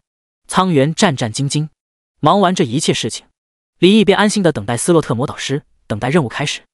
而在这期间，李毅又跟国家的联络员沟通了一下。这位联络员是专门为他设立的，把90万金币以及李毅最近或爆出来或刷出来的装备都交给那位联络员，那边会统筹装备的价值。搞定以后，李毅查看了下这次的任务信息，任务名称：粉碎阴谋，太华圣殿阵营任务。任务内容：死亡神教信徒在太化城内活跃，并将进行大型献祭召唤仪式。任务目标：辅助斯洛特魔导师击溃敌人，完成任务期间的临时挑战，表现越优异，奖励越丰盛。任务奖励：贡献点、太化圣殿、经验值、装备。任务限制：任务期间斯洛特魔导师及自身不能死亡。难度系数 SS。可参与人数1。死亡神教，这是一个比起萌芽组织来说更为疯狂的组织。他们虽然自命为神教，但是却不信仰任何一位神祇，他们只是单纯的信仰死亡本身，认为死亡即神。死亡神教的教义崇尚死亡，认为死亡并不是结束，而只是开端，认为世界上最美丽、最璀璨的艺术便是死亡。而死亡神教的成员大部分都是活死人或者不死生物，他们失去了人类最基础的情感。而死亡神教的核心成员便是亡灵法师、巫妖跟死亡骑士，这三种都是不折不扣的不死生物。但死亡神教中的所有核心成员都不是自然而然受到某种力量的侵染而产生的异变，而是主动的接受亡者力量的污染，自愿成为不死生物。他们还遗留着大量为人类之时的记忆，他们拥有无尽的寿命，但却失去了尿尿拉屎的感觉。李毅可以预见的是，这次任务应该会遇上大量的亡灵生物，但李毅却觉得有些兴奋。亡灵生物可是以数量著称的，他们都玩的爆冰流为主，若是能有无穷无尽的怪给自己刷天赋，那效果直接拉满。布特，你们俩听好了，这次死亡神教的邪徒来势汹汹，但他们在暗，我们在明，甚至我们连对方的具体人数、具体位置都不知道，所以这次我们要格外小心，不然的话，死亡将是我们唯一的归途。此次斯洛特只找到死亡神教活动的大概轨迹。荒川平原，那是一处常年天寒地冻的海拔极高，但地势又平缓的冰原。至于布特，则是此次队伍中的另一位成员，一个40多岁的中年汉子，脸部消瘦，沉默寡言，职业是圣殿战士。至于实力，则是剑师80级，而他的身份则是斯洛特的护卫。即便到了魔导师的境界，大部分法师还是会选择一位护卫，因为他们的身体太孱弱了，一旦被敌人近身，很容易陷入绝境。除非达到大魔导师的境界，才会拥有诸多保命手段。在荒川平原，有一处邪能封印之地，副本名叫冰霜迷失之地。传说在荒川平原之上，曾经生活着一个部落，他们自命冰霜部落，曾经传承1000年之久。冰霜部落自给自足，也不常与外界联系，但他们拥有独特而强大的冰霜天赋。但300年前却突生巨变，他们整个部落突然消失不见。等太化圣殿的人前来查探之时，他们整个部落已经处于封印之中，并且所有部落成员都已经完全迷失了心智，且陷入了邪能侵蚀。圣殿什么也没查到，这成为了一个未解之谜。